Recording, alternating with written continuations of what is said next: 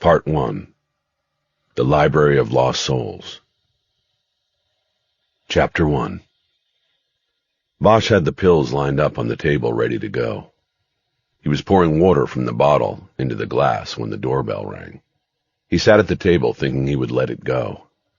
His daughter had a key and never knocked, and he wasn't expecting anyone. It had to be a solicitor or a neighbor, and he didn't know any of his neighbors anymore. The neighborhood seemed to change over every few years, and after more than 3 decades of it, he had stopped meeting and greeting newcomers.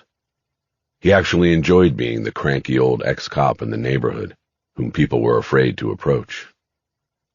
But then the second ring was accompanied by a voice calling his name. It was a voice he recognized. "Harry, I know you're in there. Your car's out front." He opened the drawer under the tabletop. It contained plastic utensils, napkins, and chopsticks from takeout bags. With his hand, he swept the pills into the drawer and closed it. He then got up and went to the door. Renee Ballard stood on the front step. Bosch had not seen her in almost a year. She looked thinner than he remembered. He could see where her blazer had bunched over the sidearm on her hip. "Harry." "You cut your hair." "A while ago, yeah." "What are you doing up here, Renee?" She frowned as though she had expected a warmer reception, but Bosch didn't know why she would have after the way things had ended last year. "Finbar." "What?" "You know what. Finbar McShane." "What about him?" "He's still out there, somewhere. You want to try to make a case with me, or do you want to just stand on your anger?" "What are you talking about?" "If you let me in, I can tell you." Bosch hesitated, but then stepped back and held up an arm, grudgingly signaling her to enter. Ballard walked in and stood near the table where Bosch had just been sitting. "No music?" "Not today. So, McShane?"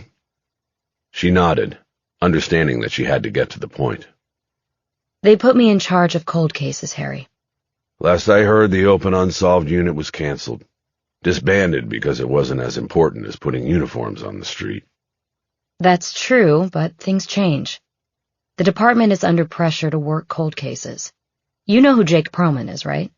"City councilman." "He's actually your councilman. His kid's sister was murdered way back. It was never solved. He got elected and found out the unit was quietly disbanded and there was nobody looking at cold cases." "And so?" "And so I got wind of it and went to the captain with a proposal.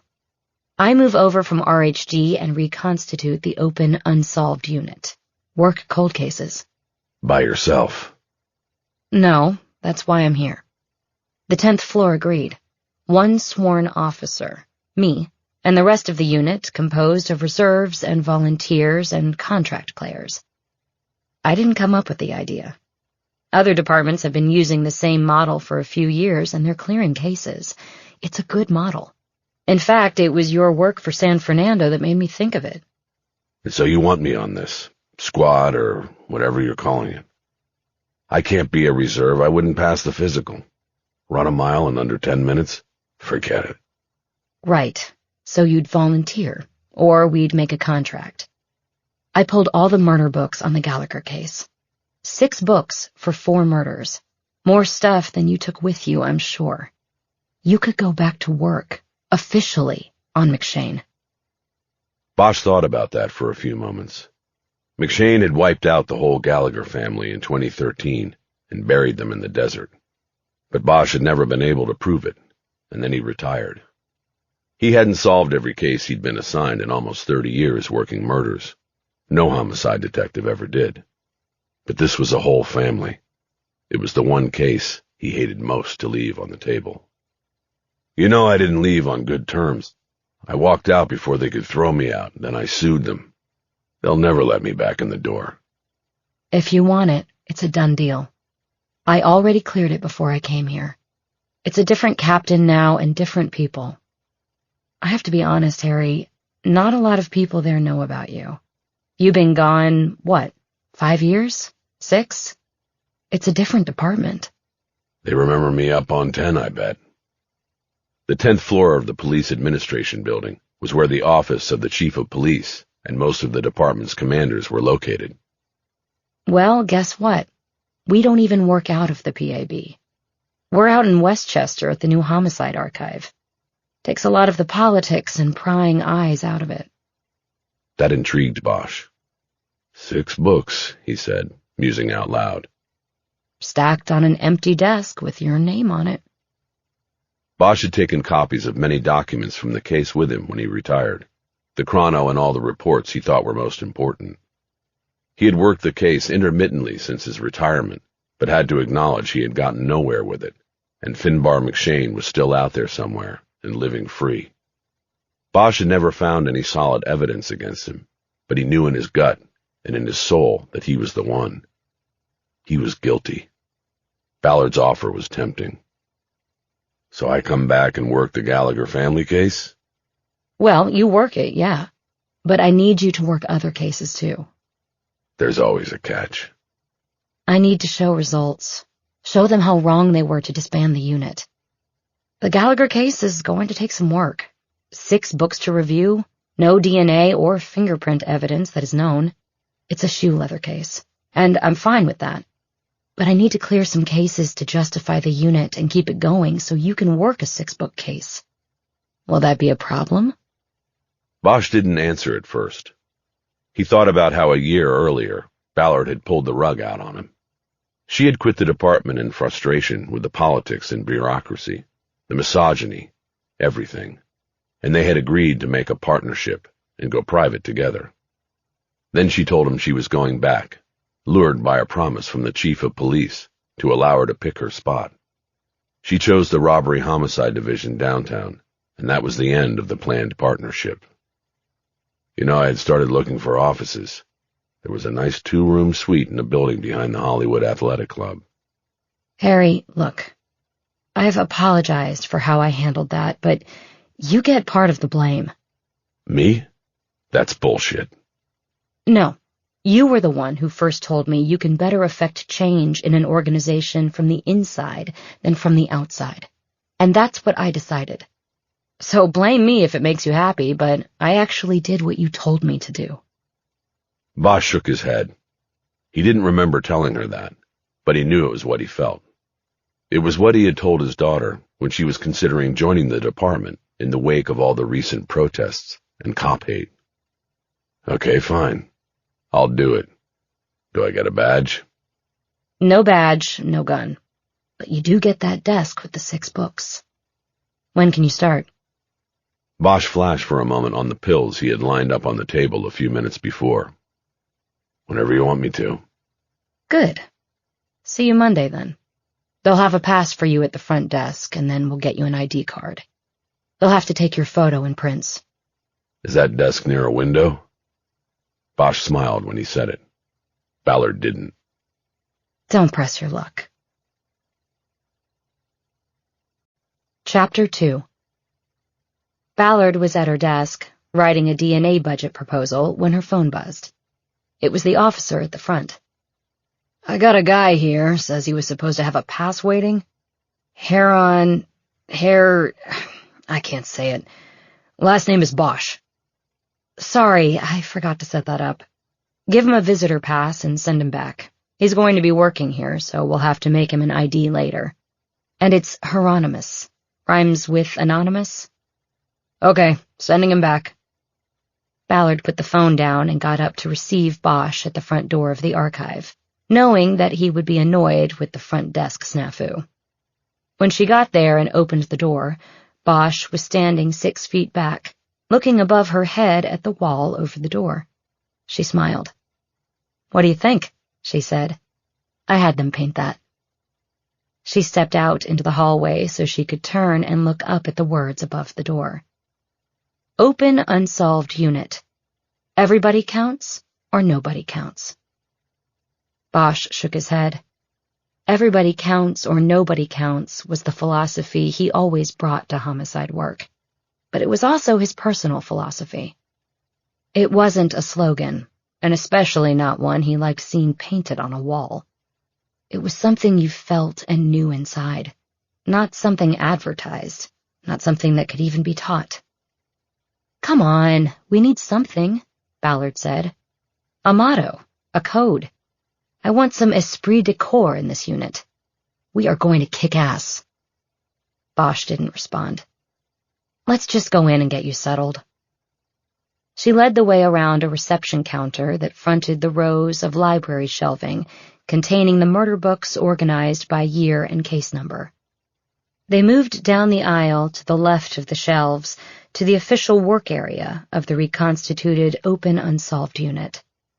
This was a collection of 7 workstations connected by shared partition walls, 3 on each side and 1 at the end. 2 of the stations were occupied, the heads of the investigators just cresting the top of the privacy partitions. Ballard stopped at the cubicle at the end of the pod. I'm here, she said, and I've got you set up right here. She pointed to a cubicle that shared a partial wall with hers, and Bosch moved around to it. Ballard stepped all the way into hers and folded her arms on the partition so she could look down at his desk. She had already stacked murder books in 2 separate piles, one big and one small, on the work surface. The big pile is Gallagher. I'm sure you recognize that. And this? Bosch was opening the top binder in the smaller 2-book pile. That's the catch. It's Sarah Perlman. I want you to start with a review of that. The councilman's sister. You didn't already look at this? I did, and it looks pretty hopeless. But I want your take on it, before I go back to the councilman with the bad news. Bosch nodded. I'll take a look. Before you dive in, let me introduce you to Lolia and Thomas. Ballard stepped down to the end of the pod configuration. The last 2 workstations were occupied by a man and a woman who looked like they were mid to late 50s. Ballard was closest to the man and put her hand on his shoulder as she introduced him. Both gave off professional vibes. The man's suit jacket was draped over the back of his chair. He wore a tie pulled tight at the collar. He had dark hair and a mustache and wore half-glasses for the desk work. The woman had dark hair and was dark-complected. She was dressed like Ballard always dressed, in a woman's suit with a white blouse. She had an American flag pin on her lapel, and Bosch wondered if that was to deflect questions about whether she was a foreigner. This is Thomas Lafont, who just joined us last week. He's FBI retired, and I've paired him with Lolia Agzafi, who did 20 years with Vegas Metro before wanting to see the ocean and retiring out here. Tom and Lolia are reviewing cases to find candidates for genetic genealogy follow-up, which you may have heard is all the rage in cold case circles. Bosch shook hands and nodded to the 2 investigators. This is Harry Bosch, retired LAPD. He won't toot his own horn, so I will. He was one of the founding members of the old cold case unit, and basically has more years in homicide than anybody in the entire police department. Ballard then watched Bosch clumsily handle the how you doin's and small talk. He was not good at hiding his long-held distrust of the FBI. She finally rescued him and took him back to his workstation, telling Agzafi and Lafont that she had more to go through with the rookie member of the squad. Back at the other end of the pod, they moved into their workstations, and Ballard once again stood and leaned over the privacy wall so she could see him while they spoke. Wow, I just noticed you got rid of the porn stash. Was that since we talked? She was sure it was. She would have noticed its absence up at his house. Bosch's face reddened as his eyes darted to the other end of the pod to see if Agzafi and Lafont had heard the comment. He then rubbed his upper lip with a thumb and forefinger, as if to make sure he no longer had a mustache. It was turning white. No other explanation was offered, but Ballard knew it had been turning white since before she had even met Bosch. I'm sure Maddie's happy about that. She hasn't seen it. Well, how is she doing? As far as I know, fine. Working a lot. I heard she was assigned to Hollywood division out of the academy. Lucky girl. Yeah, she's over there on midwatch. So this genealogy stuff, how's that work? It was clear to Ballard that Bosch was uncomfortable with the personal questions and was grasping at anything to change the subject. You're not going to have to worry about it. It's good and valid, but it's science, so it's expensive. It's the one place I have to pick our shots. We got a grant from the Amundsen Foundation, which donated this whole place, but a full genetic rundown costs about 18 grand if we go outside the department, so we have to pick and choose wisely. I have Tom and Lolia on that, and another investigator you'll probably meet tomorrow. We have carte blanche on regular DNA analysis because it's all in-house now. With those, we just have to get in line and wait. I also get one move to the front of the line card I can play each month. The chief gave me that. He also gave us a lab tech specifically assigned to work with our unit's cases. Nice of him. Yeah, but let's get back to your orientation. What I'm requiring of our reserves and volunteers is that they give me at least 1 day a week. Most of them are doing more than that, but I stagger them so that we have at least one body in here Monday to Thursday. I'm here full-time, and I have Tom and Lolia come on Monday, Paul Masser and Colleen Hatteras on Tuesday, Lou Rawls on Wednesday, and now you. I would say Thursday, but I know you'll be here much more than that. Most of these guys are as well. Lou Rawls? Really? No, and he's not even black. His name is Ted Rawls, and after he'd spent 10 years as a cop, it would have been impossible not to come out of that with the obvious nickname. So some people still call him Lou, and he seems to like it. Bosch nodded. You should know, though, Ballard said, leaning forward and lowering her voice so it just barely made it over the privacy wall. Rawls wasn't my pick. Bosch rolled his chair in closer to his desk to hear better and complete the confidentiality huddle. What do you mean? We have more applications than we have seats in the pod. The chief gave me the go-ahead to pick who I want, and that's what I've done. But Lou Rawls was a Perlman pick. The councilman. He's very proprietary about this, he and his chief of staff. It's about his sister, but it's also about politics. He's got higher aspirations than city council, and the success of this unit can help. So, he put Rawls in, and I had to take him. I've never heard of him, and I think I would have with a name like that. He's not LAPD, right? No, he's retired Santa Monica, but that was 15 years ago, so he doesn't bring a lot to the table.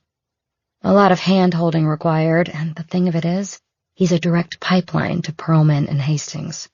Hastings? Nelson Hastings, Perlman's chief of staff. The three of them are like best buds or something. Rawls quit Santa Monica PD after 10 years to go into business. So to him, this is just a side gig. What's the business? Is he a PI? No, it's a business.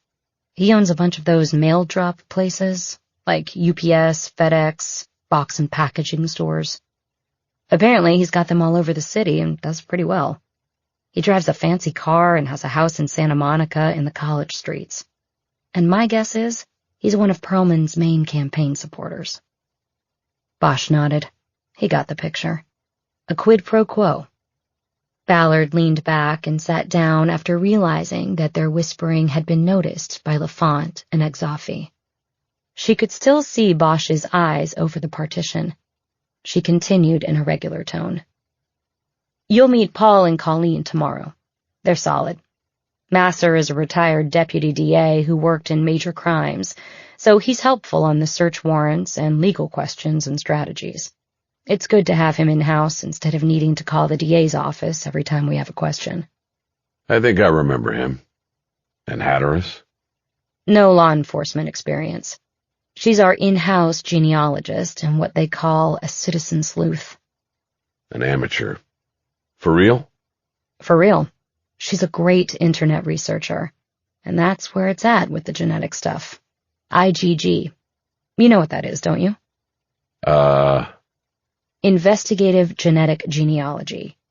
You upload your suspect's DNA to GED Match, which accesses a number of databases, and you sit back and wait for a hit. You must know about this. It was trending big time in cold case investigations until the privacy police arrived, and now it's a limited resource, but still worth pursuing. How they caught the Golden State Killer, right? Exactly. You put in the DNA, and if you're lucky, you get connections to relatives. A fourth cousin here, a brother nobody knew about there. Then it becomes social engineering. Making contact online, building a family tree with the hope that one branch leads to your guy. And you have a private citizen doing this. She's an expert, Harry. Just give her a chance. I like her, and I think she's going to work out for us. She could see full skepticism in Bosch's eyes as he looked away from her. What?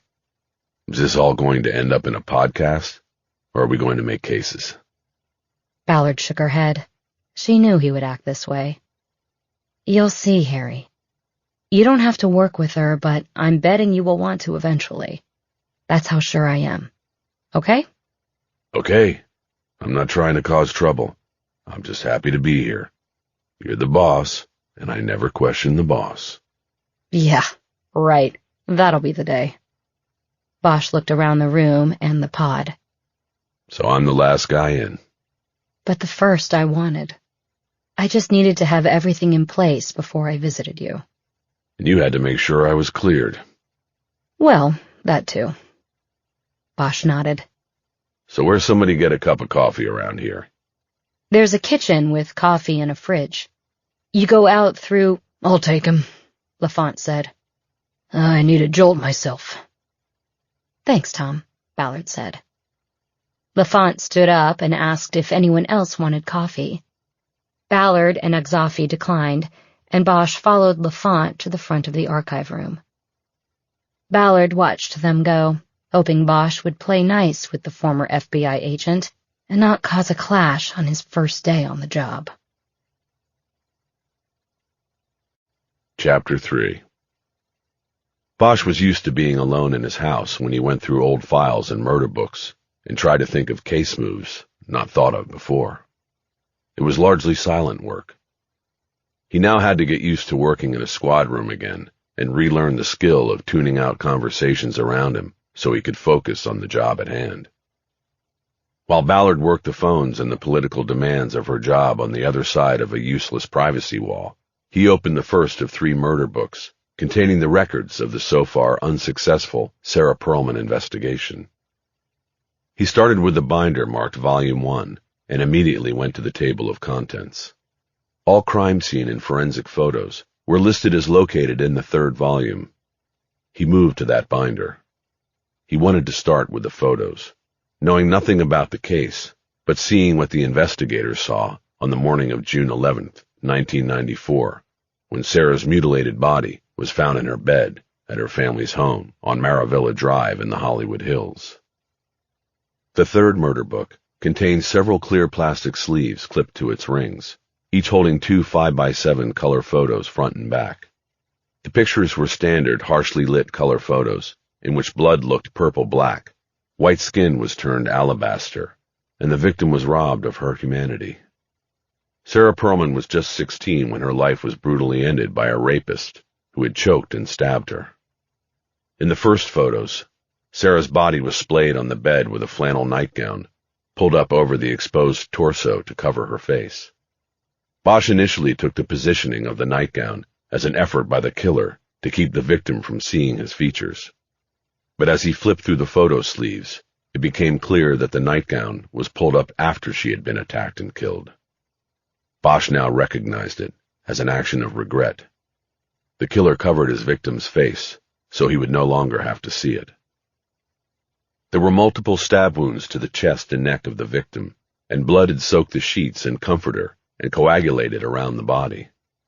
It was also clear from bruising around the neck that the victim had been choked at some point during the ordeal. Counting the years of war and police work, Bosch had been looking at the unnatural cause of death for more than half a century. To say he got used to seeing the depravity and cruelty that humans inflict upon each other would be wrong, but he had long ago stopped thinking of these explosions of violence as aberrations. He had lost much of his faith in the goodness of people. To him, the violence wasn't the departure from the norm. It was the norm. He knew this was a pessimistic view of the world, but 50 years of toiling in the fields of blood had left him without much hope. He knew that the dark engine of murder would never run low on fuel. Not in his lifetime. not in anyone's. He continued to flip through the photos, to imprint them permanently on his mind. He knew this was the way for him. It was the way to enrage him, to inextricably bind him to a victim he had seen only in photos. It would ignite the fire he needed. After the crime scene photos came forensic photos, individual shots of evidence, and possible pieces of evidence. These included shots of blood spatter on the wall above the headboard and the ceiling over the victim, photos of her torn underwear discarded on the floor, an orthodontic retainer found in the folds of the bed's comforter. There were several photos of fingerprints that had been identified by latent techs, dusted and then taped. Bosch knew that these would likely match the victim, since she had inhabited the bedroom. Notations made on these by the original investigators bore this out, but one photo of what appeared to be the bottom half of a palm print had UNK marked on it. Unknown. Its location was a windowsill, and its positioning on the sill indicated that it was left by someone climbing in through the window. In 1994, the partial palm print would have been useless unless directly compared to a suspect's. Bosch was working homicides then, and knew there were no palm print databases at the time. Even now, almost 3 decades later, there were few palm prints on file, or in databases for comparison. Bosch looked over the partition at Ballard. She had just hung up from a call with a local businessman, known for building hundreds of apartments in downtown. She had been asking him to join the cause and financially support the work of the open unsolved unit. How'd that go? I'll find out. We'll see if he strokes out a check. The police foundation gave me a list of previous donors. I try to call 2 or 3 a day. Did you know you'd be doing that when you signed up for this? Not really, but I don't mind. I kind of like guilting people into giving us money. You'd be surprised how many knew somebody who was a victim of an unsolved crime. I don't think I would be. Yeah, I guess probably not. How's Perlman looking? Still in the photos. I knew you'd start there. It was a bad one. Yeah. Any initial impressions? Not yet. I want to look again. But the palm print, the partial? I take it you ran it through present-day databases. Yep, first thing. Got nothing. Bosch nodded. It wasn't a surprise. And VICAP? Nada. No matches.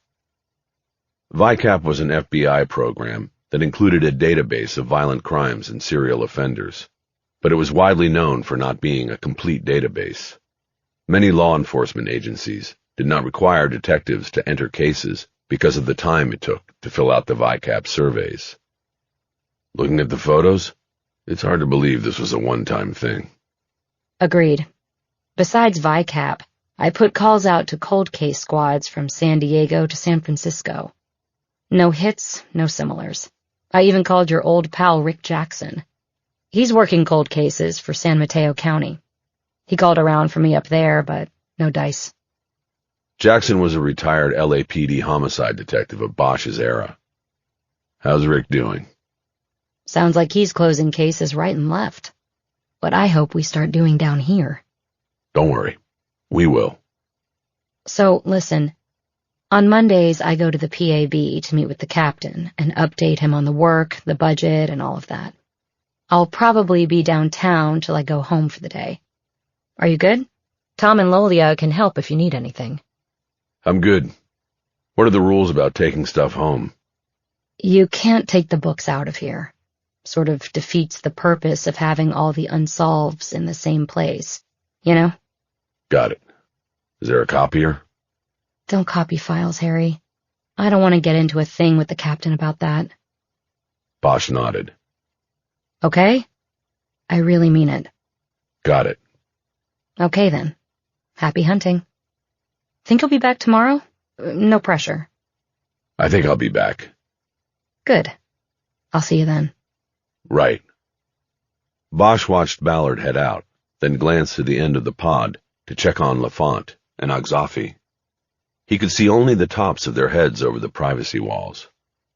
He went back to work, paging through the crime scene photos again, so the images would be permanently seared into memory. Once he was through with the photos, He pulled Volume 1 back over and started his review at the beginning. The original investigators on the case were Dexter Kilmartin and Philip Rossler.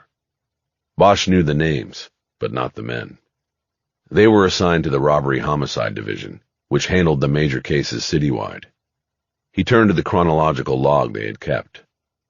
It showed that detectives from the Hollywood Division Homicide Unit initially responded to the case on the morning of June 11th, but it was quickly turned over to the RHD Heavies because as a sex crime against a 16-year-old minor in the Hollywood Hills, it was bound to draw significant media attention.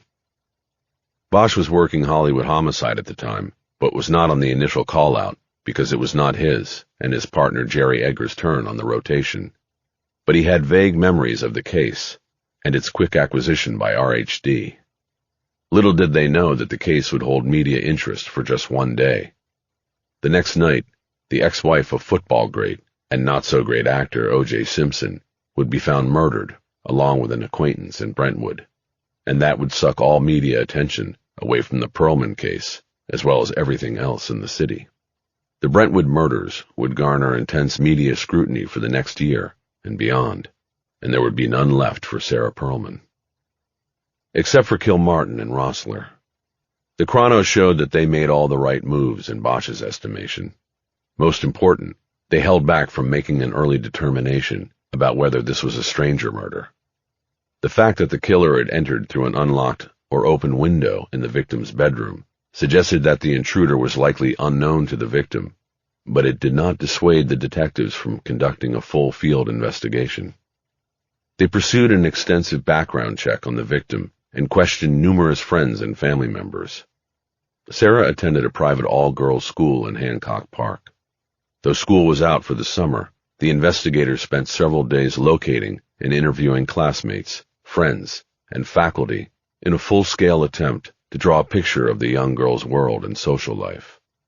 The week before the murder, Sarah had started a summer job as a greeter at a restaurant on Melrose Avenue called Tommy Tang's. She had worked at the popular Thai restaurant the summer before and was already known and liked by several employees. They were questioned, and the detectives went so far as to study the restaurant's credit card receipts for the days Sarah had worked. They traced and questioned several customers, but none rose to the level of suspect. The investigation also included the victim's parents. Sarah's father was a lawyer who specialized in large real estate transactions. The detectives interviewed many in his practice and business dealings, including clients who might have been unhappy with his work, as well as some of those on the other side of his more difficult negotiations. No one emerged as a suspect. Finally, there was Sarah's ex-boyfriend. 4 months before her death, she had broken up with a short-term boyfriend named Brian Richmond, whom she had met at an annual social between her school and an all-boys school also in Hancock Park. He was extensively questioned and investigated, but ultimately cleared. He had moved on from the relationship and had been dating someone new. At the time of the murder, Sarah's parents were on a golfing vacation in Carmel, playing the courses at and around Pebble Beach. Sarah was staying at home with her brother Jake, 2 years older. On the Friday night of the murder, Sarah had worked at the restaurant and then returned home at about 10 p.m. to the house on Maravilla. She was licensed and had use of her mother's car while she was gone. Jake Perlman was out with his girlfriend and didn't return home till midnight. His mother's car was in the garage, and his sister's bedroom door was closed. He chose not to disturb her because he could see no light on beneath the door and assumed she was asleep. In the morning, Sarah's mother called home to check on her children. Jake told her he had not seen Sarah yet. As it was approaching 11 a.m., she told Jake to go to his sister's room and wake her so she could talk on the phone.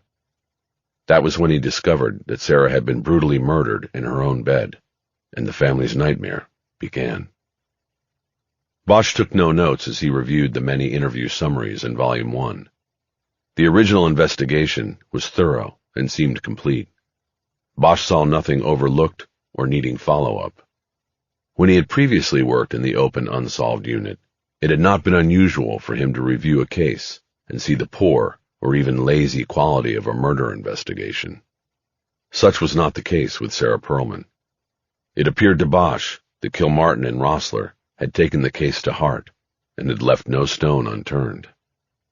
And what made this even more impressive to Bosch was the fact that at the time of their investigation, the victim was not related to a powerful politician. That would come many years later. 2 hours into his review, he moved on to Volume 2, the second murder book, and found the binder to be stocked by update summaries at 30 days, 90 days, 6 months, and then annually for 5 years before the case was officially classified as cold and inactive. No suspect or even person of interest ever emerged, and no determination of whether Sarah knew her killer was ever made. The back of the Volume 2 binder was where ancillary records of inquiries by the victim's family and others were kept over the years. These showed that Sarah Perlman's parents made numerous calls asking for updates until these stopped 7 years earlier. The inquiries were then taken up by Councilman Jake Perlman, or came from his chief of staff, Nelson Hastings. Bosch took this transition to mean that Sarah Perlman's parents had died without ever seeing justice for their daughter. Bosch finished his review by going back to the photos in Volume 3 and slowly paging through the plastic sleeves, once more looking for anything in Sarah's bedroom that would possibly stand out as a missed lead or piece of evidence.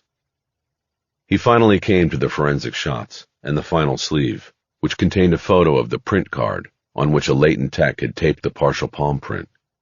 He was staring at it when he felt a peripheral presence and looked up to see that Tom Lafont had stepped over from his workstation. "All good?" he asked. Yeah. Good," Bosch said. "Just reviewing this." Bosch felt awkward with Lafont studying him. "She got you on the big one, huh?" Lafont said. "What do you mean?" Bosch asked. "The councilman's sister? I get the feeling if we don't solve it, we won't be around for very long." "You think?" "Well, Ballard sure spends a lot of time on the phone with him, giving him the blow-by-blow of what we're doing here. The conversations always seem to come back to the little sister, so she's under pressure, no doubt." Bosch just nodded. "You find anything we need to do?" Lafont pressed. "Would love to close that one." "Not yet," Bosch said. "Still looking." "Well, good luck. You're going to need it."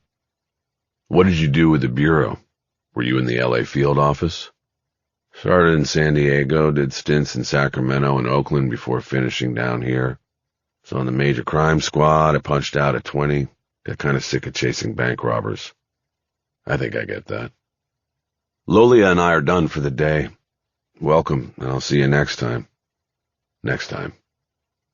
Bosch watched Lafont and Ogzafi gather their things and head out. He waited a beat, then got up to look for a copy machine. On his way to the archive room exit, Bosch stopped and looked down one of the aisles. Shelves on each side were lined with murder books. Some new blue and some faded, a few of the cases contained in white binders. He stepped into the aisle and walked slowly past the books, running the fingers of his left hand along the plastic bindings as he passed. Each one the story of a murder left unsolved. This was hallowed ground to Bosch. The library of lost souls. Too many for him and Ballard and the others to ever solve. Too many to ever soothe the pain. When he reached the end of the aisle, he made the turn and walked down the next row. The shelves were similarly stacked with cases. A skylight window above brought the afternoon sun down, throwing natural light on unnatural death. Bosch paused for a moment and stood still. There was only silence in the library of lost souls. Chapter 4. Ballard picked Pinto up at the daycare on Hillhurst and walked him on a leash back to her apartment. He was a 10-pound Chihuahua mix, but he managed to pull hard against the leash, his body clock telling him dinner was at the end of the walk. As she got to the steps leading to the front door of her building, Ballard got a call and saw Bosch's name on the caller ID. "Harry?" She could hear music in the background. Jazz. She assumed he was home. "Hey, where you at?" "About to walk in the door at my place." "What is that? Sounds nice." "Clifford Brown with strings." So did you finish your review? Did. Went through it a couple times. And The original team did a good job. Actually, a really good job. I saw no flaws. Ballard had not really expected Bosch to break the case or even find a flaw in the original investigation. She had reviewed the files herself and had found no strings to tug or stone left unturned. Well, it was worth the shot. I'll set up a call with the councilman and let him know that I'm looking at the photo of the palm print, the partial. What do you mean you're looking at it? I thought you were home. I am home. So you made copies when I told you not to. That's a great first day, Harry. Already Do you want to hear what I'm thinking, or do you want to fire me for breaking the rules? She was silent for a moment before letting his infraction go. Fine. What are you thinking? This is just a photo. Is the actual print card still around, or was it digitized and destroyed? They don't destroy print cards, because all digital matches are followed up with a visual confirmation using the actual print before it can go to court. It's current protocol. Why do you want the original card? Because when they picked up the print with the tape, I don't know, maybe they got... Some DNA. Yeah. Holy shit, Harry. That might actually work. I wonder if that's been done before. One way to find out. I'll talk to the lab first thing tomorrow. You should pull the print, make sure it's still there after 28 years, protocol or not. I will, and then I'll take it to the lab. This is good, Harry. I should have thought of it, but that's why I have you. It gives me hope, and that will give Councilman Perlman hope. I don't think I would tell him about this until you find out it's got a shot, you know? You're right. Let's see where it goes first. It's not really Perlman I talk to over there anyway. His chief of staff is constantly up my ass about results. Bosch realized that LaFont had been wrong about who she spent time with on the phone. It was Hastings, not Perlman. Yeah, Hastings. I saw his name in the murder book. Maybe this will shut him up. Harry, thank you. This is why I brought you on the team, and you already came through. Not yet. Let's see what the lab says. Well, I think you can move on to the Gallagher case if you want now. Okay, I'll start on it. Let me guess. You already copied the files you didn't already have? Not yet. Then I'll see you tomorrow at Amundsen? See you tomorrow. Ballard hung up, then punched in the combo on the gate and entered her building. After feeding the dog and changing into sweats, Ballard called in a pickup order of cacio e pepe pasta to Little Dom's down the street. She had a half hour before pickup, so she opened her laptop on the kitchen table and went to work, trying to find a case where DNA had been extracted from fingerprints. A basic search turned up nothing, and she grew frustrated.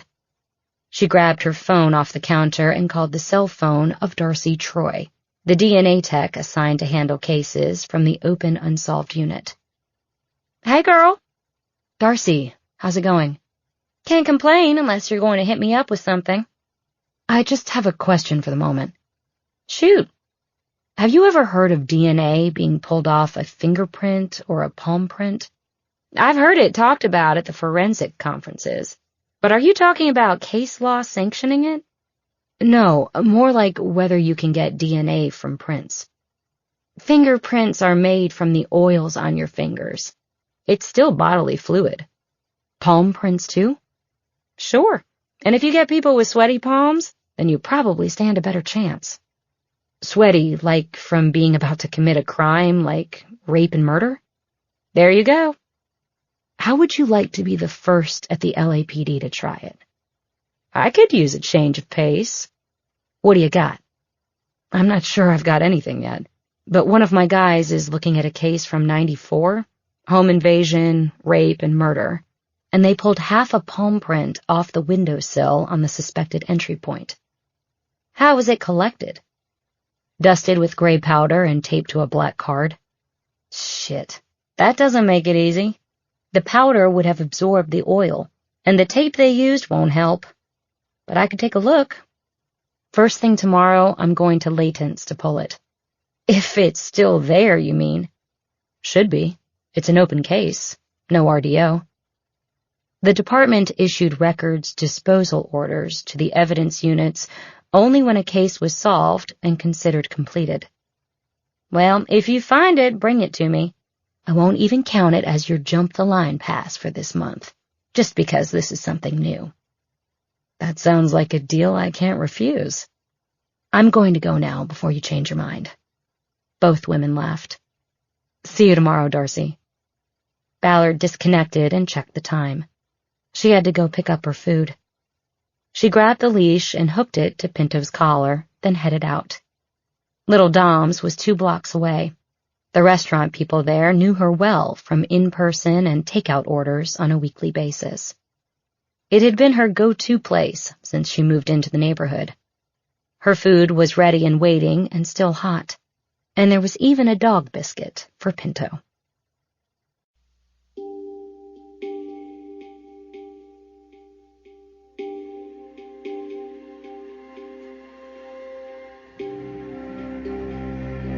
Chapter 5.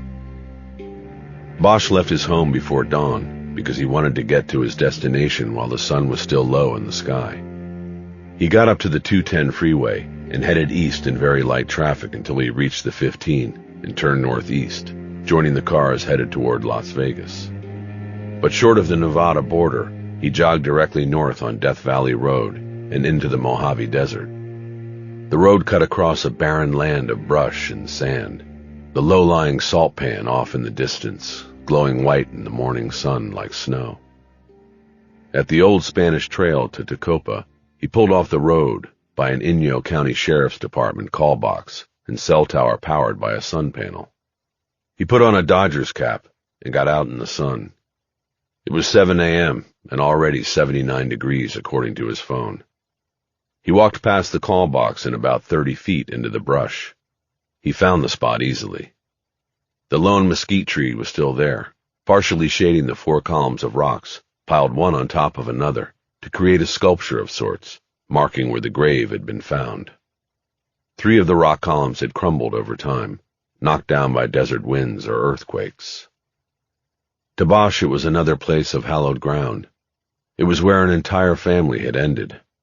A father, mother, daughter and son murdered, and then buried in the rock and sand, never to be found had it not been for a Cal State geological expedition studying the nearby salt pan for evidence of climate change. Bosch noticed that a profusion of flowers had sprouted around the rocks and the trunk of the mesquite tree. Each flower had a yellow button center surrounded by white petals. They were low to the ground and probably pulling water as well as shade from the mesquite, which Bosch knew could send roots 80 feet down through the rock and sand and salt to find water. They were built to stand tall in the harshest of environments. Bosch didn't plan to stay long, but he knew that this had to be the starting point to the work he was beginning. Before going once more into the abyss, he had to find his grounding in the case, the emotional core, and he knew without a doubt that he was standing at it. The media and everybody else called it the Gallagher case. Bosch never did. He could not diminish it that way. To him it was the Gallagher family case. An entire family had been murdered, taken from their home in the night, found here by happenstance a year later. Squatting down amid the flowers, Bosch started to rebuild the rock columns, carefully stacking them again in solid balance. He was wearing old jeans and work boots. He was careful not to catch a finger beneath the heavier rocks as he restacked them. He knew that nature would eventually undo his work here, but he felt the need to rebuild the rock garden as he began to rebuild the case. He was almost finished when he heard a vehicle on the road behind him and the crush of sand and stone as it pulled off the paved road and came to a stop. Bosch glanced over his shoulder and saw the markings on the white SUV, Inyo County Sheriff's Department. A lone man in uniform made his way across the scrub to get to Bosch. "Harry," he said, "this is a surprise." "Beto," Bosch said. "I could say the same. You just happened to be passing by in the middle of nowhere?" "No. A couple years ago we put a camera on the sun panel by the street. I get alerts. I saw a car pull over, then I saw it was you. Been a long time, brother." Long time is right. Beto Orestes was the Inyo County investigator who first responded to the call about bodies being found in the desert 8 years before. The grim discovery led to a unique partnership between Orestes and Bosch and their departments. The crimes committed against the Gallagher family were Los Angeles-based, but the bodies were found in Inyo County. While the LAPD took the lead on the case, the crime scene investigation was headed by Orestes and run by his department.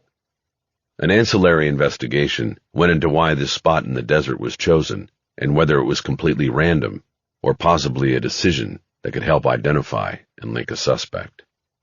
It didn't lead to a conclusion, but it was thorough, and Orestes had impressed Bosch with his commitment to the case. As the weeks and then months went by, Inyo County's involvement grew less and less. Orestes' superiors viewed it as an LA case, inconveniently located in their jurisdiction. Orestes was handed other investigations and responsibilities. Meantime, Bosch was also taken off full-time status on the investigation and given other unsolved cases to pursue until he retired. As the two departments pulled back and the open unsolved unit was disbanded, the Gallagher family case fell through the cracks between them. I called to check on you about a year ago, and they told me you were retired, Orestes said. Now I find you in the rock garden we made all those years ago. I'm back on it, Beto, Bosch said. I thought I should start here. They take you back? On a voluntary basis. Well, anything I can do? You know how to get me. I do. Bosch stood up and dusted off his pants. He was done here. Orestes reached down and picked one of the flowers. Hard to believe something so beautiful can exist in this place, he said. And people say there is no God. You ask me, there's God right there. He turned the stem between his fingers and the flower turned like a pinwheel. You know what that is? Bosch asked. Sure, Orestes said. This one's called the Desert Star. Bosch nodded. He wasn't convinced that it was God on Earth, but he liked that. They started back toward their vehicles. What about McShane? Orestes asked. He poke his head up somewhere? Not as far as I know, Bosch said, but I haven't started to look again. I will today. What's on a voluntary basis actually mean, Harry? The cold case unit is run by one sworn officer and the rest are part-timers and volunteers. You know, you always struck me as the kind of guy who would do it even if they didn't pay you. Yeah, well, I guess so. They got to the road and Orestes studied Bosch's old Cherokee. That thing going to make it? He asked. I got 5 gallons of water if you want to top off the radiator. No, I'll be fine, Bosch said. The engine's solid, but the AC, not so much. That's why I came out early. So let me know how it goes, yeah? I will. Orestes started toward his SUV and threw a line over his shoulder. I'd sure like to see this one cleared before I'm done, he said. Me too, Bosch said. Me too. Chapter 6. Ballard entered the homicide archive, expecting to find Bosch at his workstation reviewing the Gallagher books. She was excited to update him on her trip to Piper Tech and then to the DNA lab that morning, but there was no Bosch. Paul Masser, Lou Rawls, and Colleen Hatteras were at their stations, and she greeted them. Rawls was in a day before his assigned day. Ballard took this as a sign that he had caught a break on one of the cases he was working, or he was just eager to meet the newest team member, Harry Bosch. She decided that it was likely the latter, as his casework moved at a glacial pace, with breaks being elusive. In fact, he was the first official member of the team, but had yet to close a case, even a gimme, like a direct DNA case match. I thought we were going to meet the new guy you mentioned in the email Sunday, Masser said. We are, Ballard said. Or at least we were. Not sure where he is, but he did say he'd be in. So why don't we start with updates on cases, and then we'll see where we're at with him. Ballard spent the next hour listening as her volunteer crew spoke about their cases and efforts. She was more than their supervisor. As the only full-time sworn officer on the squad, she was not only in charge of the team, but was also each member's individual partner when it came to making decisions that one day might be questioned in court or reviewed by an appeals panel. When cases eventually made their way into the court system, it was likely that she would become the lead investigator and witness for the prosecution. Lou Rawls went first and fastest, simply reporting that he was still reviewing the cases in the stack Ballard had given him 3 weeks before and preparing requests for DNA analysis. It was the exact same report he had given the previous week. Since Rawls was the only one on the squad whom Ballard was forced to take on, she felt no hesitation in expressing disappointment in the slow pace of his work. "Come on, we gotta get these in," she said at the end of his report. "We all know the lab is backed up. We need to get cases in the pipeline. The department and the city council are not going to wait around forever. This is a results-based unit. Saying we're waiting on lab results is a lot better than saying we're working on it." "Well, if we made some progress on Sarah Perlman, I think we'd all feel less pressure," Rawls countered. "We are making progress," Ballard said. "We'll talk about that later when Bosch is here. Anything else, Lou?" "No, that's it from me," Rawls said. He sounded annoyed that Ballard had called him out on his report. "Okay, who wants to go next?" Ballard said, moving on. "Just a quick one from me," Masser said. "I have an appointment this afternoon with Vicky Blodgett at the DA. As you all know, she's the cold case liaison, and I'll be asking her to sign off on the Robbins and Selwyn cases. Hopefully you'll have those in your next report to management and council." The cases Masser mentioned were DNA cases that led to suspects who were guilty, but would never be prosecuted because of extenuating circumstances, such as the suspect being deceased or already serving a life sentence for other crimes. The cases could not be officially classified as solved or closed without the review and approval of the district attorney's office and their designated reviewer. With Vicky Blodgett as their go-to, this had become a rubber stamp process, but it was still a protocol that had to be followed. These cases would be classified as cleared other because of the lack of prosecution involved. The DNA match in the Robbins case led to a man who had died in prison in Colorado, where he had been serving a life sentence for another murder. The Selwyn case was also a DNA match, but the suspect was still alive. He was 73 years old and on death row at San Quentin. He was never going to see freedom.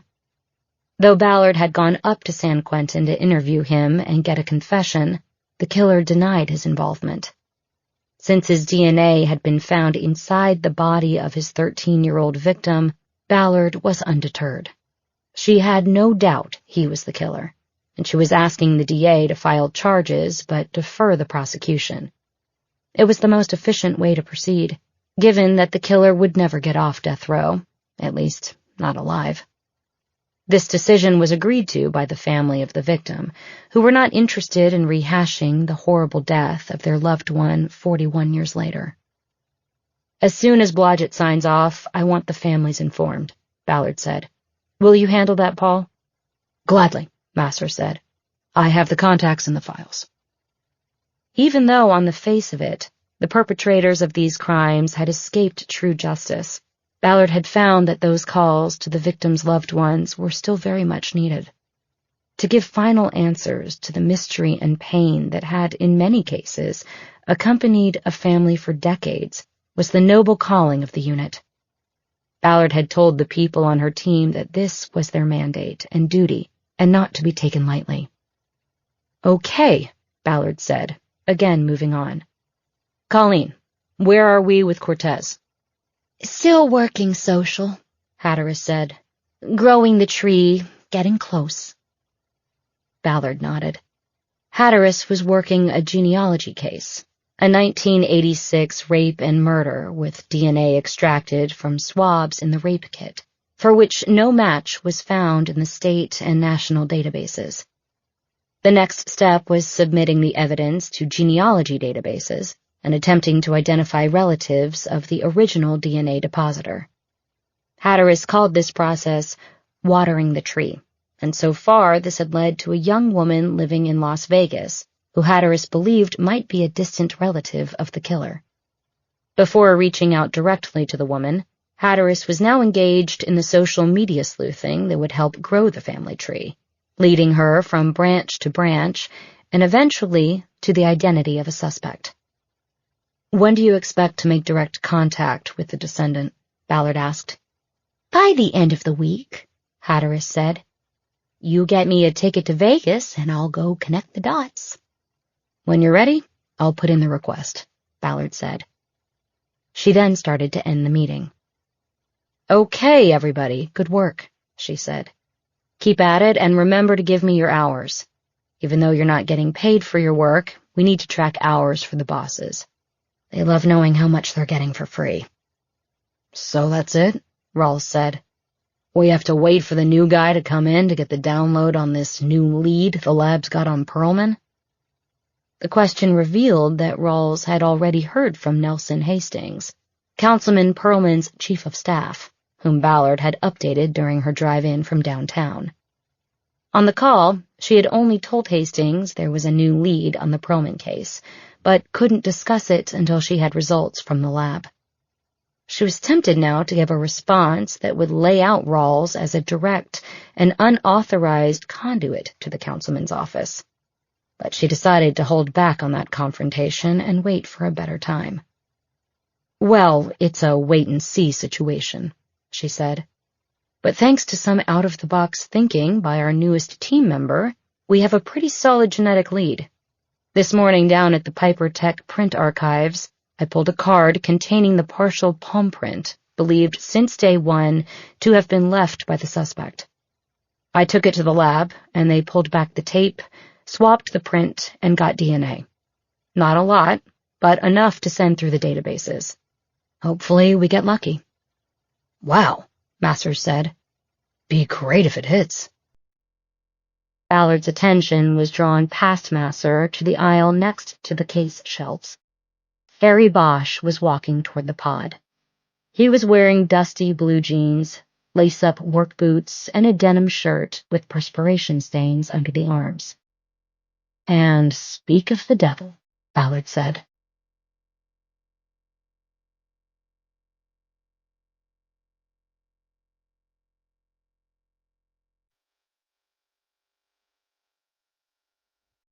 Chapter 7.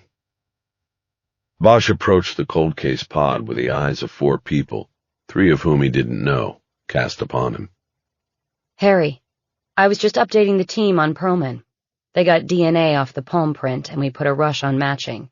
We should know yay or nay on a match by the end of the week." "That's good." He held up a hand to the strangers in the pod he had not yet met. "Hey, everybody." "Oh, yes. This is Harry Bosch."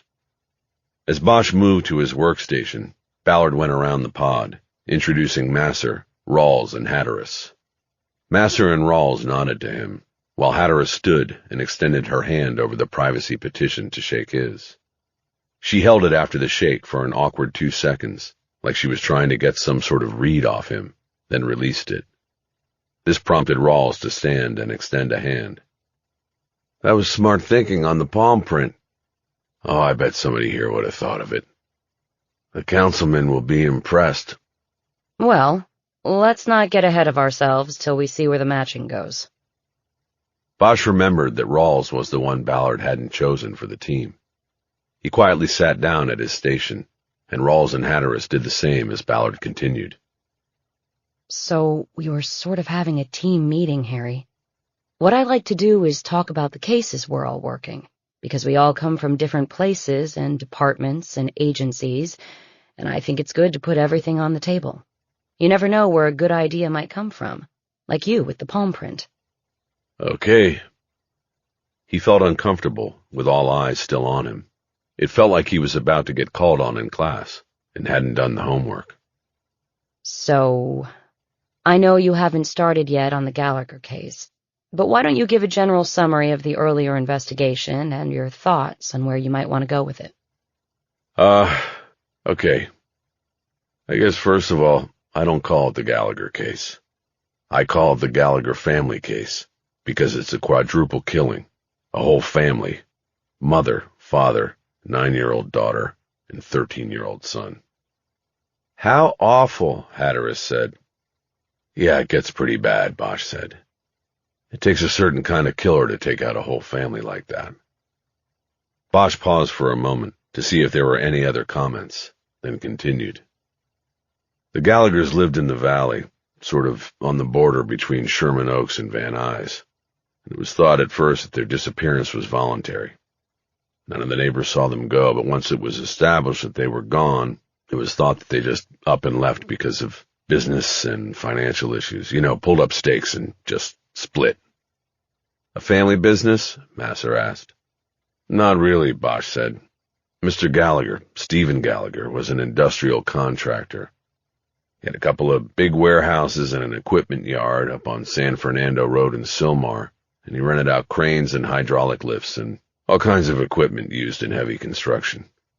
One of the warehouses was just for scaffolding and that sort of stuff.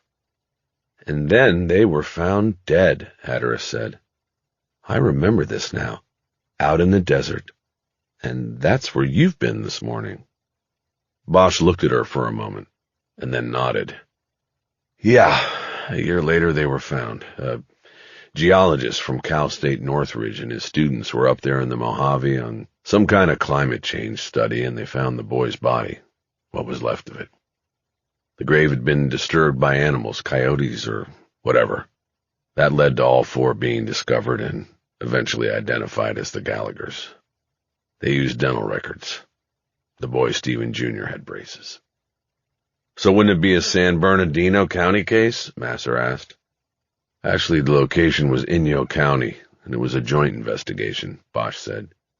I was on the first open unsolved unit back then, and we got the case because it was believed that after a year the trail was cold. I was the lead. I worked it pretty hard, but never broke it open. Then I retired, and the case basically went on a shelf.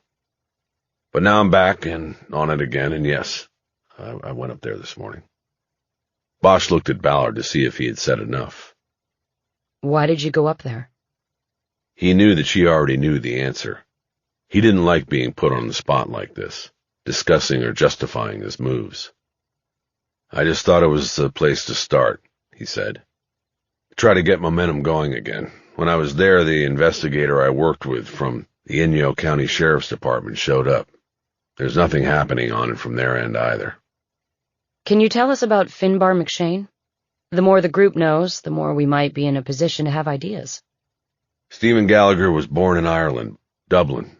He met an American woman visiting from L.A., Jennifer Clark, and they came back here and eventually married, and he started his business. So then at some point he hired another Irish guy named Finbar McShane. He was from Belfast in Northern Ireland, and it was never established if they knew each other previously.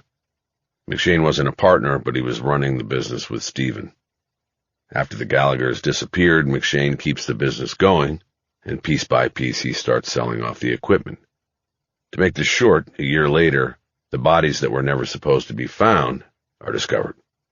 And guess what? McShane is gone, and the warehouses and the equipment yard are empty. It was a classic bust-out operation. What's that mean? Hatteras asked. A bust-out? It's like a scheme, Bosch said. A con in which you hollow out a business by ordering products and selling them and basically selling everything until there's nothing left and it collapses, leaving all your suppliers unpaid and on the hook for the losses. You ever watch The Sopranos? Rawls asked. Great show. They did it all the time. So McShane is your suspect? Masser said, attempting to get back to Bosch's story. Any estimate on how much selling all the equipment brought in? We were able to track the sales, Bosch said. It was just over 800,000. 4 lives for 800K, Rawls said. If he did it, Hatteras said. Tell them about the letter. We got a letter addressed to the LAPD, supposedly from him. He claimed he was innocent and that he left because he didn't want to be falsely accused. Postmark? Hatteras asked. It was local, Bosch said. We put flags on his passport. If he left the country and got back to Belfast or anywhere else, then he did it without his passport. I think he's still here, Hatteras said. I can feel it. Bosch looked at her, then turned his eyes to Ballard. Talk about the evidence. How were they killed?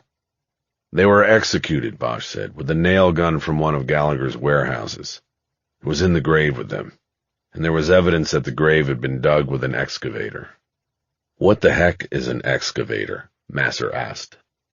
It's got 2 wheels and it can be towed on the back of a pickup, Bosch said. I've got a picture here somewhere I can show you. The point is the grave wasn't dug with a shovel. It was too precise, and it was clear that some solid rock had been split by something with more force than a shovel or a pickaxe. The grave was close enough to the paved road up there that he could have backed in there with the excavator and used it to get in and out pretty quickly. And one of the first machines McShane sold after the family disappeared was an excavator. We can prove that. Bosch pulled open one of the murder books on his desk and started leafing through it, looking for the photo of the excavator. He spoke as he searched. We were able to trace that sale, and the buyer let us examine the excavator. There was still a piece of rock lodged in one of the tire treads that matched the creosote at the gravesite. All 4 were in one grave? Rawls asked. Yes, Bosch said. It would have been the fastest way to do it. The hole was about 6 by 4 and then 4 feet deep. The parents were dropped in first, then the children on top of them, along with a nail gun. He found a brochure from Shamrock Industrial Rentals that showed the excavator in question. He handed it over the partition to Masser. But that was the only link we ever made to McShane, and it wasn't enough for an arrest warrant, Bosch said. You went to the DA with this? Masser asked. I would have been tempted to file. I did, and I guess I wish I'd come to you, Bosch said. The filing deputy I brought it to said he wanted more. McShane selling the excavator was not proof he used it to bury the family. There were holes in the linkage. The equipment yard was unguarded at night. Someone could have used Stephen Gallagher's keys to open the yard and take the excavator for the night. That's a hell of a stretch, Masser said. I felt the same, Bosch said. But I didn't get to make the call. I was told to get more evidence, then I didn't. So plan B was to find McShane, stick him in a room, and get him to cop out. But that never happened, and he's still in the wind. That's where it stands. Finished with his summary, Bosch waited for more questions and suggestions from the others. There was only silence until finally Hatteras asked, Do you still have the original letter McShane wrote expressing his innocence? She asked. We do, Bosch said. It's handwritten on letterhead from the company. I meant, do you have it there, or is it in evidence archives? Hatteras said. I'd like to see the original. It's here, Bosch said. He opened the thickest murder book, because he knew it contained the plastic sleeves holding the photos from the case. The letter was sealed in one of the sleeves. He opened the binder's rings, slipped out the sleeve with the McShane letter, and handed it to Hatteras. She looked at it for a moment, holding the sleeve at the edges with 2 hands. Can I take it out? She asked. Why? Bosch asked. It's evidence. I want to hold it, Hatteras said. It was processed back then, right? Yes. No prints, but the signature was matched to McShane's. He sent it. I mean, she can take it out. It's been processed. I guess. Whatever. He watched Hatteras open the sleeve and slip the document out. She then held it the same way with 2 hands, no gloves. But she wasn't reading it. Bosch saw that her eyes were closed. Bosch turned to Ballard, a puzzled look on his face. Before either could speak, Hatteras did. I think he's telling the truth, she said. What? Bosch asked. McShane, Hatteras said. I think he was telling the truth when he wrote that he was innocent but couldn't prove it. What are you talking about? Bosch said. You weren't even It hit Bosch then, but Ballard spoke before he could. Harry, let's sidebar this for the moment. I think it would be best if everybody went back to their own cases now, and I'll finish showing Harry around the facility. Masser returned the brochure to Bosch, followed by Hatteras handing him the McShane letter, back in its protective sleeve. Ballard stood up. Let's start with our interview room. Ballard started walking toward the aisle that led to the archive room entrance. Bosch put the brochure and letter sleeve back on the binder rings, snapped them closed, and then followed her. Chapter 8. Ballard stepped into the interview room, bracing for what she knew would be coming from Bosch, but acting like everything was routine and normal. Bosch closed the door after following her in. You put a psychic on the team? Are you kidding me? You brought me in to work with a psychic? Are we going to hold seances to talk to the dead and ask them who killed the Gallagher family? Harry, settle down. I knew you would lose your shit about Hatteras. I didn't expect it to come out so fast. And for the record, she calls herself an empath, not a psychic, okay? Bosch shook his head. Whatever. It's still kooky shit. You know you can never use her in court. She'll get torn apart, and it will shred the case. I don't want her anywhere near Gallagher. She'll taint it with this mumbo-jumbo. Ballard didn't respond at first. She waited for Bosch to settle and be quiet. She then pulled out one of the chairs at the interview table and sat. Sit down, Harry. Bosch reluctantly did as he was told. Look, I didn't know anything about this empath stuff till after she was on the team. It's not why she's in the unit, and it's not what she does here. I told you, she's on the genealogical work. And her people-reading skills, the so-called empathy, help with all the social engineering that is a necessary part of that work. Like I said, I don't want her near Gallagher and McShane because I'm going to find McShane, and nothing is going to taint the case when I do. Fine. I won't let her near it. Good. So can you cool off now? I'm cool. Good. You just steer clear of Colleen, and I'll make sure she steers clear of you. But you have to remember that, like you, these people are volunteers. They're giving their time and talents to this, and Colleen does good work. I don't want to lose her.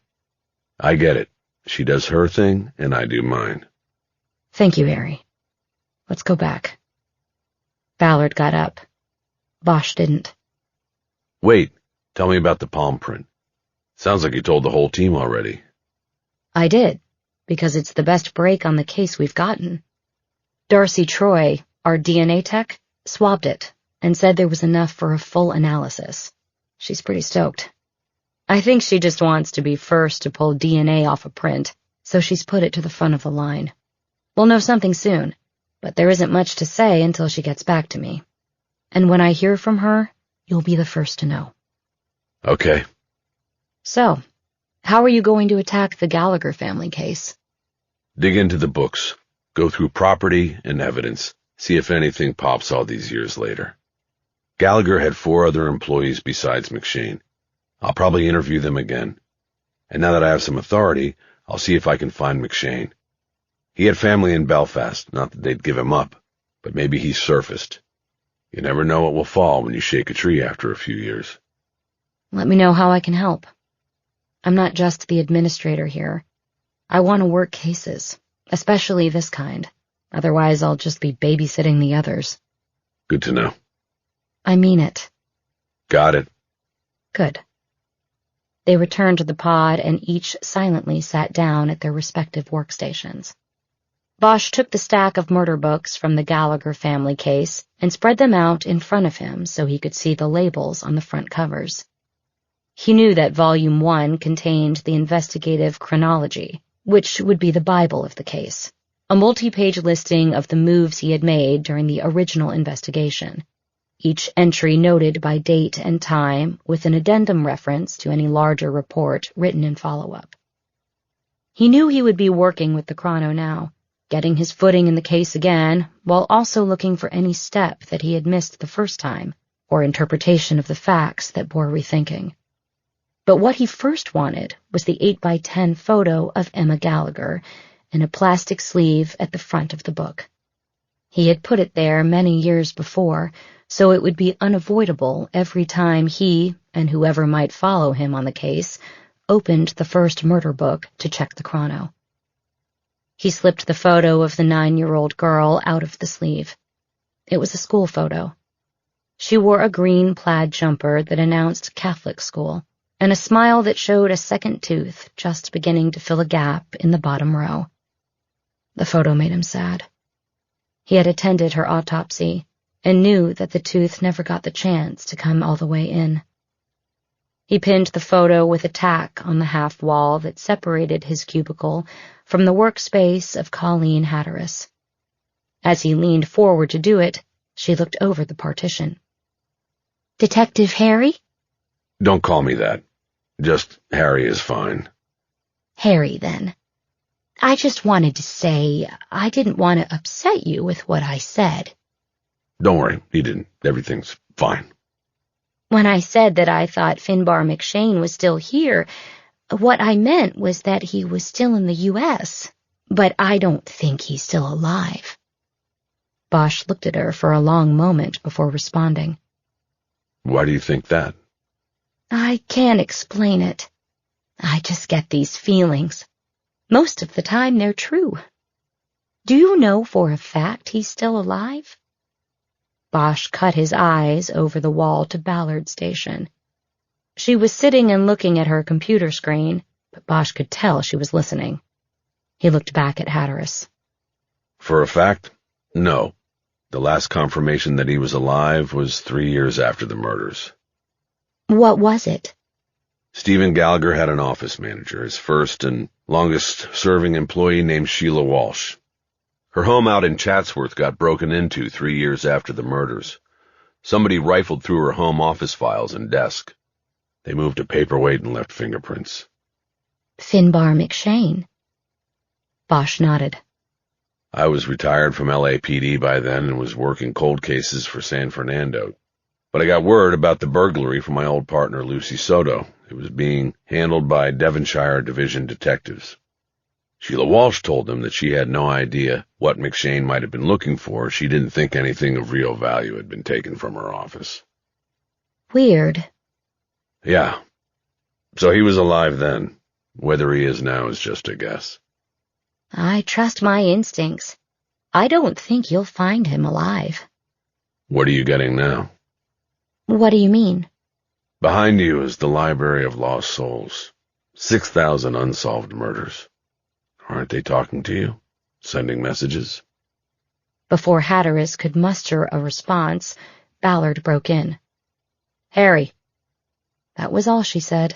His name in a tone that sounded like a mother warning a child to stop whatever it was he was doing. Bosch looked at her and then back at Hatteras. I have work to do. He then hunched down over his desk and out of her eyeline as well as Ballard's. He opened Volume 1 of the murder books and looked at the table of contents. Witness interviews and statements were in Volume 3. He went there and found the summaries he had written after 3 separate interviews with Sheila Walsh. Sheila Walsh was the first employee Stephen Gallagher hired when he started his equipment rental company in 2002, and she had been with the company through its expansion over the next several years. She had become a key part of the investigation in terms of telling Bosch how the business operated, opening its books, and tracing equipment that had been sold off by McShane. There were 3 other employees at Shamrock, but Walsh was most important to the investigation. The other 3 were men who worked in the warehouse and equipment yard. Walsh was an insider, working in the same suite of offices as Gallagher and McShane. Bosch reread the summaries of the Walsh interviews and wrote her name, birth date, and address down on a page in a pocket notebook. He then looked over the partition at Ballard. Do I have access to the DMV? No. Only sworn officers. What do you need? Bosch tore the page out of the notebook and handed it over the partition to Ballard. Can you run her? I want to see if she's still at that address. Yeah. Hold on. Bosch heard her fingers on her keyboard as she pulled up the DMV database and ran Sheila Walsh's name and birth date. Her current license has the same address, she reported. Thanks. He got up and leaned over the partition. You going to go see her? Yeah, thought I'd start there. You okay going alone? Of course. But I have a question.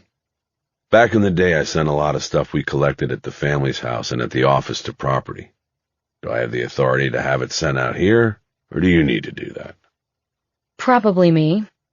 But it will be faster if we tell them to pull it, and then you or I go pick it up. Depends on how soon you want it. Picking up, you can probably get it tomorrow. Delivery out here may take up to a week. I'll pick it up, if I'm allowed. I still don't have any credentials. I have the case number. I'll order it and tell them you'll be by in the morning to pick it up. Just show them your retired ID. That will work for now. You need to go to the front office here and make an appointment to give photo and prints. Then you'll get an ID. Okay, thanks. Another question. Do I have access to the locker room here? I want to clean up, change my shirt. You still carry backup clothes in your car? I did today. I knew I was going out to the desert. You have access to the locker room and showers. I can't promise they'll have a free locker for you. Well, there are police cadets in there, right? I don't carry a gun, and who's going to steal my wallet? The primary use of the Amundsen Center was as a second academy for the training of police recruits. Most field training remained at the original academy at Elysian Fields. The Amundsen was for classroom training, and retraining in some cases. The murder book archive occupied only a small part of the campus. You could leave your wallet here and come back for it after you clean up. I'll be fine. Then happy hunting. You too. Bosch headed for the door, walking along the end caps of the murder book shelves. Taped to the end of each row was a 3x5 card showing the range of files by case number, which always began with the year the crime took place. It was a Dewey Decimal System of the dead. Bosch ran a hand along the end caps as he walked. He didn't believe in ghosts or the dead reaching out from the dark beyond, but he felt a reverence and empathy as he passed by on his way out.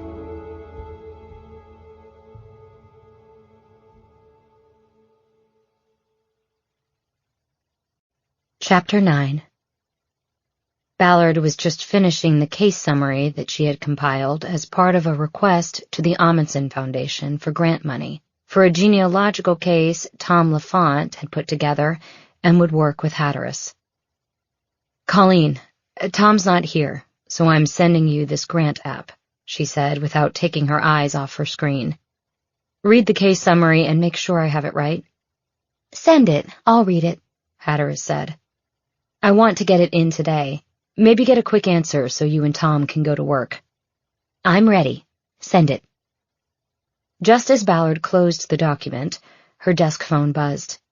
She saw on the ID screen that it was Darcy Troy from the DNA lab. She answered the phone while opening an email and sending the grant documents to Hatteras. "Darcy, what do you got for me?" "Well, good and bad news on Sarah Perlman." "Tell me." "The good news is we got a hit off the DNA from the palm print. The bad news is it's a case-to-case hit." A case-to-case hit meant the DNA profile from the palm print was matched to the profile from another open case, one where the donor/suspect was unknown. Case-to-case hits were what led to genealogical investigations. This was disappointing in the moment for Ballard because she was looking for a street case, an investigation that took her out into the city and knocking on doors, looking for an identified individual whose DNA was in the law enforcement databanks. That was what Bosch was chasing now with McShane, and she wanted the same for herself. It's what true detectives lived for. She grabbed a pen off the desk and got ready to write on a legal pad. "Well, it's better than nothing," she said. "What's the name and case number?" Troy recited the case number first. It was a homicide from 2005, which meant there were 11 years between the Sarah Perlman murder and the linked case. The victim's name was Laura Wilson, and she was 24 years old at the time of her murder. "Anything else on your end?" Ballard asked. "Well, it's unusual on the science side," Troy said. "As far as how they even came up with the DNA on the 2005 case." "Yeah? Tell me." "You know the old saying, right? Secretions, not excretions. We extract DNA from bodily fluids, blood, sweat, and semen primarily, but not from bodily waste, because the enzymes destroy DNA. No shit, no piss. Yes, normally, but in this case, it was apparently extracted from urine. You'll have to get the full details when you pull the book, but according to the few notes I have here, urine was swabbed at the crime scene because the hope was they would find swimmers. If the guy raped the victim before he used the toilet, then there might still be sperm in the urethra, and that would come out in the urine. But they found no swimmers. But what they did find was blood. Blood in the urine. Correct. The extraction was handled quickly and they didn't get a full profile, but they got enough to put on CODIS.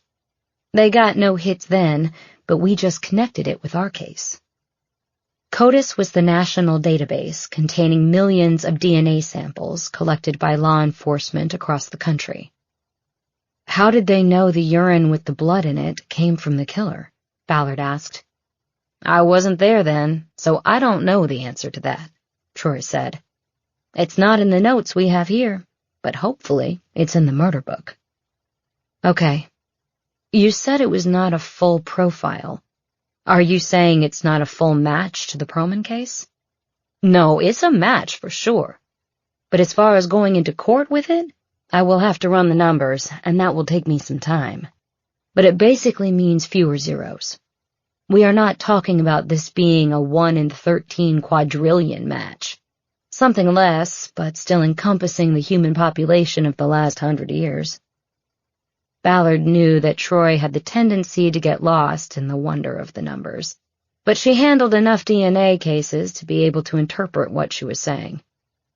So you'll be able to testify that this DNA is unique. Well, to be exact, I can testify that no other person on this planet in the last 100 years has had this DNA. Got it. That's all I need. Now we just have to find the guy. I'm going to go look for the book now. Thanks for the quickie, Darcy. Glad to help. Let me know how it goes. I will. Ballard put the phone down and got up. Good news? Hatteras asked. Think so, Ballard said. Might be another case for you. Did you read that grant app? Read it and sent it back to you. Good to go. Okay, thanks. I'll send it out in a few. Ballard headed down the aisle that ran along the end caps, looking for the 2005 row. She found it and turned the wheel to move the shelves and open the row. She ticked a fingernail along the spines of the murder books until she found case 05-0243 and slid it out. The Laura Wilson case was contained in one overstuffed binder, which Ballard knew she would immediately reinstall in 2 binders to make flipping through the documents easier. She double-checked that there was not a second binder misplaced nearby during the shelving, and saw that none of the other binders on the shelf carried the same case number. She stepped out of the row and cranked it closed again, thinking all the while about how Bosch called the archives the Library of Lost Souls. If that was true, she had one of those lost souls in her hand. Back at her workstation, Ballard emailed the grant app first, then opened the thick binder she had brought from the archives. Because the origin of the DNA in the case was so unusual, she went straight to the forensics section to see how it came to be that DNA was extracted from urine. A summary statement from the lead investigator told the story. The victim was murdered in her home, where she lived alone. The crime scene investigators noticed that the toilet seat in the bathroom off the bedroom was up, indicating that a man had used it. While checking the toilet seat and flush handle for fingerprints, a criminalist noticed urine droplets on the rim of the bowl. These droplets were reddish-brown in color, indicating the possibility of blood cells in the urine. The droplets were collected on swabs, and DNA extraction was conducted the same day because of the fear of possible DNA decay. A partial profile was established and then entered into the CODIS database, drawing no matches. The summary went on to state that further analysis and medical consultation by investigators determined that the urine had come from someone who had kidney or bladder disease, causing hematuria, the medical term for blood in the urine. Ballard was excited by what she read and eager to see whether the investigators used the confirmation of kidney disease as an angle of investigation. Had they looked for a suspect among men being treated for kidney disease? She opened the bottom drawer of her desk and pulled out 2 empty binders. She removed all the documents and plastic sleeves from the original murder book, split the stack, and slipped each half onto the rings of a new binder. She then got up and went to the kitchen to get coffee before she settled in to read the case's investigative chronology. Laura Wilson was a young African-American woman trying to make it as an actress and living alone in an apartment paid for by her parents back in Chicago. She had moved out to L.A. 2 years before her death and was in the midst of a promise to herself and her supporters to make it and become self-supporting within 5 years, or to turn around and go home. She was taking acting lessons and routinely auditioning for small parts in films and television shows. She had also joined an acting troupe that worked out of a 20-seat theater in Burbank. Her apartment was on Tamarind Avenue near the Scientology Celebrity Center on Franklin. Wilson had joined the organization and was taking classes, also paid for by her parents, in hopes that she would make connections that would help her in the entertainment business. She had been found murdered on Saturday morning, November 5th, 2005, by a friend she was supposed to go with to a Scientology seminar. The friend found the door to her apartment ajar, entered, and found the victim dead in her bed. Cause of death was determined to be manual strangulation. A silk scarf was knotted around her neck. The body was mutilated post-mortem. "What is that?" Ballard had been so immersed in her reading that she had not noticed that Rawls had come around the pod and was looking over her shoulder. "The DNA we got on the Perlman case was linked to this one from '05, she said. "Wow, interesting," Rawls said. Ballard closed the binder and swiveled her chair so she could look up at him. "What's up, Lou?" she asked. "I'm taking off," Rawls said. "I gotta put out a fire at my store in Encino. Angry customer says we lost a package containing a priceless antiquity. That's gotta hurt." "You coming back later this week?" "Not sure. I'll let you know." "Okay. I'll see you when I see you." Rawls walked off, and Ballard immediately turned back to the binder, her mind already deeply embedded in the murder of Laura Wilson. Chapter 10. Bosch recognized Sheila Walsh's house from the last time he had knocked on the door years before. She answered quickly, but clearly didn't remember him. He was older and grayer, and maybe his eyes weren't as sharp as that last time. But after a long moment she was able to place him, if not remember his name. She smiled. "Detective," she said. "This is a surprise." "Mrs. Walsh," Bosch said. "I was hoping you'd remember me." "Don't be silly. Of course I do. And it's Sheila. Has there been a break in the case?" "Can I come in so we can talk?" Yes. Come in, please." Walsh stepped back and let Bosch enter. She looked the same as Bosch remembered her. Now pushing 60, she had more wrinkles at the corners of her eyes, but she was still an attractive woman who looked like she ate about 1 meal a week. Her thin body, narrow shoulders, and big hair had not changed at all, confirming Bosch's suspicions back in the day that it was a wig. "Can I get you a coffee or a water or something?" she asked. "No, I'm fine," Bosch said. "But we can sit in the kitchen if you want. I remember that was where we sat before." "Sure, let's go back." She led him through a dining room, which was clearly being used as an office, to a kitchen that had a small round breakfast table with 4 chairs. "Have a seat," Walsh said. "Has Finbar McShane finally turned up?" No, Bosch said. "In fact, that was going to be my first question to you. Have you heard any word about him recently? Anything at all?" "Oh, no. If I had, I would have called you." "But I thought you told me you were retiring the last time I saw you."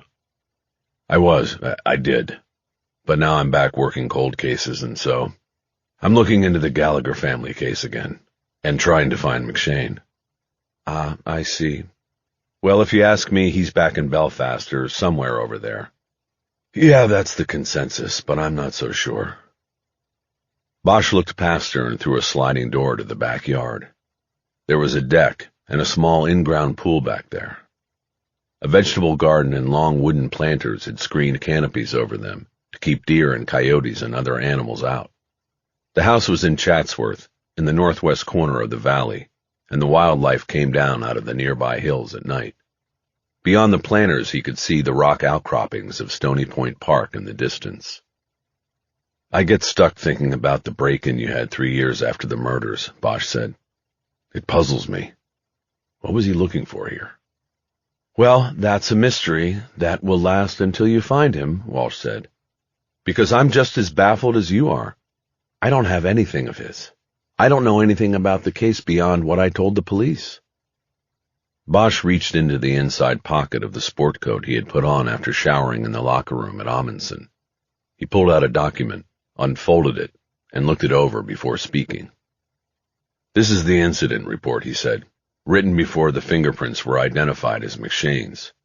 Says the burglar ate food out of the refrigerator, took a box of old record albums, then lifted money and an iPhone out of your purse. That's right, Walsh said. Rifled through the desk in the home office and moved the paperweight, a glass Waterford globe, and looked through your mail. Right, but not a desk. I used my dining room table as a desk, and I had the paperweight on my pile of to-do stuff, bills and mail. At the time, I was learning to be an online travel agent. You know, after Shamrock was gone, I had to do something, so I had documents and cruise brochures in the stack, too. Stuff I needed for online training. Why would McShane be interested in that? I don't know. I didn't know then, and I don't know now. But he would not have known what was in that pile until he checked it, right? Bosch nodded and looked back at the incident report. It was a question among many that had nagged him about the case. What was McShane looking for? It's the only place his prints were found, he said. They were his, your son's, and yours. That's it. I remember that, Walsh said. I remember I also had that theory I told the officers about back then. Which was? You know, the paperweight was Waterford glass. It's made in Ireland. He was from Ireland. Maybe he picked it up because of that. Bosch nodded as he thought about that theory. Right, that's in the report, he said. But Waterford is in Ireland, and McShane was from Northern Ireland. And if he knew it was Waterford, or it had some kind of nostalgic value to him, why didn't he take it? Well, I don't know, Walsh said. Maybe only he knows. Maybe. So how's your son doing? He's good. He moved out to Santa Clarita, works at a golf course up there. Good. Is he an instructor or... No, he doesn't even play golf. Thinks it's too boring. But he likes the outdoors. He's a greenskeeper at Sand Canyon. It's a good job. Early to work and he gets off before the traffic builds up. Bosch nodded and decided to end the small talk. Mrs. Walsh, I appreciate your time, especially with me showing up out of the blue, he said. But I would really like to go back to the year of the murders and pick your brain again about what was happening with the business and in the office between Stephen Gallagher and Finbar McShane. Do you mind? Can you give me a few more minutes? If you think it will help, Walsh said. But my memory of it is probably not what it was back then. That's okay. It's sort of funny because sometimes after a good chunk of time goes by, people remember some things they didn't mention before and forget some of the things they said. So it helps to sift through everything again. I think that family, especially those two kids, deserves it. Of course they do. That's why I'm willing to help. I think about those kids all the time. Horrible. Thank you. I want to go back to the period before the murders when it seemed there was a strain in the relationship between Gallagher and McShane. I remember you told me that there had been arguments between them. Yes, there were. But it was always behind closed doors, you know. I could hear raised voices, but not always what exactly was being said. Like that. How frequent were the arguments? Well, for a while it seemed like every day. But the company, according to the books we looked at, was doing well, right? Before the Gallaghers disappeared, I mean. It was. We were busy all the time. I know that one of the things Finn wanted was to hire more people and, expand. Maybe open another yard and fill it with equipment. He said more inventory would mean more business. But Stephen didn't want to expand. No, he was very conservative. He built the company from nothing, so he was cautious, and Finn always wanted to do more. They argued, but Stephen owned the business and had final say. Who would have thought it would lead to what happened? Those poor kids. I mean, if it was a business dispute, why did they have to be killed like that? They were going over well-trod ground, but Bosch needed to walk the case again to get his footing. He questioned Walsh for another half hour, and she never complained or tried to cut it short. She also provided nothing new in terms of significant case information. But her story of the final days of Shamrock Industrial Rentals had not changed in the years since Bosch had last heard it, and there was a significance to that. He finished the interview with questions about the months after the disappearance of the Gallagher family, when she and McShane attempted to keep the business afloat, while they ostensibly waited for the family and the business owner to return. She once again said she had not known that McShane was running ads on Craigslist and selling off equipment rather than renting it out. That is until he too disappeared, leaving the company with a virtually empty warehouse and equipment yard. He tricked me like he tricked everybody, she said. We were used to having the scaffolding and the cranes and all the equipment gone for long periods of time because they were used in long-term projects. I had no idea the stuff was never coming back because he sold it. What do you remember about the day McShane disappeared? Bosch asked. It was more like days. He didn't show up one day, and then he called and said he was sick. He said he'd probably be out a couple days. But he wasn't. No. A couple days went by, and he was still a no-show, and I had a customer come in who was having an issue with a JLG lift he said Finn sold him. He said Finn gave him a warranty, and he wanted it fixed. That's when I found out he was selling stuff. I called his number, and the line was dead. Disconnected. I got suspicious, checked the bank accounts, and found they were empty. He took everything and disappeared. You called the police. I called the missing persons guy that I had called when the family disappeared, and he said he would look into it. And then those bodies were found up there in the desert, and you took over the case. Did you ever find out where he transferred the money to? Bosch shook his head. He didn't like being the one answering questions, but this one he answered.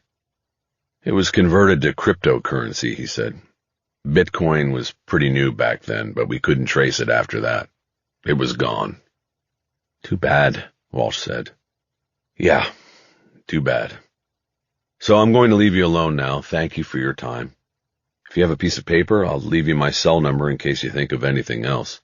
I don't have business cards. Sure. Sometimes a conversation like this can spark new memories. Walsh got up from the table and opened a drawer below the kitchen counter. She took out a pad and pen, and Bosch gave her the number. Do you think you'll catch him this time? She asked. I don't know, Bosch said. I'm hoping we do. It's why I came back. The arc of the moral universe is long, but it bends toward justice. MLK, right? Let's hope he was right. Bosch left the house, and Walsh closed the door. Bosch paused on the front step. Back when Bosch was a young detective, going through 2 packs of smokes a day while working in the homicide special unit downtown, he had a routine he'd follow when he left someone's home after an interview.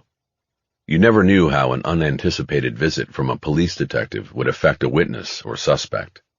He would stand just outside the front door and take out his cigarettes. He would then light up a smoke with a lighter that was always slow to spark. And he would turn slightly, as if to block the wind, but he was really turning an ear toward the door. He would listen in hopes of hearing words spoken inside after his departure. On more than one occasion, he picked up tense, sometimes angry voices. One time he even heard someone inside say, "He knows we did it." It had now been decades since his last smoke. Instead of a pack of cigarettes, he pulled out his phone while standing on the porch outside Sheila Walsh's home. He checked to see if any messages had come in while he had been conducting the interview. There was only one, and it was a text from Ballard. I have news. Call me when you're clear. He turned slightly to see if there was anything to hear. He heard Walsh's voice. It was a one-sided conversation, indicating that she had made a phone call. "That detective who was on the Gallagher case was just here," she said. "He just showed up out of the blue." He heard nothing else as the voice trailed off, and Walsh apparently walked deeper into the house and away from the front door. Bosch stepped off the porch and headed to his car. He smiled as he remembered the case, in which he had heard the confession from the front stoop. Now he wondered whom Sheila Walsh had called, and whether it could be Finbar McShane. Chapter 11. Ballard got to Bird's before Bosch. He was coming all the way from the far corner of the San Fernando Valley, and it would take a while, even in reverse rush-hour traffic. She ordered a beer, but held off on a food order. She was going through the chrono from the Laura Wilson murder book that she had copied before leaving. She knew she was breaking the no-copying rule, but she felt it was her rule to break. This was her third read-through of the 45-page case chronology. Now that the Wilson murder had been connected to the Perlman case, Ballard needed to know it like it was her own. The place to get that knowledge was the chrono, which was a meticulously detailed account of the original investigators' work. Though their investigation did not lead to an arrest and prosecution, the path they took would be very informative. As a young would-be actress, Laura Wilson had myriad interactions with people across the city as she went to one cattle call audition after another at studios and production facilities from Culver City to Hollywood to Burbank. It was her job to build a social network in the entertainment industry that could alert her to possible jobs in her chosen profession.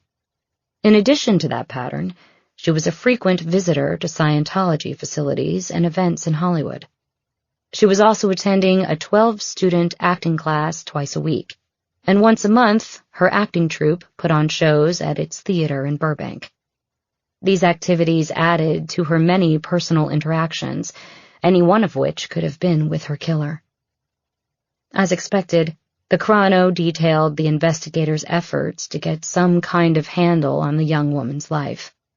The detectives broke her interactions into groups they dubbed Hollywood, Scientology, and other.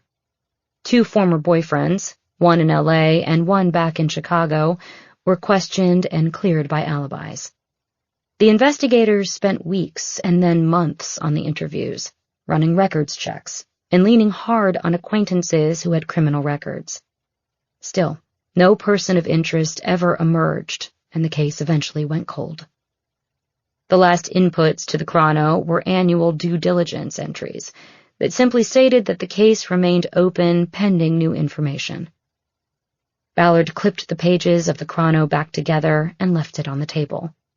She was sure Bosch would want to take it with him to read when he got home. She was pulling her phone to call him and see how far out he still was, when she received a call from Nelson Hastings. "Hello, Detective," he said. "I hear there was a major break in the Sarah Perlman case. Is there anything I can share with the councilman?" "Who told you that?" Ballard asked. She knew it had been Rawls, but she wanted to see how Hastings would answer. It would go into what Ballard called the matrix of trust. Details, actions, reactions, and statements of those she came into contact with, combined to establish how much or how little trust she would invest in them.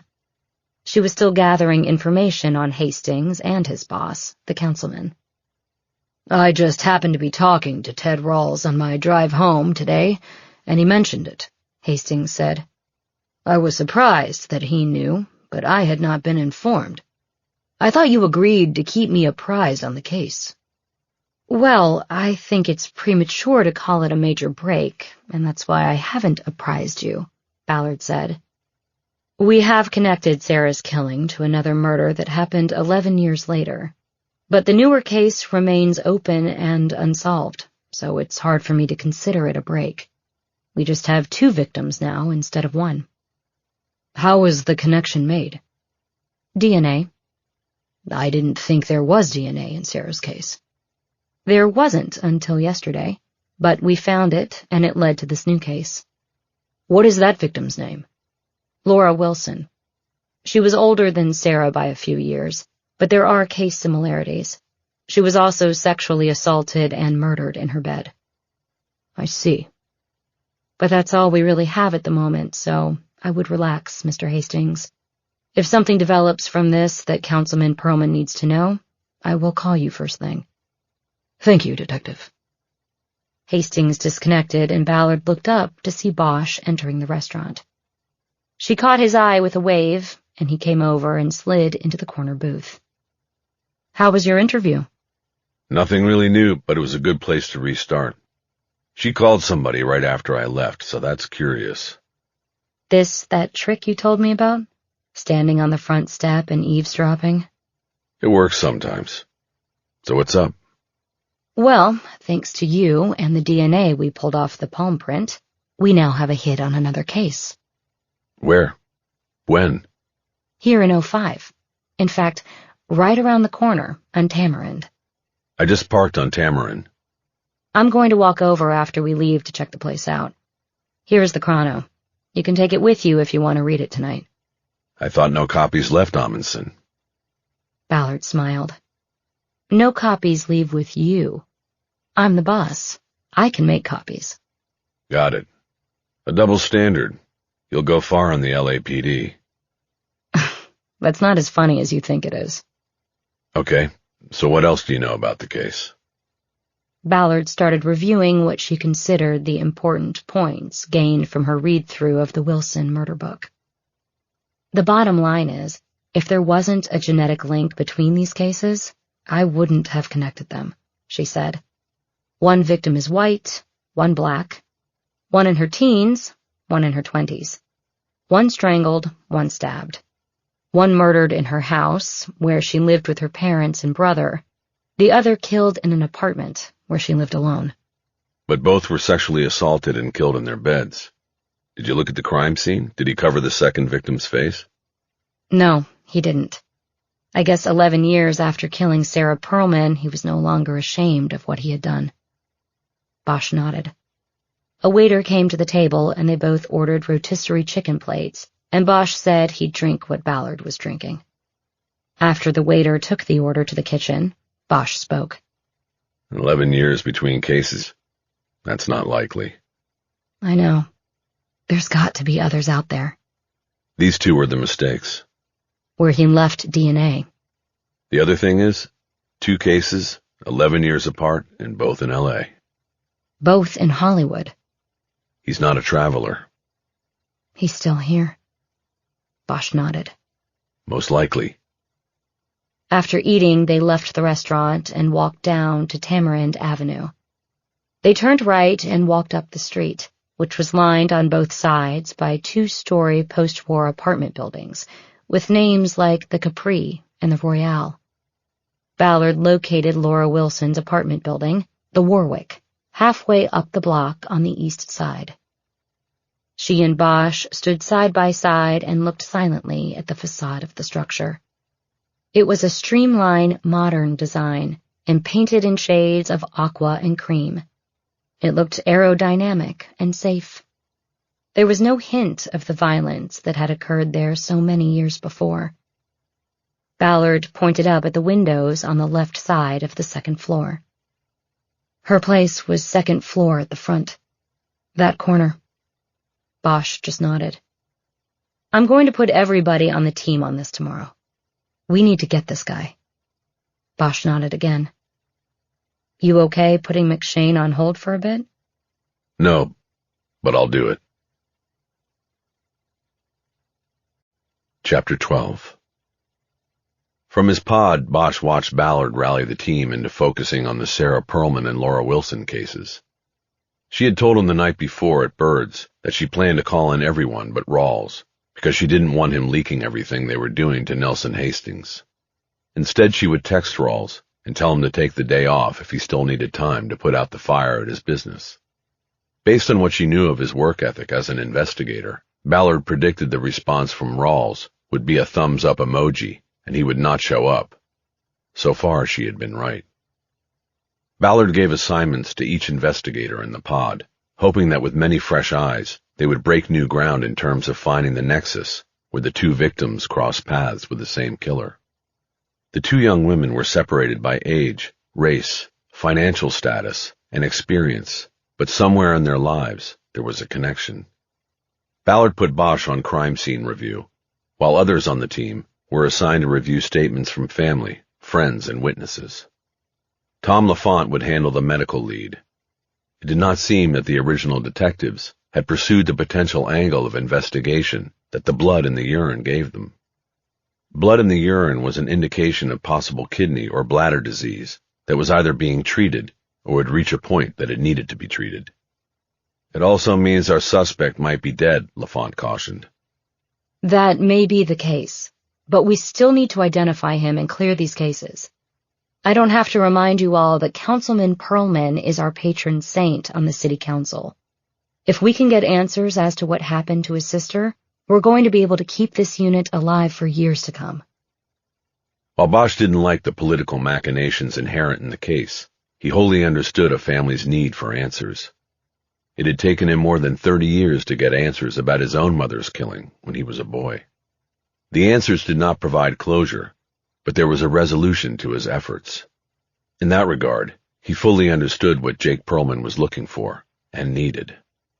The fact that he was wielding his political power to get it was understandable. If he'd had that kind of juice, Bosch would have done the same in his mother's case. Instead, he had used the power of his badge. Ballard came in early and made individual packages of copies pertaining to each investigator's assignment. She handed them out at the end of the meeting, including giving Harry an inch-thick printout containing copies of the forensic reports and crime scene photos from the Wilson case. Before starting in on the assignment, Bosch wanted to do something that had nagged at him since interviewing Sheila Walsh. He had been awake most of the night with thoughts that he had blown the Gallagher family case by missing something about the break-in at her home. Once Ballard was sitting down again at her station, Bosch got up and came around to the end of the pod. I need to run a name for criminal history. Can you do it? On the Wilson case? Already?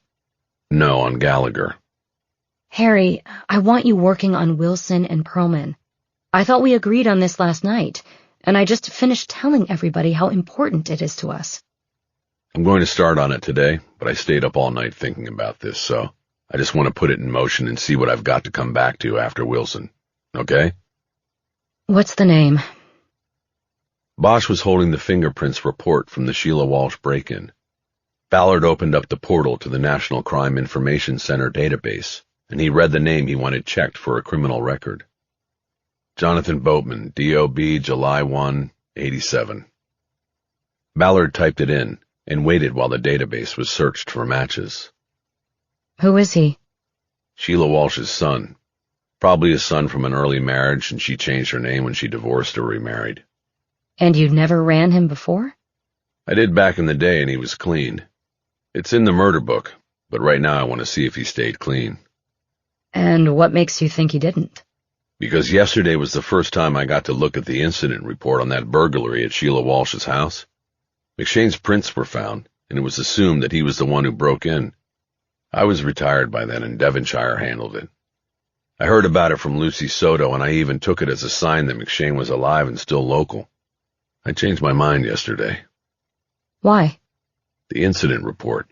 It says food was taken from the refrigerator, a purse was emptied, a cell phone and a collection of old record albums was stolen. It was amateur hour. Like the work of a hype making a quick hit, getting food and cash and something he could sell for a fix. The albums. I remember there were shops all over Hollywood that would buy vinyl. Amoeba and a few others. The son's prints were found but dismissed because the mother, Sheila Walsh, said he was a regular visitor to the house. I see where you're going with this. Drug addicts usually rip off their families before they get into serious crime because they know the family won't prosecute, at least at first. Right. So if the son committed the burglary, McShane's prints being there take on a whole new meaning. That's what I was thinking. Plus, the call she made after I left yesterday. I was hoping it might be McShane, but her son might make better sense. But why would she report the burglary if she thought her son might have done it? Maybe she didn't realize it was him till later. A lot of people in that position don't want to believe their son or their daughter would do such a thing. The search results started printing out on Ballard's screen. Boatman's got a history now. Bosch put a hand on her desk for support as he leaned down to read the screen. Jonathan Boatman had a record for drug possession, DUI, loitering, and disorderly conduct. All the arrests came after the murders of the Gallagher family, when Bosch would have routinely run his name, as well as after the burglary. Since then, Boatman had gone down the path of addiction and crime. The drug possession charge led to a plea agreement in which he escaped jail time by entering a 6-month drug rehab program at County USC Medical Center. The NCIC report came complete with mugshots from the arrests, and in them it was clear that Jonathan Boatman had been on a downward spiral. His face grew thin across the array of photos to the point of gauntness. The last shot showed skin blotches and a festering sore on his lower lip, and most telling of all, a dead-eyed look that showed no reaction to the fact that he was being sucked into the criminal justice system. Looking at the mugshots, I'm guessing meth. Yeah, all the arrests came after the break-in. Maybe if I was still working the case back then, I would have picked up on it. But you weren't. You were retired, so don't beat yourself up about it. Maybe it leads to something new. Maybe. But Bosch still felt like he had somehow dropped the ball and let the McShane family down. If he had stuck with the case, instead of retiring, he would have seen that the burglary and McShane were not linked, and there was another reason for his prints to be on the glass paperweight. As if reading his thoughts, Ballard tried to give Bosch further absolution. Just remember, Sheila Walsh didn't see it for what it was and called the police. So you're not alone. She's a mother. I'm a cop. Was a cop. I'm telling you not to— Can you just send that report to me, including mugshots? Harry, come on. This is exactly why we review cases. To see with new eyes. To see what was not seen before. So take the win here. You have a whole new angle to work. Will you send it to me? Yes, I'm sending. But don't go running off on this. I need you on Perlman and Wilson. I mean it. Don't worry. You'll have my take on the crime scene and forensics by the end of the day. Bosch went back to his station to await her email. Once he had the NCIC report pulled up on his screen, he sent it to the printer. He noted that Boatman's last arrest was 2 years before. He might have cleaned up since then and kept himself right. With the law, at least. The fact that he had reportedly had a job as a greenskeeper was a strong indication of recovery. He looked at the booking photos that were part of the package and committed Boatman's face to memory. He then Googled an address for the Sand Canyon Country Club and entered it into his phone's GPS app. Bosch closed his laptop and got up to go to the printer and then his car. Harry, are you leaving? Ballard asked as he crossed behind her. Printer. Then I'm going to take a drive. A drive? Where? Don't worry. I'll be back. He could feel Ballard staring at him as he kept going.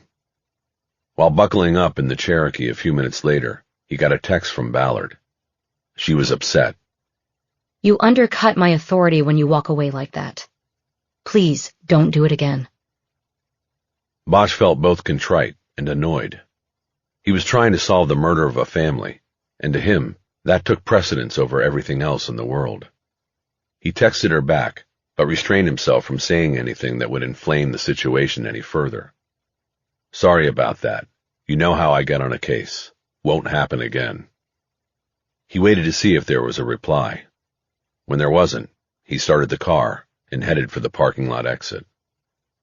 A few minutes later, Bosch was on the northbound 405 in moderate mid-morning traffic. The freeway was elevated here, and he had a good view of the towers of Century City coming up on his right and the Santa Monica Mountains dead ahead. His GPS app told him it was going to be 58 minutes before he arrived at the Sand Canyon Country Club. He turned K-Jazz on the radio and caught the Shelley Berg Trio's take on Blackbird, the old Beatles song. He turned it up. It was good driving music.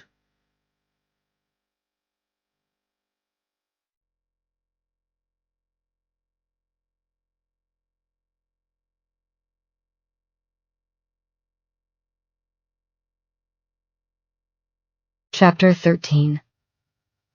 Ballard told herself not to be annoyed with Bosch. She knew that putting him on a team did not make him a team player. That was not in his DNA. She got up and went to his workstation. The package from the Wilson case that she had put together for him was sitting on the desk. He had said she'd have his review by the end of the day, but not if he did not have the records with him to review. She picked up the stack and went back to her station. She would do the work on it if Bosch wouldn't. In the breakout of team assignments on the case, Ballard had given herself the digital media associated with Laura Wilson. Data from the victim's laptop and cell phone had been downloaded by the original investigators onto thumb drives that were slipped into the pocket on the inside cover of the murder book. Ballard had gone through the material on each drive earlier and had planned for a deeper dive. But she decided to put that digital work aside and to first review the materials she had given Bosch. Since she had already studied the forensic reports and crime scene photos at length, after connecting the Wilson and Perlman cases, she decided to approach this new review differently. Whether in person at a crime scene or when looking at photos, the investigator always focuses on the center, the body. These photos were as horrible to look at as those of Sarah Perlman. A young woman's body violated in many ways. A still life of stolen hopes and dreams. Ballard decided to put these aside and work her way from the outside in. The crime scene photographer had been thorough and had taken dozens of environmental shots depicting the victim's entire home, inside and out, at the time of the murder. These included shots of the contents of closets and cabinets and drawers and of photos framed and hung on the walls. All of this allowed the case investigators ready access to the entire environment of the killing location. It also allowed them to better understand the victim by seeing how she had set up her home. It gave them an idea of the things that were important to her in life. Though Wilson's apartment had only one bedroom, there was ample storage space for clothes and other belongings. Ballard moved slowly through the photos, enlarging areas that caught her interest as she went. The clothes in the walk-in closet indicated that either Wilson dedicated a large amount of her income to what she wore, or money for her wardrobe was part of the support that came from her parents or other acquaintances. Nothing in any of the records showed that she'd had a current boyfriend. She had been on 2 fledgling social media apps at the time, MySpace and Facebook, but Ballard's earlier review of those did not show Wilson as a Hollywood party girl. She seemed to be quite serious about her 5-year plan, and the rich assortment of clothes and shoes in her apartment were most likely part of that. Some taped auditions on her computer showed that she often tried out for young but sophisticated roles in movies and TV. In each of these, she had dressed the part, and now Ballard was looking at the walk-in closet where Laura had put together those outfits. There was something depressing about it, that this young woman had had a plan, that she worked hard at it, prepared herself for it, stood in front of the mirror on the closet door and made sure she looked just right for a part, and that all her ambition was taken away in a horrible night of violence. Ballard made a vow to herself that she would never put this case back on the shelf, that no matter what happened, she would work this case as long as she was working cases.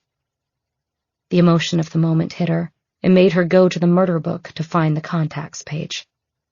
The next of kin were listed as parents Philip and Juanita Wilson in Chicago. In short descriptions, Philip was listed as a 14th Ward committee member, and Juanita was listed as a schoolteacher. Ballard knew she would be opening old wounds by calling, but she also knew parents never got past the death of a child at any age. Ballard wanted them to know the case was not on a shelf anymore and was being worked. She called the number, and it was still good after 17 years. An old woman's voice answered. If Laura Wilson were still alive, she would be over 40, putting her parents at least in their 60s, and probably older. Mrs. Wilson? Yes. Is this the LAPD? Ballard realized that her desk phone probably carried a generic LAPD ID. Yes, ma'am. My name is Renee Ballard. I'm a detective with the LAPD. I'm in charge of the Open Unsolved Unit. Did you catch him? The man who killed my baby? No, ma'am. Not yet. I'm calling to tell you we have reopened the investigation and are pursuing new leads. I just wanted you to know. What new leads? I can't really get into that right now, Mrs. Wilson, but if something happens and we make an arrest, I will be calling you and your husband to let you know first. For right now, I just wanted to introduce my husband is dead. He got COVID and died 2 years ago, right when it all started. I'm so sorry to hear that. He's with Laura now. At the end, he couldn't breathe. He died like her, not being able to breathe. Ballard wasn't sure how to exit the call. She thought she would be giving the parents of Laura Wilson hope, but she realized that she was just a reminder of the family's ongoing trauma. I can tell you one thing, Mrs. Wilson, and this is just between you and me for right now. We have connected Laura's case to another case, and we are hoping that investigating them together will help lead us to the man who did this. What other case? You mean a murder? Yes, a case that happened before. The DNA matches. You mean before Laura was killed by this man, he killed someone else? Another girl? Did you put out a warning? The connection was only made through DNA, and aspects of the crime were different enough that no connection was made back when these crimes happened. Do you have something to write my name down with? I will give you my direct cell number in case you have questions or anything else comes up. It was a clumsy transition, but Ballard hoped it would bring the call to an end. Juanita Wilson wrote down her name and cell number. Ballard ended the call with an invitation to Wilson to call any time if she had questions or thought of something that might be helpful to the renewed investigation. After Ballard finally put the phone back into its cradle, Colleen Hatteras poked her head up over the privacy wall. "The mother?" she asked. "Yes," Ballard said. She was annoyed that Hatteras had heard the conversation. "The father is dead?" Hatteras asked. "Yes," Ballard said. "He never saw justice for his daughter." "COVID?" "Yeah." Ballard looked up at her, wondering if that was an educated guess or an empathic feeling. She decided not to ask. "How are you doing with the witness statements?" she asked instead. Hatteras had been given the statements made by Laura Wilson's professional and social acquaintances to determine if any were inconsistent or needed to be followed up. Such follow-ups would be a long shot, since the murder occurred so long ago, and the people interviewed might now have little recall of that time period. "Nothing is popping up so far," Hatteras said, "but I have more to go." "Okay," Ballard said. "Let me know." "Did you order the evidence from property?" "I did. I said so during the briefing. It should get here today or tomorrow. Why?" "Can I see the property list?" "Sure." Ballard easily found it in the murder book, unsnapped the rings, and handed the sheet over the privacy wall to Hatteras. "What are you looking for?" Ballard asked. Hatteras didn't answer until she had scanned the list of property and evidence stored back in 2005. "I just wanted to see what was there," Hatteras said. "They kept her nightgown and the bedclothes." "Right," Ballard said. "It would have been evidence presented in court if a case had ever been made." "Sometimes I can get a communication from this sort of evidence." "What do you mean by a communication?" "I don't know, like a feeling, a message." "Colleen, I don't think we're going to go down that path. I have to safeguard our investigation so that they can't be successfully challenged in court. You understand? I think if we go the psychic route, and please don't take this personally, we will run into credibility issues." "I know," I understand. It's just a thought. Something to consider if we hit a wall with the investigation. Okay, I'll keep it in mind. But you said sometimes you get a communication from evidence like this. When have you done that before? Well, I haven't officially done it before. But sometimes families have called me because they've heard about my gift. It was how I got into the whole genealogy field, from families wanting answers. Ballard just nodded. She wished Hatteras had mentioned this during the interview process. I'm going to get back on this now, Colleen, she said. Sure, Hatteras said. Me too. Hatteras dropped out of sight behind the wall, and Ballard tried to put aside the growing realization that she had chosen wrong in bringing her onto the team. She went back to reviewing the crime scene photographs. Laura Wilson's bedroom walk-in closet had a built-in bureau next to the shoe racks. The photographer had opened each of the 6 drawers and photographed the contents without disturbing them. The first 4 drawers from the bottom were crammed with folded clothing, underwear, and socks. The 2 smaller side-by-side drawers that occupied the top tier of the bureau were filled mostly with jewelry, hairbands, and other accoutrements. One of these drawers also seemed to be the junk drawer.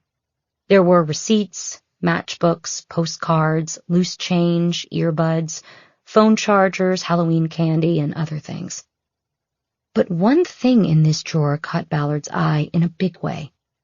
It was a round white pin-on button with orange letters that said, Jake. Attached to its bottom edge were 2 short lengths of red, white, and blue striped ribbon. This gave Ballard pause, and she moved quickly to the computer to open Google and run the name Jake Perlman. While the councilman was not an internationally known politician, he did rate a Wikipedia page that listed his pathway to power in Los Angeles. The page documented his first bid for election to the city council in 2005. He had run for the Hollywood seat, left vacant when a councilman resigned following a federal indictment for campaign contribution violations. Jake Perlman lost the election, but remained active in politics, and more than a decade later, he won that same Hollywood seat on the council. Ballard had not known about Perlman's early run for elected office, but recognized the campaign button because the councilman had used its simple style in his more recent elections. Ballard leaned back in her chair and thought about this. The 2005 election came on November 8, just 3 days after Laura Wilson was murdered. Somewhere in that campaign season, she had picked up or been given a button that ended up in her junk drawer. What, if anything, did this mean? Was it a coincidence that she ended up with a button supporting a candidate whose sister had been murdered 11 years earlier by the man who would also kill Wilson? She had to consider that this was no coincidence, and that the connection meant something to the case. She needed to pursue this and get more information, and she had to talk to Harry Bosch. Chapter 14. Bosch was not a golfer. It was a sport that required more money than he could afford while growing up, and as an adult, he had always been too busy with his job to engage in 5-hour outings on a golf course. Added to that, it still took more money than he could spare, and he had issues with calling any endeavor that involved drinking and smoking a sport. All that aside, he knew enough about it to know that it was likely that the greenskeepers worked early, doing much of their job on the course, before the golfers came with their electric carts, clubs, and cigars. He got to the Sand Canyon Country Club shortly before 11 and quickly found the hidden compound where the machinery involved in grooming the course was kept, and the greenskeepers had a long break table under the spreading branches of an old sand pine.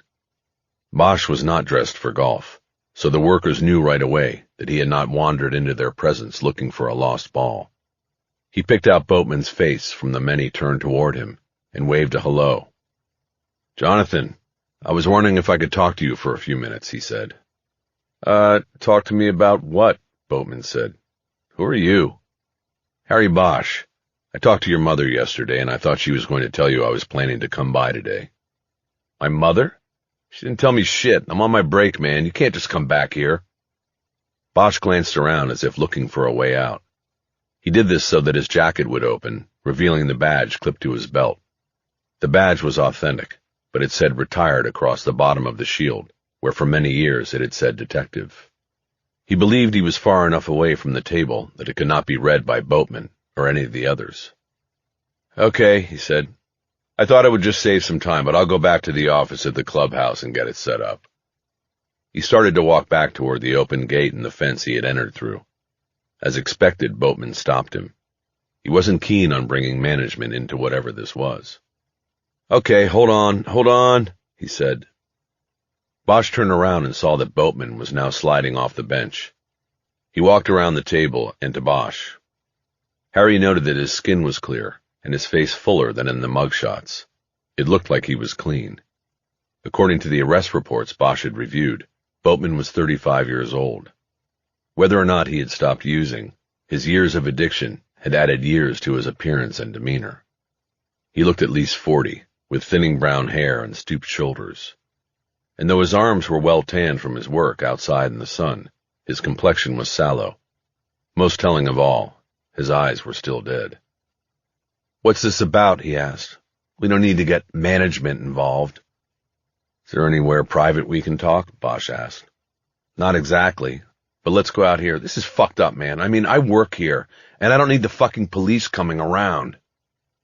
Boatman led Bosch around the grounds maintenance enclosure, into an area under a wind-billowing canopy that protected new sod from being burned by the sun. There were 4-foot-high stacks of sod squares on wooden pallets, ready to be moved anywhere on the course that replanting was needed. He abruptly turned around to face Bosch. All right, now what is it? He demanded. I am totally clean. Been that way for 2 years, 4 months, and 6 days. I don't care if you're clean or not, Jonathan, Bosch said. This is not about your history with drugs. Then what is it? And what's my mother got to do with it? Remember the burglary at your mother's place? I was talking to her about it yesterday, and your name came up, and I thought I would check in with you, see what you remember. Boatman put both hands on his hips and adopted what he thought was an intimidating stance. He was a solid 3 inches taller than Bosch, and he mistakenly thought that his height and his age were an advantage. You come all the way out here to talk about that, he said? A 10-year-old burglary where a fucking phone was taken? More like 6 years ago, Bosch said calmly, and there was more than a phone taken. Whatever. Who gives a fuck? I wasn't even there. Why do you come to my place of work and ask me this shit? Are you trying to get me fired, motherfucker? I don't care how old you are. I'll knock your fucking head. Before he finished the threat, Bosch pistoned his left fist under Boatman's chin and into his throat. Boatman bit off his last word, stepped back and leaned over trying to get a breath down his windpipe. Bosch put his hand on his shoulder to steady him. It's okay, he said. Relax, and it'll come back. Just relax. Boatman's legs went out, and he landed butt first on the ground. Bosch gently guided him down so that he was lying on his back.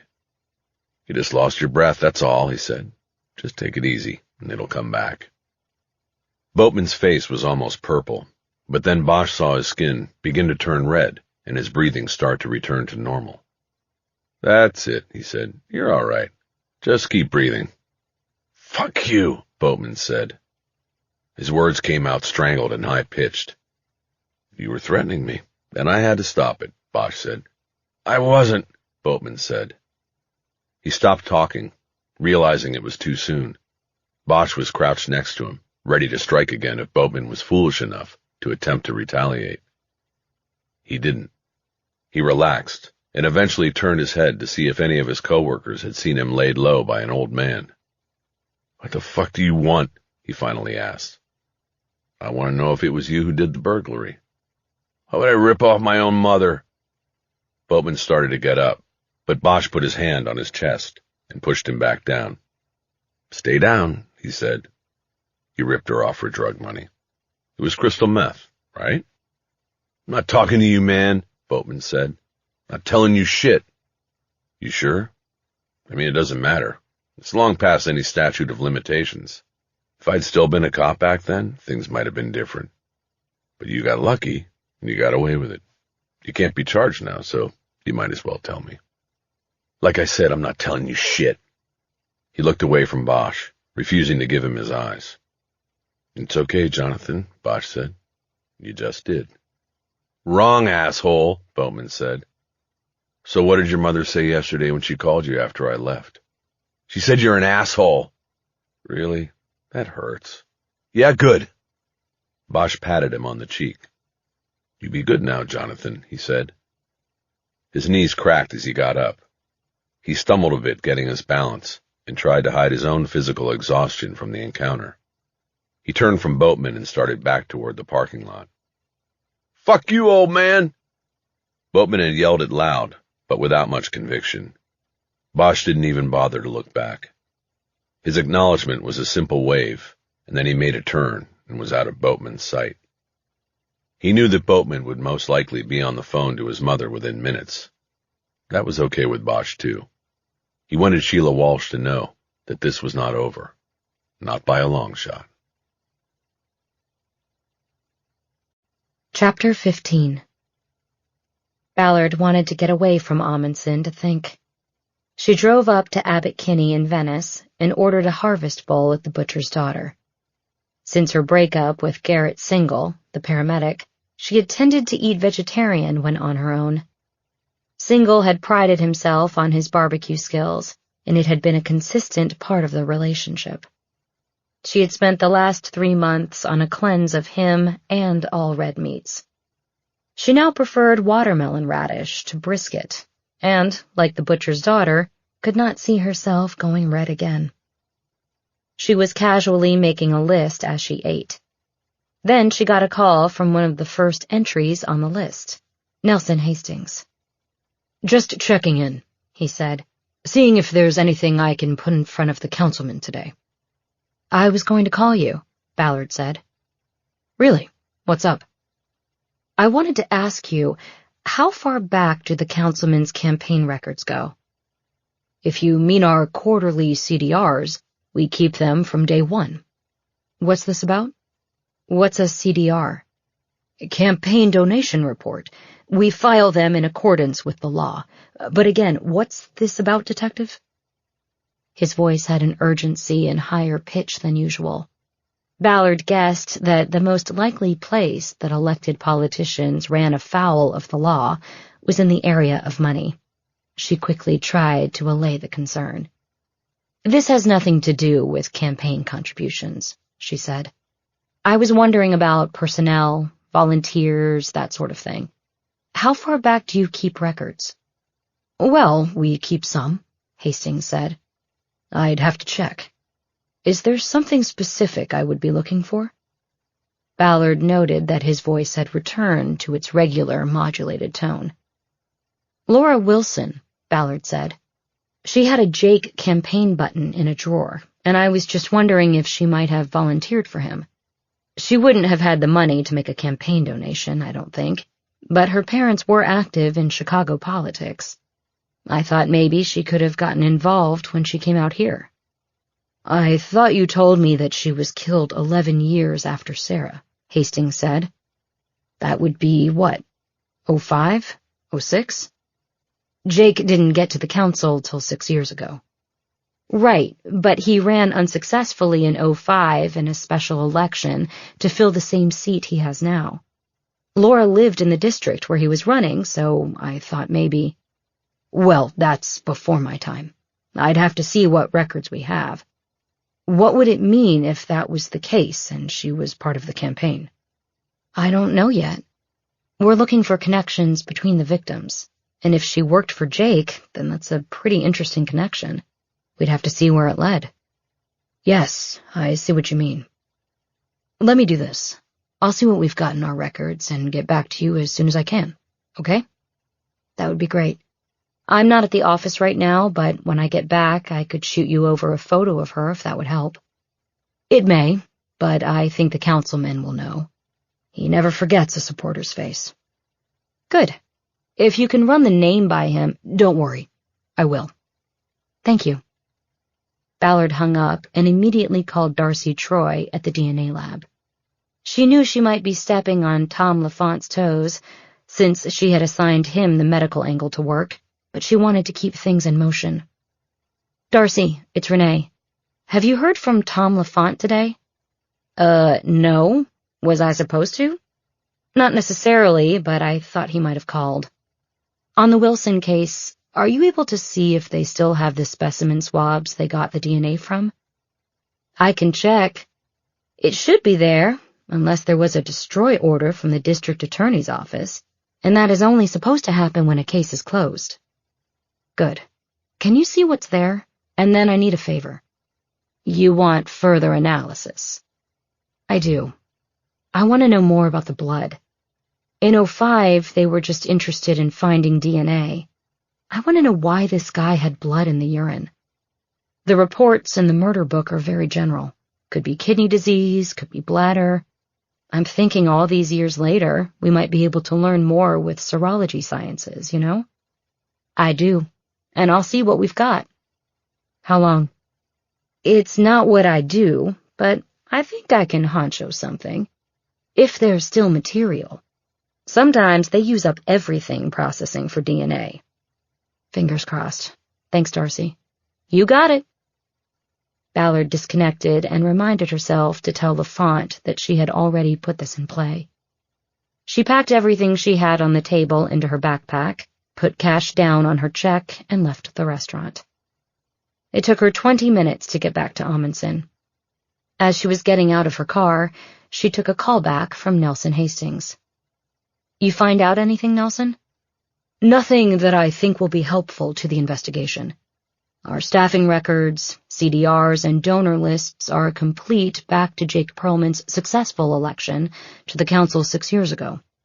Everything before that apparently was not kept, because he lost the election. I asked around the office and even inquired with the councilman to see if anyone remembered Laura Wilson, and came up empty. It was a long shot. Did the councilman have a campaign manager back in 05? Maybe he or she would remember if Wilson was a volunteer or something." As Ballard asked the question, she saw Bosch's green Cherokee pull into the center's parking lot. "I'll get you the name and contact info," Hastings said.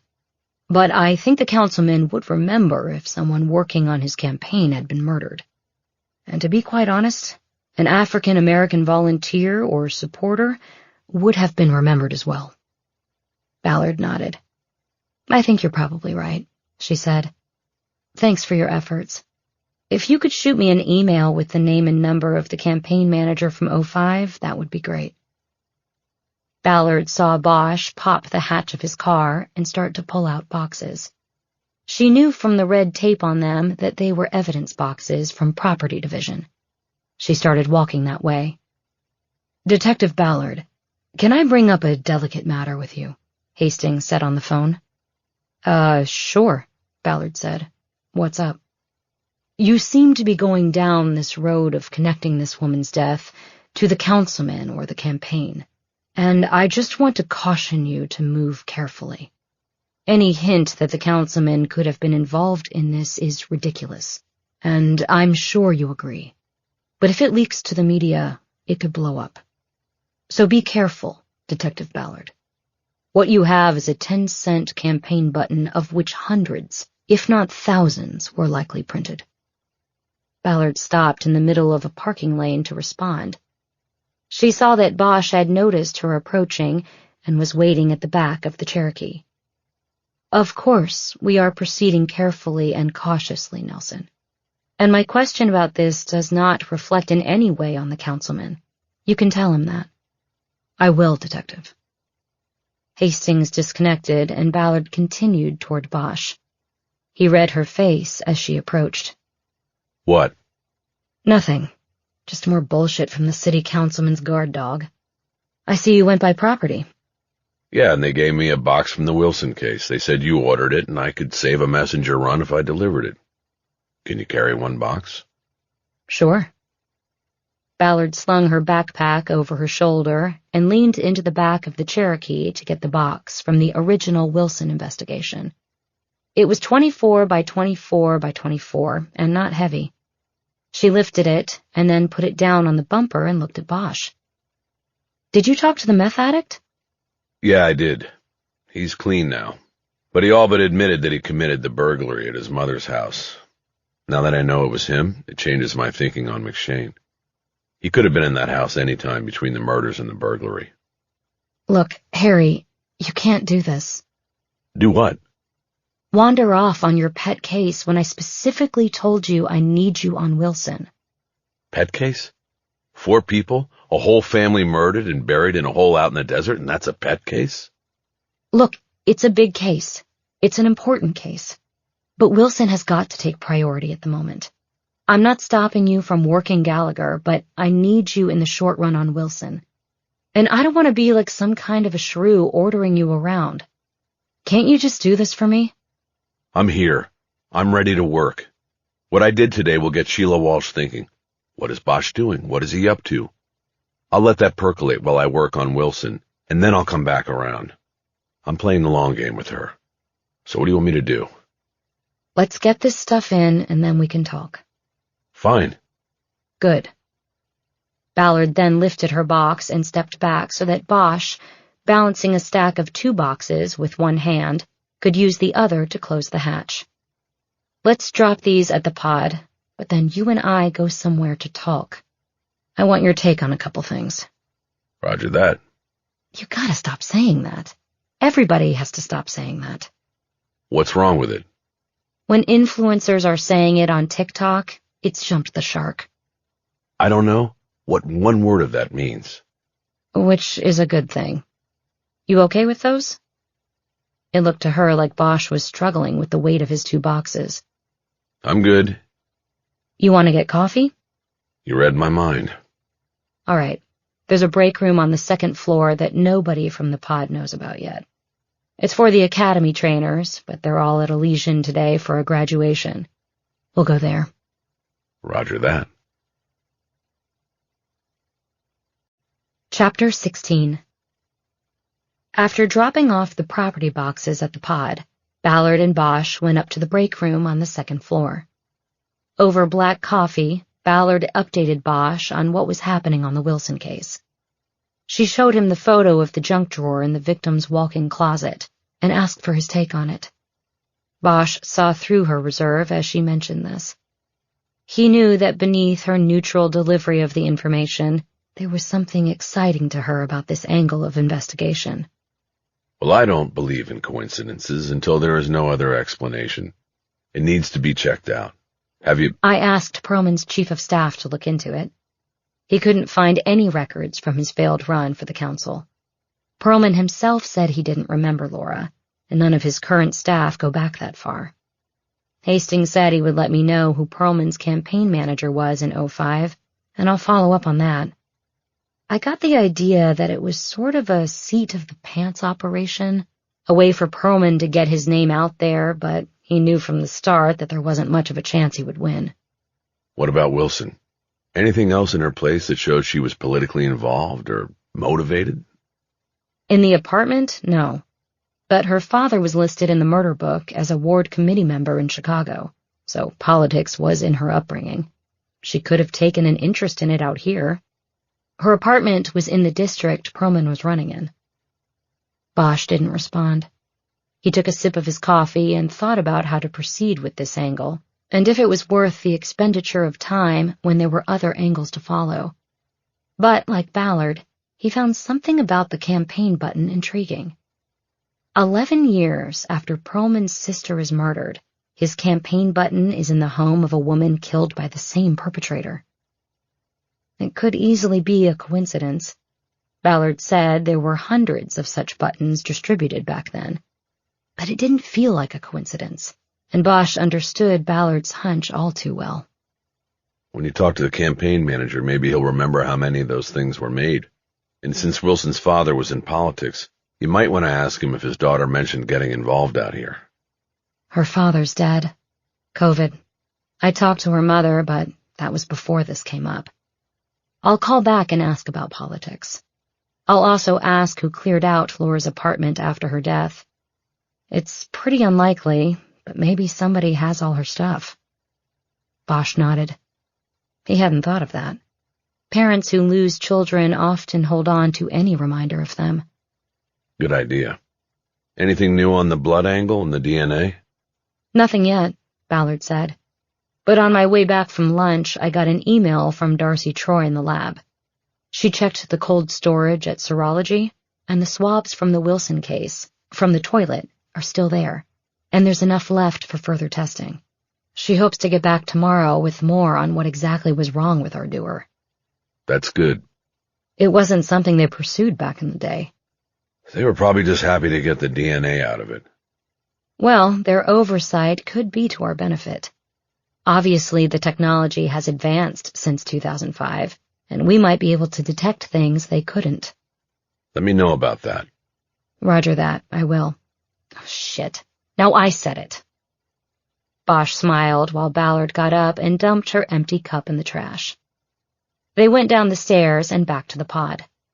As they approached, Bosch saw that the property box Ballard had left on her desk had been opened, and Colleen Hatteras was standing over it, holding up what looked like a pink nightgown. There was no one else in the pod. Colleen? What are you doing? I just needed to see it, Hatteras said. To feel it. First of all, you shouldn't have done that after what we talked about before.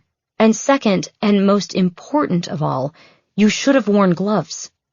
Gloves don't work. What?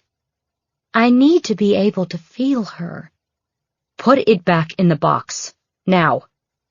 Hatteras did as instructed. Go back to your workstation, Ballard ordered. Hatteras sullenly stepped back from Ballard's station. She turned and went back to her own. Ballard threw a glance at Bosch. She looked as upset as he had ever seen her. He moved to his workstation, checked the red tape on the boxes from the Gallagher family case, and saw that they had not been tampered with. He sat down, but noticed that Ballard was still too agitated to sit down. Colleen, I want you to go home, she said. What? Hatteras said. I'm right in the middle of the ancestry search on this. I don't care. I don't want to see you any more today. You need to go, and I need to think about this. Think about what? I told you this morning I didn't want to go down that road, but you went there anyway. This is a team, but I'm in charge of the team, and you directly ignored my order. I didn't think it was an order. It was. So go, now. Ballard dropped out of Bosch's sight as she sat down. He couldn't see Hatteras, but heard her open and sharply close a desk drawer, and then roughly pull a zipper closed on what he assumed was a purse. She then popped up into view and headed toward the exit. Ballard said nothing as she passed the end of the pod. Hatteras was halfway to the aisle that led to the exit when she pirouetted and came back toward Ballard. For what it's worth, he's close, she said. Her killer is very close. Yeah, you said that about McShane too, Ballard said. I'll take it under advisement. I didn't say McShane was close. This is so typical. Just go home, Colleen. We'll talk tomorrow. Hatteras pirouetted again and headed to the exit. Once she was gone, Ballard sat up straight in her seat so she could look over the partition at Bosch. What do I do about her? Bosch shook his head. I don't know. I don't know how valuable the heritage stuff she does is. Very valuable. Can you get anybody else? What about Lolia? Colleen knows it like the back of her hand. But this psychic shit is a problem. Did she open your boxes? No, they're safe. This is heading toward a bad end. This whole being in charge thing is a pain. I just want to follow cases. I get it. She slumped down out of sight, but before long she stood up again. I have to get out of here, Harry. I'm going up to the valley, and I need a partner. Bosch stood up, ready to go. Chapter 17. They took Ballard's city ride and were all the way onto the 405 North before Bosch asked what they were doing. I made a case list at lunch, and there's an interview I want to cross off. Due diligence as much as anything, and now's as good a time as any. I needed to get out of there. Cool. Who's the interview? A guy named Adam Beecher. He and Laura Wilson were in the same theater group out in Burbank. Back then, the ODs leaned on the theater director, a guy named Harmon Harris, because they heard he and Wilson had an affair a year before her death. They thought maybe there was bad blood between them. Harris denied the affair, and they dropped it when he offered up Beecher as an alibi. She knew that Bosch would know that OD was cold case lingo for original detective. Beecher confirmed he was with him the night of the crime. Right. And I would have left it there, but I happened to Google these guys at lunch, and it turns out that a few years back, Harmon Harris got #MeToo'd out of the business. It was part of an LA Times series on the entertainment business. The sexual assault and harassment complaints about Harris came from both men and women. I guess he was a real Hollywood player, and that kind of scratches the I'm innocent because I'm gay angle. Right. The Times story also reported through anonymous sources that Harris would extort closeted gay actors who came through his classes in theater.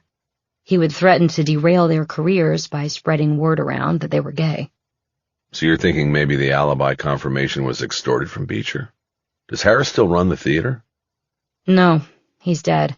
Car accident last year, a month after he was exposed. He hit an abutment on the 101. Suicide? Most likely. Anyway, like I said, I hope I'm just checking this off a list.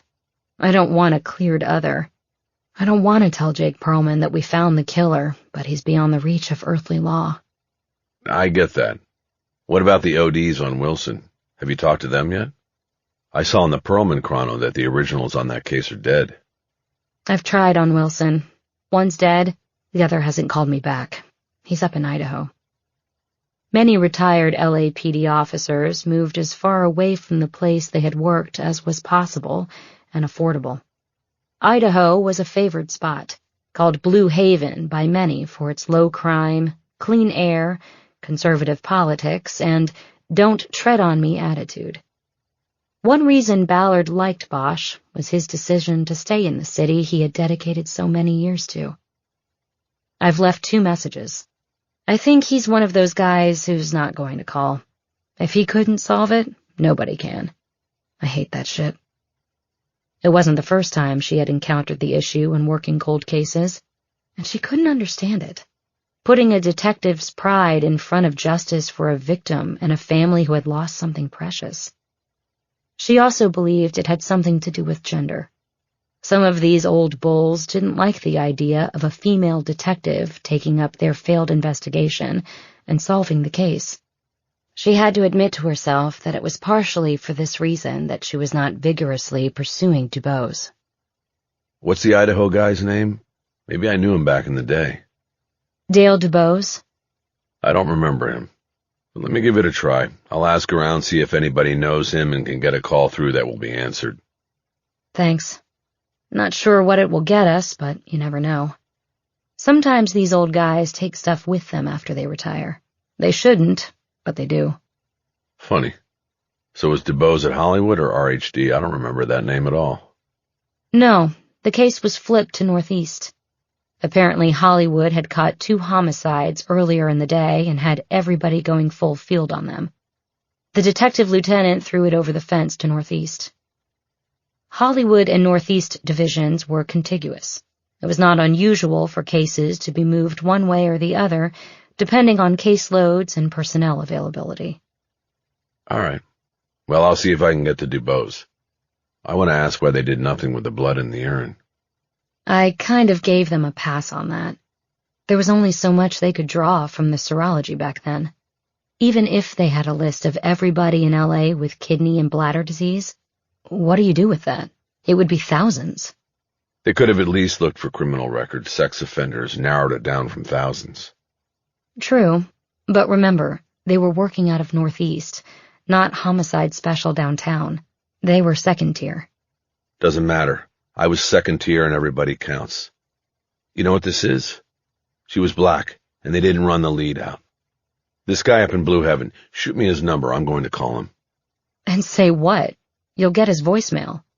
I'm going to say if he doesn't call me back, I'm going to come up there to see him. And he won't like that. Okay, Harry. Thanks. I'll send you the number after this interview. Ballard merged onto the 101 and skirted the northern slope of the Santa Monica Mountains before exiting in Studio City. She headed to the address she had gotten from Adam Beecher's driver's license, a house on Vineland in the foothills. She suddenly realized something. Damn, I'm sorry, Harry. I just realized we should have driven separately. We're practically in your neighborhood, and now you'll have to go all the way back to Amundsen to get your car. It's not a big deal. You gotta fill me in on the case. And get you pissed off about DeBose. I'll tell you what. After the interview, I can drop you off at home, and then I'll come get you on the way in tomorrow. Well, let's decide that when we're done. I have to think about whether I need my car tonight. Okay. Hot date? No. But speaking of hot dates, I was going to ask you, how are you and the fireman doing? He's a paramedic, actually, and he's gone. Oh, sorry, I didn't know. I hope it was your call. It was. Too many hours apart? No, the opposite, actually. He was 3 on, 4 off, and all he wanted to do when he was off duty was barbecue brisket and sit around watching Chicago Fire reruns. Ballard knew she could tell Bosch more, but she didn't go on. She wanted to stay focused on the case and the interview with Adam Beecher. She pulled over in front of a house built on a lot that sloped so steeply to the left that one side of the house was 2 stories and the other side just 1. The front door was up a curving stone and stepped path to the upper level. Harry, you going to be all right going up? Not a problem. So this guy's still an actor? No, not anymore.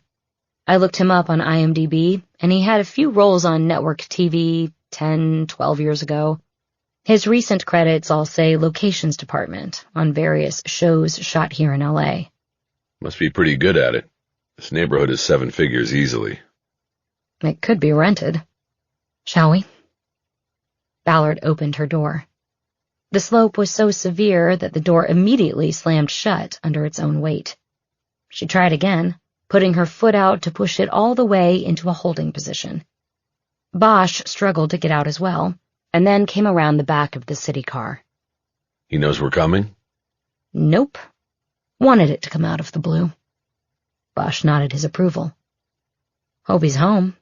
It was a lot easier catching people at home during the lockdown days. Ballard got to the front door and then waited for Bosch to catch up. He had taken the steps up slowly and was huffing by the time he reached her. You okay? Never better. Ballard punched a Ring doorbell, knowing that they were on camera. It wasn't long before the door was answered by a man in blue jeans and a denim shirt. Mr. Beecher? Ballard asked. That's right, he said. What can I do for you? Ballard badged him and identified herself and Bosch as her partner. We'd like to come in and ask you a few questions, she said. About what? Beecher said. I'm actually working and have a Zoom in like 20 minutes that I have to prep for. This won't take long, sir. May we? I guess. He stepped back and opened the door for them. They entered a neat and expensively furnished living room with a dining area and kitchen beyond, and a hallway toward the back of the house. There were large canvases framed in wood on the walls, all studies of the male figure. Is this about the robbery? Beecher asked. What robbery is that? Ballard asked. The Tilbrooks next door. Their house got hit a few nights ago. First time out to the movies in more than 2 years, and their house gets robbed while they're gone. What a town, right? That would be a burglary, and we're investigating a homicide. A homicide? Shit. Who? Can we sit down, sir? Sure. He gestured to the couch and chairs configured around a coffee table that appeared to be a 2-inch thick cud of redwood. There was a small sculpture on the table, an angel sitting in repose, one of his wings broken on the ground at his feet. Ballard sat down in the middle of the couch, on the front edge of the cushion, pulling out a small pad from the pocket of her Van Heusen sport coat. Bosch took a black leather chair off the corner of the coffee table, and that left Beecher, the twin, in the matching set. Ballard began the questioning. Mr. Beecher, we have reopened an investigation into the 2005 homicide of Laura Wilson. You were acquainted with her, correct? Oh, Laura, yes. We were in theater together. Oh my God, I think about her all the time. It so bothered me that they never caught anybody. I can't imagine what her family has gone through. You were questioned back then by Detective DuBose. Do you remember that? I do, yes. You told Detective DuBose that you were with Harmon Harris on the night of the murder. Ballard watched as Beecher's face darkened and his eyes flitted away. He obviously didn't think of Harmon Harris in the affectionate way he thought of Laura Wilson. I did, yes, he said. We are here because we want to give you the opportunity to retract that statement if you wish, Ballard said. What do you mean? That I lied? What I mean is, if it wasn't true that you were with him, then now is the time to set the record straight, Mr. Beecher. This is an unsolved homicide. We need to know the truth. I have nothing to set straight. Are you still in the theater, Mr. Beecher? An actor? I rarely act. I just got too busy with my other work. What work is that? I'm in locations for LA-based productions. It's more work than I can handle, to tell you the truth. Ballard noted that he could not acknowledge that he didn't quite make it as an actor. He claimed something else had pulled him away from that work. You know that Harmon Harris is dead, right? She said. Yes, Beecher said. That was a tragedy. He drove into a concrete pillar on the freeway a month after being outed as being abusive to his students and employees at the theater. It was a story in the Los Angeles Times. Did you know about that too? Beecher nodded vigorously. His hands were gripped together tightly in his lap. Yes, I knew about that, he said. The article anonymously quoted 3 different men who said that Harris threatened to spread the word in the industry that they were gay if they did not have relations with him. You read that too, right? Yes. You're gay as well, sir, correct? Your alibi for him was that you spent the night together on the night Laura Wilson was murdered. Yes, all true, but what's it got to do with the new investigation? Were you extorted in any way by Harris to provide an alibi for him? No, I wasn't.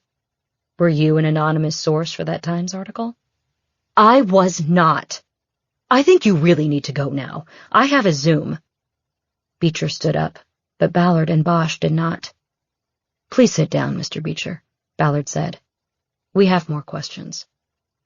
My Zoom is in like 5 minutes, Beecher complained. The sooner you sit down, the sooner you will get to your Zoom. Beecher had moved behind his chair and put his hands on it as if for support. He bowed his head and then raised it angrily. I want you to leave. Sit down. Now. Bosch's first words in the house gave Beecher a jolt, and he looked at Bosch as if scared. Please, Ballard offered. Oh, whatever, Beecher said. He came around the chair and dropped into it. Laura's father died of COVID last year, Ballard said. He never saw justice for his daughter. Her mother is still alive and waiting for justice. We need your help, Mr. Beecher. We need the truth. Beecher ran both hands through his thick dark hair, messing up what had been a carefully composed front wave. You're barking up the wrong tree, he said. Ballard leaned a few inches forward. It was not a denial or an admission that he had lied, but she took it as an indication that there was a new story to be told. How so? She asked. Harmon didn't kill Laura, Beecher said. There is no way in the world that happened. Is that why you gave him an alibi? He had an alibi, but he couldn't use it. Which was? He was with someone else, not me, but that person couldn't go to the police. He was a famous guy, and he couldn't risk it coming out that he wasn't straight. His career would have been over. You knew this man? At the time, I knew of him. A lot of people did. So Harmon made me say I was the one with him that night. End of story.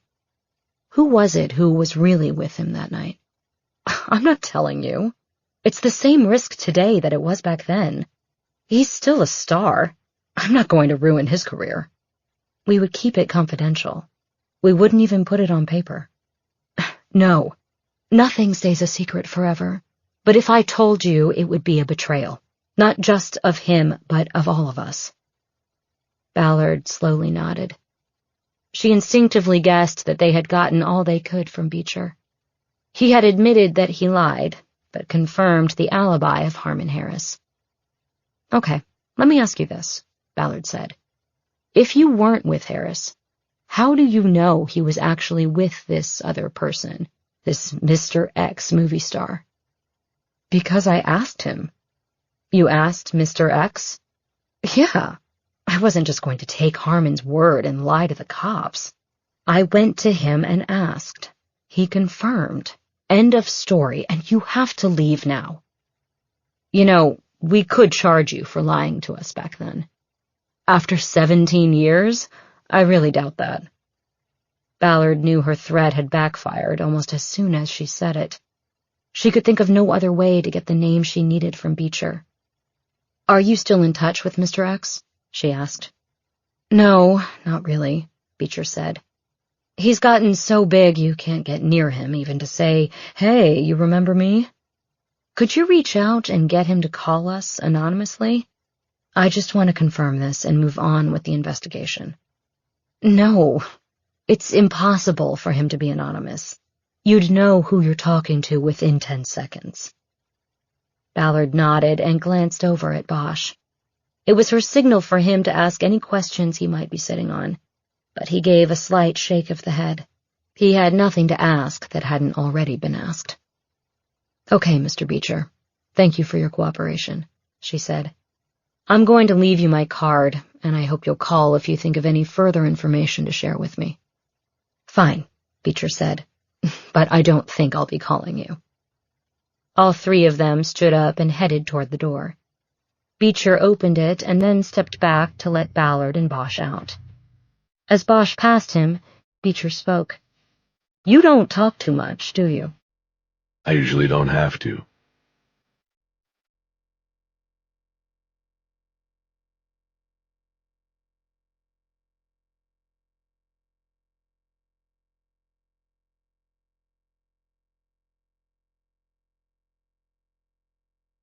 Chapter 18. Bosch was listening to the King Curtis live album recorded at the Fillmore West just a few months before he was murdered in 1971. He popped the volume 2 notches for A Whiter Shade of Pale and thought about all the music not recorded by the sax player because of his early demise in a fight in front of his New York apartment. Parker, Coltrane, Brown, Baker. The list of those who left the stage in mid-song was long. It got Bosch thinking about the Gallagher family and all that was lost with them. The kids never even had the chance to leave a song behind. There was a short honk from outside the house, and Bosch lifted the needle off the record and killed the power to the stereo. He grabbed his keys and went out the front door. Ballard was in her city ride at the curb, the passenger door already open. It told Bosch that something had her in a hurry this morning. He got in quickly and pulled his seatbelt on. Morning. Good morning. Was that Procol Harum you were playing? She said it with surprise in her voice as she pulled away from the curb and headed down to Cahuenga. Close. It was a cover by King Curtis. My father loved that song. He'd sit on the beach after surfing and play it on this toy flute he had. First time I heard it was on a harmonica. The guy in Vietnam. Sounded like a funeral song to me. And that guy, he never made it home. That ended the conversation, and Bosch became self-conscious about the buzzkill. Ballard rescued him by handing him a piece of paper he knew came from her notebook. What's this? My case list. Look it over and pick something to run with. Pick more than one. Bosch studied the list. There were several entries, but some had already been crossed out as completed. Photo to NH? I was supposed to send Nelson Hastings a photo of Laura Wilson, but he already asked about her in the office before I got to it. I'd still send it. Sometimes a face is more memorable than a name. Yeah, but no one in the current office was around during that first election. I need to remind Hastings he has to get me the name of the campaign manager. I'll see if he wants the photo then. Juanita. Is that the victim's mother? Yes, in Chicago. We need to find out what happened to Laura's belongings. See if the campaign button can be located. Right. How about I talk to her? And I'm also going to get to Dale DuBose. Great. What else? When we get in, I want to call Darcy Troy. She texted me on my way over. She has some preliminary info on our suspect's health that she wants to share. I didn't want to do it while driving, and because I want you to hear it.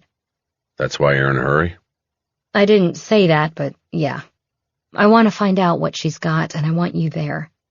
We can go into the interview room and call her. You can deal with Juanita afterward. Cool? Cool. They had gotten to the 101 and were heading south, the spires of downtown in the mist ahead. They would end up taking 3 freeways to get to Westchester and the Amundsen Center. So, you've had a night to sleep on it? What do you think about Beecher? Well, I really don't like being unable to confirm his story. But he wasn't going to give up Mr. X, and we had no leverage to make him. What's your gut say? My gut says it's a true story.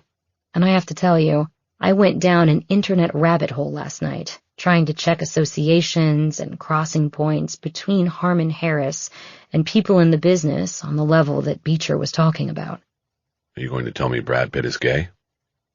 No. I'm going to tell you I wasted 2 hours that I could have used for sleep. I came up with nothing, and nobody I could even hazard a guess at. What's your gut say? To quote Beecher, I think we're barking up the wrong tree. We needed to do it, due diligence and all of that, but I don't see Harmon Harris doing this, and I think Beecher was believable. Then we're done with it. We move on. They got to the Amundsen Center by 8 o'clock, and were the first members of the OU unit to arrive at the pod. After a stop at the break room, they took their coffees into the interview room and closed the door so they could talk to Darcy Troy in private. Think Colleen's coming in today? I don't care, as long as she keeps her hands off the property boxes. Ballard made the call on her cell and put it on speaker. Troy picked up right away. "Hey, Renee," she said. "Darcy," Ballard said. "Thanks for running with this. I'm here with Harry Bosch, who is one of the cold case investigators working with me." "Hi, Harry," Troy said. Hello. Nice to meet you. "Oh, we've met. It was many years ago when I first came on in the DNA lab." Oh, okay. Then, good to meet you again. "So you have an update for us?" Ballard asked. "I do," Troy said. "I would term this preliminary, because there's more we can do. But I knew you were moving quickly, so let me tell you what we've got right now. As you know, they really didn't do much with this when the case first came in, 17 years ago? But there was enough of the sample stored here to allow for further analysis." "We got lucky," Ballard said. "We did," Troy said. "So we ran a basic urine cytology test on what we had, and it does show high levels of albumin and renal epithelial cells. These are clear signs of damage somewhere in the kidneys, bladder, or urinary tract. Most of the time, it signals what is called clear cell renal cell carcinoma. This man likely had a tumor in one or possibly both kidneys, but of course we can't be sure since we don't have him to examine."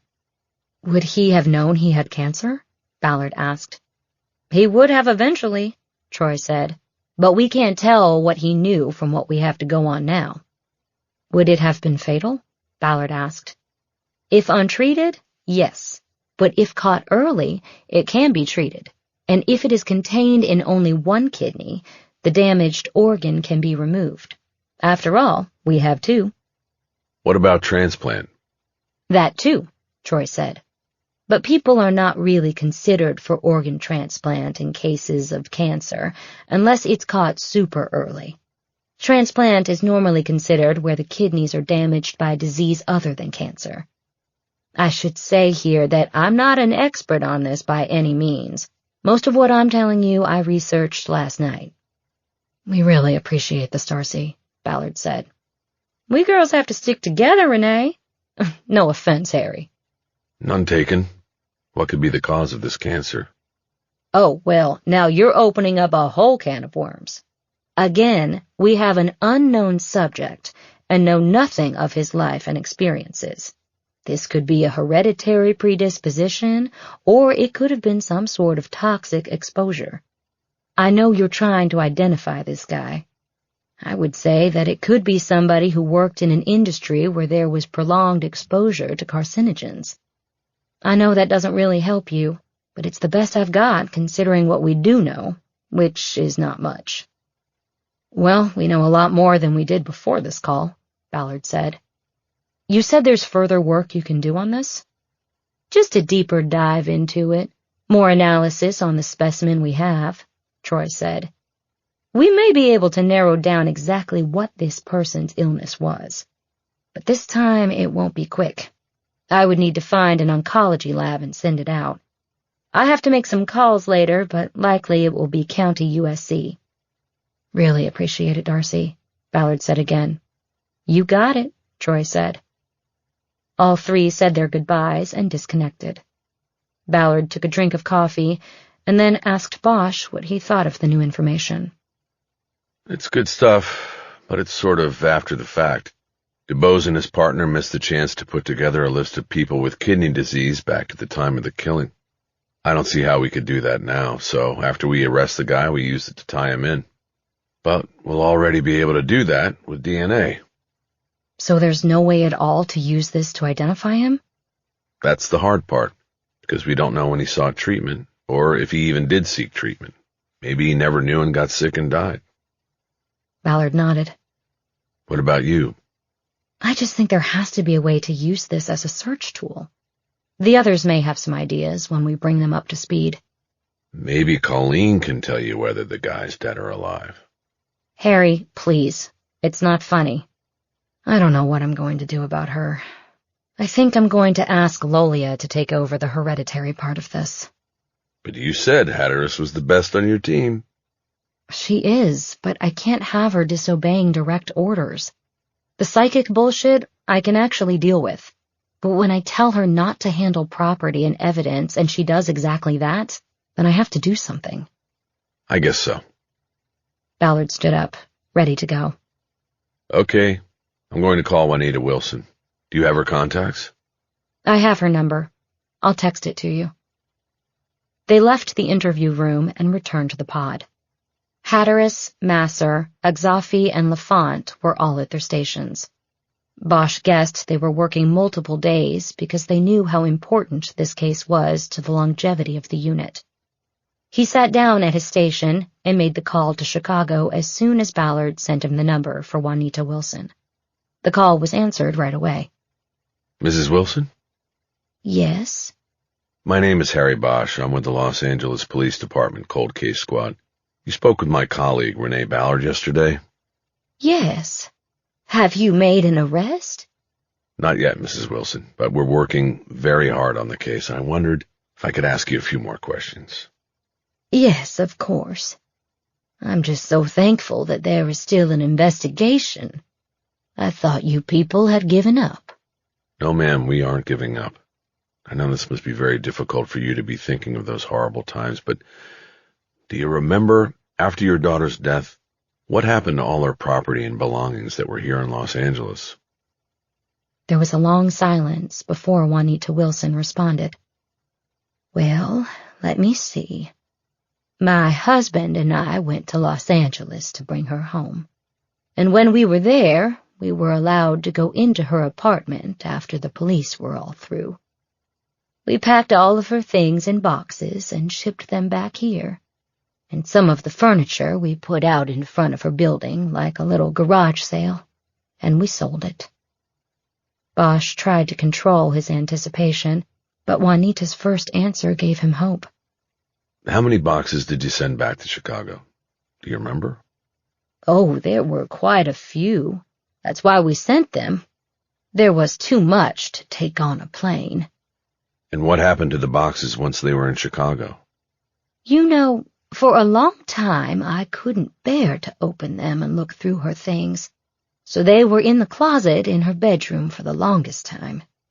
And then I started taking a look from time to time, just to get a sense of her."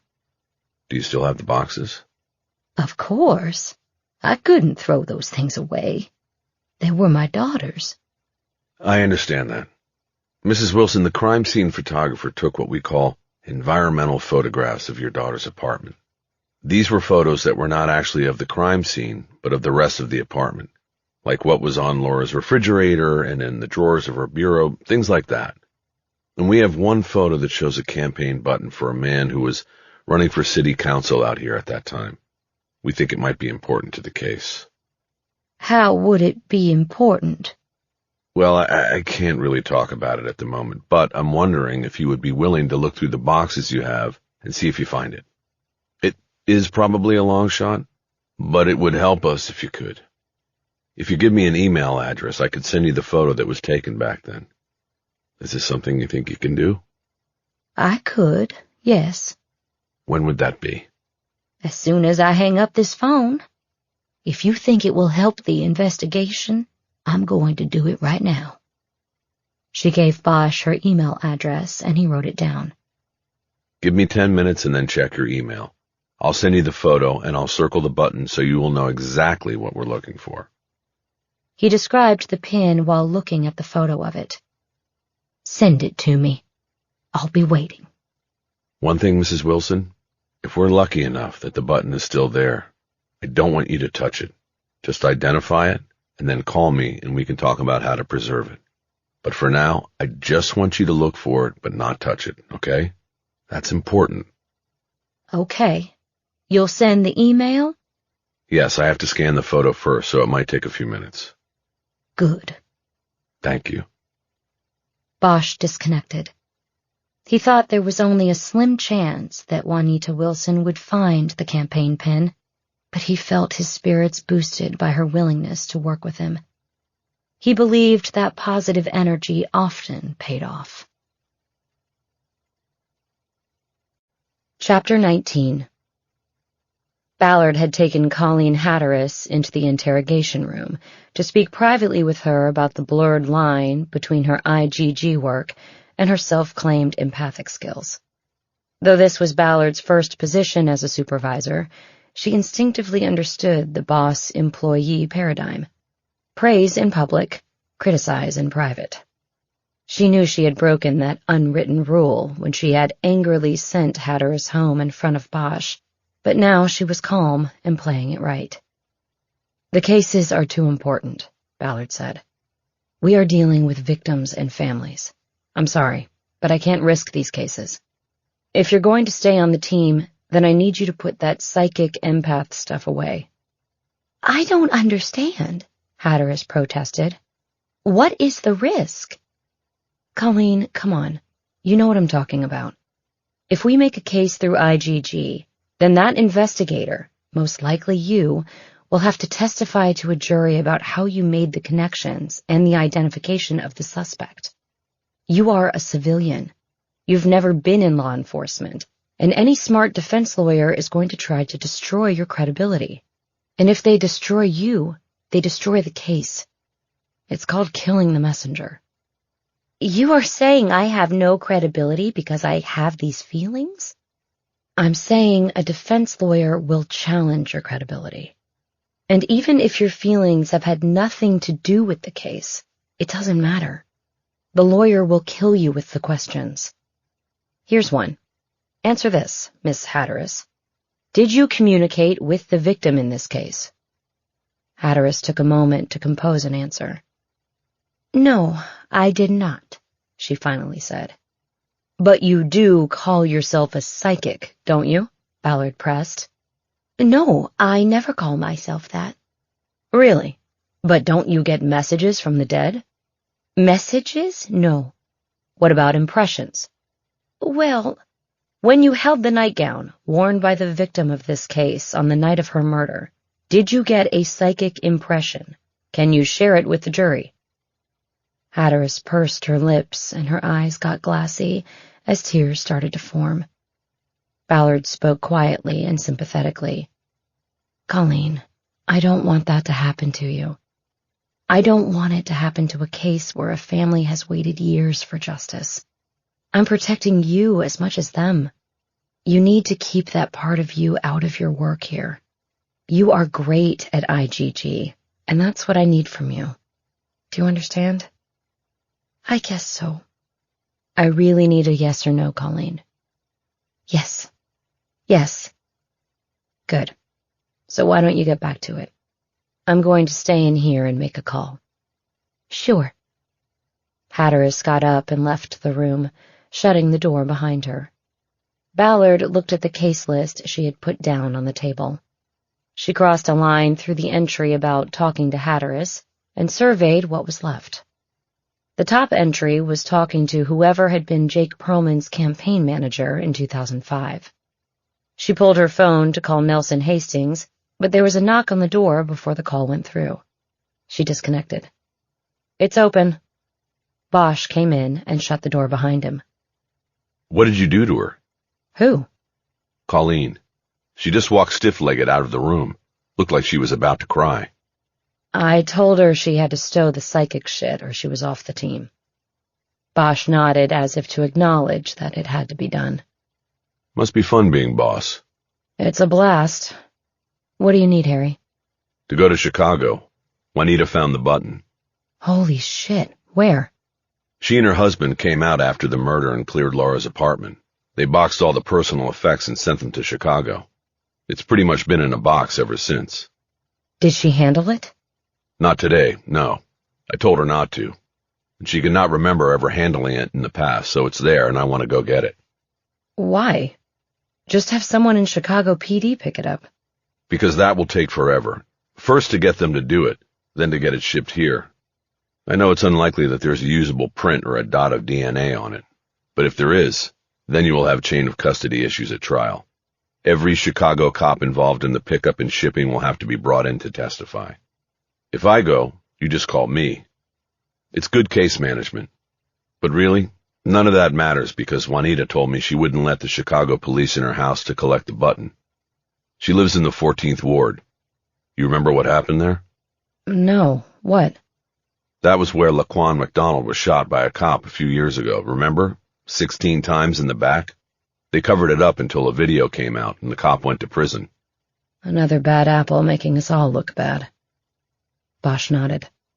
I checked the airlines. I could get there tonight, go see Juanita in the morning, and be back here tomorrow afternoon. I'm never going to get approval or a travel voucher today, Harry. If I put in the request, I'll be lucky to hear back by the end of the week. I know. I'm going on my own. I already booked it. Harry, hold on. I don't want you using your own money to— I go, I get the button. You put in an expense request. If you get it, I get made whole. If you don't, that was my risk and I'm willing to take it. Ballard said nothing. She was thinking and coming to the conclusion that Bosch's plan was best. If I'm going to go, I need to get to the airport in an hour. That's not enough time for you to get home, pack clothes, and get back to the airport. I have a go bag in my car. Harry, what are you, 70? And you drive around with a go bag? I put it in this week for this job. You never know where it's going to take you. So we're good? I'll need some gloves, tape, and an evidence bag. Probably a print kit, too. Hold your horses. I want to make sure this is legit. Ballard got up and went to the door. She called out to Paul Masser and asked him to come to the interview room. Masser stepped in, and Ballard invited him to take the remaining chair. She then ran the scenario of Bosch going to Chicago past him and asked if he, as a former deputy district attorney, saw any procedural or prosecutorial hiccups in the plan. Let me think for a second, Masser said. On its face, it seems Kosher to me. Harry is a volunteer member of the unit. He has immense experience in cases and the finding and collecting of evidence. If the defense tries to challenge this, I think I'd be able to rely on Harry's experience to head off any suggestion of impropriety or incompetence. Would you go alone? Bosch and Ballard looked at each other, and then Ballard nodded. Yes, she said. Alone. I don't want to lose two people on this. Frankly, it's a Hail Mary.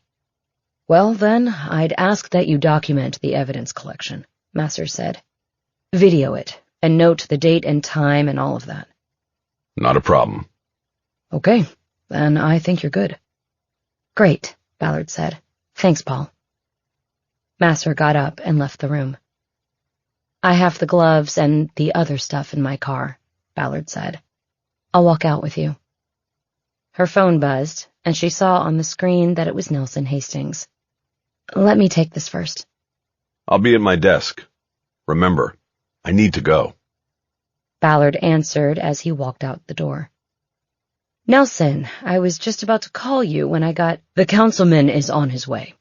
Surprise visit. Hastings disconnected. Shit, Ballard said. One of the things that helped Jake Perlman get elected and then keep his job for a second term was his routine of making so-called surprise visits to people and places in his district. These, of course, were photo ops for the media, which was always invited. And Ballard knew that the heads-up from Hastings was to allow her time to prep for what was actually a no-surprise visit. She left the interview room to warn the team about what was coming. Chapter 20. Because of a massive construction project to build metro train access to the LAX terminal loop, 2 of the 6 parking structures were closed, and Bosch had to drive out of the loop, park at a garage on Century Boulevard, and take a shuttle bus back to the American Airlines terminal.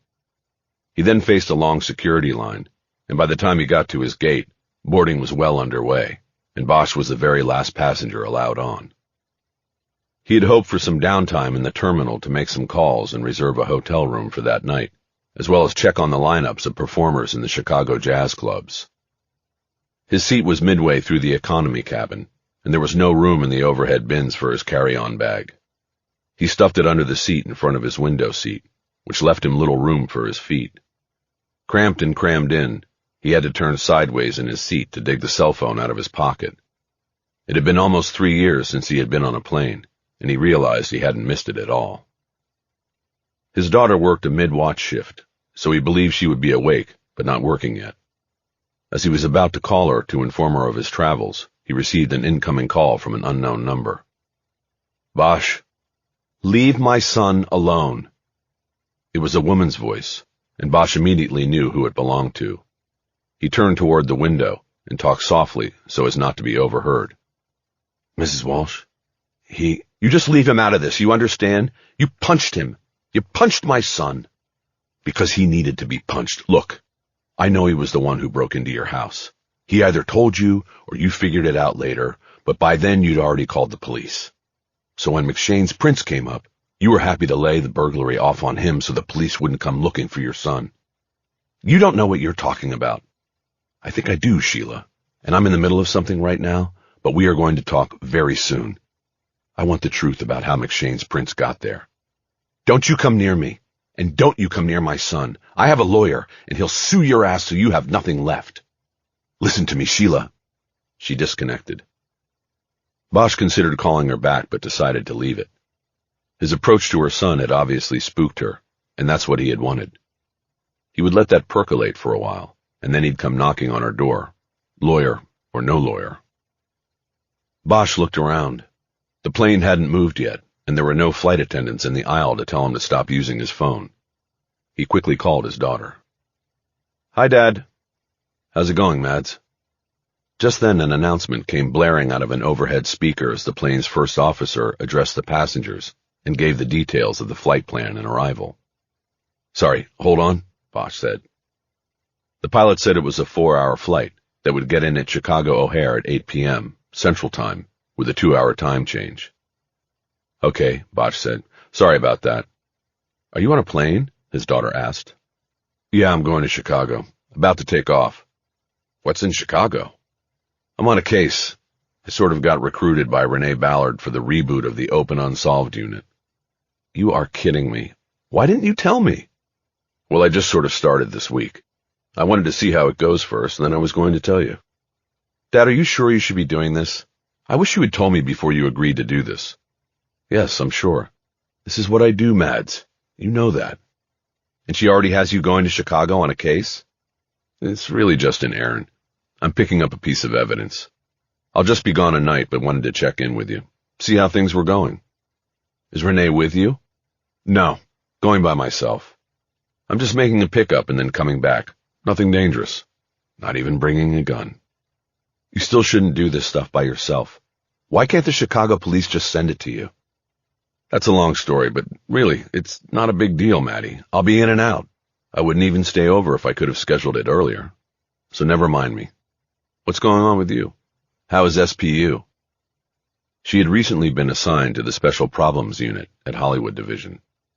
The unit followed a law enforcement strategy of attacking hotspots of crime by flooding the problem area with increased patrols and other tactics targeting the specific crime trend. It was a favorite assignment among young officers because it wasn't always uniform duty. It also involved plainclothes surveillance as well as decoy operations. Bosch knew his daughter was particularly proud of getting the assignment less than a year after graduating from the police academy. It's all good, Maddie said. I've been decoying all week on Melrose. They're having a problem with drive-by purse snatchers. But so far, nothing. Bosch pictured his daughter walking the sidewalks of the hip shopping area with a purse loosely slung over her curbside shoulder, waiting for the robbers to drive up, grab it, and go. Cool. Just you, or are there other decoys? Just me and a couple follow teams. Bosch was glad to hear she was a solo decoy. He didn't want the follow teams concentrating on anybody else. The plane jerked as it started to pull back from the gate. I think I gotta go. We're rolling. Okay, Dad.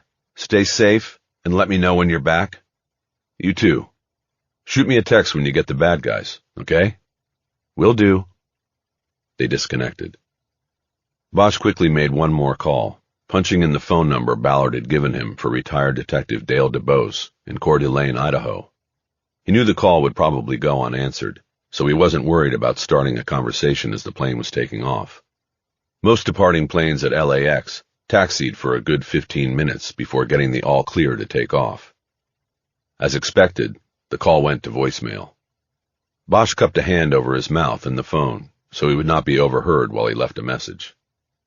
Dale DeBose, it's Harry Bosch with the cold case unit at LAPD. I need you to call me back about the Laura Wilson case, or you're going to find me at your front door. I'll give you a day, and then I'm coming up there, and I'll be pretty pissed off if I have to fly all the way up for a conversation that could be handled over the phone. Bosch repeated his cell number twice, and then disconnected. He hoped the tone of his voice on the message would convey to DuBose that ignoring the call was not an option. He then turned his phone off and put it back in his pocket. 15 minutes later, the plane was in the air, and Bosch was looking down through the window at the cold, dark Pacific as the plane banked after takeoff and started to turn east.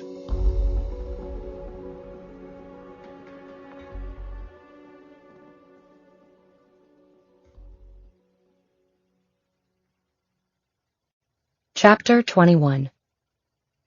After getting the alert from the front desk, Ballard went out to the entrance of the homicide archive to receive Councilman Jake Perlman and his entourage. They came down the main hallway 4 wide, 2 men, 2 women, plus a pool videographer and 2 reporters. Ballard had not yet met Perlman in person, as most of her interactions had been phone calls or Zooms or with Nelson Hastings. "Detective Ballard," Perlman said as he approached. He reached out his hand and they shook. Perlman was clean-shaven with curly dark hair. His grip was firm. He was taller and trimmer than she had expected. Her impression from the Zoom videos was that he would be short and squat.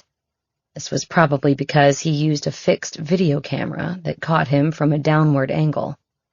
Perlman wore his standard campaign look: blue jeans, black sneakers, and a white button-down shirt, sleeves haphazardly rolled up to the elbows. "Welcome to the Amundsen Center and the Homicide Archive," Ballard said. "Thank you for coming." "Well, I had to see it," Perlman said, "and I had to finally meet you in person." The councilman introduced his entourage. Ballard already knew Hastings. He was slightly shorter than Perlman, with close-cropped brown hair. He carried himself with a precise military bearing. The women were Rita Ford, the councilman's political advisor, and Susan Aguilar, his policy advisor. Both women were mid-30s and attractive, dressed in conservative, professional suits. Ballard considered that politics and policy might be the same thing, or at least overlap in terms of advisement, but didn't ask the question. "Well, if you'd like to come back, I'll show you what we're doing," she said. "Of course," Perlman said. "And I want to hear the latest on Sarah's case. You don't know what it means to me just to know that progress is being made." "I'll be happy to sit down with you after the walkthrough." "Then please, lead the way." They entered the archive, and Ballard slowly led the group by the rows of shelved murder books and told them the somber statistics and facts that they already knew, since it had been their pressure on the police department that resulted in the open, unsolved unit being reborn. Eventually they came to the pod, and Ballard introduced each of the investigators on the team and explained what his or her specialty was. She also pointed to Bosch's empty spot and noted that their most experienced investigator was in the field, not mentioning that he had extended the field to Chicago. As she made the introductions, she saw Hastings come up behind the chair where Ted Rawls sat and briefly put his hands on his shoulders. That, plus the fact that Rawls had conveniently arrived at the pod just minutes before Perlman, confirmed what Ballard already knew. Rawls was tight with Hastings and, by extension, Perlman. Hastings most likely gave Rawls the same heads-up she had gotten, and he probably got the first call. The councilman asked a few questions of the investigators, primarily for the video camera, and then Hastings said it was time to move things along. "The councilman's schedule is very tight," he said, "and I know he wanted a few minutes alone with Detective Ballard to get an update." Ballard wheeled Bosch's desk chair around to her pod and invited Perlman to sit down. Hastings stood a few steps behind them, ever on watch, while Ford and Aguilar engaged Hatteras in a discussion of her role as the team's investigative genetic genealogy specialist. While Ballard was worried that Hatteras might start talking about her empathic feelings, she shut out the distraction to focus on her briefing with Perlman. "Before I tell you where we are with the investigation, I want to start with a couple questions," Ballard said. "You don't remember a young woman named Laura Wilson having any involvement in your 2005 campaign, correct?" "Yes, that's what I told Nelson," Perlman said. "I don't remember the name, and I don't remember an African-American woman among our volunteers back then. Now I have major support in the black community, but that first election was, well, not very well thought out or executed." Ballard opened the Laura Wilson murder book, where she had placed one of the actress's 8x10 headshots with her resume printed on the back side. She handed the photo to Perlman. "That's Laura Wilson," she said. Perlman took the photo, and Ballard studied him for a reaction as he looked at it. She saw no recognition in his eyes, and then Perlman slowly shook his head. "So sad," he said. "She was beautiful, but no, I don't recognize her." "Who ran your campaign back then?" Ballard asked. Hastings stepped in close to the pod and leaned down to speak quietly. "I thought this was going to be an update from you," he said, "not a Q&A. The councilman has to get back to City Hall in an hour." "I'm sorry," Ballard said. "That was my last question, and then I can bring you up to speed." "Let's just proceed with the update," Hastings insisted. "It's all right, Nelson," Perlman said. "I wouldn't call it much of a campaign. but what there was of it was run by our friend, Sandy Kramer." "Kramer no longer works with you?" Ballard asked. "No, he left politics a long time ago," Perlman said. "Last I heard, he was selling tuxedos in Century City." "Do you still have a number for him?" Ballard asked. "I'm sure we could dig one up for you," Perlman said. "I'll have Nelson look in the old Rolodex. Now, how close are you to cracking this case and bringing some justice to my sister and my family?"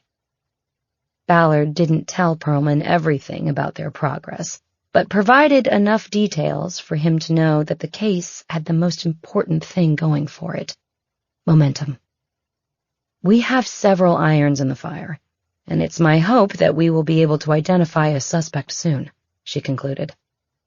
She knew as soon as she said it that she had just made a political promise, and that there would most likely be retribution if she didn't deliver on it. "This is good to hear," Perlman said. "I look forward to that phone call. I've been waiting many years for it." Hastings came back to the pod and put a hand on Perlman's shoulder, a wordless reminder that they were on the clock. The councilman ignored it and asked another question. "So, the campaign button," he said. "Is that just a coincidence? Because it's sort of weird, you know?" "Well, we can't dismiss it yet," Ballard said. "We have actually located the button, and we're going to see what it brings us. That's where my in-the-field detective is at the moment." "Fantastic," Perlman said. "Let me know about that. Meantime, do you have everything you need here? What can I do?" "I appreciate that, Councilman," Ballard said. "The one thing I've found since we started over here is that we need secured storage. We bring in evidence and property from the old cases and have no place to secure it. We've been using the second interview room for some storage, and, of course, this is a police facility, so things should be pretty safe, but most squads have a place to keep things locked up and secure." Before Perlman could respond, Hastings leaned in with a verbal prompt this time. "Jake, we really gotta go," he said. Perlman stood up, and Ballard followed. "You mean like a safe or something?" Perlman asked. "Yes, an evidence safe would be good," Ballard said. Perlman turned to Hastings. "Nellie, remember that," he said. "We need to get a safe in here." "I'll remember," Hastings said. Perlman turned back to Ballard and put out his hand. The videographer focused on their hands as they shook. "Thank you for what you're doing, Detective," Perlman said. "It means a lot to me, but more importantly, it means a lot to this city and this community. We can never forget our victims." "Yes, sir," Ballard said dutifully. She walked the group out and then returned to her workstation, expecting the others to crowd around and ask questions about the high-powered visit. But only Colleen Hatteras poked her head up over the partition. "So, how did that go?" she asked. "I guess okay," Ballard said. "We just need to break open his sister's case, and then we're made in the shade." "We will." "Anything on IGG?" "I've got one hit through GED match so far. A distant cousin to our unknown suspect. I'm going to reach out today, but I'm hoping we get something better. Something closer." "Good. Let me know." Hatteras dropped back out of sight, and Ballard went to work. Not believing that Hastings or anyone else in Perlman's crew would move quickly to get her a contact number for Sandy Kramer, Ballard started looking on her own. She guessed that Sandy was a nickname, or a diminutive for a given name such as Alexander. As she expected, DMV records didn't help. There were too many Alexander Kramers for her to confidently pick a winner. There were also several entries under Sandy, or other alternatives like Sandor and Sundeep. Her next move was to Google tuxedo shops in Century City and start making phone calls. When she had exhausted all the internet listings and hadn't come across a salesman named Kramer, she moved on to Beverly Hills, which was adjacent to Century City. She hit pay dirt on her third call, this one to a place on Beverly Drive called Tux by Lux. She was told that a salesman named Alexander Kramer was on his day off, but would be back at 10 the next morning. Ballard guessed that selling tuxedos in Beverly Hills required a more formal name than Sandy. Ballard disconnected. She planned to be in Beverly Hills the next morning when Kramer came to work. Chapter 22. Bosch was squinting through the sharp morning light and a slight hangover, looking for address numbers on a small blonde brick house at the corner of South Keeler and West 43rd Street. He was far from the DoubleTree near the lake where he had spent the night, and even farther from Los Angeles. He was sitting in the back seat of an Uber in a mixed neighborhood of small homes and one-floor warehouses and manufacturing businesses. "This has got to be it," the driver said. "I don't see any numbers," Bosch said. "Yes, but it's got to be it. My GPS says so, and this will be the best I can do for you, sir." "Okay, I'm getting out here. You want to wait around? I'll be out in less than 30 minutes, and then I go to the American terminal at O'Hare. I'll pay you to wait. I don't want to miss my plane." "No, man, I don't wait round here." "You sure? $50 just to wait a half hour, then the airport run on top of that." Bosch saw the driver's eyes in the mirror. He was considering the offer. The ride app had said his name was Irfan. Bosch wasn't sure why he was uncomfortable staying in the neighborhood. It was certainly a mid to low-income neighborhood, but there was nothing that indicated possible danger. No graffiti, no gangbangers hanging on the corners. "Make it 80, Irfan," Bosch said. "Cash." The driver looked at him in the mirror. "Make it 100, he said, and a 5-star rating." Bosch nodded. "Done," he said. "Now you want me to rip a $100 bill in half like they do in the movies? Give you half, I keep half?" "No, but you pay me as soon as you get back in the car," Irfan said. "Cash, or I leave you right here, and good luck to you getting another ride. Nobody will come here, and you will miss your plane." "Deal. I only have 20s anyway." Irfan didn't appear to see the humor in that.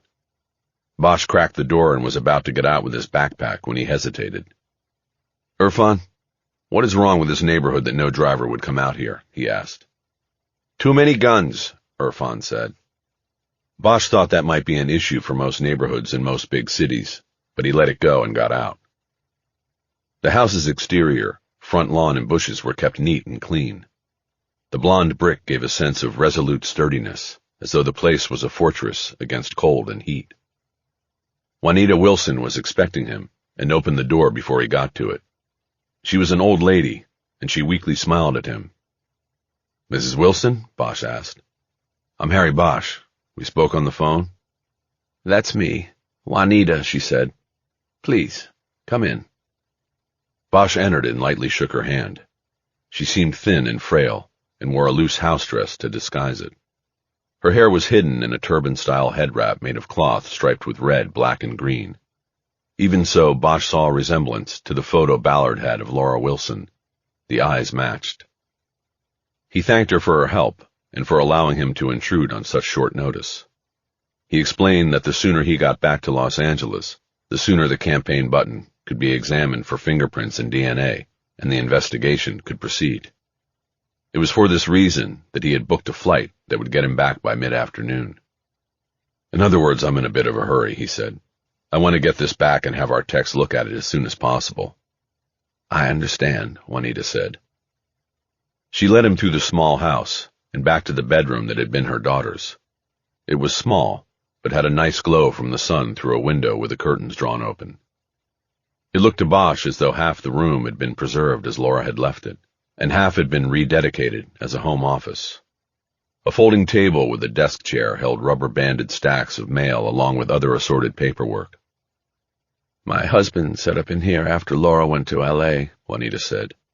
"But we kept the rest for her when she would come home to visit, or in case she gave up on her dream and wanted to come back. And then we just left it." Bosch nodded that he understood. He saw a cardboard box on the bed and pointed to it.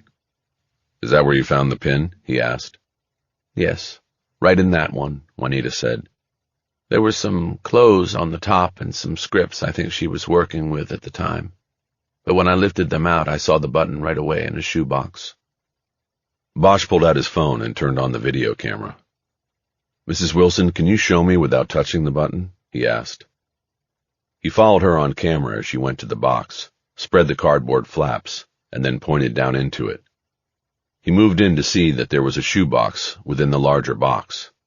Its top was off, and it was filled with small items that Bosch recognized from the crime scene photo of Laura Wilson's junk drawer. He brought his phone down and then zoomed in on the campaign button that said Jake. "If I give you my phone, would you please video me as I retrieve the button, Mrs. Wilson?" Bosch asked. "If you want," Juanita said. "I'm not all that good with a camera." "It'll be fine. I just want to be able to document chain of custody." "Chain of custody?" "Who had possession of the item and when, that once it was collected it was maintained in police control." "I understand." Bosch handed her the phone, and she recorded him putting on rubber gloves from his backpack and opening a plastic evidence bag. He then reached into the box and removed the campaign button from the shoebox. He bagged it, sealed it, and put it in the side pocket of his sport coat. He reached for the phone, spoke the date and time of day, and then turned the recording off. He played the beginning of the video to check that Juanita had gotten what he needed. "That should do it," he said. "Thank you." "What else can I do?" Juanita asked. Bosch hesitated. He had both a print kit and swab kit in his backpack. Ballard had given them to him when she walked him out of the Amundsen Center. Under evidence protocols, he knew he should take Juanita's fingerprints in a DNA swab so she could be excluded from anything that might be found on the campaign button.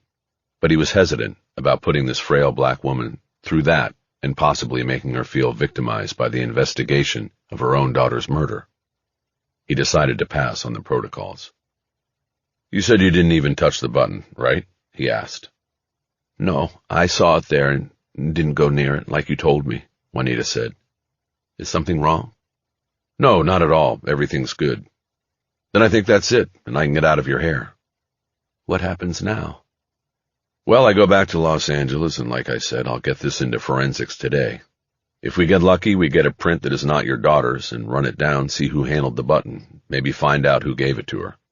Either Detective Ballard or I will keep you informed of our progress." "Okay, because I'm not sure how much more I can wait, you know?" "I know it's difficult. You have waited a long, long time, and believe me, I know what that's like." "No, you don't understand. I'm on a clock, Detective Bosch. I have cancer, a terminal cancer, and I want to know before the end." Bosch realized that she was not an old lady, as he had initially thought. She was sick. He guessed that the head wrap probably hid the baldness that was the result of the brutal assault of anti-cancer treatment. He was immediately embarrassed by his gaffe in saying he would get out of her hair. "I'm sorry," Bosch whispered. "I had given up and was prepared to die," Juanita said. "Then the woman detective called, and it gave me hope. I will hang on, Detective Bosch, until you can give me an answer." "I understand. We will move quickly. That's all I can promise." "That's all I need. Thank you." Bosch nodded. Juanita led him back to the front door where they shook hands and said goodbye. From the front stoop, Bosch saw no car waiting for him on the street. "Shit," he whispered. "No stars for you, Irfan." He walked down the steps and pulled his phone to open the ride app and try to get another car. Movement in his peripheral vision drew his attention, and he looked up to see Irfan's car gliding to a stop at the curb. His window was down. "I went to refuel," he called. Bosch got in the back seat. He handed 520s over the seat to the driver. "Hold here for a second," he said. Irfan did as instructed. Bosch plugged in his earphones and turned on the music he had downloaded to his phone the night before. He had gone to see the Ferez-Whitted Quintet at Winter's Jazz Club near the Navy Pier. The set had been a tribute to Miles Davis, and Bosch had enjoyed it and stayed too late. But he wanted to hear Whitted's own music, and had downloaded 3 albums when he got back to his hotel room. Now a song called The Tree of Life played in his ears while he looked back at the house Laura Wilson had come from. Modest was an understatement. He thought about Laura's humble beginnings in the blonde brick house, and the dream that it took her to L.A., only to have everything she had and had hoped for taken away. It made Bosch angry. He felt an old familiar fire start to burn inside. "Okay, Irfan," he finally said. "Take me to the airport." Chapter 23. Tux by Lux was on Beverly Drive south of Wilshire, which put it on the more economical side of Beverly Hills. It looked like a business that moved a lot of product, as opposed to the by-appointment-only salons on Rodeo Drive that catered to clients headed to the Oscars and the Vanity Fair after-party. Ballard sat in her city ride, sipping her coffee from Go Get 'em Tiger, and waited for the front glass door of Tux by Lux to be unlocked for the day. It was 9:50. Her phone rang, and she saw it was Bosch. She took the call, but kept her eyes on the glass door. "Just checking in. I have the campaign button and I'm at the airport ready to board." Sounds good. How is Juanita? "Fully cooperative, but sick. She's dying." What? "Terminal cancer. I don't know how much time she's got left, but it didn't look like a lot. No pressure, but she said she's hanging on because you gave her hope. She wants to live to see somebody get charged." Oh, great. No pressure at all. What kind of cancer? "I didn't ask. The kind that shrivels you up in the end." God. Well, all we can do is do what we can do. I hope we make a case and she's still alive to know it. "You in the car? I hear traffic." Ballard told him what she was doing, and as she spoke, she saw a man in his 40s come to the glass door of the tuxedo store, unlock it at the bottom, and enter. I think he just opened the store. I should get in there before any customers do. "I'll let you go, but when you get back to Amundsen, can you prime forensics on what's coming? Maybe they can send a print car out to do it right there so we know whether this was a complete waste of time." Will do. "Good luck." They disconnected, and Ballard got out of the car.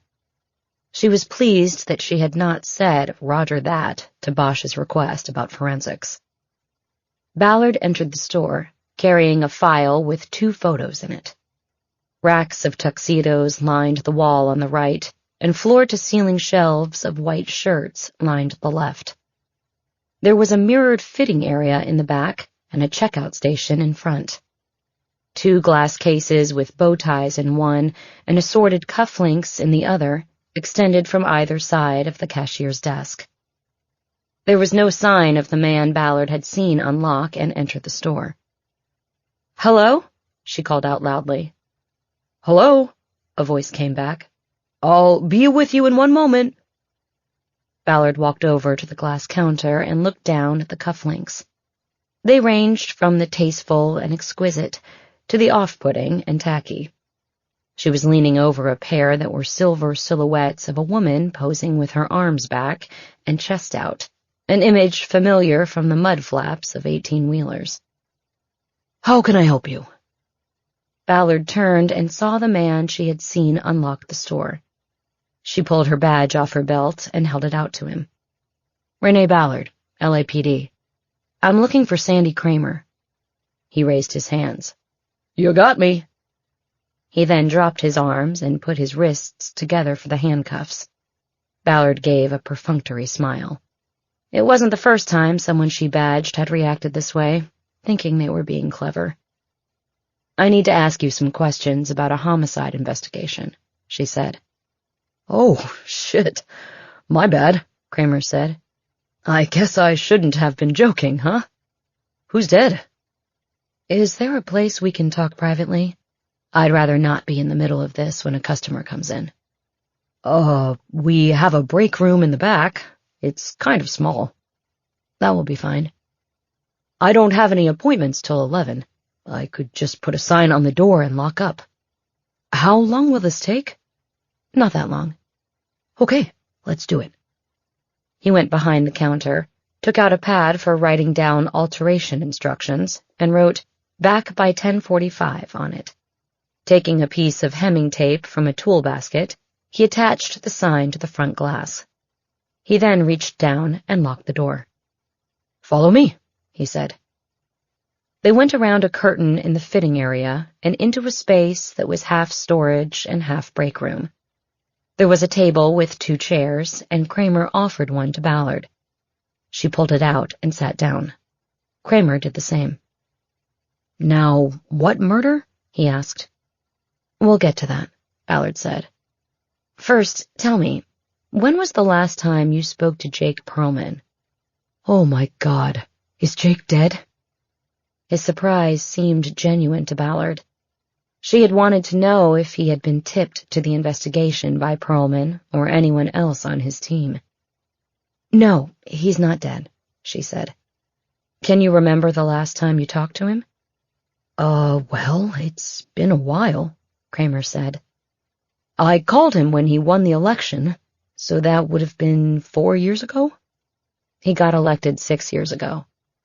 "Wow, time flies. Well, whenever it was, I called and congratulated him. I remember I told him he would be going to a lot of black tie events now, and I offered him a discount here. But that was it. He never took me up on it." "What about Nelson Hastings? Did you talk to him lately?" "Hastings? Forget it. I have no reason to talk to him. I can't remember the last time." "But you know him?" "More like knew. We all went to school together.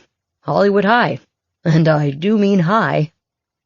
He laughed at his own inside joke, but it was a nervous laugh. Ballard read his tone when he spoke about Hastings as bordering on enmity. "Did you have a problem with Hastings?" she asked. "More like he had a problem with me. He wanted Jake to himself and eventually pushed me out. I'm just not that competitive.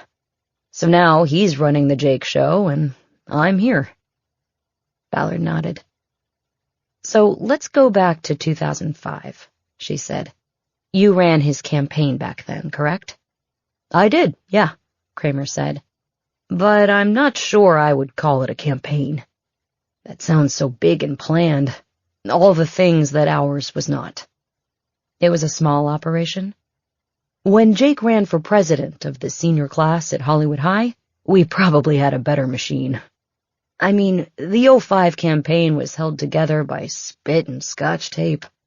We didn't know what we were doing, and it failed as it deserved to fail. Jake stayed in politics, retooled, and then came back and won that seat. I was long gone by then. So tell me who died, and what it has to do with me. I'm getting worried here." "Laura Wilson died. Was murdered. Does that name sound familiar to you?" "Laura Wilson? I don't think so. Let me think for a minute." "Sure." Kramer seemed to ponder the name, but he didn't take the minute he'd asked for. "Are you saying she had something to do with the campaign?" he asked. "I'm trying to find that out," Ballard said. "Did you know all the volunteers?" "Back then I did, yes. I recruited them. But there were not very many, and I don't remember any Laura Wilson." "Let me show you something." She opened the file on the table and proffered the 8x10 headshot of Laura Wilson.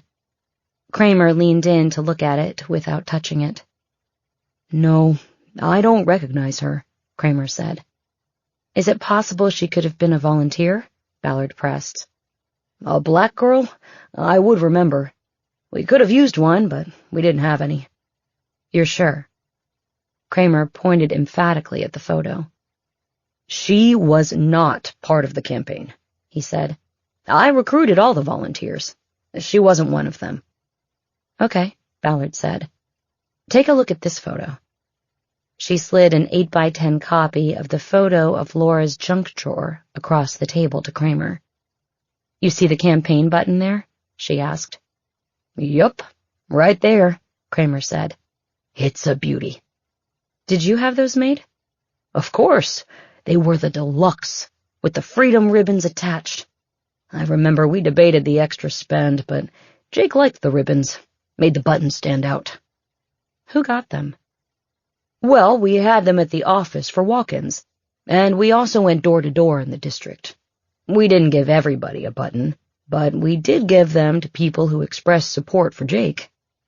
"How many did you have made? Do you remember?" "I think it was 1,000, but we didn't give them all out. I remember after it was all over, I had a couple bags left and just dumped them. In fact, I think the last time I talked to Nelson was when he called me up and asked for the buttons because Jake was going to make another run at it. I told him I'd dumped them years ago, and he just hung up on me. Great guy, that Nellie. Back in '05, do you remember if the campaign sent people door to door in the Franklin Village area? More specifically, Tamarind Avenue, that neighborhood? If it was in the district, I am sure we did. We went out every night. The whole staff and all the volunteers we could get. We'd meet at that deli on Sunset. I can't remember the name. It was like 100 years old, but they closed for good during the pandemic. Greenblatt's. Right, Greenblatt's. Oh, what a loss. I loved that place. They had a room upstairs, and we would all meet there at 6 every night. We'd order sandwiches and a beer, expensing it to the campaign, and then we'd divvy up the neighborhood so there wouldn't be any overlap. We'd hand out buttons and pledge cards, and then we'd split up to go knock on doors. Grassroots, man. But the truth was, I didn't know shit about running a campaign. It was fun, though. Who got Tamarind Avenue? Oh, man. I can't remember that. All I can tell you is we tried to hit every neighborhood at least twice. But I have no records, and that was way too long ago for me to remember who went where or what street. Are you trying to say someone from the campaign killed this woman? No, I'm not saying that. I'm just running down a loose end. This photo is from her apartment. She was murdered there the Saturday before the election, and that button was in her junk drawer. That tells me someone from the campaign probably knocked on her door at some point, leading up to the election. It may not mean anything at all, but we have to ask questions and follow leads wherever they go. Got it. I wish I was more help. Ballard put the photos back in the file and closed it. I take it you've talked to Jake and Hastings already? Kramer said. Yes, we have, Ballard said. I saw them both yesterday. You really don't like Hastings, do you? That obvious, huh? Yes. But at one time you all were good friends? We were, yeah. We were tight as a fist, we used to say. But Nelson got between me and Jake and pushed us apart. It started during that campaign. And then after we lost, I got blamed. Not by Jake, but by Nelson. And that always rubbed me wrong, because he was only the driver. He didn't write positions, didn't strategize media buys. He did nothing except drive, and then he dumps it all on me, that I was the reason we lost. Ballard froze. She tried not to show what was going on behind her eyes, but she was sure that when she had spoken to Hastings about the 2005 campaign and the button in Laura Wilson's drawer, he had said the election was before his time on Perlman's staff. Wait a minute, she said. Nelson Hastings was Perlman's driver during the 2005 campaign? He was around back then? Yeah, he was there, Kramer said. He had just gotten back from Afghanistan and was out of the army, and Jake said he needed a driver. We didn't pay him anything. He was a volunteer. Did he do any of the knocking on doors? We all did that. Even Jake. It was required. Adrenaline was beginning to course through Ballard's blood. She had caught a discrepancy, possibly even an outright lie in the net she had thrown. She felt the investigation suddenly had a solid new direction. "Before I leave, I just want to ask you something," she said. "Back in high school, did you know Jake's sister?" "Sure," Kramer said. "We all did. Sarah, that was horrible. Just horrible." "You were around the family when she was murdered?" "Yeah, I was over there. Jake was my friend. But what could you say, you know? It was just a nightmare." "Who else among his friends was there for him?" "Well, there was me and Nellie. Another guy named Rawls, who became a cop, was part of our group." "Rawls? Was he part of that tight fist you mentioned?" "He was. And so, yeah, we tried to do what we could, but we didn't know how to help. We were just kids." I understand that. Did the police back then talk to you all? I think so. They talked to me, that's for sure. I had gone out on one date with Sarah, but it was a long time before. But they still gave me the 3rd degree. Are these cases somehow connected? Sarah and the girl who had the button? We don't know. It's probably just a grim coincidence.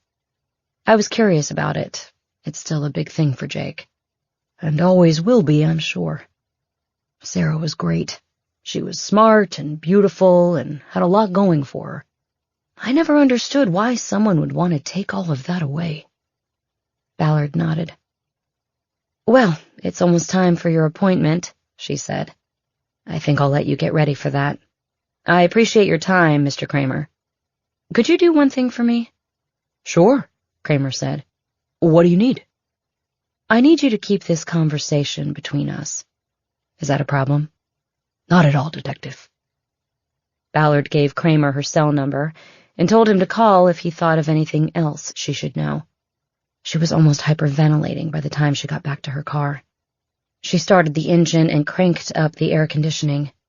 She composed herself and then reached over to the passenger seat to get her case list. She studied it for a moment, trying to modulate her breathing. She focused on one entry on the paper. Hastings, send photo of LW. She realized that she had never done that, and that raised a big question.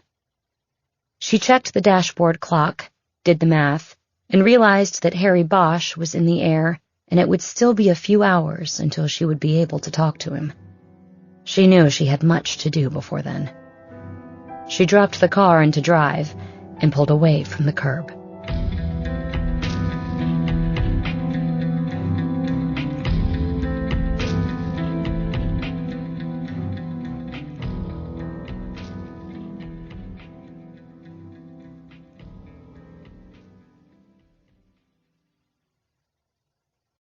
Chapter 24. Bosch drove into the north parking lot of the Hawthorne Mall and easily spotted Ballard's City Ride.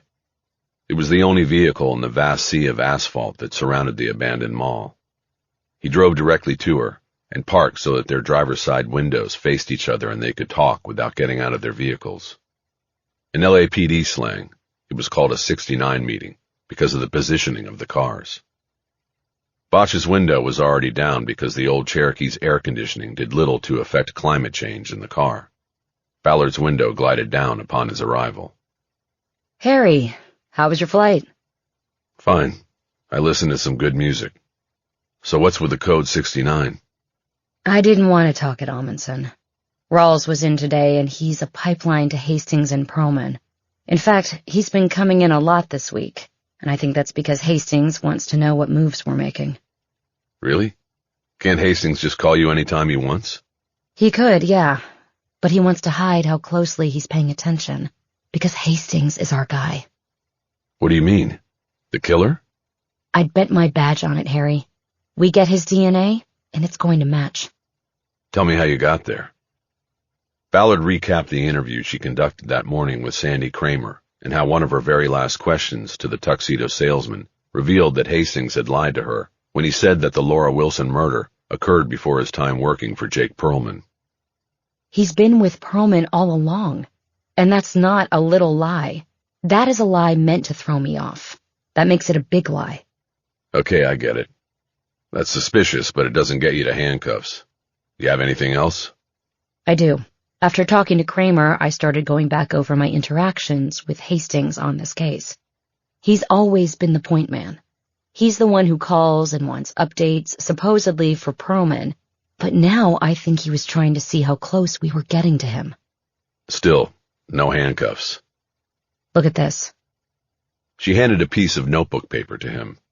Bosch looked at it and realized it was her case list. Your list. I already saw this. I know, but I never sent Hastings a photo of Laura Wilson and didn't scratch it off the list. What does that mean? Okay. I've had 2 phone conversations with Hastings this week about the Wilson case. I've been going over the first conversation in my head. I asked him if he knew the name Laura Wilson and to check what campaign records there might be about her working as a volunteer or making a donation or whatever. I also asked him to check with the staff, including the councilman. I am 95% sure I never said Laura was black. The plan was to scan a photo and send it to him, but I never did. I forgot. Okay. So then in the next conversation, he reports back that there are no records and nobody, including Jake, can remember a Laura Wilson being a volunteer or otherwise. And then to underline this, he said that Jake said he would have remembered if he had an African-American woman on staff or as a volunteer. But you're sure you hadn't told him Laura was black? Exactly. And then when Jake came by the unit yesterday, he said the exact same thing, that he would have remembered an African-American on the campaign. Bosch nodded. Ballard had told him before he'd left for the airport that she had been tipped that Perlman was on his way for a surprise visit to the unit. Could Hastings have figured out she was black on his own? Well, anything's possible, but I didn't tell him. I'm sure of it. Other than that, how was the surprise visit? He and his entourage were there for about 30 minutes tops. I showed them around, they took some video, and I got about 5 minutes with Perlman to ask about Laura. And that's another thing. Hastings kept interrupting and saying Jake had a tight schedule and had to go. Another sign he's trying to block the investigation. He clearly didn't want me asking Perlman questions. Bosch could tell by her urgent tone that Ballard was flying on adrenaline. He was beginning to feel the charge, too. What do you think, Harry? What are the moves? Simple. We get his DNA. That's what you're thinking, right? If the DNA matches, game over. Handcuffs. Ballard nodded. We do it on the down low. Surreptitious collection. We can't let anybody know about this. Rawls is a leak right back to Hastings, and the more people who know, the more things that can go wrong. That's why I wanted to meet you off-site. Got it. They were both silent for a long moment until Bosch spoke again. I'll do it. You'll do what? Follow Hastings and get his DNA. By yourself? You can't do it. You have to run the unit and Hastings knows you. He doesn't know me. I wasn't there for the surprise visit. I'll watch him and make the collection. If it's a match, we run a game on him. We bring him in for an update on the case and get him on record saying he didn't know Wilson and had never been to her apartment. Good. That sounds right. How do I explain you not being at the pod working the case? When you stop showing up, the others will ask me. Then we run a game on them, too. I have the campaign button. I bring it in, and you hit the roof because I went to Chicago without permission. You've already shown that you're willing to send anybody who fucks up home. Ballard paused as she ran a possible scenario through her mind. You know, that could work. Wait a minute. Master knows you sent me. He's not here. He had to take care of something and left. Then let's go do it. I want to be on Hastings when he punches out tonight and his weekend starts. There's one other thing. What? When this started to tumble together with Hastings, I looked him up. Perlman has a website for his constituents, and it has a section on his staff. Photos, mini-biographies, and their scope of duties, all of that. For Hastings, the bio says he's a disabled vet, and I was thinking about the blood and the urine and the cancer. Kramer told me that when Hastings joined that first campaign, he had just gotten out of the military. Bosch thought about this. It could lead to another way to tie Hastings into the case. I know a guy at the military archives in St. Louis. He can pull his service records, and we can see what's there. So you'll handle that too? I think anything to do with Hastings should be handled away from the pod. Right. What else? That's it as far as I know. So why don't you go back to Amundsen, and I'll come wandering in afterward. I'll sit here and call St. Louis first. Do we have a DLB for Hastings? I'll shoot it to you. I pulled it off DMV today because I wanted to know his home address. Did the tuxedo guy say which branch of the military Hastings was in? He said Army, but that could have just been a general catch-all. I'll tell my contact to start there. Ballard was looking down at her phone, pulling up Hastings' date of birth. After she sent it to Bosch, she looked up through the windshield. She was facing the abandoned mall. What's with this place? It's been abandoned for more than 20 years. After the aerospace companies moved away from this area in LAX, it fell on hard times. They closed it down, and it just sits here empty. They use it to film movies now. Strange. A big empty mall like that? Yeah. I'll see you back at Amundsen. I'll be there. She dropped her car into gear and drove off, cutting across the empty parking lot to the exit. Bosch pulled his phone and looked among his contacts for the number for Gary McIntyre, an NCIS investigator at the National Personnel Records Center in Missouri. He had made contact with McIntyre on several cases over the years. Bosch knew McIntyre would be willing to help if he was still there. The call was answered by a female voice. "I was calling Gary McIntyre," he said. "Gary's not here anymore," the woman said. "This is Investigator Hennick. How can I help you?" "This is Harry Bosch, Los Angeles Police Department. I usually deal with Gary. I need to get the service package for a suspect we have out here in a double homicide investigation. Gary's been gone a long time. What was your name again?" "Harry Bosch." "Let me see if he's got your name in the contacts he left me." "It should be there." Bosch heard typing on a keyboard, then a few moments of silence before Hennick reported her findings. "He's got you down here as working for San Fernando PD." "I was there for a couple years, then I came back to the LAPD.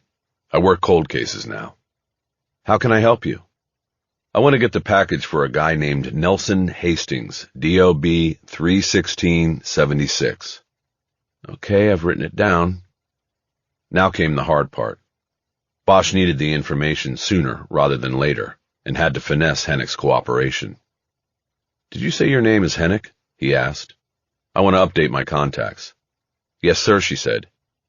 "Could you spell it? I want to make sure I have it right." "Hotel Echo November India Charlie." "Thanks. How about a first name?" "Sarah, with an H." "So Sarah with an H. What kind of time frame are we talking about on this? I've got a clock on this case." "Well, you're on the list. We usually take these in the order they come in." "What sort of a clock?" "If we're right about this guy, he's a serial killer. We need to take him down before he kills somebody new, and I need the military history to see if he can be placed in certain locations during certain years.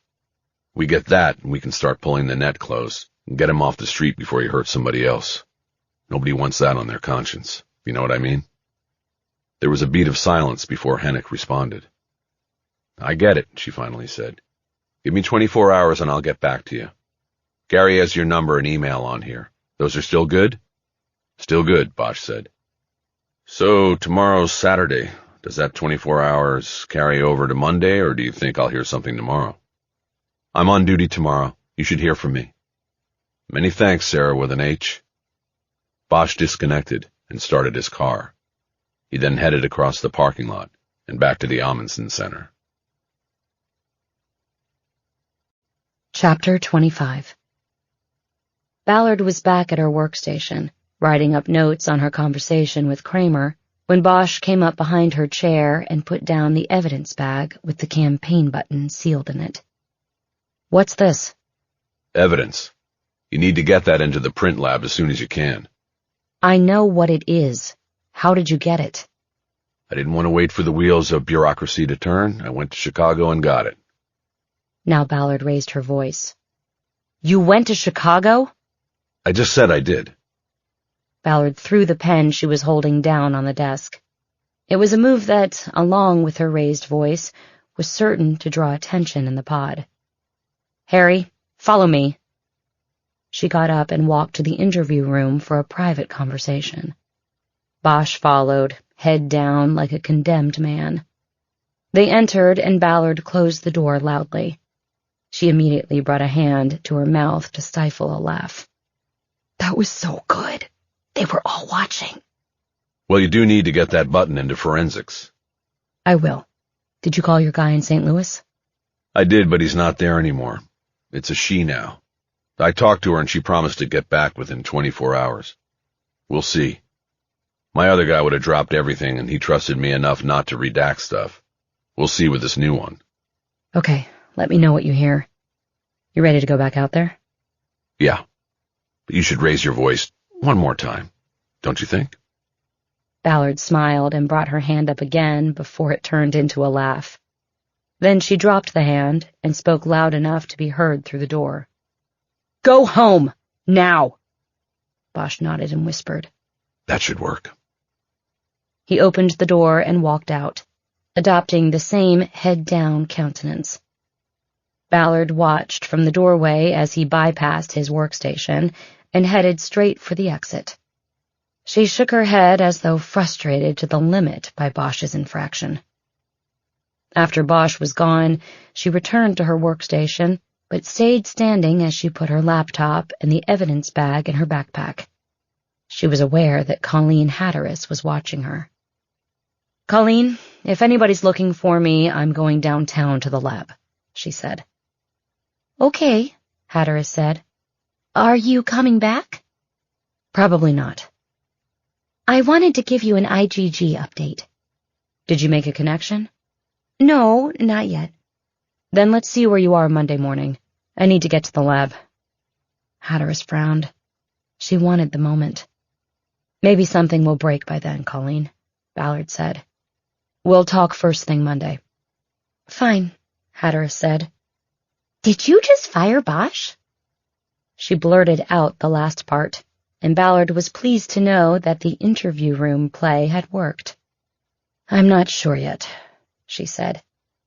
"I think he's a good man at heart," Hatteras said. "I feel it." "Well, he's got to be a better team player or he's out." "I'm sure he will be. My sense is he knows that." "Then good."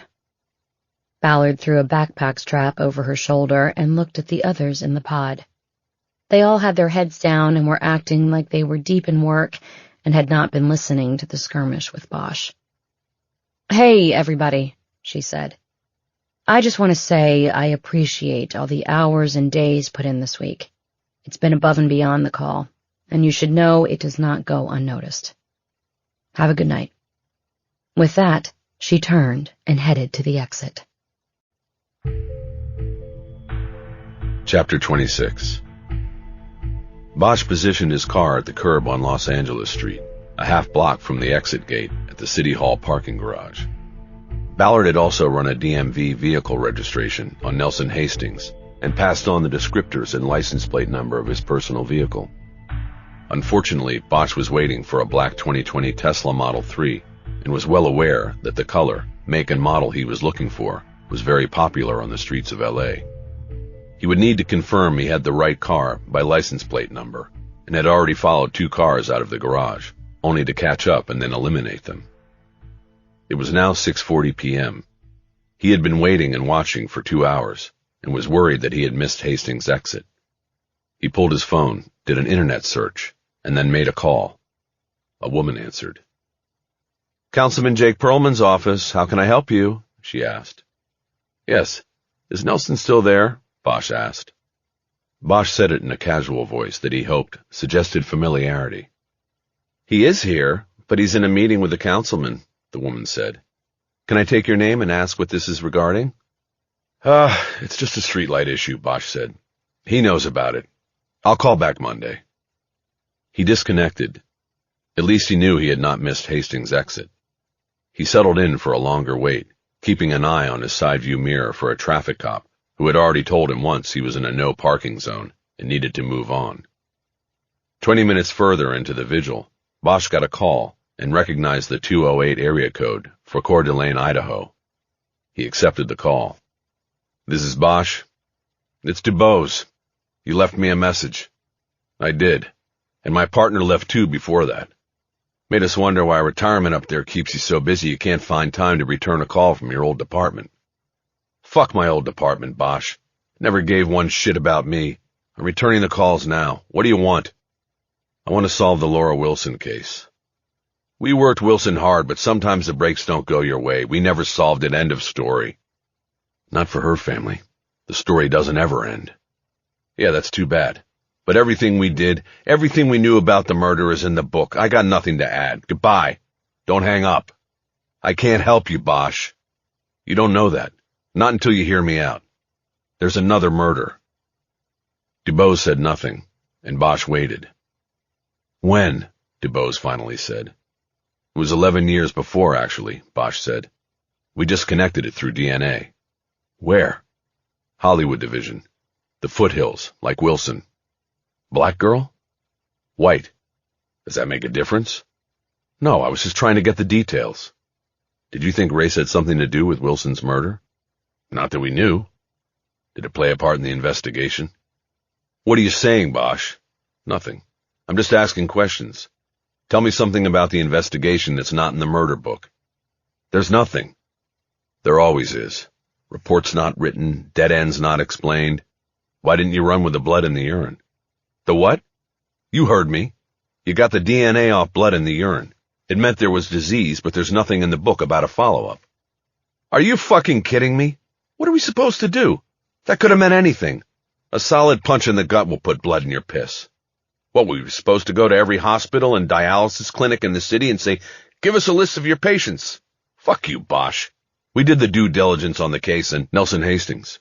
That name ever come up? Nelson who? Hastings. The name's not in the book. He was around 30 at the time, just out of the military. Does the name mean anything to you? No, never heard of him. Think you'd remember if he'd come up? If he came up, then his name would be in the book. We left nothing out. Are we done? Yeah. Sure, DuBose. We're done. Good. DuBose disconnected. Bosch had kept his eyes on the garage exit during the call. He never saw a black Tesla emerge. He now started to grind on the conversation with DuBose. The fact that the retired detective had brought up checking hospitals and dialysis clinics told Bosch that DuBose and his partner had probably considered such an avenue of investigation and had dismissed it. His upset with Bosch was probably based on his guilt for not pursuing it, the stone left unturned. Bosch knew that detectives carried such guilt and regret all the way to the grave. He was about to call Ballard and tell her about the call from DuBose when he saw a quick procession of cars come out of the City Hall garage. The third one in line was a black Tesla. Bosch put down his phone, pulled his car away from the curb, and followed. There was a red light at First Street, and he caught up, confirming the license plate number. It was Hastings' car, but the glass was tinted too dark for him to be able to confirm it was the man whose photograph was on the staff page of the city councilman's website. The Tesla turned right on First and headed north and out of downtown, the driver choosing surface streets over the rush-hour-choked Hollywood freeway. One-car follows were always difficult, especially when the one car was a 30-year-old Cherokee with distinctive square body styling. Bosch hung back as much as he could, but knew that if he missed one traffic light, he could easily lose Hastings. Bosch had gotten his home address from Ballard, but he was hoping there would be a stop-off somewhere along the way that would result in a DNA deposit on a coffee cup, food wrapper, or pizza crust. Shed skin cells contained the needed DNA. All Hastings had to do was handle an object and leave it behind for collection. The Tesla eventually made its way up to Sunset Boulevard and then headed west toward the descending sun. Bosch knew from the data Ballard had sent that Hastings lived on Vista, near the lower entrance to Runyon Canyon Park. He was disappointed that home appeared to be the Tesla's destination. That meant there would be likely no DNA collection this night. But then the Tesla drove past Vista without making the turn. A few blocks later, it stopped at the curb in front of the Almore Wine and Spirits shop. Bosch pulled to the curb a half-block back and watched as a man jumped out of the car and went quickly into the store. Bosch pulled up into the parking lot on the side where the Tesla driver wouldn't see his car when he left. Bosch put on a Dodgers cap, got out, and went into the shop. The hat would give him some degree of camouflage, but he was banking on Hastings not having seen him before or having looked up a photo when he learned from Ballard about the latest addition to the open unsolved unit. Even if he had looked at a photo, it would be an old one from Bosch's LAPD file. Once in the store, Bosch confirmed the driver was Hastings and was at least momentarily relieved that he hadn't blown the surveillance. Hastings was standing in front of the red wine racks. Bosch moved into the shop and stood near a floor display of white wines. Over the top of the display, he saw Hastings reach for a bottle of red and hold it in his palm while he read the back label. He soon put the bottle back on its shelf and picked up another. He read the back label of this one as well and seemed to like what he saw. He turned and went to the counter to purchase it. Bosch noted the location of the first bottle Hastings had handled. He knew he could come back for it, but at the moment, he wanted to be in place to continue following Hastings. He turned and left the shop to return to his car. Bosch knew it was likely that Hastings was simply headed to his nearby home to start off the weekend with a bottle of wine, but he couldn't risk losing him if not. It was important to know where Hastings was located, should it be decided to confront or even arrest him during the weekend. Bosch had to see the surveillance through. A few minutes later, Hastings left the shop, carrying his bottle by the neck. He did not look back in Bosch's direction and hopped into his car. Bosch could only see the back end of the Tesla past the front corner of the shop. When it disappeared as Hastings moved back into traffic, Bosch drove out of the lot and followed. Hastings didn't go home. He continued west on Sunset, crossing Fairfax and Crescent Heights, and then cruising the length of the Strip until he got to Sunset Plaza and turned north again into the hills. He soon made a turn onto St. Ives and immediately parked at the curb in front of a house. Bosch drove past St. Ives and several homes up the hill before making a U-turn and coasting back down to the corner. He held in a position where he had a narrow and partially hidden view of the Tesla and the entrance to the house it was parked in front of. He waited and watched, but Hastings didn't get out of the car. Bosch began to wonder if this was a ploy by Hastings to determine whether he was being followed. But then the house's garage door started to open, and Bosch saw a car coming up Sunset Plaza with its turn indicator flashing. He quickly slapped down his window visor and rubbed his forehead with a hand in front of his face as the car turned in front of him onto St. Ives. He zeroed in on the license plate as it passed and watched as the car pulled into the garage. Hastings got out of his car and walked toward the garage, bottle of wine in hand. Hastings entered, and a few moments later, the garage closed. Bosch quickly grabbed a pad and pen out of the center console and wrote the license plate number down. He then called Ballard. Harry. Where are you? Home. What's up? Can you run a plate for me? Hastings didn't go home. He bought a bottle of wine and brought it to a house above Sunset Plaza. I saw a car pull into the garage and I got the plate. Give it to me and I'll call you back. Bosch disconnected after reading the number off his pad. He checked the house and saw no activity behind the drawn curtains. His gut told him that Hastings had arrived for a romantic dinner with someone and was probably in for the night. Bosch knew that there was a possibility that Ballard would want to continue their surveillance in the morning and possibly through the weekend. He knew from memory that there was a midway car rental on Sunset near Book Soup. He looked it up on his phone and called to reserve a car. He knew it would be pressing his luck to continue following Hastings with a 1992 Hunter Green Cherokee. He needed to switch things up. Ballard had called while he was on the phone with Midway, and he had ignored it. He called her back after securing the rental reservation. Is that the house you're talking about on St. Ives? Yep. What did you get? The plate is registered to Rita Ford on St. Ives. She's Perlman's political advisor. Short, white, long dark hair. That her? I didn't see her because she pulled into the garage. Just got the plate. Well, looks like we have a little inter-office relationship going. I wonder what Perlman knows. It could blow up on him if it ever goes sideways or becomes public knowledge. Bosch didn't offer an opinion. He didn't care about something that to him amounted to gossip. My gut tells me that Hastings is in for the night. He may go home later, but my guess is probably not. Not if they're drinking a bottle of wine. Good point. So you want me to stay or pick it up in the morning? I just rented a car. I'll have a different look tomorrow in case you're worried about the Cherokee. That's smart. You make the call. Leave if you want to. I saw him holding a bottle of wine in the shop. I could go back and get it, drop it off so you can have them look for a palm print in the morning. Wow, yes. Go get that bottle, Harry. Let's hope nobody beat you to it. Bosch hesitated for a moment, but then put words to something else he had been contemplating. And you know, since he's here with her... He stopped. What? I was thinking about his house. Maybe I could see if there's something there. Harry, don't even think about it. You're not a private eye anymore, and we need to do this by the book. There are rules to surreptitious collection. The item collected must be discarded in public. don't go into his house. I mean it. What if I swing by and just check the trash cans? The courts have ruled the trash is fair game. If it's out on a public street. So, Harry, don't go near his house. I want to hear you say you won't. I won't go by his house, okay? It was just a suggestion. A bad one.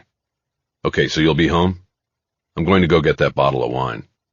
I'll be here.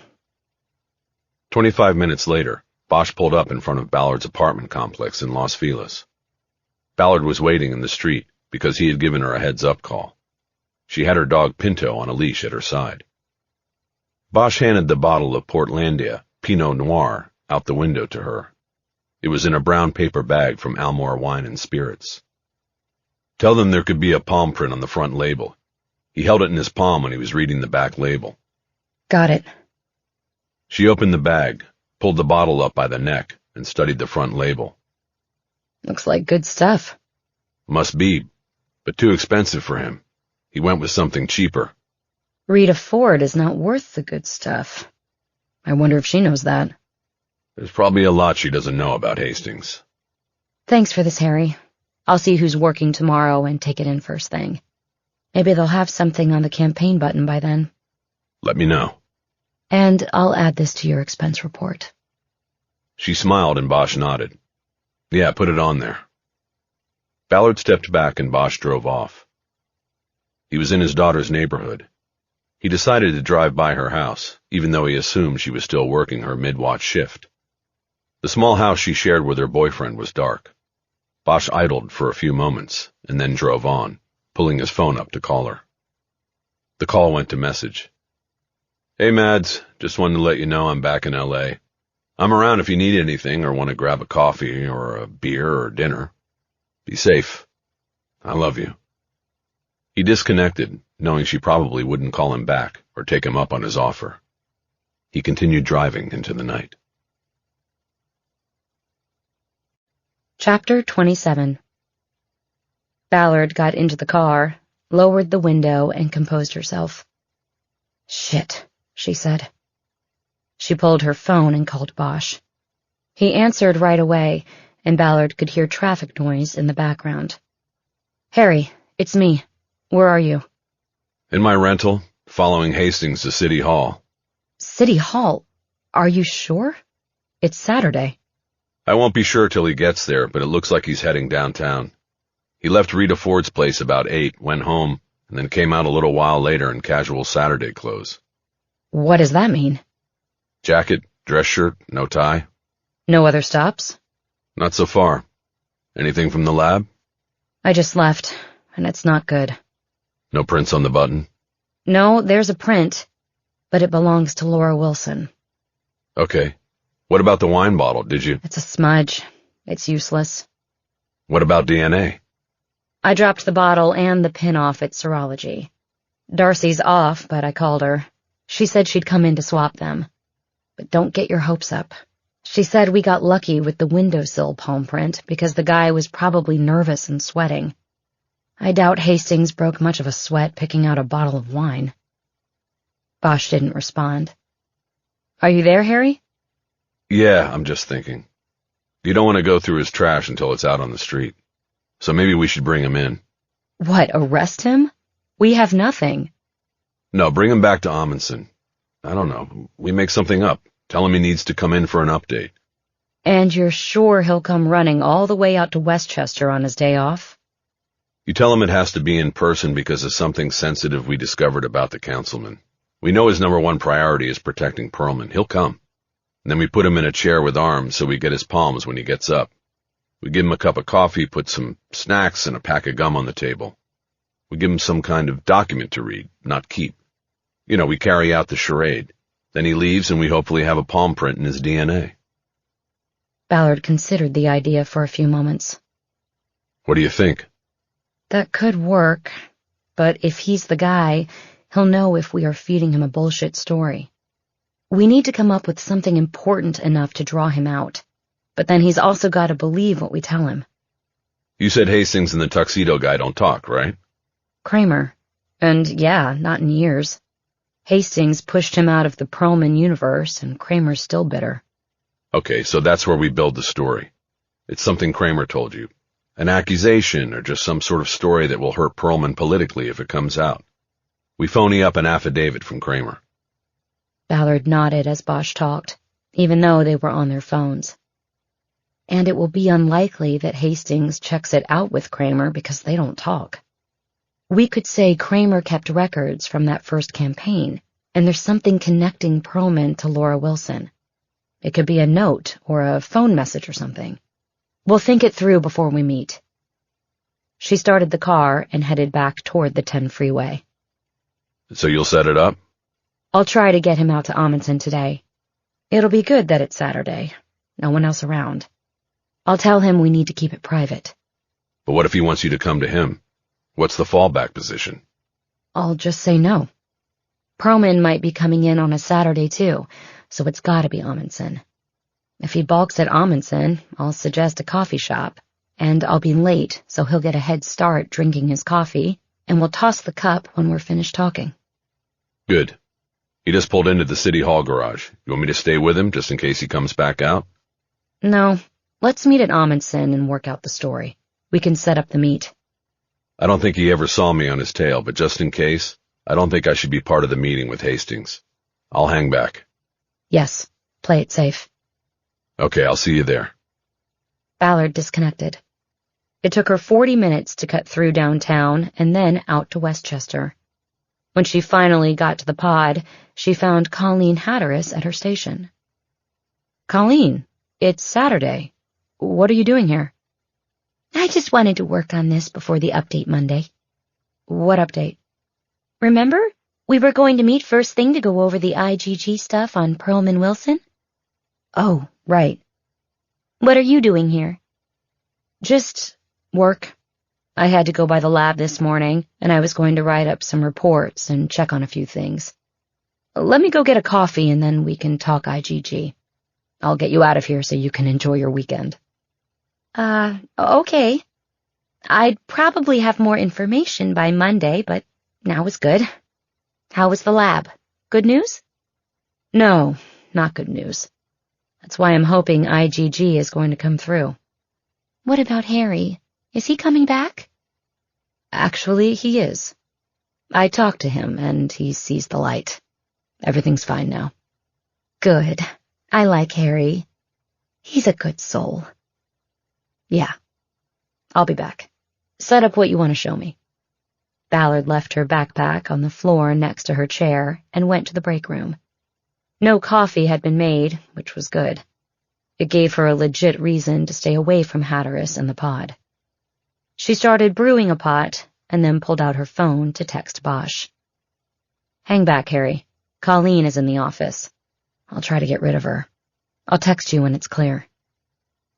Once the glass pot was filled, Ballard poured herself a cup and returned to the pod. Colleen had already pulled a second desk chair over to her station, so Ballard could sit next to her and view her screen. Give me another minute, Ballard said. I have to write a quick email. Ballard pulled her laptop out of her backpack and opened it on her desk. She then composed a bait email to Hastings that she hoped would lead to an in-person meeting. Nelson, something's come up. I know it's Saturday, but I found records from JP's first campaign, and there is something we need to talk about. Any chance you can come to Amundsen or meet me somewhere away from City Hall? Let me know. RB. She read the email over and realized the reference to City Hall revealed that she knew he was working there on a Saturday. She edited it out and then sent it to Hastings. She then grabbed a notebook and a pen to take over to the IGG briefing with Hatteras.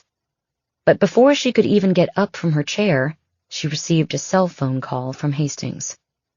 Detective Ballard, what are we talking about here? He asked. I don't want to discuss it on the phone, Ballard said. Can we meet today? I'm at work today. You'll need to come downtown. No, I don't want to be in City Hall for this. There may be others around, and I understand. I can leave the office at 2. You know the Grand Central Market on Broadway? Sure, I can meet you there. There's a G&B Coffee right at the Hill Street side entrance.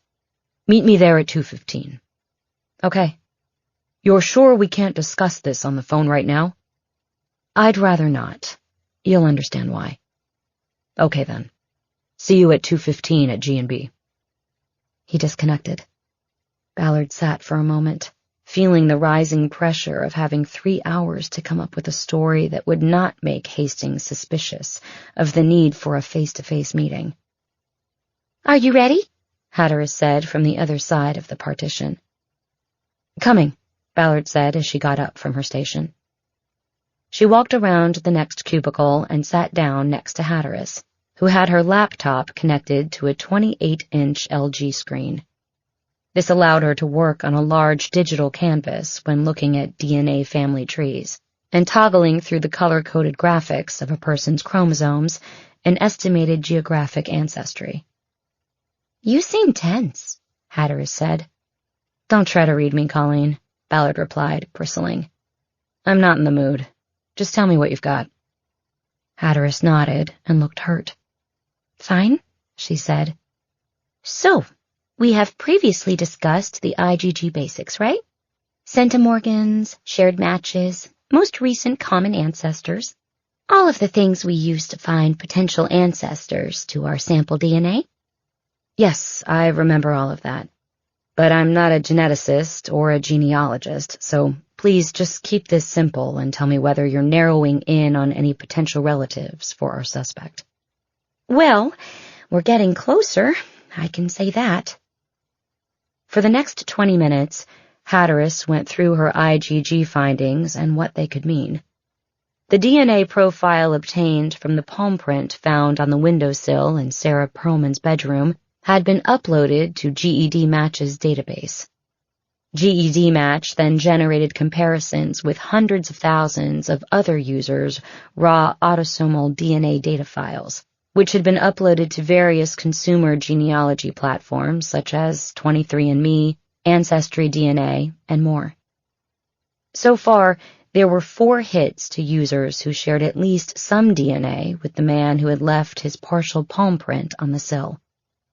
That means we're now up to 4 possible leads to our suspect, Hatteras said. The next move would normally be to start building a family tree around one or all of them to see how they might be related to him. But here's where we got lucky. One of these people has already started a family tree, and it's available to us. It also seems to include the other 3 people whose matches came up. When you start to build a family tree, you can either keep it private or put it out there for other users who may be looking for you to see. This one is public at the moment. Hatteras pointed to her big screen. A genetic family tree looked more like a corporate flowchart than an actual tree. This one was labeled Laughlin Family Tree, and the section Hatteras had enlarged was shaped like an hourglass composed of male and female ancestor icons, with names, birth and death years, geographic locations, and in some cases, thumbnail images. Some icons appeared blank, as relatives on the distant branches of the tree had not yet been identified. It was most definitely a work in progress that had stalled because of a lack of new connections. That doesn't look like it shows anyone in L.A., Ballard said. I said we got lucky, but not that lucky, Hatteras said. This tree reflects a distinctly Midwest settlement of the family. It shows known genetic relatives in Kansas, Missouri, Ohio, and places in between. But hold on, all is not lost. Judging by the number of centimorgans these people share, I'm guessing these are second or third cousins to our unknown suspect.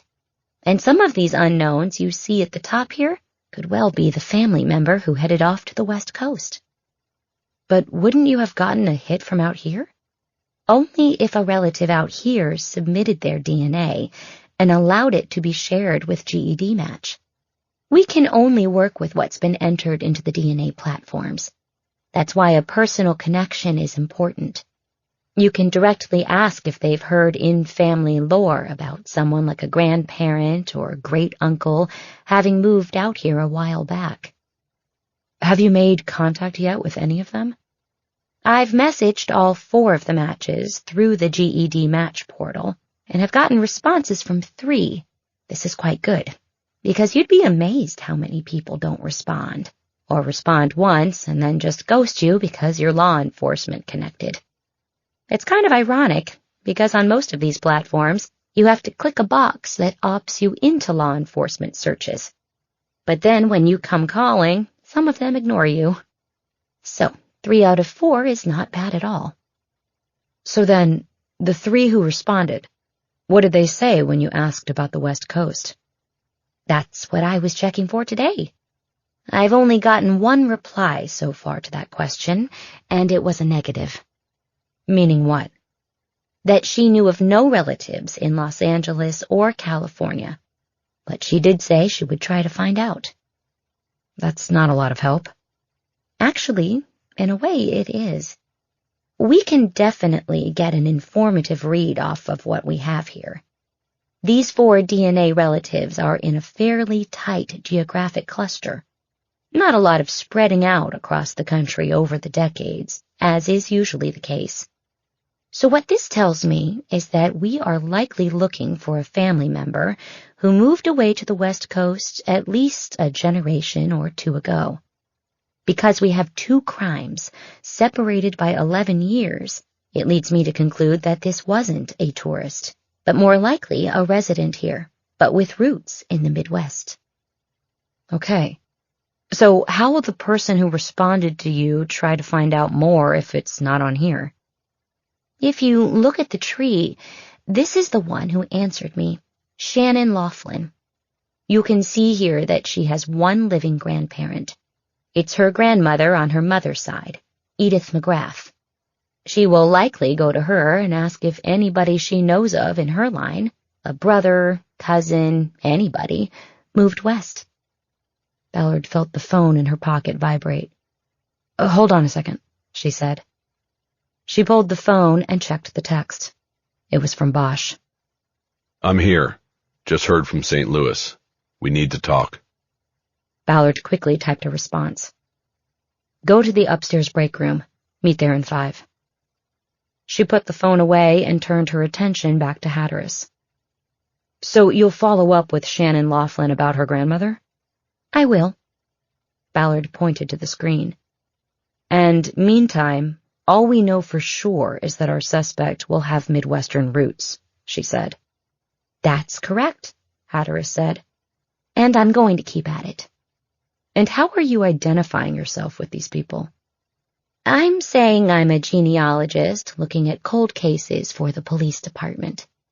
As you know, there's a lot of anti-police sentiment out there lately, so I'm just trying to tread slowly and gently and hopefully gain their trust.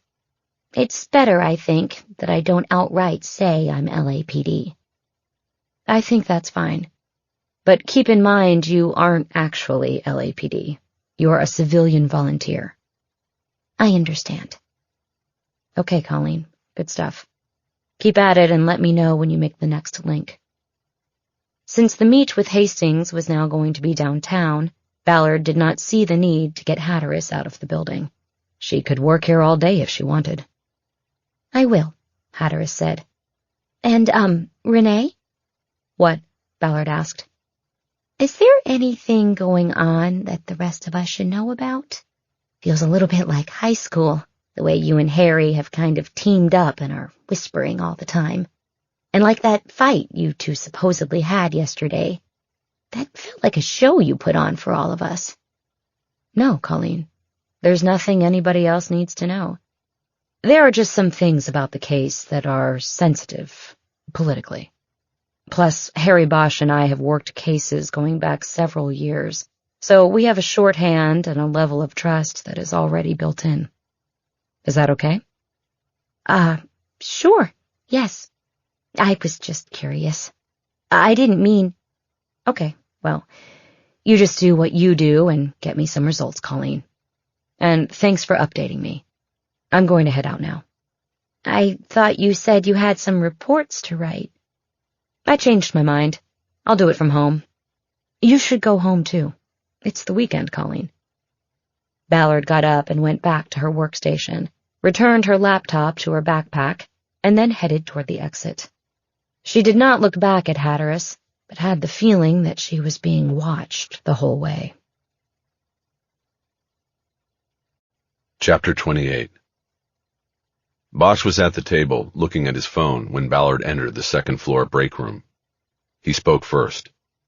"Did you bait Hastings? Is he coming in?"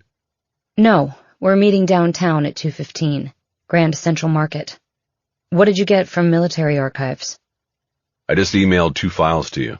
Open up the one called St. Louis." Ballard sat down and opened her laptop. While she put in her password and went to her email, Bosch told her what Hennick had sent him. He tried to contain the energy that he felt building inside. "The new woman at the military archives in St. Louis called the old guy I used to deal with. He vouched for me, said I was good people, so I got the whole military file on Hastings. No redactions." Ballard was across the table from him and looking at her screen. Okay, what am I looking for? First you have his postings, and then on page 4 you have a field action report. He lost part of his foot in Afghanistan, and that's what got him his disabled vet status. Honorably discharged in 04. So he was here for Wilson. Right. He's missing half his foot. He must have a prosthetic. From what I saw last night and today, he's got no limp. Ballard was squinting as she looked at her screen. "You need glasses, Renee." No, I don't. What was it? IED? Doesn't say in the field action report. When I was in Vietnam, some guys shot themselves so they could get the hell out of there. In the foot? Most of the time. They must have really wanted out. Is that what you think Hastings did? I have no idea. I was just talking about Vietnam. Whether he did or he didn't, what's that got to do with Sarah Perlman and Laura Wilson? Nothing. Now open the second file.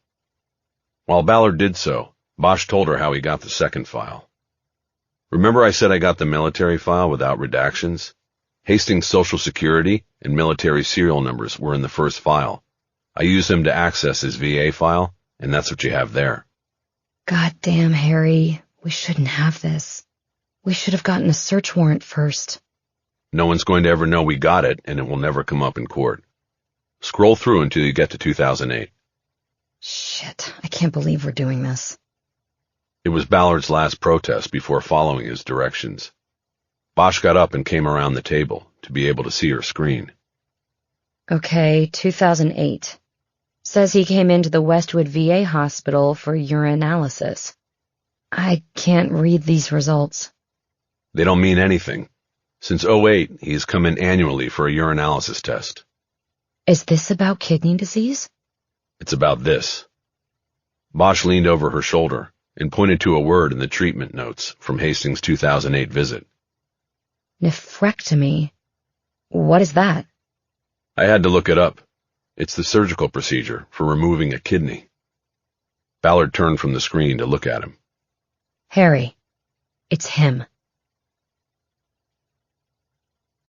Chapter 29. Ballard stood on the sidewalk on First Street, near the corner of the Grand Central Market building. She was in a blind, where Hastings would not be able to see her. It was 2:25, and she was waiting on the go-ahead from Bosch. An earlier text from him reported that he was in place and had eyes on Hastings, who had ordered and received a coffee and was looking at his phone while waiting for her. The key was to make sure Hastings didn't leave with his coffee cup. They needed that for his DNA. Ballard paced in a small pattern next to the wall of the GCM's parking garage, while going over the story in her head. The news that Hastings had had a kidney removed in 2008 shot new momentum into the quiet investigation she and Bosch were conducting. The stakes had grown exponentially in the last few hours, and she was now sure that she would be sitting very soon having coffee with a serial killer. She had to be careful not to stir any suspicion in Hastings, nothing that would cause him to flee or otherwise act out after their conversation. At 2:31, the green light text came in from Bosch. He's halfway through his cup. You're good to go. She put her phone away and immediately rounded the corner onto Hill Street. The open entry to the massive gathering of food and beverage stalls and butcher and produce shops was on the left. Across the street was the lower landing of Angel's Flight, the block-long funicular that carried passengers up and down steep Bunker Hill. Ballard could see Hastings at a small stainless steel table with his back to her approach. She tapped him on the shoulder. "Sorry I'm late," she said. "Airport traffic. Do you want a top-off?" She had to ask the question, even though she was hoping for a no. "I shouldn't even be drinking coffee this late in the day," Hastings said. "It'll have me up all night." "Okay, I'll be right back," Ballard said.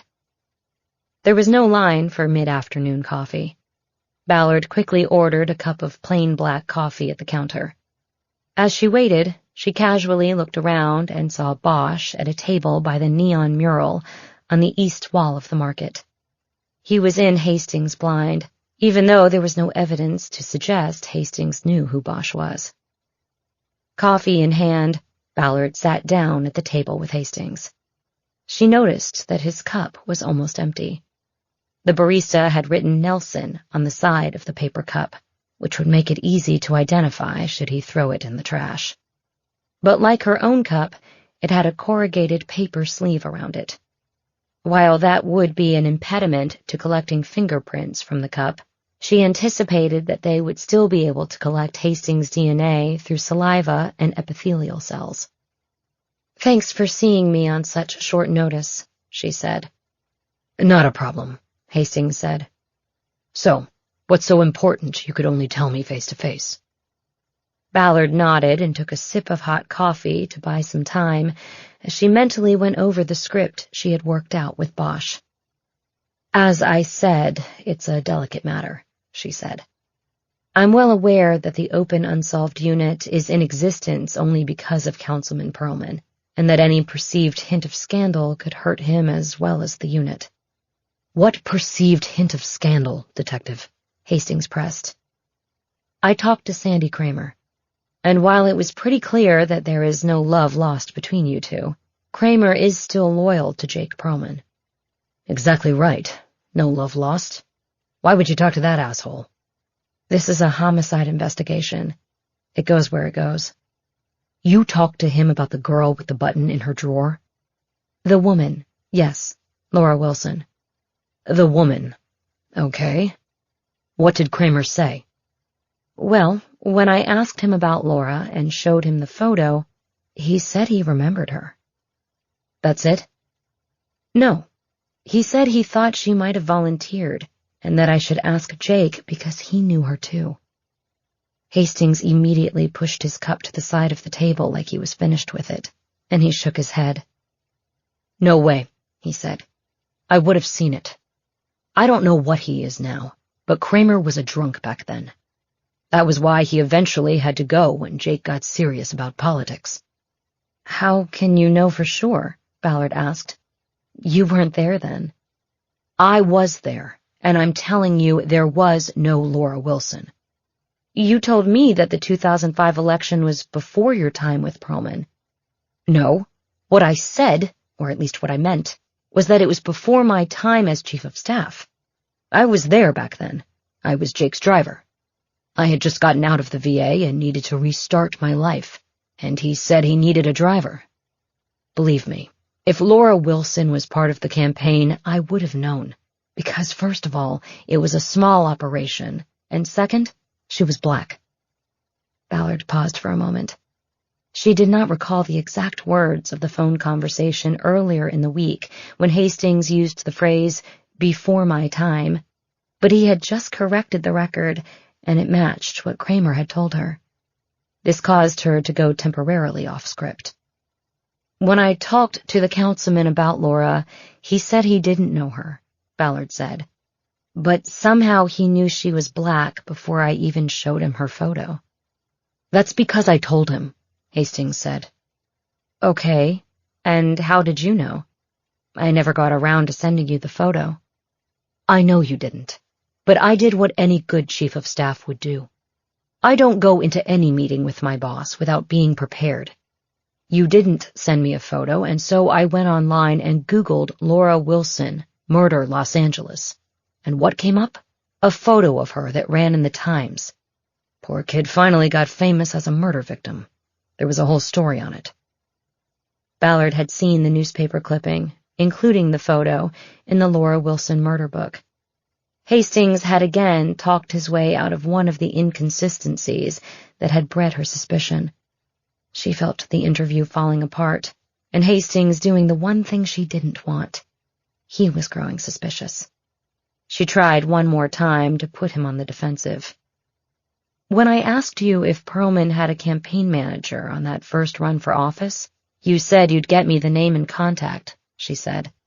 But you knew right then it was Kramer and didn't tell me. Why?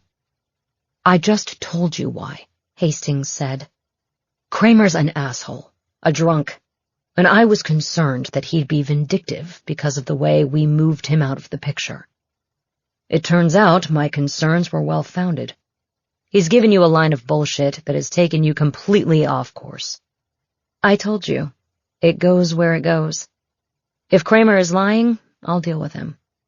What is this really about, Ballard? Are you trying to make some kind of play at Jake? Are you trying to threaten him? Is it you or the department?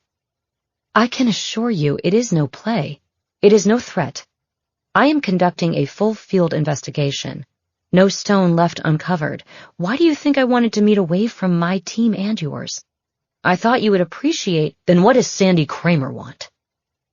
Before Ballard could answer, a man came to the table.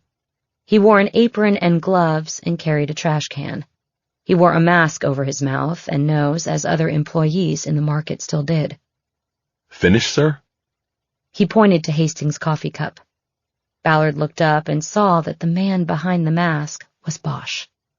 Hastings barely looked up at him. Take it, he said. I'm done. The second sentence was directed at Ballard. Bosch took the coffee cup in his gloved hand and walked away from the table. Hastings fixed Ballard with a hard stare. You know what? He said. I don't even care what Sandy Kramer wants. Fuck him, and fuck you, Ballard, if you think you're going to make a move against Jake or me. This is weak, and I'm out of here. He got up and started walking away. You have this completely wrong, Ballard called after him. He didn't stop.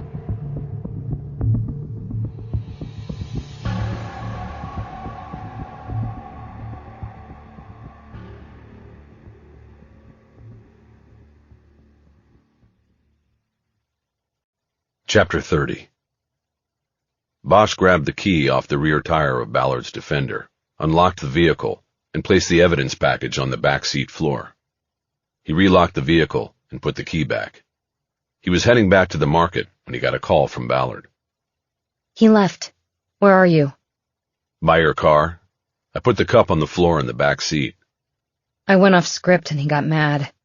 He headed back through the market. Can you pick him up? Hold on. Bosch changed directions on 3rd Street. Instead of going up to Hill, he went down to Broadway and waited at the corner to see if Hastings emerged from the south side of the block-long food court. I don't have him. He should be coming out. He just walked away less than a minute ago. Bosch knew that there were no through aisles in the market. It was a maze of crowded shops and food concessions, and Hastings would need to move around people and shift from one aisle to another as he made his way through. Not enough time had passed for him to get to Broadway.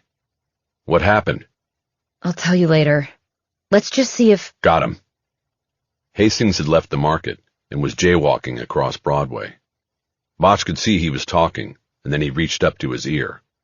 Bosch saw the earbud and knew he had been on a call. He just made a call. He's probably trying to find Kramer. This whole thing just blew up. He looks pretty hot. You're going to stay with him? He may try to confront Kramer. I got him wherever he goes. Okay, let me get to my car and head to the lab. If I'm lucky, I'll be able to catch Darcy while she's there. You stay with Hastings and I'll call you back. She disconnected without waiting for Bosch's reply. Bosch hung back nearly half a block as he followed Hastings on the 4-block walk back to his office in Council Chambers. Hastings walked down 3rd to Spring and turned left. As he turned the corner, Bosch saw him reach up to the earbud again. He was getting a call. Bosch picked up his pace, falling into a trot until he reached the corner. He made the turn and walked briskly to catch up close enough to overhear Hastings' part of the phone conversation. At the 2nd Street intersection, Hastings had to stop and wait for a green light. The Civic Center was largely deserted because it was a weekend and all the city offices and courts were closed.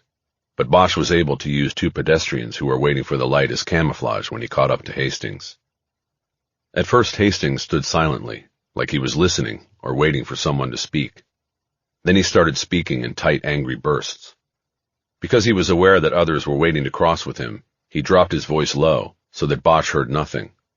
But as soon as the light changed and he stepped into the crosswalk, his voice returned to its sharp tone of command. And Bosch was able to hear almost every word he said. "Listen, motherfucker, you call her back and tell her you lied." There was another pause during which Hastings flung a hand out in a dismissive gesture. "Bullshit. You're the liar. You call her back and tell her what I told you, or I will destroy you. You understand, asshole?" There was a beat of silence, and then Hastings signed off with one word. "Good." Hastings put his finger to his ear to end the call and continued toward City Hall. Bosch once again held back and finally stopped the tail when he watched Hastings go up the stone steps of the historic building. He called Ballard to report on what he had seen and heard.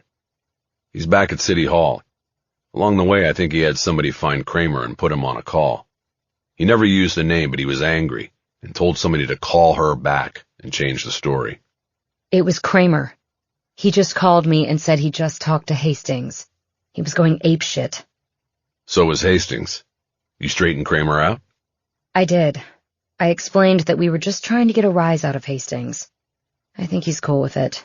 He doesn't like the guy, remember? "How far did you go off script?" "I'm pulling in at the lab, and I've got Darcy Troy waiting for me. Let me drop this off, and then I'll call you back. Or, if you want, we can meet somewhere." "I could eat. Meet me at Trax." "Is that back open?" "Yeah, you want anything?" "I'll get something to drink when I get there. I already ate." It took Bosch 10 minutes to get over to Union Station and the restaurant inside its huge waiting hall. It was after the lunch rush, and the restaurant wasn't crowded, but the waiting hall was packed with travelers embracing a post-pandemic world, whether the threat of the pandemic was actually over or not. Bosch was halfway through a grilled cheese sandwich and a side of fries when Ballard slid into the window booth across from him. She took a French fry off his plate in the same fluid motion. Bosch pushed his plate toward the middle of the table. "Dig in. I can't eat all of this." She took another fry as the waitress came to the table. "I just want an iced tea and some ketchup." Bosch let her settle for a moment before going right to the case. "So Darcy has the cup?" She does. She's putting a rush on it. I think I've used up the next 3 months of favors with her, especially getting her to come in today. "It'll be worth it when we bag this guy. When will she know?" She's hoping the sequencing is done by tomorrow, and then she'll put it into CODIS and see if it draws a match. "She can't directly compare what we get from the cup to what they got from the palm print?" Ballard shook her head. Legal protocol handed down by the DA's office. Makes it harder to challenge in court if you don't go outside the bounds of usual procedure. Skipping it and going to a one-to-one comparison can look like the fix was in. A defense lawyer, like your brother Mickey, could blow that up in court. "Half-brother. So tomorrow we'll know." If we're lucky. Bosch nodded and took another bite of his sandwich. He spoke with his mouth full. "So you went off script with Hastings?" Yeah. He sort of got to me when he knocked down all 3 strikes I had against him. "What strikes?" He corrected what he meant when he said that the Wilson murder was before his time with Perlman. He now says he meant before his time as chief of staff. He acknowledged today that he was Perlman's driver back then. So I went off script when I asked him how he knew Wilson was black when I didn't tell him. "And?" He had an answer for it. I didn't send him a photo, so he Googled her and found a Times story on her murder that had her photo. He was right. The same clip is in the murder book. "Look, none of that matters now with the missing kidney. The DNA match will come back and we take him down." I know, but he's good. He shifted the conversation. So when I got back on script and brought up Kramer and him not giving me the name of the campaign manager when he clearly knew it, he went ballistic. "Yeah, I heard Hastings' side of it. What did Kramer tell you he said to Hastings on the call? He told me he denied saying that Perlman knew Laura Wilson, but Hastings didn't believe him. He just yelled and threatened to destroy him. I think you need to call him. Who? Hastings. Tell him that Kramer just called you and changed his story. Maybe that will calm him down. We kind of left Kramer's ass blowing in the wind on this. Hastings should know there is no threat. Like, now? Yeah, call him. See if he answers. We have to give Kramer some cover. Ballard pulled her phone and called Hastings. He answered, and she quickly explained that she now knew that the information she had received about Perlman knowing Wilson was wrong. She apologized for not confirming or debunking the intel before bringing it to him. She then listened quietly for almost a minute as Hastings had his say and disconnected without giving her a chance to respond. Sounded like that went well. Right. Let's just say that I hope that we get DNA back before he can have me fired Monday. Bosch nodded. Let's hope Darcy comes through. Ballard leaned back and looked out the window into the waiting hall. Union Station was one of the city's lasting beauties. Think how many people have come through this place to get to this city, Harry. People like Laura Wilson, bringing their hopes and dreams. She came from Chicago by train? She kept a journal. It was in the murder book. She took the train to save money. It took 2 days, and she saw the Rocky Mountains. Then she got here and got killed. How fucking unfair was that? Murder is never fair. I'd like to read that journal. I have it at my desk at Amundsen. Bosch joined her in looking out the window into the hall. Dozens of people from all walks of life moved across the Spanish tile floor, either heading away from L.A. or having arrived at their destination, suitcases and dreams in hand. He pictured Laura Wilson arriving and moving wide-eyed through the great hall to the doors that opened to the City of Angels. She could not have known that it was her final destination.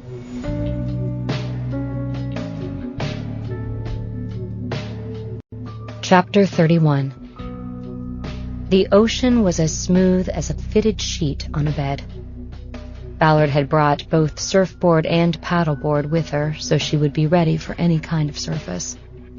She had found a parking spot on the Pacific Coast Highway at the west end of La Costa Beach in Malibu, and was close enough to the water to be able to tell it was a paddle day. This was good. It meant Pinto would get to ride with her, rather than being leashed to a tent pole while she rode the bigger waves. It was a Sunday, but early enough that the beach was not crowded. Ballard opened the defender's hatch and sat on the tail while working on her wetsuit. Pinto was still in his travel crate next to her. She was just about to slide her phone into its waterproof case when it started to buzz. The caller was Darcy Troy, and Ballard's pulse quickened. "Darcy, give me the good news," Ballard said. This was met with silence. "Darcy? Hello?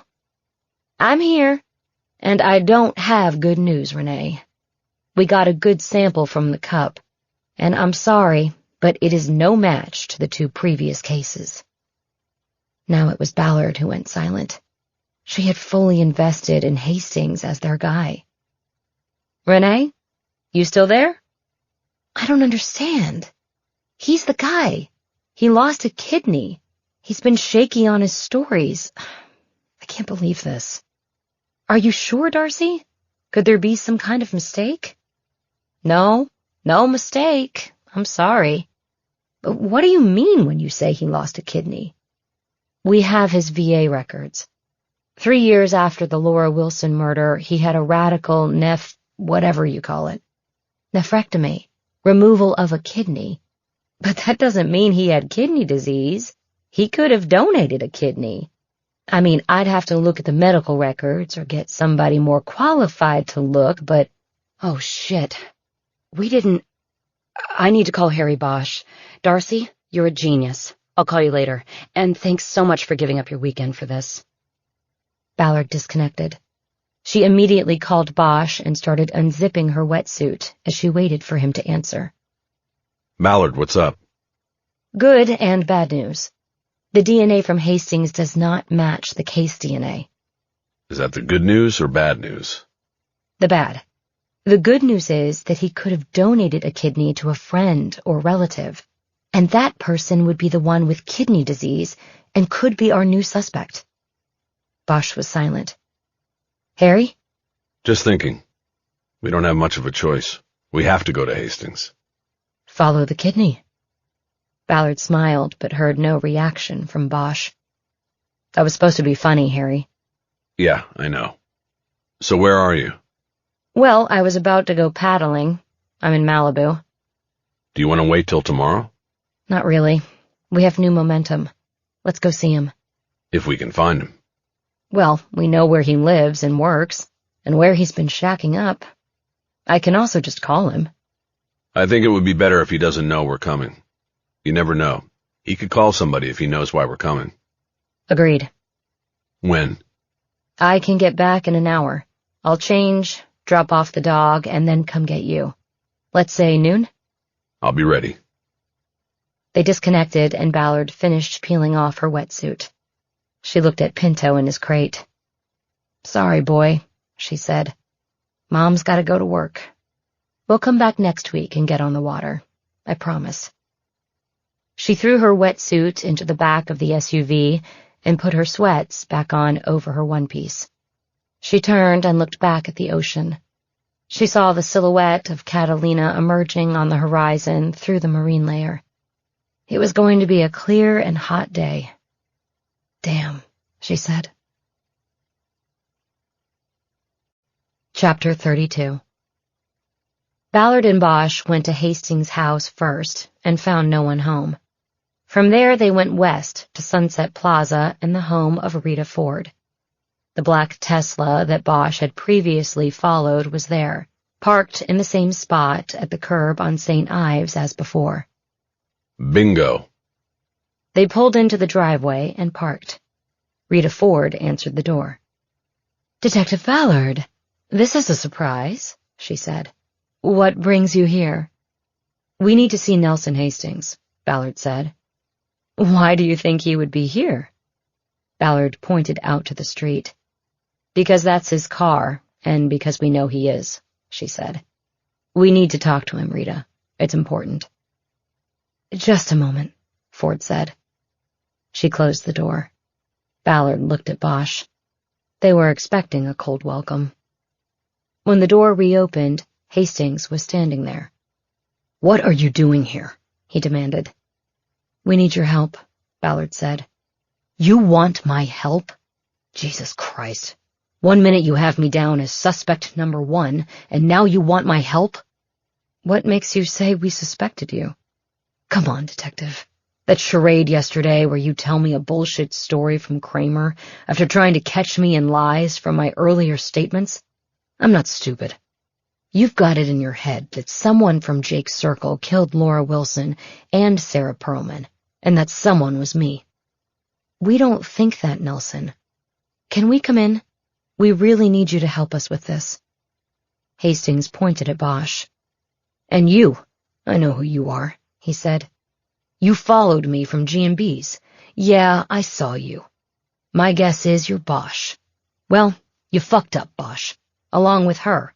And tomorrow, you'll both be gone. I fucked up, not Renee. And if you let us in, we can explain it, and you can help us catch the murderer of your friend's sister. Hastings shifted his stare from Bosch to Ballard, but didn't move or say anything. Then the stare came back to Bosch. Hastings shook his head like he couldn't believe what he was about to do, and stepped back from the door. 10 minutes, he said. That's how long you have to convince me not to have you both fired, and maybe even prosecuted. Bosch almost told him he couldn't be fired because he was a volunteer, and that any effort to charge him or Ballard with a crime would be laughed out of the DA's office, along with Hastings. But he let it go. They followed Hastings into the house, and he led them to a living room furnished in bright oranges and yellows. Rita Ford was sitting on the couch, upholstered in white and yellow stripes. We need to talk privately with Nelson, Ballard said. Fine, Ford said in an insulted tone. She got up and left the room. Hastings gestured to the now empty couch, and Bosch and Ballard sat down. The room had a glass wall with a view that extended over the top of the Sunset Boulevard shops, a block below and out across West Hollywood. Hastings stayed standing, arms folded tightly across his chest. "So," he said, "just so we are clear, you two detectives have obviously been following me, investigating me, and suspecting me of murdering my best friend's sister. Do you admit that?" "I would like to know how you know all of that," Ballard asked levelly. "What does that matter?" Hastings said. "Is it true, or are you going to sit there and deny it?" Hastings, why don't you sit down and cool off? "Don't fucking tell me what to do, old man," Hastings shot back. Look, we're sorry if you got your feathers ruffled because we were just doing our jobs. Sure, we were looking at you, and for good reasons that we can tell you about if you're interested in listening. So again, why don't you sit down and help us catch a killer? Wouldn't your best friend want that? Hastings held up his hand to stop all discussion. He briefly closed his eyes and went through some sort of internal calming exercise. He then opened his eyes and sat down on a chair with puffy orange cushions. "What do you want?" he said. Bosch looked at Ballard and nodded. She was lead. "You had a kidney removed in 2008, she said. Why?" Hastings shook his head like he couldn't comprehend what the question had to do with the subject at hand. "First of all, how do you know that?" he asked. "We're detectives, Mr. Hastings," Ballard said. "We find things out. You lost a kidney. Why?" "Okay, look. I didn't lose a kidney," Hastings said. "I gave it away." Ballard nodded. "Sorry, poor choice of words," she said. "You gave someone a kidney. That was a very unselfish thing to do. It must have been someone very close to you. A family member?" "I'm surprised you don't already know," Hastings said. "I gave it to Ted Rawls." In the movies, the detectives always look at each other to underscore for the viewer the significance of a witness's revelation. Ballard and Bosch couldn't help exchanging a look, and this underscored the significance for Hastings. "What?" he said. "Are you saying Ted's the one?" "No way." "We're not saying that," Ballard said. "I just didn't know that Ted had that kind of a health situation. If I had, I would have questioned why the councilman wanted him on our team." "The guy wanted to be a cop his whole life," Hastings said. "LAPD wouldn't take him, but Santa Monica did. Then he gets sick and is forced to quit his chosen profession. So, yeah, I gave him a kidney. I had an extra one." "What sort of issue did he have with his kidneys?" Ballard asked. "Cancer," Hastings said. "Took both kidneys, his spleen. He almost died. But he fought his way back, started a small business, and built it up. He's amazing. But he never gave up on the dream of being a detective. So when he saw the press conference on TV where Jake announced the reboot of the cold case team, he came to me and said, 'Put me on.' I talked to Jake, and we agreed. Jake went to you with it." "And he conveniently left out his medical history," Ballard said. "You must have known that the LAPD would not have accepted the liability of that." "Jake didn't want to give you any reason to push back on him," Hastings said. "So Ted got added to the team. And now you're saying he had something to do with Sarah and the Wilson girl? That is ridiculous." "Again, we're not saying that," Ballard said. "Then what are you saying?" Hastings said. "Why all these questions about Ted?" Ballard paused for a moment and looked back at Bosch. He knew she was trying to decide whether to trust Hastings not to pass on what she told him to his friends Jake Perlman and Ted Rawls. Bosch nodded, giving her the go-ahead from his view of things. "I told you that DNA from the Laura Wilson case matched her killer to the Sarah Perlman case," Ballard said. "Yes, you told me," Hastings said. "And Wilson had a Jake button. It's thin, Detective Ballard." "The DNA sample from the Wilson case came from blood," found in urine on the toilet seat in her apartment, Ballard said. The blood also told us something else, that the killer had kidney disease. As staunch a defender of Rawls as he was, even Hastings blinked at the revelation. He was quiet for a few moments, and then spoke in a reserved voice. "So, when you found out I was missing a kidney," he said, his voice trailing off. "Plus, I thought you had lied when you told me that the '05 campaign was before your time," Ballard said. Hastings nodded. "And I knew Laura Wilson was black before you told me," he said. Ballard let him sit with that for a moment, and then continued. "When was the last time you talked to Ted Rawls?" she asked. Yesterday," Hastings said.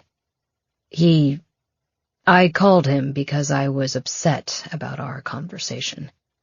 He told me it was probably a setup, that you were getting my DNA.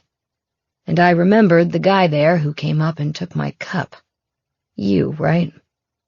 He looked directly at Bosch, who nodded. "I'm sorry I called you an old man. That wasn't cool at all." Don't worry about it. I am an old man. "What else did Ted tell you?" "I don't really remember," Hastings said. "I kind of went dark when he said, 'She's looking at you, man, and you'd better be careful.'" "Anything else that you can remember?" she pressed. "No, I just wanted to get off the phone," Hastings said. "I was so angry once I realized what that meeting between us had really been about." Who else have you talked to about this? Did you tell the councilman? "No. I was going to tell him all about it tomorrow when I told him you needed to be fired. I talked to Rita about it, but she hasn't told anyone." He held Ballard's eyes for a long moment. "You can't talk to anybody else about this," Ballard said. "Not the councilman, and certainly not Ted Rawls. Rita, too." "We keep quiet while you do what?" Hastings asked. "Continue the investigation," Ballard said. "We're very close, and you and the councilman will be the first we call when we get there." "What if Ted calls me?" Hastings said. "What do I say?" Just don't take the call. If you talk to him, he might be able to read that you know something. My God, I really can't believe this. Ballard stood up, and Bosch did the same. He knew that she understood that they had to get moving on Rawls, if it wasn't already too late. Hastings remained seated and looked like he was deep in thought. "I just realized something," he said. "What?" Ballard asked. "That I gave my kidney to the guy who killed Sarah," Hastings said. "And Laura Wilson, and who knows who else. I kept this guy alive to do that." "Nelson, we don't know that yet," Ballard said. "We are working this one step at a time. You've been very helpful, but we need to continue our work. I promise, I will personally keep you in the loop." Hastings was staring blankly at nothing. "Are you okay, Nelson?" Ballard asked. "Yeah," Hastings said in a flat voice. "I'm just dandy." They left him there with his thoughts.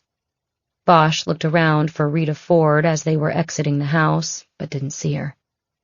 It looked like Hastings was on his own for now. Chapter 33. The first thing Ballard did after she and Bosch got back in her city car was call Paul Masser on his cell. "Paul, I need you to come in," she said. "Really?" he said. "It's Sunday. What's going on?"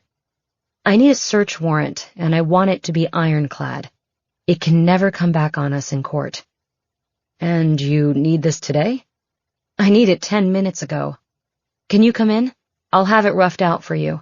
I promise you'll be in and out." "Can't you just email it to me? I can go over it on my phone." "No, I want you at the pod so we can do it together." Okay. Give me an hour and I'll be there." "Thank you. And Paul, don't tell anyone on the team that you're rolling into work. No one." She disconnected before he could ask her what was going on. She started driving down the hill to Sunset. You don't need me for that, right? You and Paul will write it up. Ballard looked over at him. I guess, but you've written more search warrants than Paul and me combined. Where do you have to go? I was thinking I'd get my car, go sit on Rawls, if I can find him. Ballard nodded. It was the right move. Good idea. I can get his home address out of my team files. He also has an office above one of his stores, the first one he opened in Santa Monica. It's the flagship, and he runs all the others from there. You can look the address up. It's called DGP Mailboxes and More. Got it. DGP? I once heard him tell the others in the pod that it stood for Don't Go Postal, but nobody's supposed to know that. Nice. Thoughtful. What about his car? I have copies of all the paperwork he filled out when he joined the team, including a description of car and plate number for security at Amundsen. Good. Get that to me, too. Let me out on Sunset and I'll grab a lift back to my place. Save you some driving. You sure? My car's in the opposite direction of Amundsen. You need to get there and start writing. Ballard had a green light and made the turn from Sunset Plaza onto Sunset Boulevard. She pulled to the curb in front of a real estate office. Bosch paused before getting out as he looked at the glass facade of the business. What? Nothing. I worked a case that involved that place when it was a high-end jewelry store. 2 brothers were murdered in the back room. Oh, I remember that. That one ended up being about bent cops, too. Bosch got out of the city car and looked back in at Ballard before closing the door. I'll call you when I get eyes on Rawls. Roger. Sounds good. That was close. Caught myself. Good luck with the warrant. He closed the door, and Ballard pulled back into traffic, drawing a horn from a driver who thought she had cut him off. She checked her rear view and saw Bosch standing on the sidewalk, looking at his phone. He was summoning a ride. An hour later, Ballard was at her workstation at Amundsen. She was putting the finishing touches on the probable cause statement that would be included in an application for a search warrant, allowing her to take a DNA swab from the mouth of Ted Rawls. Paul Masser arrived. He was wearing shorts and a tucked-in polo shirt. Oh, shit. I pulled you off the golf course? Ballard said. Not a big deal, Masser said. I was on the 17th green at Wilshire when you called. I would have had to walk in from there, so I just played the last hole, took a quick shower, and came directly here. He gestured to the golfing outfit he was wearing.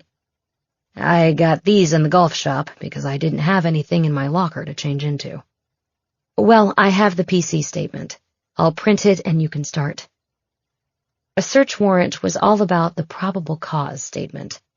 It had to convince a judge that there was enough legal cause to allow for a search and seizure of a citizen's property or person. Everything else in a search warrant was largely boilerplate. The judge it was submitted to would likely skip over all of that and go directly to the PC. Who's up today? Masser asked. Did you check yet? No, Ballard asked. Why don't you do that while I get this from the printer? Masser was inquiring about which judge from the Criminal Courts Division was up on rotation to handle after-hours search warrant requests.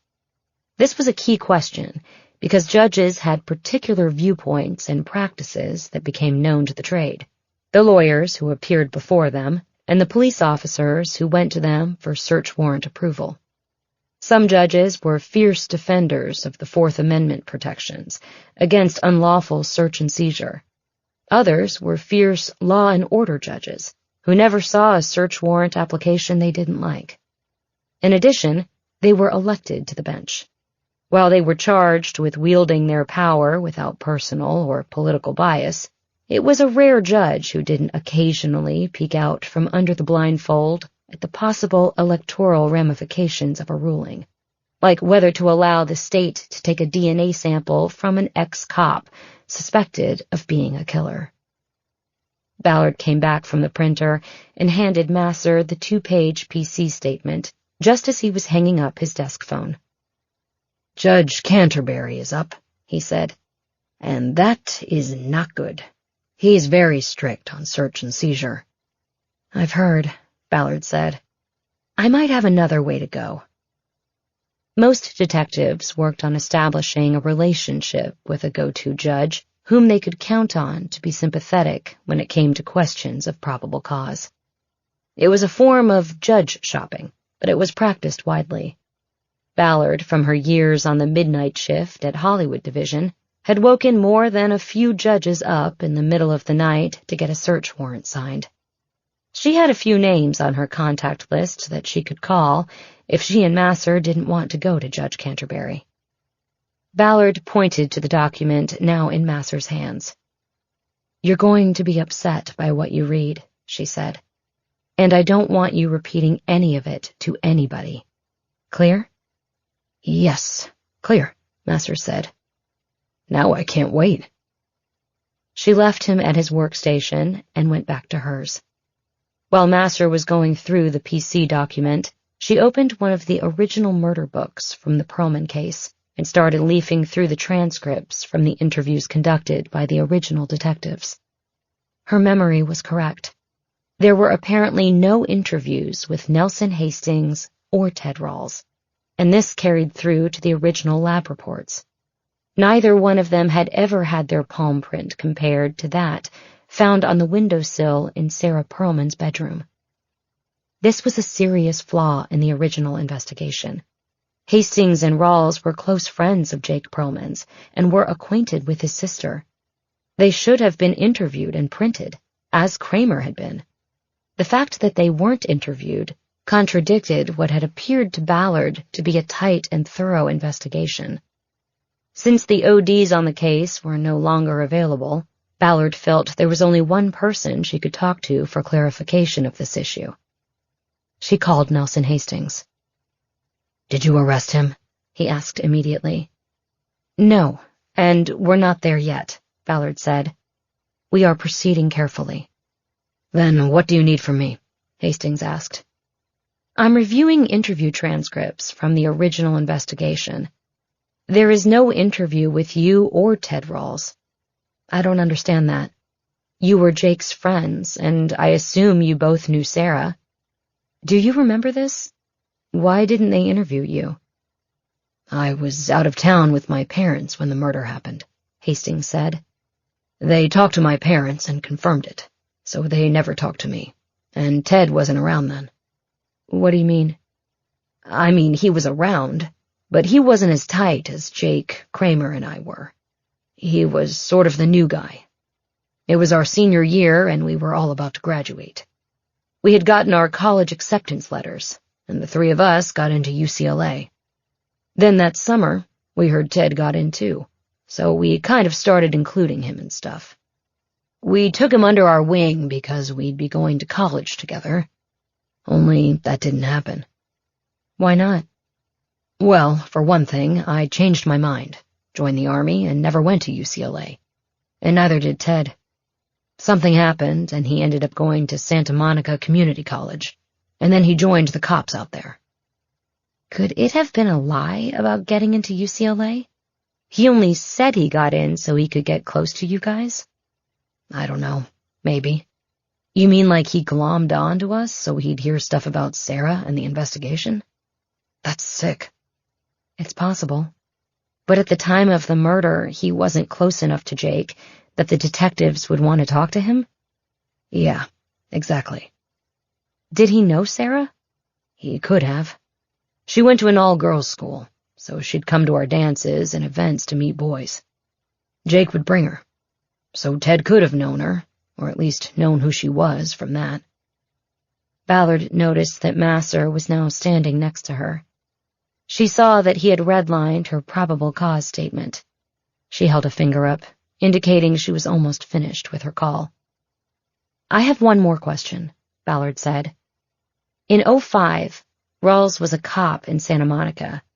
He wasn't part of the Perlman campaign, was he?" There was another silence before Hastings answered. "You're thinking about the campaign button," Hastings said. "The answer is yes. He was a volunteer. Kramer recruited him. He'd work his shift for Santa Monica, and then come meet us at Greenblatt's, where we would gather all the volunteers before going out to canvass. He did that several times, knocked on doors. So he could conceivably have knocked on Laura Wilson's door and given her the button, Ballard said. It was a statement, not a question. Yes, Hastings said. Thanks for your time, Ballard said. I'll be in touch. She disconnected and held out her hand to Masser for the document. You don't have it, Renee, he said. I'm sorry. She looked at the printout. He had drawn a red box around the statement of facts in support of the search. What's wrong with it? She asked. It's weak, Masser said. The DNA collected in the Wilson case indicated kidney disease. Rawls got a kidney from Hastings because he had kidney disease, but there is no linkage between Rawls and Wilson. Her having a campaign button from Perlman is nothing. It could be happenstance. There were probably thousands of those buttons, and I'm afraid that's how Canterbury or any other judge will look at this. You're asking for a swab of his DNA, to search his home, his car, even his desk here. You want the moon, Renee. And I'm sorry, but if I was still a DDA, I wouldn't let you go with this to a judge. Well, that's what you're here for. Let's just look at the DNA. Have you thought about surreptitious collection? He's a cop, and he already knows we did that with Hastings. He'll be too careful now. I mean, go look at his desk. It's so clean it looks like nobody sits there. He probably came in here yesterday and cleaned it after he figured out what we were doing with Hastings. Well, this is all hard for me to wrap my head around. Are you sure you're looking at the right person? We're sure he's a suspect, but that's what we need the search warrant for, to gather evidence that either proves or disproves the suspicion. We? Harry Bosch is working this with me. He should be watching Rawls right now. So, what if... She didn't finish because she was still thinking it out. What? Masser said. That was Hastings I was just talking to, Ballard said. He confirmed that Rawls was a volunteer with the campaign back in '05. He knocked on doors and handed out those pins. Did Hastings say he knocked on Laura Wilson's door, or was even in her building? Anything that directly connects Rawls to Wilson? No, nothing that close. He did join Jake Perlman's social circle almost immediately after his sister's murder. Masser shook his head. These are pluses to the document, he said, but it's not enough to get it by Canterbury. Do you have a go-to judge you could take it to? My go-to retired 2 years ago. Ballard thought for a moment before answering. She had a judge in mind, but it was complicated. Judge Charles Rowan was often more interested in Ballard as a woman than as a detective. Going to his house to get a search warrant signed would require a dance that she wasn't keen on or proud of. Prior to Rowan, she'd had a female go-to with whom no dance was required. But Carolyn Wickwire had lost re-election when a popular ex-prosecutor ran against her, claiming she was weak on crime. I have a judge I could go to, I think, Ballard finally said. Well, let's add in what you got from Hastings and pad this a little bit, Masser said, and we'll see what happens. Chapter 34. Ted Rawls' flagship DGP store was on Montana Avenue in Santa Monica. Bosch cruised by slowly and saw a man inside the front room of the shop using a key to open a mailbox. Bosch checked his rear view and then pulled to a stop to watch for a moment. He had already cruised by Ted Rawls' home on nearby Harvard Street, but there appeared to be no one home. The DGP shop was on the ground level of a 2-story structure called simply enough the Montana Shops and Suites. It was a block long, with retail shops running side by side on floor 1 and small offices on the second level. Staircases at the east and west ends allowed for access to the walkway that ran the length of the building in front of the offices. The DGP store was divided into 2 sections. Up front behind the plate glass window was the bank of private mailboxes accessible to customers 24/7 through a front door with a key card lock. Beyond the mailbox room was the shipping and packaging center, with a counter and displays of cardboard boxes and shipping materials. Bosch watched the man take a small package out of his mailbox, close it, and then leave. He then saw a man appear from the back of the business and take a seat behind the counter. It wasn't Ted Rawls, but this didn't mean Rawls was not there, or in the office he kept directly above the store. Bosch started cruising again, and turned left on 16th Street. He then took another left into the alley that ran behind the shopping center. He cruised slowly, reading the names of the businesses stenciled on the rear doors. There were no cars in the alley, and no parking signs were spaced every 50 feet or so, as were dumpsters pushed up against the rear walls of the businesses. Bosch checked for security cameras, but did not see any back here. When he got to the door marked DGP, he slowed even more and looked up at the windows of the office on the second floor. They offered no clue as to whether Rawls was in. Venetian blinds had been pulled tightly closed behind the glass. He picked up speed and continued to the end of the alley at 17th Street, then turned left and drove back out to Montana.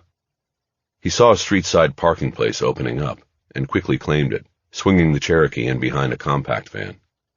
The spot gave him a solid view of the shops and the walkway to the offices on the second floor.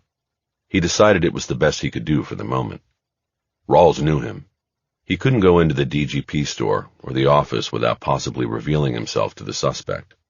He decided he would wait until he heard from Ballard about the search warrant and learned what the next move should be. He put KKJZ on the radio and caught an Ed Reed cover of the old Shirley Horn song, Here's to Life. Reed sang it slowly, his voice carrying the experience of his years. He had to turn the radio down when his phone buzzed and he saw it was Ballard. Harry, what's happening? I haven't found Rawls yet. Looked like nobody was home at his house. No car, no sign of life. Now I'm watching the office on Montana. I haven't seen him or his car. How about you? Sounds like you're driving. I'm heading to Brentwood. What's in Brentwood? Charlie Rowan. I've got the search warrant app. Masser helped me write it. Bosch knew she was talking about Los Angeles County Superior Court Judge Charles Rowan. Is Rowan up on rotation, or is he your judge? My go-to. Masser thinks it's going to be a squeaker, and I'm hoping I can use my charms with Rowan to push him across the finish line. Yeah, I remember back in the day. He had a reputation. You want me to meet you there? Thanks, Harry, but you're not my father. Dealing with guys like Rowan is nothing new. I can handle him. Sorry I asked. I can come to you afterward. Brentwood's nearby. We have to figure out if Rawls is even here. He may have figured out from what Hastings told him that we were only a few moves away from getting to him. That's what I was thinking.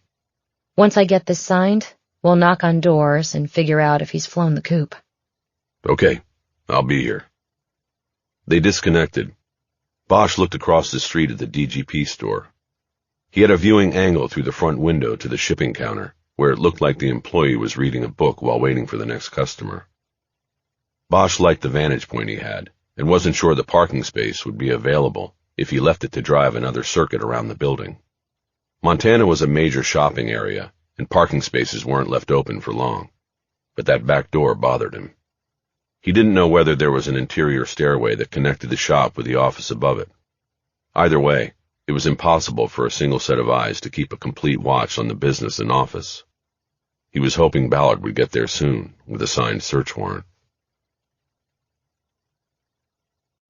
Chapter 35. Judge Charles Rowan's eyes lit up when he saw Ballard at his front door. Renee, my favorite detective in all the City of Angels. How are you, my dear? I'm doing fine, Judge. How are you? Better now that I get to look at you. What have you brought for me? He actually took a step back to better appraise her, his gaze lingering on her for too long. Ballard was disgusted, but maintained her all-business front. I think you know, she said. I've got a search warrant app on a case that is breaking as we speak. Can I tell you about it? Of course, Rowan said. Come in, come in.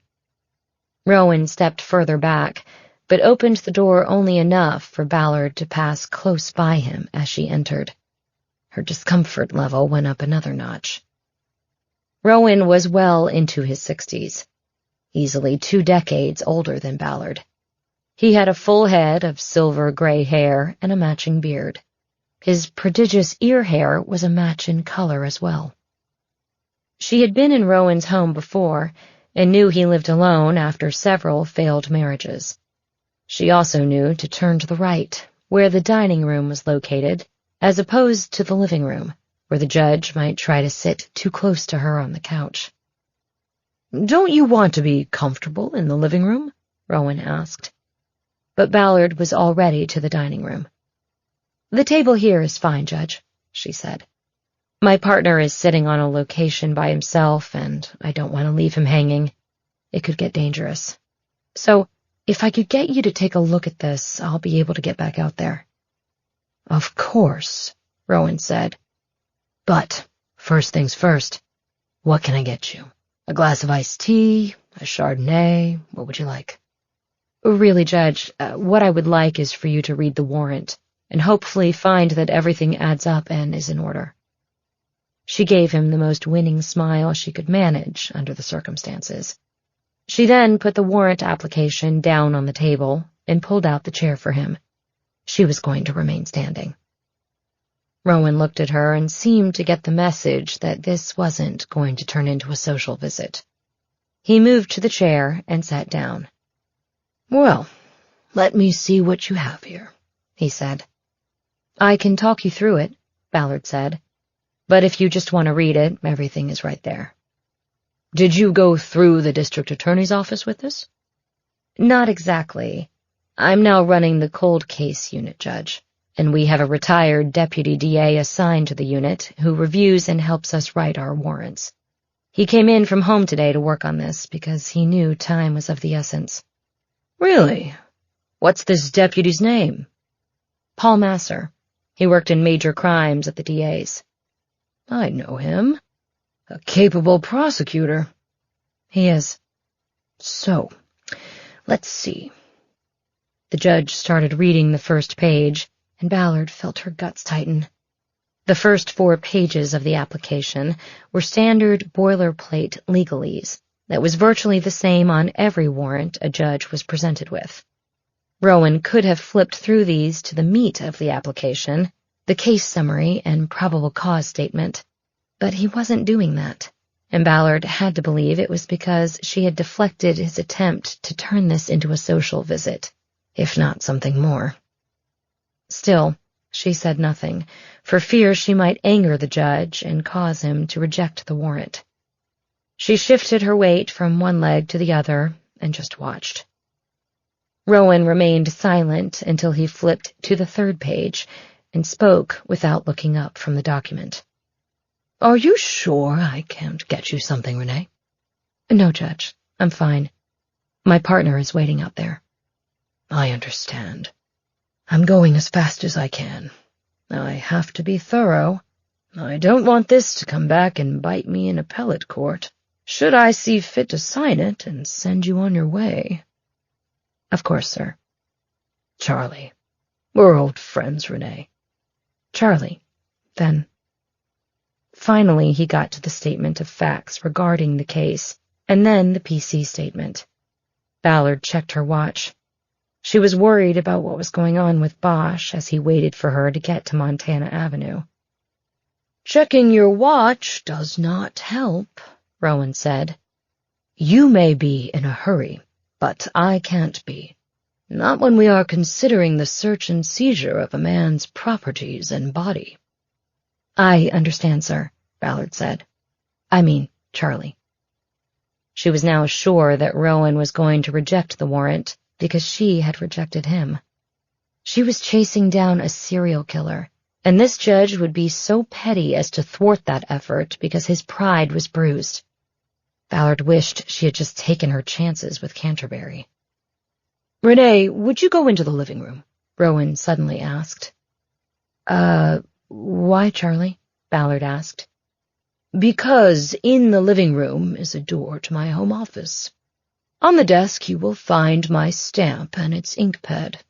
Would you retrieve them so I can sign and seal this search warrant?" "Of course." Surprised and relieved, Ballard quickly crossed the entry hall and went through the living room to a set of double doors that opened to an office.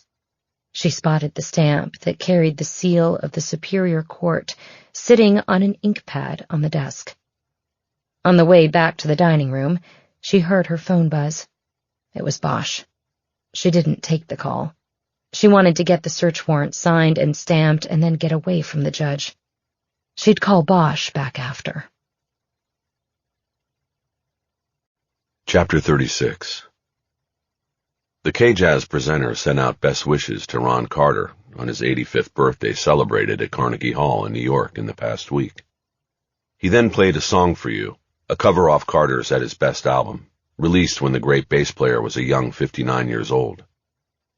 The song went 8 minutes long, and when it was over, Bosch turned off the radio so he could call Ballard again and see if she was heading to Montana Avenue yet. But before he could make the call, he saw the light inside the DGP store change. The far recesses of the store behind the shipping counter were momentarily illuminated, and Bosch guessed that someone had just opened the back door of the shop and let in daylight. He immediately started the engine and pulled out of the coveted parking space. This time he drove by the western entrance to the alley rather than turning in. This gave him a 2-second glimpse down the straightaway, and he saw a car parked about halfway down the alley, which put it in the vicinity of the DGP store. The car had its trunk open, preventing Bosch from identifying its make or seeing whether the plate number matched Rawls. He continued on to Idaho Avenue, took a left through a residential neighborhood, and drove down to 17th, where he turned left again and came up on the other end of the alley. This time he could see the distinctive BMW grille and the metallic blue paint finish on the hood. Ballard had earlier texted him a description of a blue 2021 BMW 5 Series with a vanity plate reading DGP1. The car was too far down the alley for him to read the plate on the front bumper, but he could tell that it was only 4 characters long. He felt confident that it was Rawls' BMW, and he was inside the shop. Because the BMW was pointed east, Bosch assumed that Rawls would drive out of the alley on the east side when he left his business. He put his car in reverse and backed down 17th Street and into the driveway of the first home south of the alley. The spot gave him a direct view of the alley's exit. He had just put the transmission into park when a call came in from Ballard. "Rawls is here. His car is in the alley behind the shop, and I think he might be about to take off. Where are you? Do you have the warrant?" "I got it signed. I'm just leaving now." "If he takes off, it's going to be tough to run a one-car follow on a guy probably looking for it." "I understand. I'm on my way." Bosch disconnected and focused his attention on the alley exit. He didn't like not having eyes directly on the BMW, but he also didn't want to leave his vehicle and risk being seen by Rawls or losing him if he drove off and Bosch was separated from his car. Because he was looking to the right through the windshield, he didn't see the man come up on his left side and rap his fist on the roof of the car. Bosch startled and turned. "Didn't mean to startle you," the man said, "but do you mind telling me what you're doing here?" I'm waiting for somebody," Bosch said. Bosch turned from him to check the alley, then looked back. "Someone living in this neighborhood?" the man asked. "It's not really any of your business," Bosch said. "Well, I'm going to make it my business. This is my driveway, and I want to know why you're sitting in it." "Sorry about that. I'll move out onto the street." He started the engine. "That's not good enough," the man said. "If you're hanging around here, then I need to know why, or I'm going to call the police." "Mister, I am the police," Bosch said. He turned from the man and dropped the car into gear. He drove out onto the street and took a right. He cruised slowly past the alley and took a quick glance toward the BMW. It wasn't there. His eyes were drawn to a set of brake lights flaring at the far end of the alley as the car turned right onto 16th Street. "Shit," Bosch said. He hit the gas and drove up to Montana. At the stop sign, he crept the car out into the intersection and looked down to his left. He saw the blue BMW pull out onto Montana and head west. Bosch did the same and started to follow, maintaining a block and a half distance from the BMW. He guessed that Rawls was heading to Lincoln Boulevard, which in turn would take him to the 10 freeway and then anywhere he wanted to go. He called Ballard again. "He's on the move. I think he's heading to the freeway." Where should I go? "If he gets on the 10, he'll be heading toward the 405. I'm right by the 405. So jump on and head south. I'll call you back when we're heading that way. If we pull this off, you take lead. I think he made me." How do you know? He turned around in the alley so he didn't have to drive by my location. Shit. One car follow. What can I tell you? I know, my fault. No, not your fault. It just is what it is. What if he's just going home? That would be perfect, but I don't think it's happening. The college streets are east of here. He's taking a roundabout way if that's where he's going. Up ahead, Rawls turned south onto Lincoln as predicted. Bosch reached the intersection, and as he made the same turn, he didn't see the BMW ahead. As he passed through the next intersection, he slowed and quickly looked one way and then the other. The BMW was nowhere to be seen. Shit, I think I already lost him. What? Where? He turned onto Lincoln, and when I followed, he was gone. I'm checking the side streets, but don't see his car anywhere. We need to get that swab. I know that, so now it's my fault. I'm not blaming you, Harry. I'm just pissed. Where do you think he was going? The freeway, and from there, who knows? Maybe he's going to the airport, or he could be driving south to Mexico or north to Canada. Bosch had now passed through 3 intersections and had not seen the blue BMW. Where should I go now? Keep going to the 405 and head south. I'll do the... He didn't finish the sentence. His phone flew out of his hand as he felt a sharp impact on the rear corner of the car. Suddenly he was in a counterclockwise spin. The Cherokee slid sideways through an intersection and then sheared off a stop sign before slamming into a parked car and coming to an abrupt stop. Bosch was stunned for a moment, and then a sharp pain in his right knee cut through the fog and brought clarity. He grabbed his knee and looked around, trying to get his bearings and determine what had just happened. Through the windshield, he saw the blue BMW he had been looking for. It was sitting in the middle of Lincoln, its front passenger side headlight shattered from the impact. Bosch quickly formed an understanding of what had happened. Rawls had hit his car from behind with a pit maneuver, a pursuit tactic designed to spin a car out by clipping the rear corner, changing the direction of its momentum, and swinging it into an out-of-control fishtail. Only slightly damaged, the BMW didn't take off. It sat motionless in the middle of the street until the driver's door was suddenly flung open and Rawls got out. He came around the front of the car, and at first Bosch thought he was going to check the damage to his car, but he didn't even glance at the BMW's front end. Instead, he calmly started walking toward Bosch's car. Bosch could see that he was carrying a gun down at his side. "You gotta be kidding me," Bosch said. He leaned across the center console and groaned as he felt pain in his ribs. He opened the glove box, reached in, and wrapped his hand around his own gun. Leaning back into his seat, he held the gun on his thigh. He had no idea what kind of confrontation was about to occur. Rawls continued to advance, and as he got closer, he suddenly raised his gun up into a ready-fire position. "No, no, no, no, no, no," Bosch said. He raised his gun to aim, but Rawls fired first, and Bosch felt a searing pain spark through his brain. Chapter 37. Bosch's voice was cut off by a loud crashing sound, followed by the squeal of tires on asphalt, and then a final sound of crunching metal. "Harry!" Ballard yelled into the phone. She got no response. "Harry? Are you there?" There was still no answer, and then she heard his voice, but it was muffled and distant. She couldn't make out the words. "Harry? Can you hear me?" Then she heard him clearly, though it was also obvious he was not talking into the phone. "No, no, no, no, no, no." And then came the shots. Clear, sharp reports. First one shot, followed by the shattering of glass, then a hail of gunfire. Too many shots in too few seconds to count, and then a final shot, muffled and spaced long enough after the others to be the coup de grace, the kill shot. "Harry!" Ballard yelled. She yanked the wheel of her car into a U-turn. She hit the siren and code 3 lights hidden in the front grille and took off toward Santa Monica.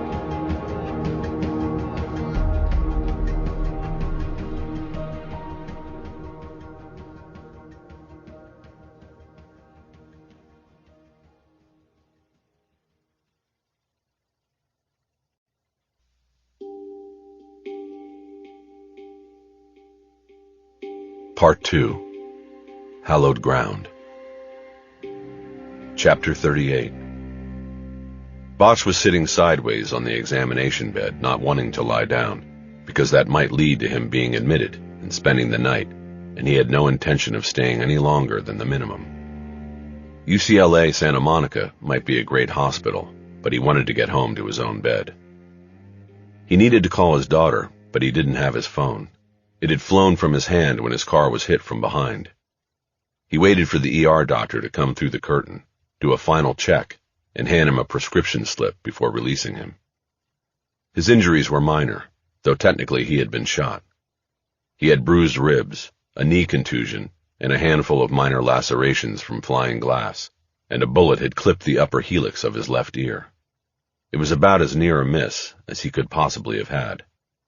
If the bullet had been an inch more on target, he'd be spending the night in the morgue. For that, he was certainly thankful. Otherwise, he was mostly upset. Ted Rawls was dead, and whatever secrets he kept had probably died with him. The wound had been cleaned and stitched closed with black thread by the ER physician, who needlessly warned him not to sleep with that ear on the pillow. Bosch could hear lots of activity and medical talk in the other curtained examination bays, but no one had been in to see him in more than 20 minutes. He decided he would wait another 15 before he'd part the curtains and tell the supervising nurse he had to get back to work. But that didn't happen. 5 minutes before his self-imposed deadline, the curtain opened and Maddie entered, still in her uniform. She was far off her beat. "Dad!" He stood as she hurried to him. They hugged tightly while he did his best to protect his damaged ear. "Are you okay? Renee called me." "I'm good. Everything's fine, really." She pulled back and looked first at his face, and then his ear. "That's gotta hurt." At first it did, but now it's okay. The doctor said there aren't a lot of nerve endings up there." The doctor had told him no such thing, but Bosch didn't want his daughter to worry. "And the guy, he's dead?" she asked. "Unfortunately," Bosch said. "We wanted to talk to him, and now—" "Well, it's not your fault. Have you talked to FID yet?" The LAPD's Force Investigation Division would investigate his actions, even though the shooting was in the city of Santa Monica. SMPD would do its own investigation as well. "I gave a preliminary interview at the scene," Bosch said, "but I know there will be more. They're probably still at the scene looking for witnesses and cameras and all of that stuff." "Do you have to stay overnight?" Maddie asked. "No, I've been waiting for the doctor to come in and discharge me. As soon as he does, I'm out of here." "Aren't you supposed to be on patrol in Hollywood?" "The captain let me go when he heard what happened. I'm so glad you're all right." "Thanks, Mads. Tell you what, though, my car is still out there at the scene, and I don't think I'll be getting it back for a while. If I can get out of here, you think you can give me a lift home?" "Of course. But Renee is in the waiting room, and she said she was going to need to talk to you after me. Case stuff," she said. "Okay. Then I'll get her to drive me, and we can talk in the car." "You sure?" "Yes. No worries. And if you have to get back, we can talk later." "I'll check in on you." "I didn't even know you work Sundays." "Yeah, I work Thursday to Sunday now." "Cool. Maybe we can have lunch tomorrow or Tuesday. I have a feeling my knee will be too sore for me to want to go sit at a desk." Yeah." She seemed hesitant to commit. "I just haven't seen you very much lately," Bosch said. "I know," she said, "and it's my fault. I get so busy, but yeah, let's do it. I'll check on you in the morning, and if you're too sore, we'll go for Tuesday." "I'd like that, Maddie." "Bye, Dad. I love you. So glad you're okay." She hugged him again. "Love you too," Bosch said. "I'll find Renee and tell her you're clear," she said. And then she was gone. Bosch now waited for both the doctor and Ballard. He tentatively reached a finger to his ear to see if it could bend without sending sparks of pain shooting through his brain. "Don't touch that."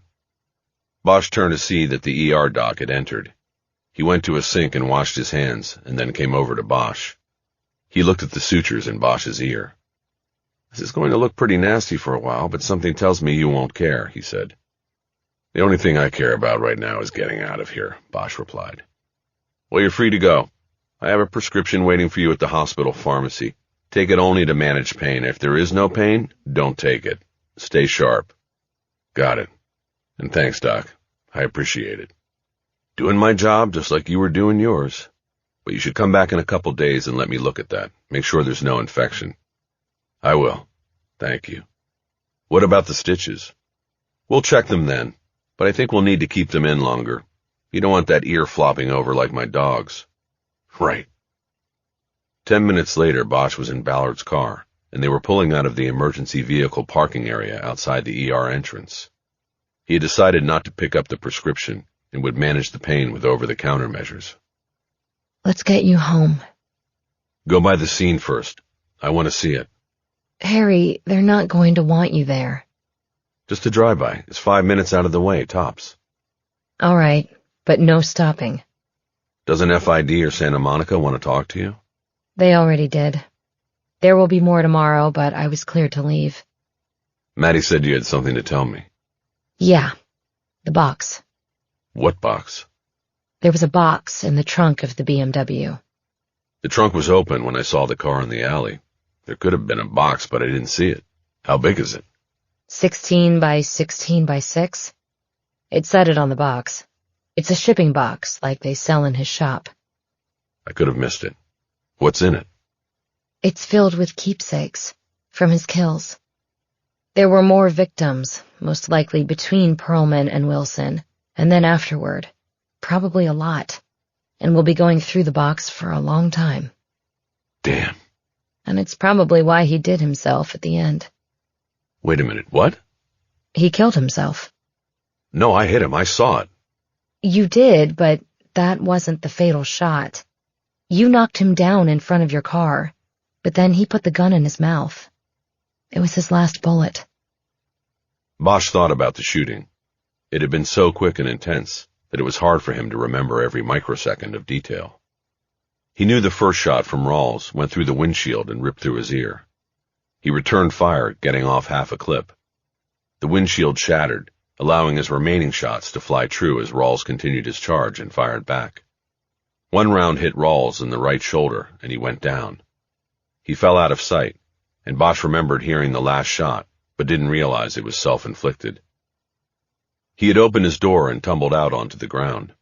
Blood was running down the side of his head, and at the time, he thought he had been more seriously injured than he was. Limping on the injured leg, and not being sure of what he had left in his clip, he moved cautiously around his car and came up on the front from the passenger side. He saw Rawls dead on the ground, and he thought he had killed him. "The FID guys didn't tell me that." Well, that's what they told me. Bosch went silent and stared out the window as Ballard drove. After a while, she got concerned. You doing okay, Harry? Don't get sick in my car. "I won't. I was thinking about that shop and the others Rawls had." What about them? "We know he started his business after he left the cops and got a new kidney and a new lease on life, right?" Right. "So why that business? What did it have to do with what he was really doing?" You think it helped him in some way? Maybe finding victims? "I don't know, but we should look at it. People rent those private mailboxes, and most of them are legit, but I would bet some of them aren't. A lot of them do it because they have secret lives, or at least compartmentalized lives. You want to have a place where you can get some things sent to you privately. Stuff you don't want sent to your home because your wife or your husband might see it." And he had access to all of it. "That's what I was thinking. He was on the other side of that wall of private boxes, and he could sort of see everybody's business. I don't know if that helped him in his own secret life of targeting women, and I guess it's another thing we'll never know because he's dead." I think we'll find that out when we start identifying other victims. And from what I know, I'm not too upset he's dead. I know people will think he got away with it for so long. Where's the justice in that? But I think there are untold lives out there that are now saved.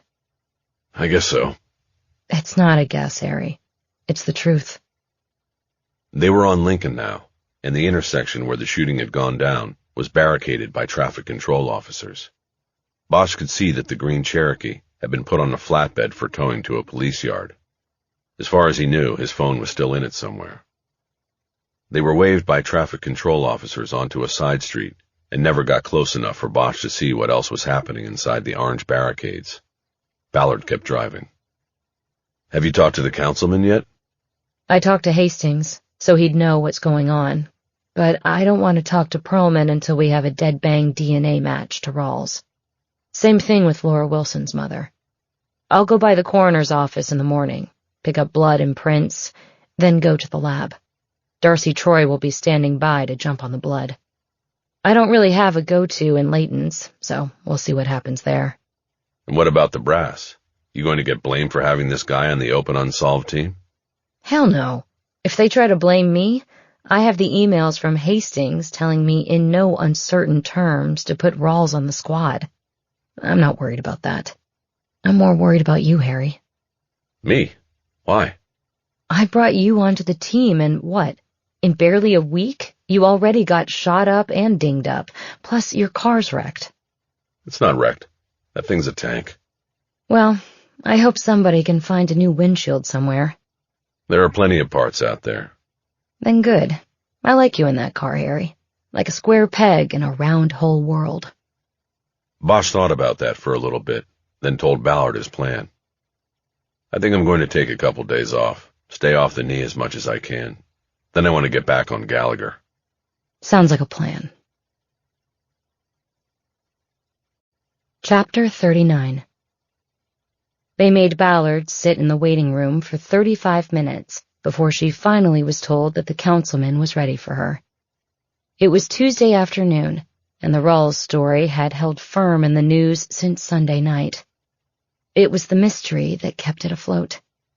Few of the details had leaked into the public discourse, largely because the LAPD was waiting for the confirmation of genetic linkage between Rawls and the murders of Sarah Perlman and Laura Wilson.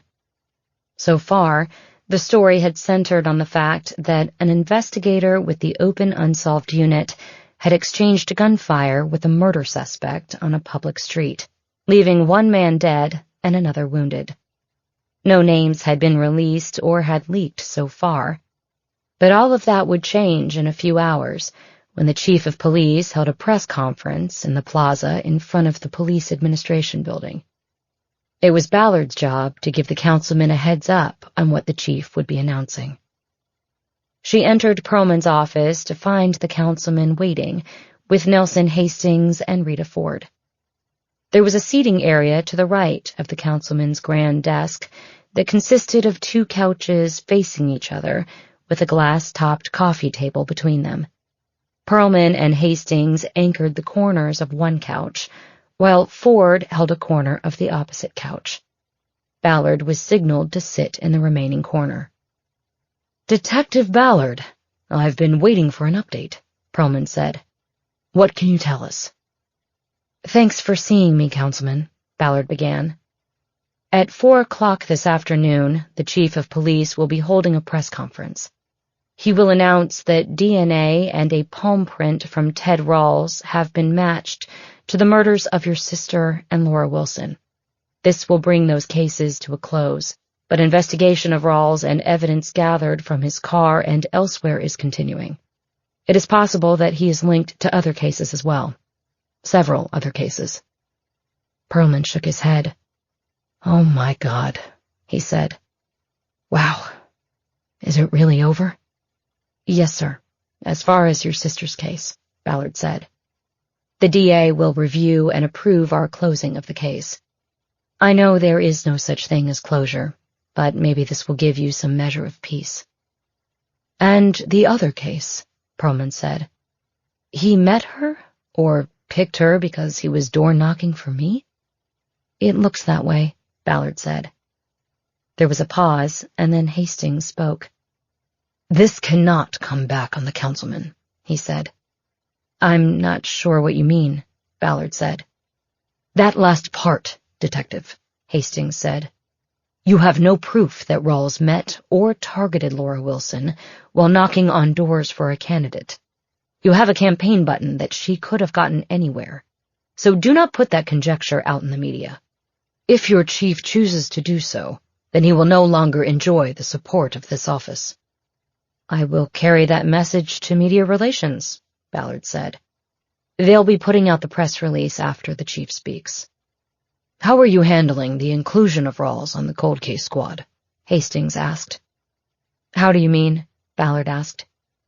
"I think you can count on some smart reporters asking how Rawls ended up on the squad," Hastings said. "And a follow-up question will be to ask what kind of background check was conducted." "Well, I assume that kind of question won't come to me," Ballard said. "But if it does, I'm not going to lie to the media or anybody else. You told me that the councilman wanted him on the team. I spoke to my captain about it, and we did what was asked. I still have the emails from you." She wanted to make sure he understood that if he tried to throw her or the LAPD under the bus, it would likely backfire on him. "Yes, the emails were from me," Hastings said. "I told you to put him on the team, not the councilman. That is the truth, and that is all you have to reveal if asked." Hastings was willing to sacrifice himself to protect Perlman. Ballard saw the valor in that, rare to find in politics. Her respect for Hastings grew in that moment. "I understand," she said. "When does the chief hold his presser?" Ford asked. "At 4, Ballard said. "We should hold our own right afterward," Ford said. "So we're part of the same news cycle." "Excellent idea," Hastings said. "Detective, a question for you. Would you be willing to stand with the councilman and state that his being instrumental in the reboot of the open unsolved unit led to the identity of the killer and to solving these 2 cases?" "I'd have to get department approval," Ballard said. "Then please do," Hastings said. "We would love to have you, and I'm sure you would want to show your respect for the man who led the charge in reinstating the unit after many years." "I'll check with my captain and let you know," Ballard said. Sensing that the meeting was over, Ballard stood up. Perlman seemed to come out of a daze and stood up as well. It was then that Ballard saw tears on his face. While she had been parrying with Hastings and Ford, Perlman had apparently been thinking about his lost sister and having to accept that it was someone from his life, a friend, who had killed her. "Detective, thank you," he said. "When I pushed for the reinstatement of the unit, it was because I didn't want my sister's case forgotten. To know that we have solved the case validates everything I said about the unit's importance. That's the message I will convey at my press conference.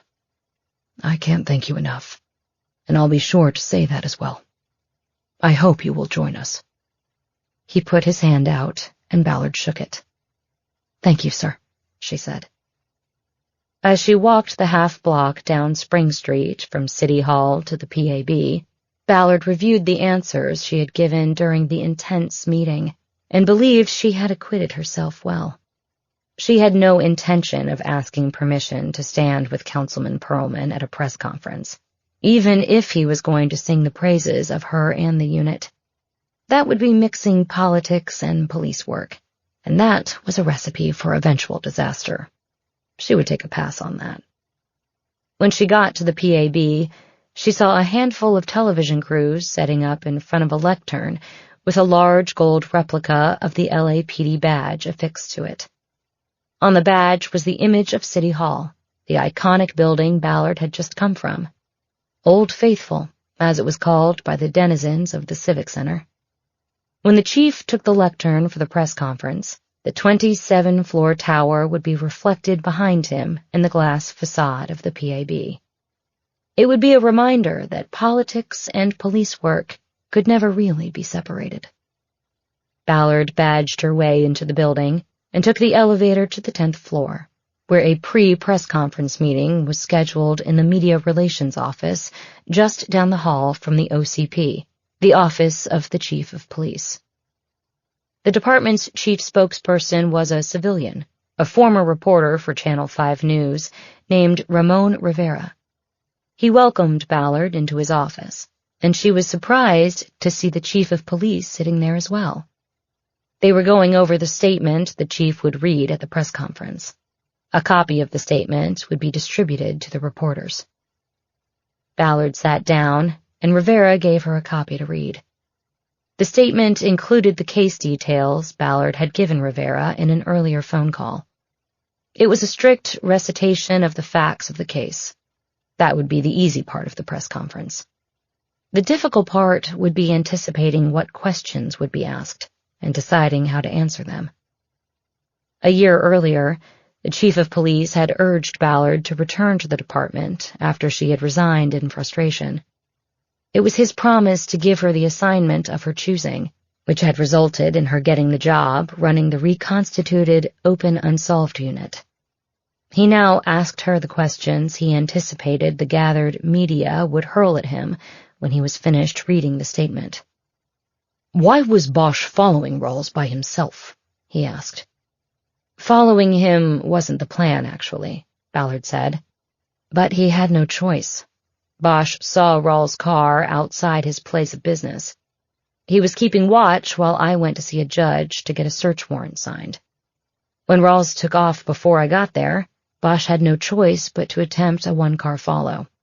It's unclear whether Rawls knew he had a tail from the start or spotted Bosch's car while he was in transit. "And you recruited Bosch for the Open Unsolved unit?"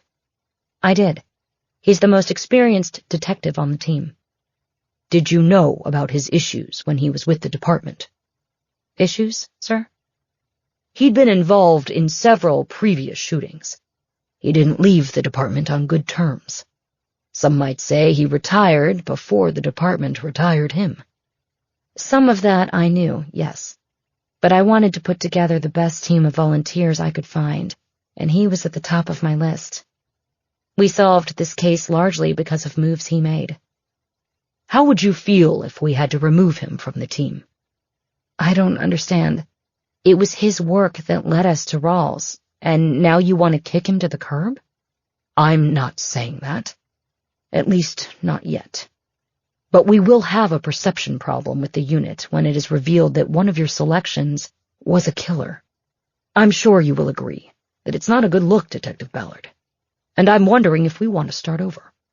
You mean clean house? For lack of a better term. First, I want to say that Rawls was not my selection.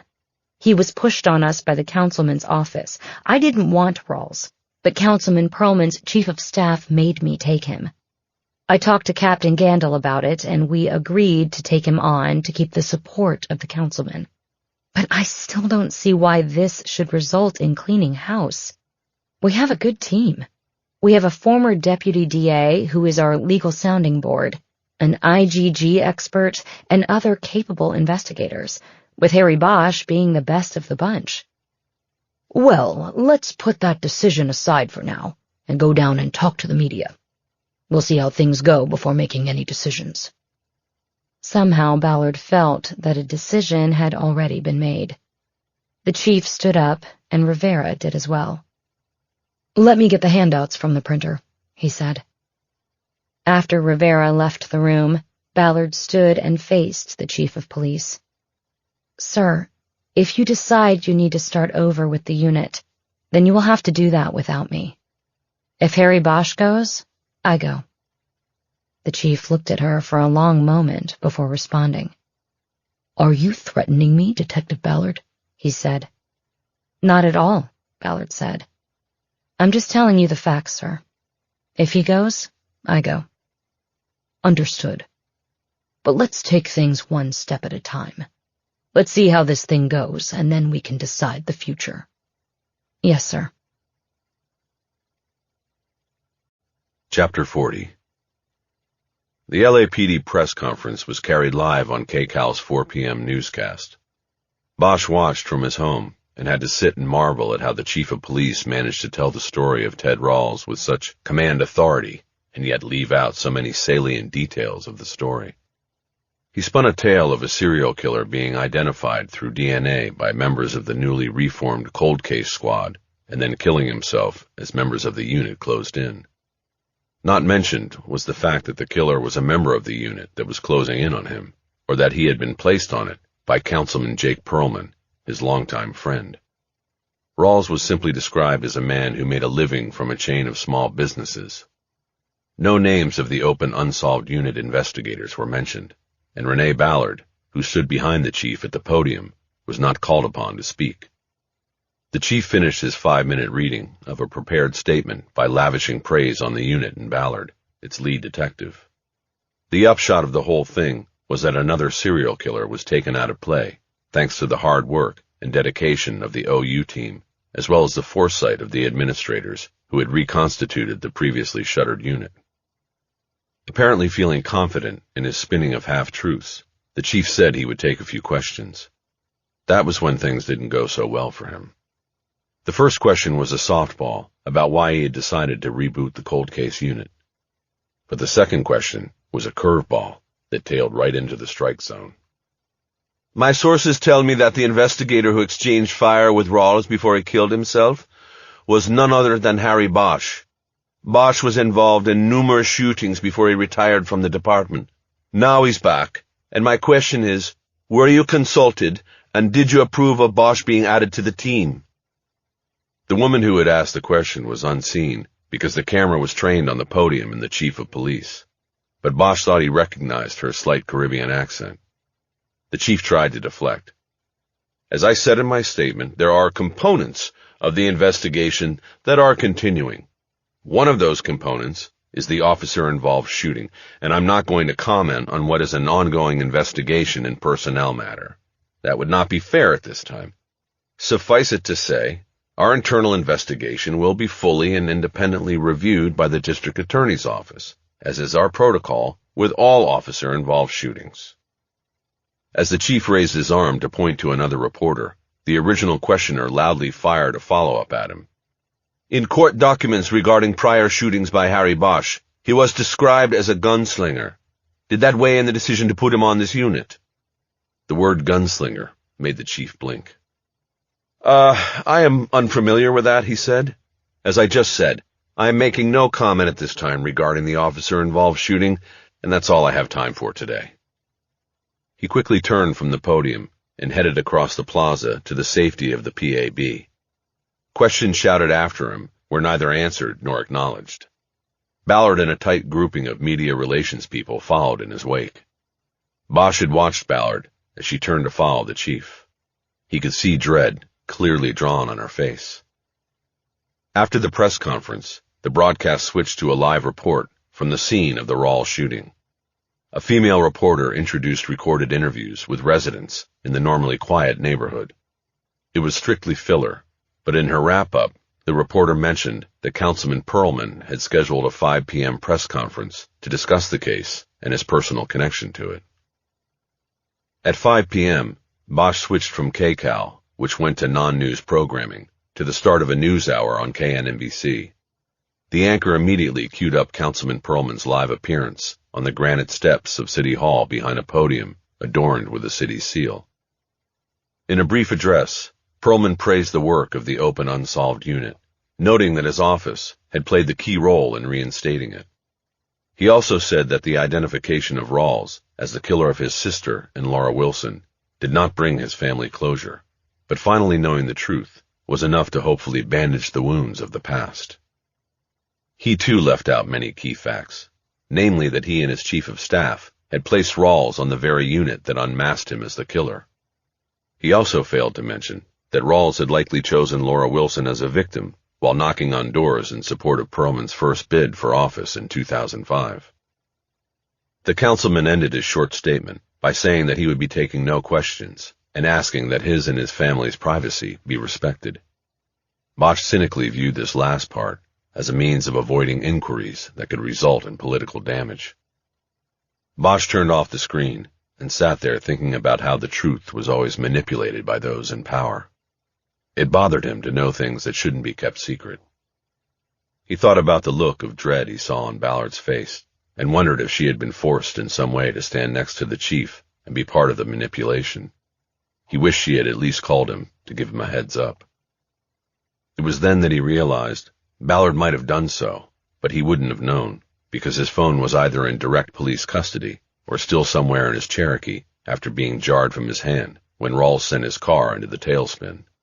The Cherokee was presumably in a police impound yard. Bosch got up and went to the kitchen. He used his house phone to call his cell phone number and check for messages. He had two. The first was a heads-up call from Ballard that came in at 2 p.m. and outlined the timing of the two press conferences. The second was a message left just 10 minutes earlier from Juanita Wilson in Chicago. She asked him to call her back. Bosch grabbed a pen and Post-it out of a kitchen drawer and wrote her number down. The landline was a cordless phone. He took it out to the back deck of the house to make the call. Mrs. Wilson? Detective Bosch, I'm sorry to disturb you. Thank you for calling me back so quickly. You're not disturbing me. Did Detective Ballard call you? She did. She told me what happened, that the man who killed my Laura is dead. Yes, he killed himself when we were closing in on him. I'm sorry. We wanted to take him alive so he could be punished. Don't be sorry. I believe he is being punished. He's in hell. Yes, ma'am. Call me Juanita. Juanita. I called because I want to thank you for what you did.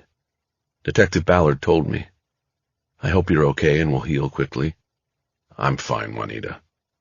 And I want to thank you for the answers. I told you I was holding on for answers. I understand. Thanks to you and Detective Ballard, I can let go now, and I can join Laura and my husband. Bosch wasn't sure what to say.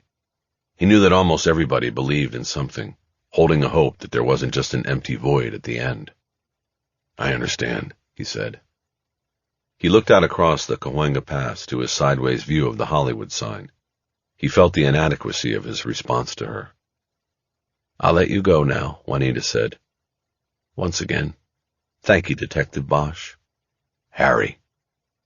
Thank you, Harry. Goodbye. Goodbye, Juanita.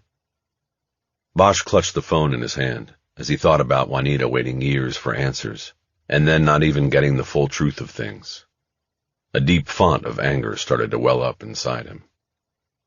Bosch limped back inside the house and used his laptop to search for a phone number. He called it and asked by name for the reporter whose voice he had heard at the LAPD press conference. As he waited for the transfer, he went back out to the deck. He was staring out across the pass when the voice with a slight Caribbean accent came into his ear.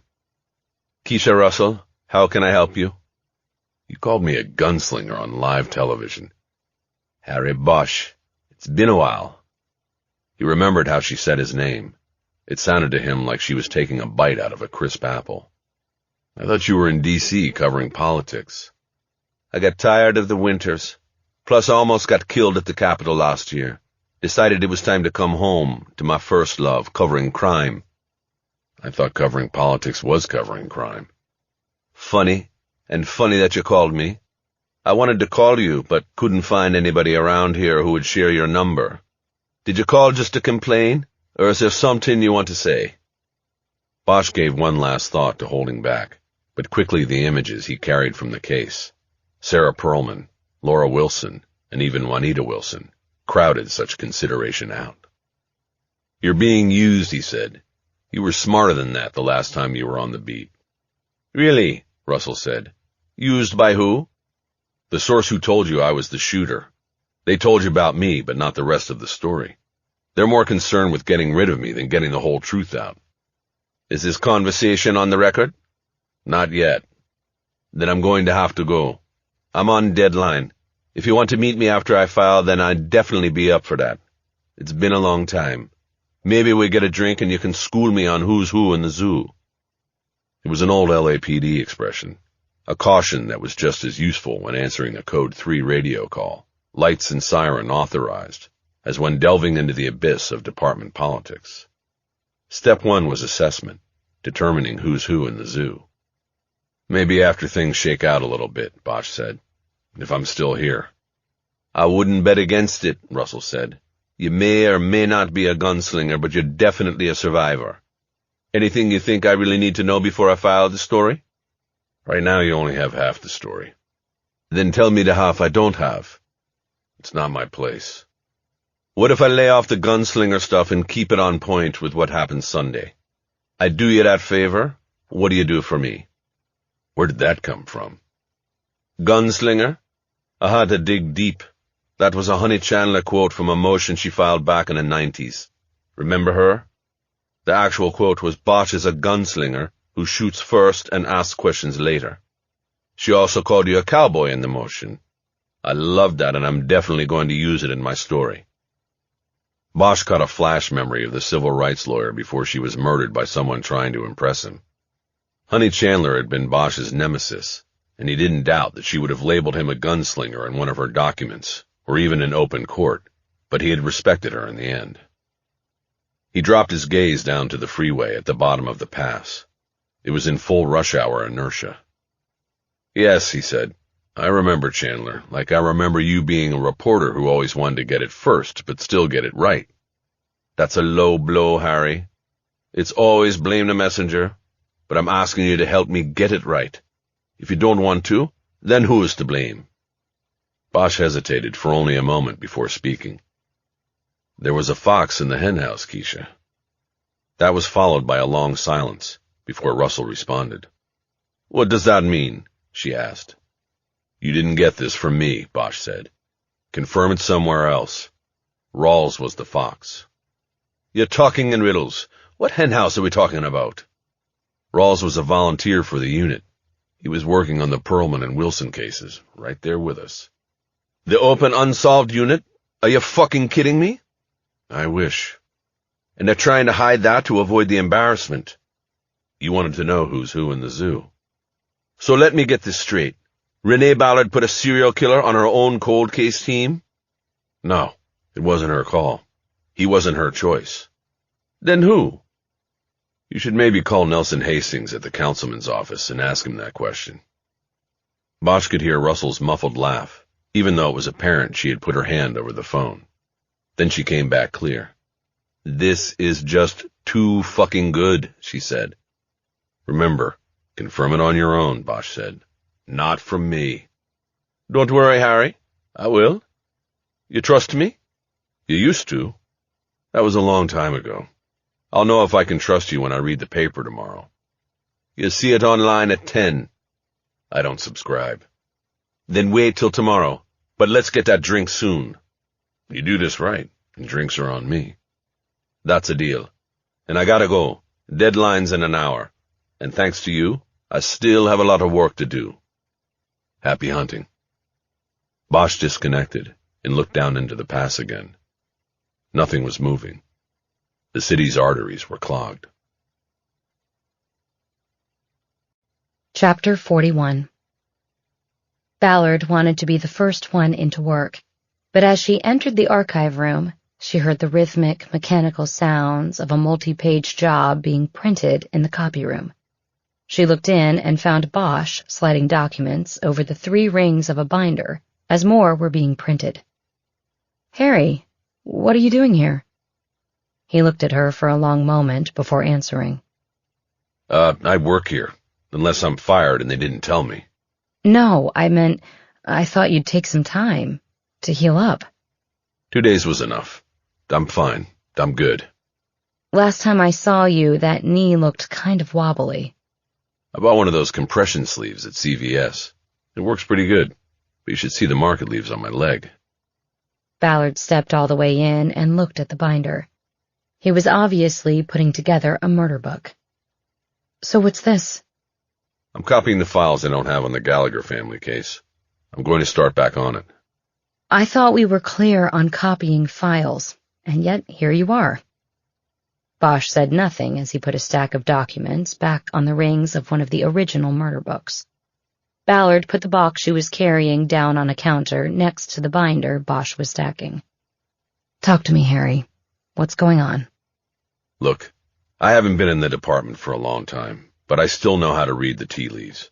They're going to tell you to get rid of me, and that's fine. I don't want to cause you any more problems than I already have, but when I go, who's going to work this?" He pointed to the case's 7 binders on the counter. "So I figure I'll take it with me, and I'll keep working it. I'll call you when I find McShane. Harry, I'm not going to bullshit you and tell you everything is copacetic. But I told them if you go, I go. I said that directly to the chief. Bosch nodded. I appreciate that. I really do. But you shouldn't have done it. It won't stop them from doing what they want. We'll see. We will. And probably pretty soon.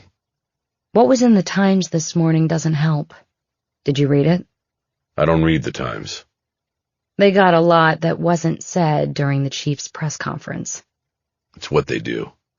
This Keisha Russell, the reporter, do you know her? Yeah, but last I heard, she went to the Washington Bureau. That was like, I don't know, a long time ago. Years. I'm surprised she's still around.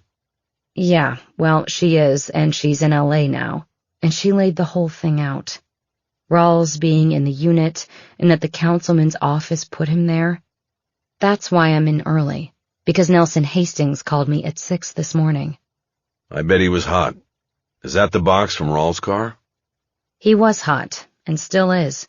And don't change the subject. Whoever fed Russell that story really put me in deep shit. The copy machine finished its job, and the room was silent. I'm sorry to hear that. There was nobody named in the story? Sources said that it was for attribution. And Nelson thinks I'm one of those sources. I mean, she did call me. 3 times, in fact. But I never talked to her. Didn't even return the calls to say, how'd you get my number, and no fucking comment. Nothing like being blamed for something you didn't do. I know how that is. I'm sorry, but maybe it's good that it's out there and the public knows. Don't you think? Not if they shutter the unit again. What Perlman gives, he can also take away. And why not? His sister's case is solved. He already got what he wants out of it. You really think they'd shut the thing down because of Rawls? You and I have both seen worse decisions made. That's why you can forget about Gallagher for now. What do you mean? Ballard picked up the box again and turned toward the door. Rawls is still priority 1, she said. If we connect him to other cases and start clearing them, then maybe they won't cut us. And if they try, maybe somebody will leak that to Keisha Russell. Then they'll look bad and have to back the fuck off. Ballard walked out of the room, leaving Bosch there. She had no doubt that he was behind the story in the Times. When she didn't recognize the name of the reporter that Hastings yelled over the phone at 6 a.m., she did a search on the Times website of Russell's prior stories and saw that in the 90s she covered the cop shop. Several of her stories were about cases worked by a detective named Harry Bosch. She was annoyed with Bosch, not so much for what he did. She had to acknowledge that getting the full story out there was something the department should have done in the first place. She just wished he had come to her first, and they had planned it together. On top of that, she wished he had owned up to his part in the story. It showed he did not trust her as much as she had thought. She took the box to the interview room. It was more than an hour before the other investigators started to trickle into their stations in the pod. By then, Ballard was at hers and Bosch was at his, keeping his head down, even though Ballard knew he was there. Colleen Hatteras was the first of the others to report for work, and she immediately started peppering Ballard and Bosch with questions about Rawls, the shooting, and other aspects of the case. She, too, mentioned the Times story, but her questions mostly came because this was the first time she had seen Ballard and Bosch since the shootout on Sunday.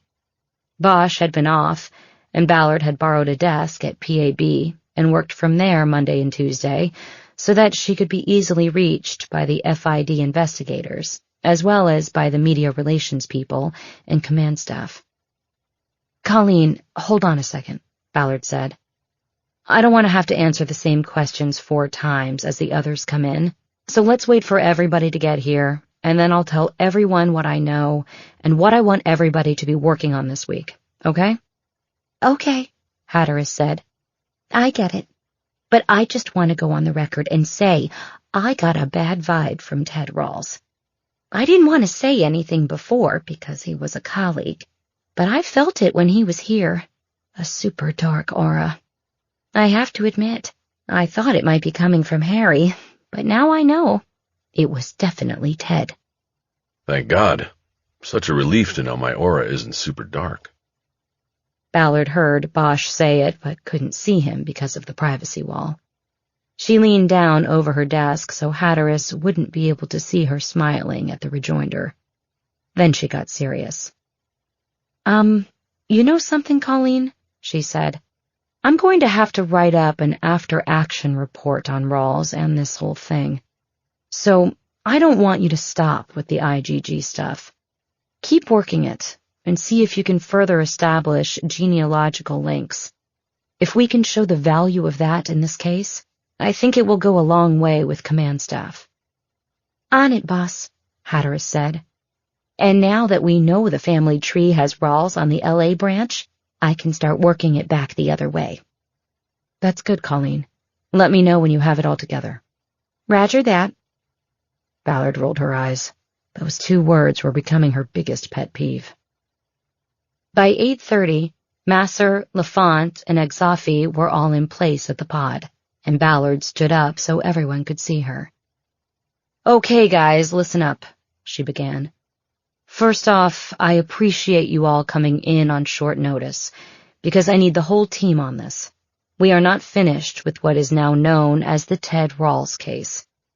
When he took his own life Sunday, in fact, one reason he probably did so, there was a box in the trunk of his car. We recovered it, and it contains personal items that may have come from other victims. I'm talking about jewelry, hairbrushes, makeup compacts, little statuettes and knickknacks, all kinds of things. Souvenirs, Hatteras said, stating the obvious. Yes, souvenirs, Ballard said. And I want all of us to see what we can do to possibly connect these items to other victims. All we know for sure is that he killed Sarah Perlman in '94 and Laura Wilson in '05. That's a big gap. And it's a big gap between '05 and Sunday, when Rawls, thanks to Harry Bosch, was put out of commission. Hear, hear, Masser said. He stood up and raised a hand over the privacy wall, offering Bosch a high five. Bosch obliged, though it appeared to Ballard to be a reluctant and half-hearted effort. I've spread these items out on the table in the interview room, Ballard continued. I want us to go in there, look them over, maybe pick a piece or 2, and go to work. I know it is a long shot, but let's see if we can possibly match some of this property to some cases. She pointed to the archive shelves where all the unsolved cases were kept. We all know there are lots of families out there waiting for answers, Ballard said. You all might have a different view, but I would focus on those years between Perlman and Wilson. We know Rawls got sick after Wilson. He got a kidney transplant, and it may have put him out of the killing business. But I think he was probably active during the years between those 2 kills. I've invited Councilman Perlman to come here to look at the items, in case he can identify something belonging to his sister, but I don't know if he'll take me up on that. Meantime, I bagged everything individually yesterday, after the lab took swabs and looked for prints. What you have on the table are items that yielded no forensic follow-up. Any questions? Lafont raised his hand like he was a student in a classroom. Tom? Ballard said. What about his home and office? Lafont asked. Anything there? Good question, Ballard said. Detectives from RHD spent almost all day Monday searching his house, office, and a storage unit he rented. They found nothing of evidentiary value. Most of you know he was married and had a young daughter, and it looks like he kept that part of his life separate. Needless to say, they remain in complete shock about all of this. It looks like Rawls kept his souvenirs in his office in Santa Monica, and that was why he went there Sunday, to grab them and go. There was also a packed suitcase in the car. He was about to split. Any idea where he was going? Exafi asked. Not at the moment, Ballard said. There was nothing on his phone, in his pockets, or in the car indicating where he was going. His passport was in his pocket, so possibly Mexico or Canada. We think he was just trying to get out of Dodge after he realized that we were on to him. Ballard looked at everyone, expecting more questions. "If that's it, let's get to it," she said. "The elephant in the room is that Rawls was one of us, and the optics on that are not good. So let's get on this and see if we can improve those optics by closing more cases. Let's show them our value." Ballard sat back down while the others stood up to go to the interview room. All except Bosch.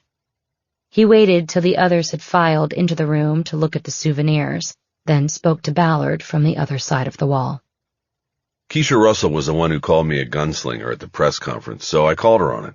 I didn't know she was back in town and back on the cop shop, and then I hear her voice calling me a gunslinger just to get a rise out of the chief, and then I let it slip. I said we had a fox in the hen house because I knew from that press conference what they were going to do. They were going to just sweep that shit under the rug like they always do, and I didn't think it out, Renee. I should have known it would have come down on you, and I fucked up. I'm sorry. Ballard nodded slightly. Not because Bosch had confirmed what she already knew, but because he had come clean with her and admitted it. The trust she thought was broken was now restored. "It's okay, Harry. Just go in there and find something that closes a case for us." You got it, boss. She smiled. Chapter 42. Bosch stood up and looked over the privacy wall at Ballard. She was working on her computer, her fingers moving at an amazing speed as she typed, but he couldn't see the screen to know what she was doing. She spoke without taking her eyes off her work, whatever it was. "Did you find something in there to run with?" No, not yet. The others are still in there. I'll check it out later, see what's left. I was thinking about taking a drive up to Santa Monica first. "I just heard you on the phone asking about some kind of hauling schedule. Is that it?" Yeah. There's something that's been bothering me about what Rawls was doing Sunday. Ballard now looked up at him from her screen. "What?" All right, just hear me out on this, Bosch said. On Sunday, when I drove by the alley and saw his car behind the shop, the trunk was open, and he was nowhere to be seen. "Yeah, he was inside his office, gathering his souvenirs." Right. We think he was doing that. And you said that after the shootout, the box of souvenirs was found in the trunk of his car, and there was also a suitcase there. "Yeah, on the back seat." Okay, so why did he open the trunk before going inside the shop? Ballard shrugged. "Because he knew he was bringing out the box?" But would you open the trunk before you went inside? Or would you wait till you were coming out with the box? I mean, it wasn't this big box he'd need 2 hands to carry. "I don't know, Harry. I think you're overthinking things." Maybe. But when I saw you with the box today, it hit me. That box could have easily fit in the back with the suitcase or on the passenger seat next to him. Why'd he put it in the trunk? "Does it matter? It's one of those things we're never going to be able to nail down and know. A known unknown. Every case has them." Yeah, but what if the trunk was open because he was taking things out? What if he was getting rid of stuff? Evidence, other souvenirs. He took it all from his house or his storage unit, wherever he had it, put it in the trunk, then drove to the shop where the back alley was lined with dumpsters behind the businesses. Maybe I didn't see him in the alley because my view was blocked by the dumpsters. The hauling schedule. Have those dumpsters been emptied this week? Not till tomorrow. So you're going to go dumpster diving? It's going to bother me if I don't. Let me finish this email and I'll go with you. I don't think you should be climbing into dumpsters with those ribs and that knee. And I have CSOs in my car. Bosch knew she meant crime scene overalls. Most detectives kept work boots and overalls in their trunk for working messy crime scenes. My ribs and my knee are fine, but we're going to need a step stool or a ladder, no matter who goes in. Go check with building maintenance to see what we can borrow. I'll send this email and meet you at my car. On it. Chapter 43. They were searching the 4th of 5 dumpsters in the alley behind Montana Shops and Suites. They had started at the west end of the alley and worked their way east. Nothing related to Rawls or the case had been found in the first 3 searches. Ballard, wearing rubber boots and navy blue overalls, was standing waist-deep in a green dumpster located behind a women's apparel shop. It meant the refuse was largely innocuous and dry. The first dumpster they searched had been filled with coffee grounds and other garbage from the breakfast cafe that anchored the west end of the plaza.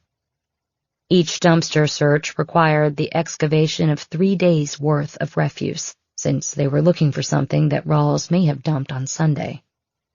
"There's nothing here." She was using the long handle from a push broom to poke around in the bottom layer of the dumpster. Bosch had borrowed it from the maintenance department, along with a stepladder. "All right, then come out of there." He held his hand up to her. She took off a work glove, grabbed his hand, hoisted her hips onto the steel rim, and swung her legs over to the ladder. Bosch helped her down. "The things I do for you, Harry." "Hey, I didn't ask you to come out here. If it makes you feel better, I'll do the last one." "No, you'll get your clothes all dirty. I'm just giving you a hard time because we haven't found shit out here, and these CSOs are hotter than hell." Once she was off the ladder, Bosch started throwing the bags of trash and other refuse they had removed back into the bin. Ballard moved on to the final dumpster, carrying the stepladder with her. She put her glove back on, then flipped the heavy plastic cover back and started excavating the top layer of bags and boxes. The east side of the property was anchored by a large home decor store. It sold smaller furnishings like lamps, artwork, and candles. The trash here was similar to the last dumpsters in that it wasn't wet, didn't smell particularly bad, and was easy to excavate. It had largely been deposited in shipping boxes, stuffed with form-fitted foam packaging and bubble wrap. There were also broken pieces of wood shipping crates. Bosch joined her, and they quickly emptied the top half of the dumpster, dropping everything they pulled out onto the alley's asphalt. "I can't believe nobody's coming out of one of these places yet to ask what the hell we're doing." "Maybe my pal, the angry homeowner on 17th Street, will come over." "Who?" "Some guy who lives in the neighborhood back here. I posted up on his driveway Sunday when I was waiting for Rawls to make a move. He came out and went full Mrs. Kravitz on me." "Mrs. Kravitz?" "The busybody neighbor on that old 60s show, Bewitched. You never watched the reruns when you were a kid?" "Before my time, I guess." "Geez, I'm old." Once they had removed the first layer of debris, Ballard climbed the ladder, put her gloved hands on the rim of the dumpster for support, expertly swung her legs over the edge, and dropped into the bin. "You're getting good at that. The Olympics are coming to town in a few years. You're the Simone Biles of homicide." "You're a funny guy, Harry. This is just another useful skill I'll hopefully never need again." She started handing boxes over the rim to Bosch, who found places for them on the ground. She eventually found space for her feet on the floor of the bin and was better able to brace herself to lift the heavier debris. She focused on an open crate in the corner. It held a sculpture of a woman and child that had a 1-inch-wide crack running through the plaster. She attempted to lift it, but realized it would be too heavy to raise over the rim to Bosch. She instead lifted it slightly and swung it to her left to reposition it. When she turned back to the corner, she saw a crushed cardboard box that had been beneath the sculpture crate. "Harry, take a look." She heard his feet clunk on the steps of the ladder, then he was leaning over the rim. "Be careful with that knee." She pointed to the crushed box in the corner.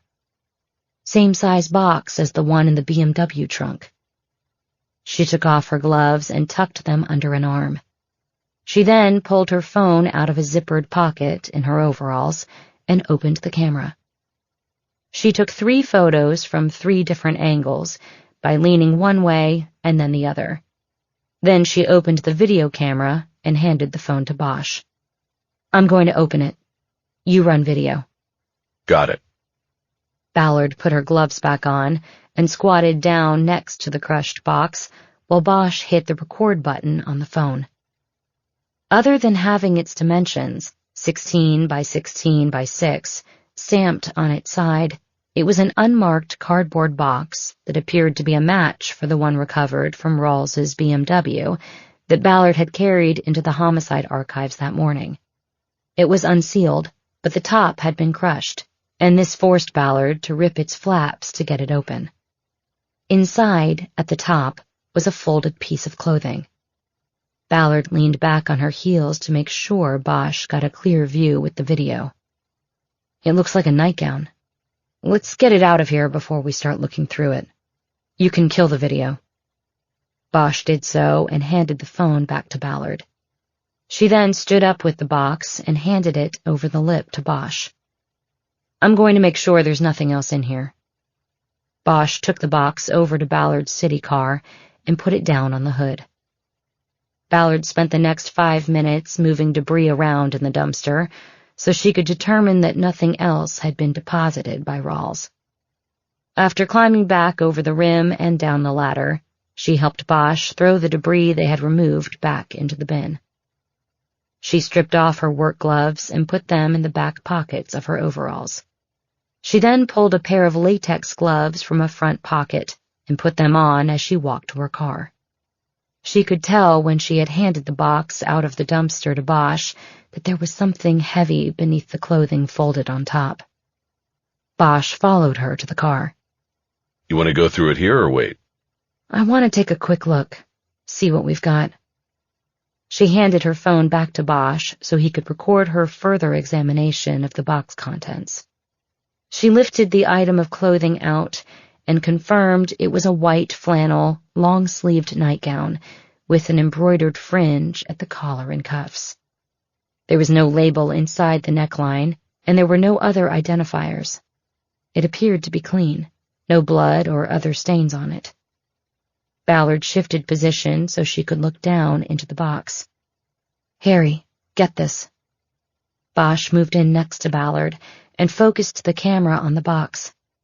At the bottom was a pair of pink slippers that looked like stuffed bunnies with the nose at the point of the big toe. Beneath these, Ballard could see part of a wooden handle. Holding the nightgown up with one hand, she reached in with the other and pulled out the bunny slippers. At the bottom of the box was a stainless steel hammer with a polished wood handle. They both stared down at it for a long moment without speaking. Murder weapon? What I was thinking. Maybe. Now we just need to find the case. She did not touch the hammer because she knew the handle might hold fingerprints and its steel head and claw could hold DNA. She carefully put the slippers down on top of the hammer in their original position, then, with both hands, held the nightgown up by its shoulders and folded it lengthwise. When she did this, the right sleeve swung against her and she felt the heft of something more solid than an embroidered cuff. She ran a hand down the length of the sleeve and closed it around something caught inside the cuff. She worked her fingers inside the cuff and pulled out a bracelet. It was a thick, braided metal band with one charm attached, a painter's palette, with 6 tiny dots of color along the rim and the word "Go" engraved at the center. ID bracelet. It probably belonged to a boyfriend and was too big for her wrist. It must have slipped off when she took off the nightgown. Or when someone else took it off her. There's that. Do you think it's Go or G-O? Is that the engraving? It's too small for me to make out. Yes, G-O. I wonder what it means. You'll know that when you connect a case to it. Ballard nodded and looked down the alley toward the back door of the DGP store. So he parks down there, carries a box up here to the farthest trash bin, and then dumps it. But then he leaves the second box with his other souvenirs in the BMW and drives off. Does that make sense? No, but I've been thinking about that. And? Come over here. Bosch walked away from the car and headed toward the end of the alley 20 feet away. Ballard put the nightgown back in the box and placed the bracelet on top of it. She then caught up to Bosch. When they got to the end, he pointed diagonally across 17th Street to a 1950s ranch that was the first residential house behind the Montana shopping district. That's the driveway I backed into after I saw Rawls' car in the alley. His car was pointed east, so I thought that when he left, he would come out this way, and I'd see him and then follow. That's where Mrs. Kravitz confronted you? Yeah, I was looking this way at the alley when the guy came up alongside me, banged his fist on the roof of my car, and started giving me what for. It was a distraction, and I took my eyes off the alley to deal with it. He was kind of loud because he was king of the castle and didn't want me there, so I was thinking maybe Rawls took the one box down to the dumpster, and then he heard the dust-up out in the street.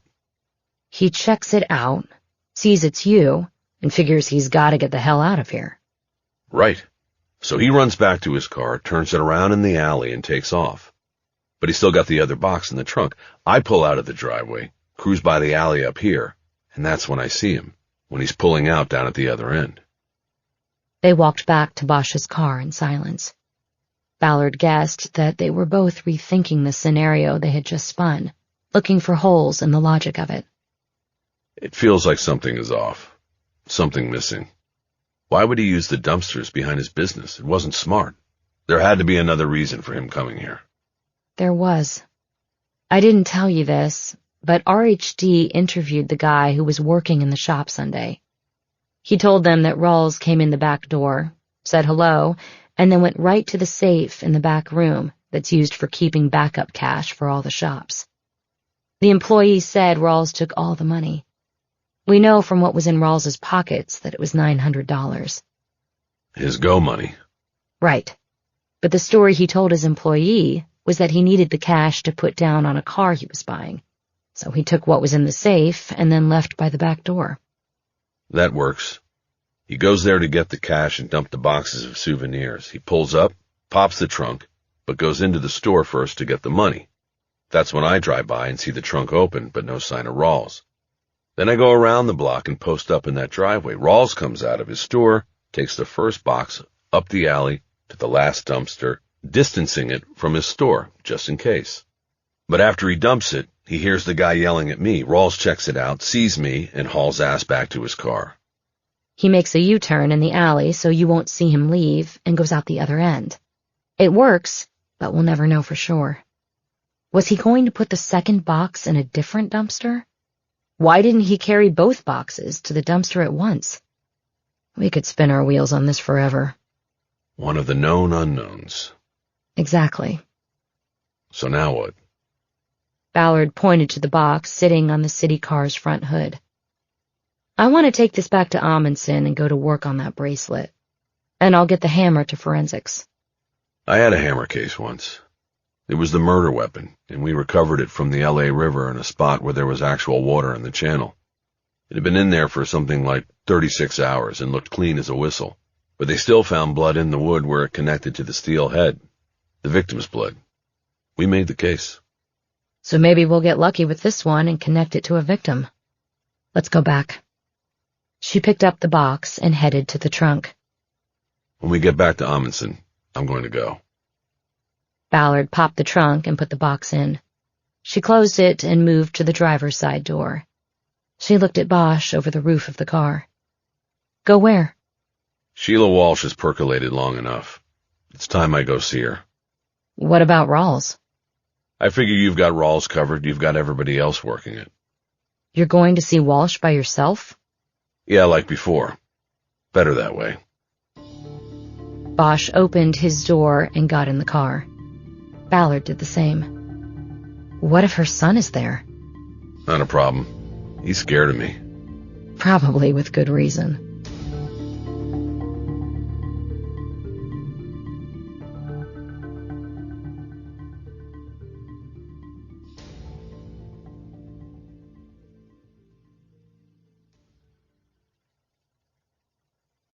Chapter 44. Bosch had rented a car on Tuesday, picking it up at Midway after meeting his daughter for lunch at a vegetarian restaurant on Sunset. He had earlier made an inquiry about his own car at the police garage, but was told detectives from the Force Investigation Division had not released it yet. The helpful garage attendant also told him that the car was inoperable because the frame had been bent during the accident that preceded the shooting with Rawls. Despite his claim to Ballard that the old Cherokee was invincible, Bosch now knew that he had most likely driven it for the last time. He pulled up in the rental in front of Sheila Walsh's house. If she was on the watch for him, she wouldn't recognize the car. He sat for a minute collecting his thoughts and deciding how he was going to play this. It had been almost a week since Walsh had called him and angrily told him to stay away from her and her son. Bosch needed to put her in a mindset that told her he would not be going away until she broke and revealed whatever secret she knew about Finbar McShane. He got out and walked up the stone path to the front door. He knocked sharply, the kind of rap that would hopefully startle anyone inside. Nothing happened. He reached into the pocket of his jacket and brought out the paper-clipped packet of documents to have them ready. Raising his fist to hammer on the door again, he heard Sheila Walsh's voice from the other side. "Go away, you're not coming in." "Mrs. Walsh, Sheila, open the door. I have a search warrant here." "I don't care. Go somewhere else with your damn search warrant." "Doesn't work that way. If you don't open the door, I'm going to kick it in." "Sure, an old man like you. Go ahead and try. I've got the deadbolt on." "I've been kicking in doors for 40 years, Sheila. It's not about strength. It's about the placement of the pressure. One of the first things they teach you. You hit the right spot and the lock itself breaks the jam. It will then cost you $300 or $400 to fix it, and you have to figure out a way to secure your house till you get somebody out to do it. Nobody ever thinks about that. They don't show that part on the TV shows." A long moment of silence went by. Bosch stepped back, as he would have if he were going to kick the door in. There was a peephole, and he believed she was watching him. "Stand back," he said. "I don't want to hurt you." At the moment he would have raised his leg and reared back to kick, Walsh's voice came through again. Okay, don't kick my door in." He waited and heard the locks turn. The door finally opened, and Sheila Walsh stood there, pure hatred in her eyes. "Smart decision," Bosch said. "What do you want?" Walsh asked. "To be honest, I would rather just talk to you than have to search your house. That would take the rest of the day when we probably could clear this up with a simple conversation." She didn't move. "A conversation about what?" she asked. "Do you want to do this out here in front of your neighbors?" Bosch asked. "Or can we sit down inside?" She stepped back and let him in. Bosch had not lied to her. He did in fact have a search warrant, but it was a copy of a warrant from another case, and signed years earlier by a judge who was long retired now. "In here," Walsh said. She led him to the dining area instead of the kitchen this time. An open laptop and paperwork were spread on the table. On the wall to the left of it, several unfolded pamphlets and flyers were taped to the sky blue paint. Bosch saw maps of what looked like the Caribbean and the Gulf of Mexico, as well as photos of cruise ships, floor plans of staterooms, and schematics for entire decks. The dining room was the headquarters of her online travel agency. "Before I say another word, I want to hear you say you will leave my son alone," she said. "He's been through enough, and he has nothing to do with this." "I can't make that promise," Bosch said.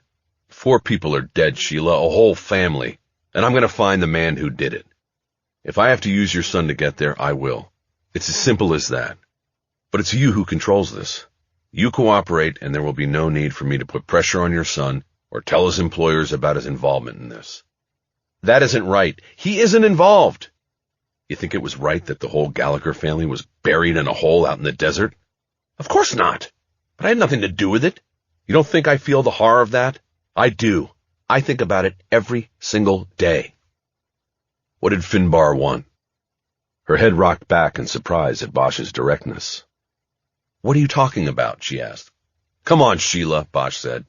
"You know what I'm talking about. Your son was the one who broke in and stole from you. You got lucky when they found McShane's print and you could lay it on him. But it was your son, not him. McShane was here at some point before the break-in, and I want to know why." "You're crazy.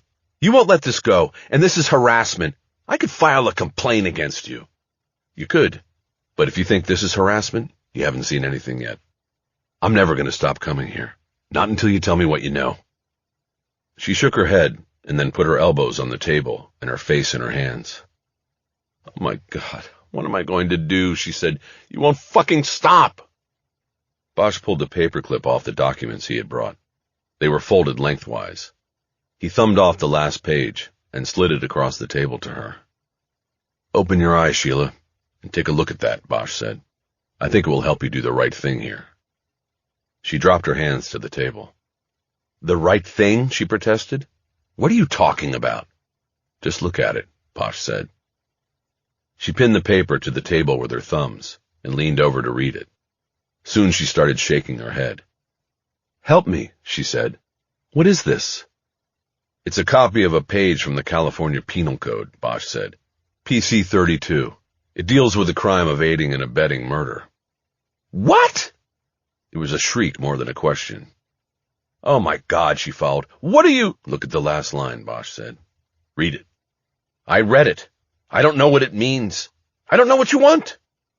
"It's a statute of limitations. 3 years for aiding and abetting a homicide. What that tells you is you're in the clear, Sheila. No matter what you did, you can't be touched now." "You think I had something to do with killing them? Those beautiful children? Are you out of your fucking mind? Get out! Get out of my house!" She pointed toward the door as she rose from her seat. "Sit back down, Sheila," Bosch said calmly. "I'm not going anywhere." She didn't move. She held her arm out raised, her finger pointing toward the door. "I said, sit down!" Bosch yelled. His voice scared her. She dropped back into her seat, her eyes wide with panic. "Listen to me," Bosch said, his voice returning to an even tone. "I checked you out 8 years ago. Once I figured out the date the Gallaghers disappeared, I confirmed you were on a boat in Cozumel. I got photos, verified witness accounts, credit card statements, everything. I know that McShane waited until you were gone to do it, so there'd be no chance of a witness, nobody to call the police. But you know something, Sheila. You know something, and now is the time to tell it. You're in the clear legally, so it's time to clear your conscience as well. Talk to me, Sheila. You do that, and I leave you and your son alone. I'll be out of your life forever." She put her elbows back on the table, gripped her hands in front of her face, and looked down at the photocopy. Soon Bosch saw tears drip onto the paper. "Time to do the right thing," Bosch said. "Think about those beautiful children and tell me, what was McShane doing here?" She worked her fingers against themselves, and then looked up over her knuckles at Bosch. For the first time, he saw that they were haunted by something she had been carrying inside.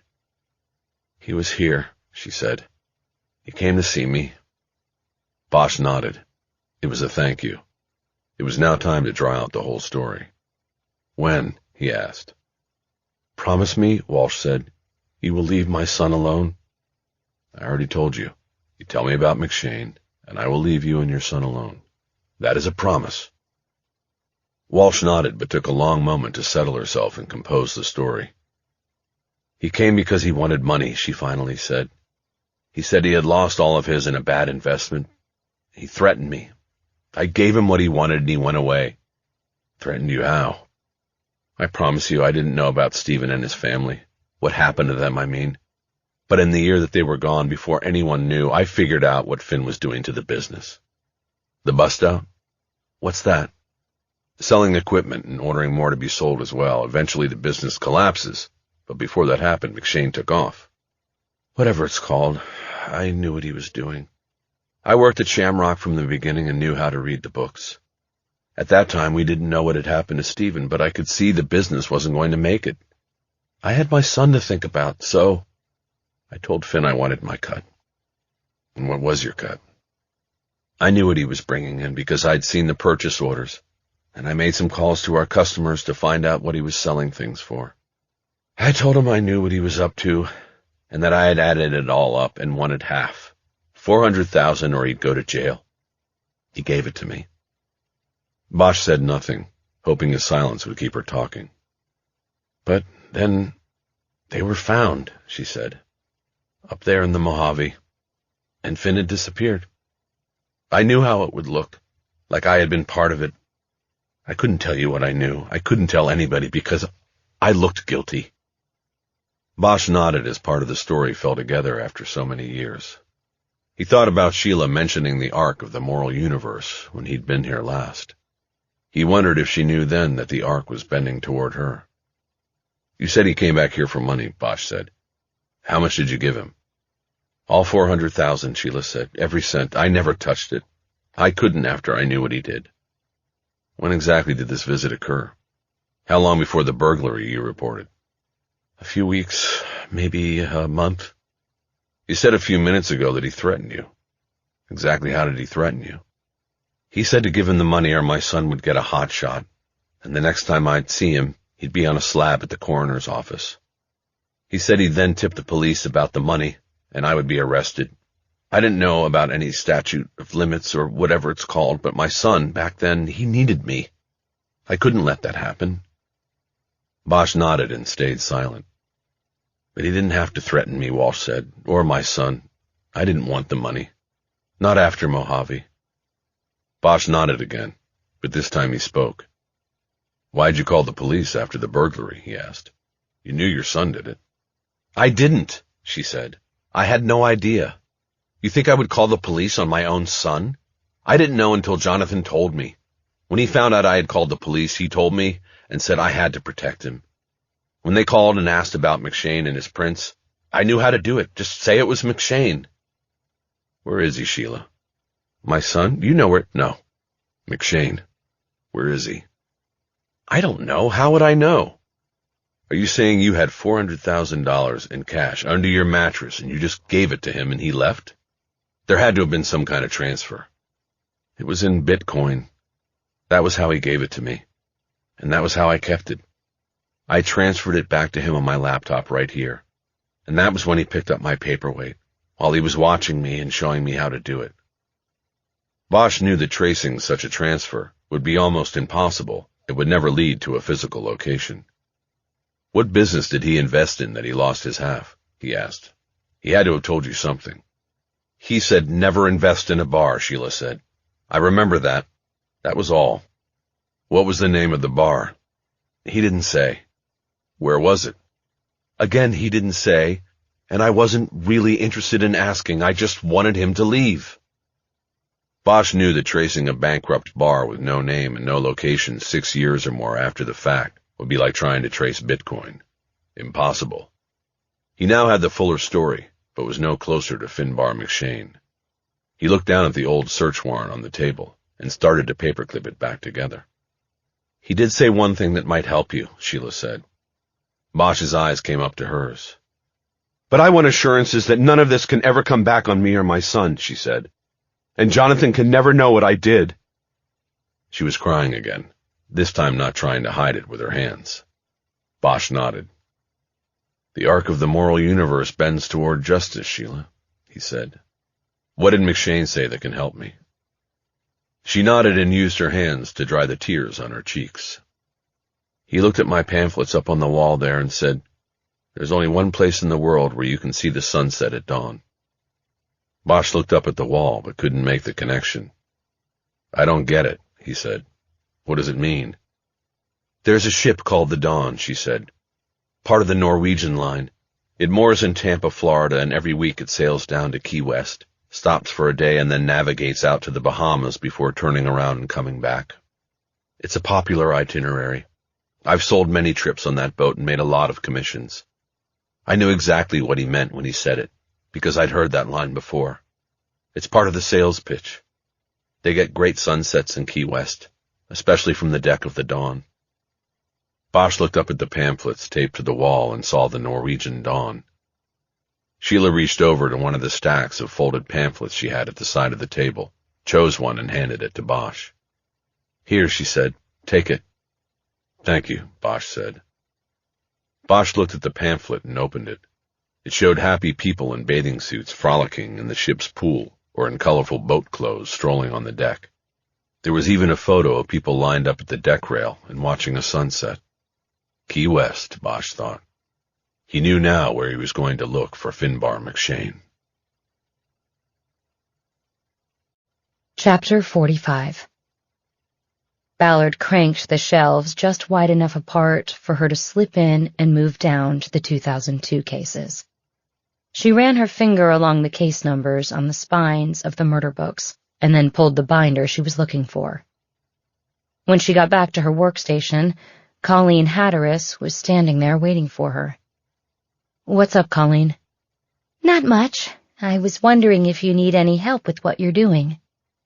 She gestured toward the box on Ballard's desk.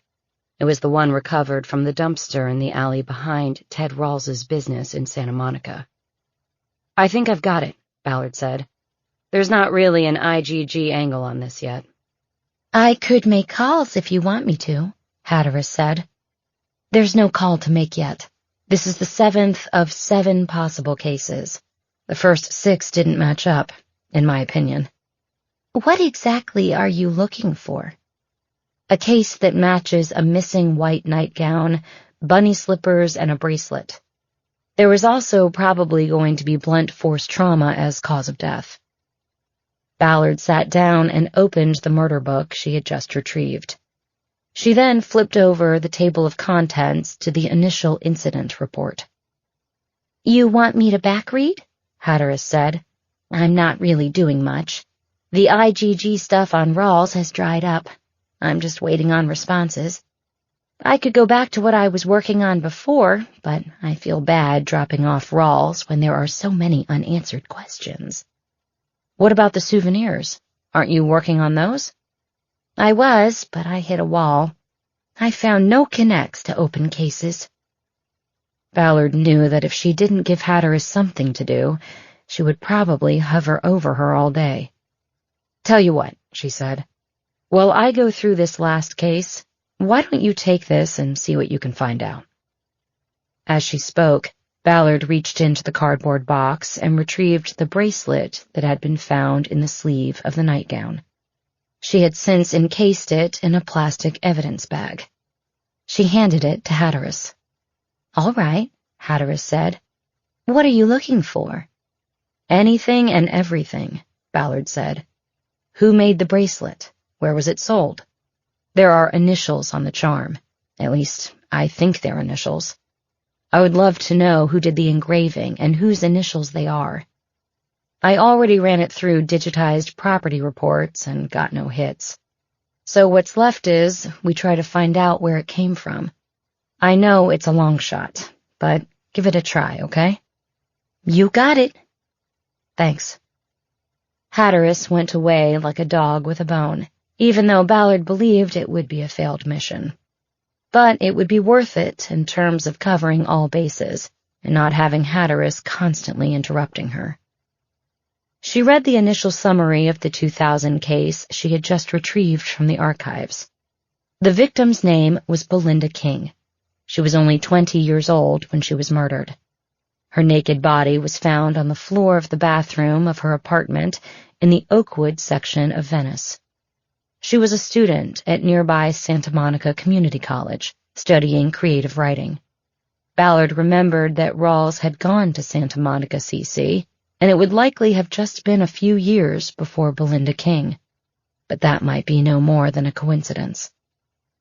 Belinda King matched almost all the parameters Ballard had entered in her search of digital records. She had gleaned these from the items found in the box from the dumpster and the known elements of Ted Rawls's kill patterns.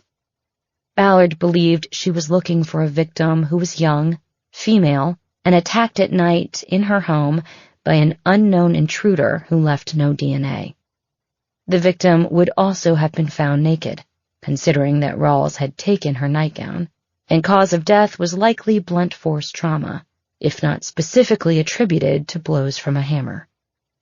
The victim may have also had a boyfriend or fiancé who had given her a charm bracelet. The final box Ballard had to check on the search protocol was that the case had to be open and unsolved. The search brought back 7 hits, and the King case was the 7th book Ballard had pulled. The first 6 were not completely dismissed, but they didn't feel right to Ballard for various reasons. She was hoping the 7th case would be a conclusive hit. But as she moved on from the written summary to the crime scene photos, she quickly dismissed it as a possible Ted Rawls kill. The victim was found nude and had been beaten to death, but Ballard judged that she was too heavy in the torso to have worn the nightgown comfortably. Additionally, the circumstances of the case led investigators to believe she knew her killer and may have engaged in consensual sex with him before he turned violent. There were no indications of sexual assault. Disappointed, Ballard leaned back in her chair. She flipped the murder book closed and put it on top of the stack of books from the other cases she had reviewed. She decided she would not return them to the shelves in the archive. She'd have Harry Bosch, with his long experience as a homicide detective, review the cases to confirm or deny her conclusions about each one. She put the frustrations of a wasted day aside and decided to take one more run through the department's digitized crime data, this time removing one of the descriptor filters to see if it brought up more matching cases. The descriptor she dropped was the requirement that matching cases be unsolved. She checked the All Cases box, and the new search returned 9 more case extracts with matching similarities. Because the Amundsen archive contained only murder books from unsolved cases, Ballard stayed on the database and reviewed the digital case extracts, ready to write down any victims' names and case numbers she thought might require a fuller look. This more exacting review would require her to go to the original investigators to pull murder books from closed case files and conduct interviews. She moved through the 9 extracts quickly and didn't write down a single case citation in her notebook. Though all were similar in methodology to the murders of Sarah Perlman and Laura Wilson, they were all closed by conviction following a jury verdict, or, in 2 of the cases, a guilty plea. Ballard knew that any of these could have had a wrongful conviction or even a false confession, but with the abbreviated extracts alone, it was impossible for her to see anything suspicious about the cases. In extract form, they were all cut-and-dried case summaries and mugshots, nothing else. Ballard logged off the database and sighed, frustrated with the knowledge that she had been spinning her wheels all day. She felt the need for Harry Bosch's supportive words. She knew that she could complain to him about wasting her time, and he would come back with wisdom and encouragement. He would remind her that there were always more dead ends in a homicide investigation than there were leads that panned out. To him, that was a basic equation of the job. He had once told her it was like baseball. The best hitters failed more than half the time. It was the same chasing leads in homicide work. She pulled her phone and called Bosch, but it went straight to voicemail. "Harry, it's me. Call me back when you get a chance. I need to talk to you about how fucked up today has been. Bye." She stood up and put the phone in her pocket. She saw Hatteras hunched over her desk in the next station in the pod. "Colleen," she said, "I'm going to take a walk to clear my head and then get a coffee from upstairs. You want anything?" "No, I'm fine," Hatteras said. "You knew this was a locket, right?" Ballard had already started walking away from the pod when she heard the question. She turned on her heel and moved back toward Hatteras. "What?" she asked. "The charm," Hatteras said. "It has a hinge. It opens and there's a little photo inside." Ballard leaned over Hatteras's shoulder and saw that the painter's palette charm did indeed have a hinge that allowed it to be opened like a tiny book. There was a face-shot photo of a young man with jet-black hair and a struggling mustache above a wide smile. "You shouldn't have taken that out of the evidence bag," she said. "I had to," Hatteras said. "I wouldn't have gotten it open if it was still in the plastic." "I know, but I hadn't had it processed for prints and DNA." "I'm so sorry. I thought you said everything had been run through forensics." "But not that. We just recovered it today." Hatteras dropped the bracelet on her desk as if it were red hot. "It doesn't matter now," Ballard said. "You've handled it." Ballard was staring at the small photo. She leaned down to see it closer. The young man looked familiar to her, but she couldn't quite place him. "Do you by any chance have a magnifying glass, Colleen?" "No, but Harry does. I saw him using it the other day." Ballard went around the pod to Bosch's station. There was a small magnifying glass on top of a stack of printouts. She grabbed it and returned to Hatteris's desk. "Let me look at it," she said. Hatteris got up and Ballard sat down. She used the glass to magnify the image in the open locket. "That's got to be the G.O., Hatteris said. Don't you think?" Ballard was silent. The young man in the photo she was looking at was clearly Latino, with brown skin, dark eyes, and a full head of swept-back black hair. She now identified the familiarity. She realized she had seen a version of that face just minutes before. "I think I know this guy," she said. She got up and went back to her station, handing Hatteris the magnifying glass as she passed. "You know him?" Hatteris asked. "I think I just saw him," Ballard said. She sat down and quickly rebooted the department's crime databank on her screen. She pulled up the last search and quickly scanned through the case extracts she had just finished reviewing. With each one, she went immediately to the mugshot of the defendant convicted in the murder. The 7th extract contained the mugshot of a man convicted of killing his girlfriend in 2009. "Let me see the locket and the magnifier," she said. "Can I touch it?" Hatteris asked. "You already have. Bring it to me." Hatteris brought both items to her. Ballard used the magnifier again to look closely at the face in the locket photo, and then turned back to the computer to make the comparison. She was sure she was looking at different photos of the same young man. In one shot, he was smiling, in the other, looking grim. She stood up and signaled Hatteris to switch into her seat. She held out the magnifying glass. "Colleen, look at the mugshot on the screen and compare it to the photo in the locket," Ballard said. "Tell me it's not the same guy."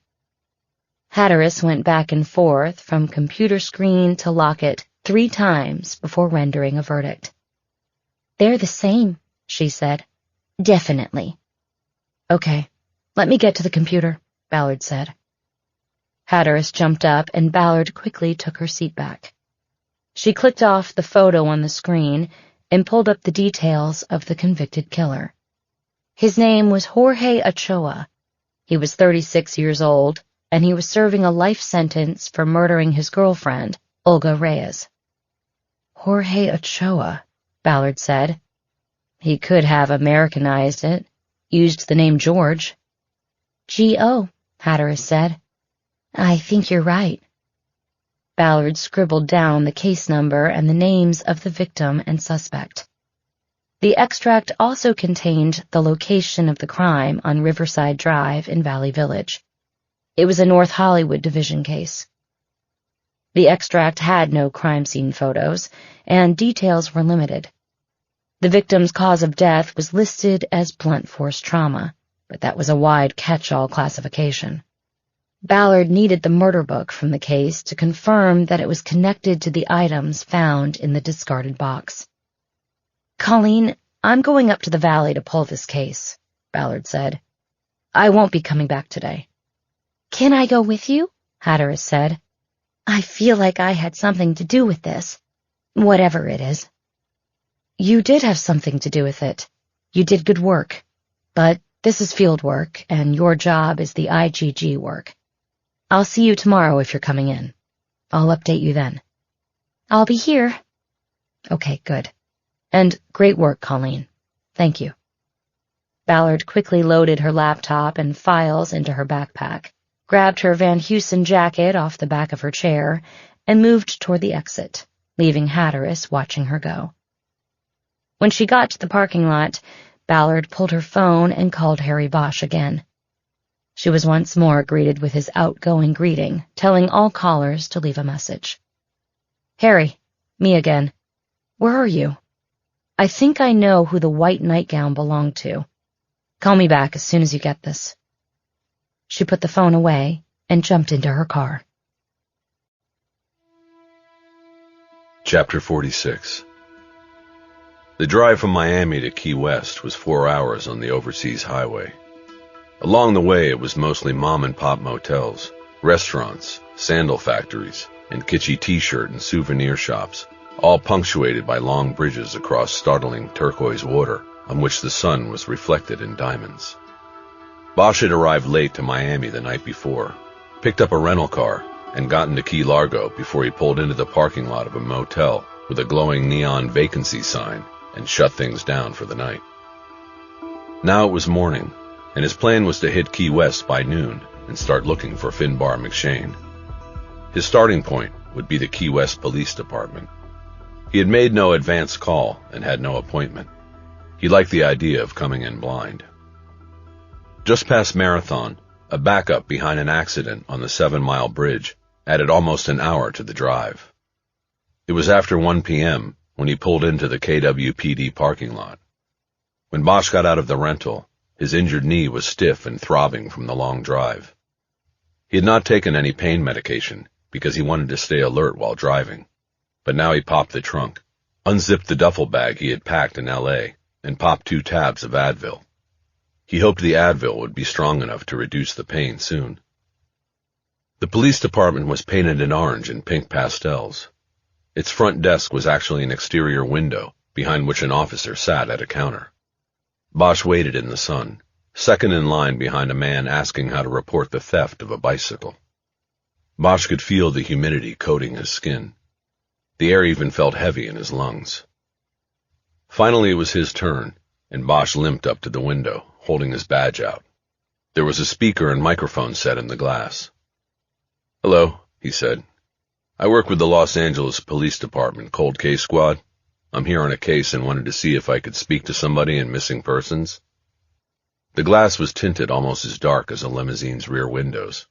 Bosch could barely make out the outline of someone sitting on the other side, but could not tell whether he was talking to a man or a woman. A male voice came through the speaker. "A missing persons cold case?" he asked. No, Bosch said, "but I think a missing persons detective will be able to help me locate the individual I tracked here." "And your name?" "Harry Bosch." "Did that badge say retired?" "It did. I work as a volunteer investigator. I previously worked cold cases when I was in the department. They asked me to come back after I retired." "Okay, let me call back there. If you wouldn't mind, step back from the window so others can come forward." "No problem." Bosch stepped away from the window and posted up on its left side. He turned, looked around, and saw that there was nobody else waiting to come forward. 5 minutes went by slowly. He leaned against the wall next to the window to take weight off his knee. The pills he had ingested had yet to reduce the pain. No one else approached the window, and the man behind it offered Bosch no information. Bosch could feel his shirt starting to stick with perspiration to his back. He took off his sport coat and held it over his arm.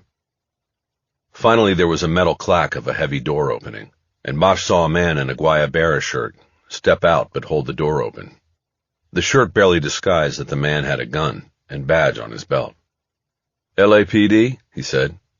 "That's me," Bosch said. "Come on back." "Thank you." He held out his hand as Bosch approached the door. "Ken Osborne." Bosch shook his hand. "Harry Bosch," he said. "Thanks for your time." "Gotta make time for the LAPD," Osborne said.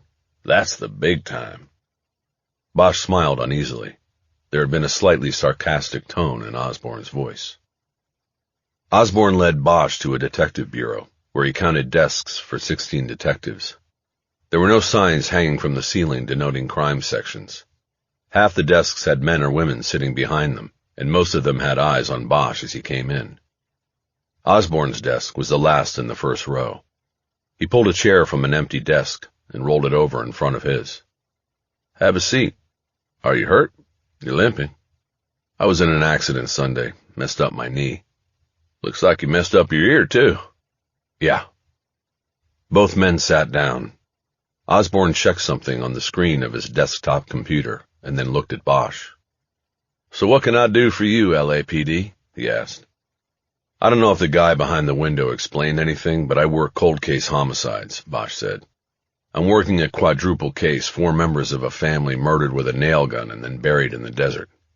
"Well, that's gotta hurt." Bosch did not acknowledge the poor attempt at gallows humor. "The case is almost 9 years old," he said. "We recently reopened it, and there's a person of interest. We have a solid witness that puts him here, but that was at least 6 years ago." Osborne frowned. 6 years in Key West is a long time, he said. "This town turns over quick. People come and go.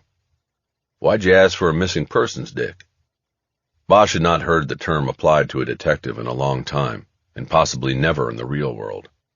"Because of the crime in L.A., he said. "This guy played a long game, took a job, worked his way up over the years until he was a valued employee, then killed the owner and his family, and looted the business in a classic bust-out scheme. My guess is he came here to do it all again." "As far as I know, we got no families murdered here, LAPD. My witness back in L.A. said he'd invested in a bar in Key West, and then the bar went belly up. I think if he's here, he's moved on to something else." "And the missing persons part? Do you have a case involving a prominent person, like a business owner who's gone missing?" Osborne leaned back in his chair and swiveled it back and forth as he considered the question. "Nothing like that I know of. Our cases are mostly about bored teenagers going up to Miami, tourists getting so shit-faced at Sloppy Joe's they can't find their way back to the motel.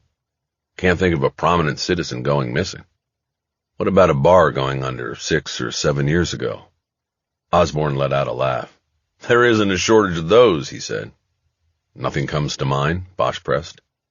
"I'm talking something substantial. My guy put $400,000 into it and lost it. Tell you what, the guy you should talk to is Tommy over at the Chart Room." "The Chart Room? That's a bar?" "At the Pier House." "The Pier House? You don't know shit, do you, LAPD? It's a hotel at the end of Duval. I think you gotta stay there to get into the Chart Room these days. Place was a dive back in the day. Now they keep the riffraff out." "And Tommy?" "He's been slinging booze there 40 years plus, and he knows the local bar trade better than anybody in this building." Bosch nodded. He then raised his sport coat up with one hand, reached into a pocket, and pulled out a document he had copied from the Gallagher family murder book. He handed it to Osborne, who unfolded it. It was a bolo flyer. At the top of it, it had a California driver's license photo of Finbar McShane. Below it were 4 smaller copies of the photo that had been altered by a police artist to show 4 possible new looks that McShane could have adopted after fleeing.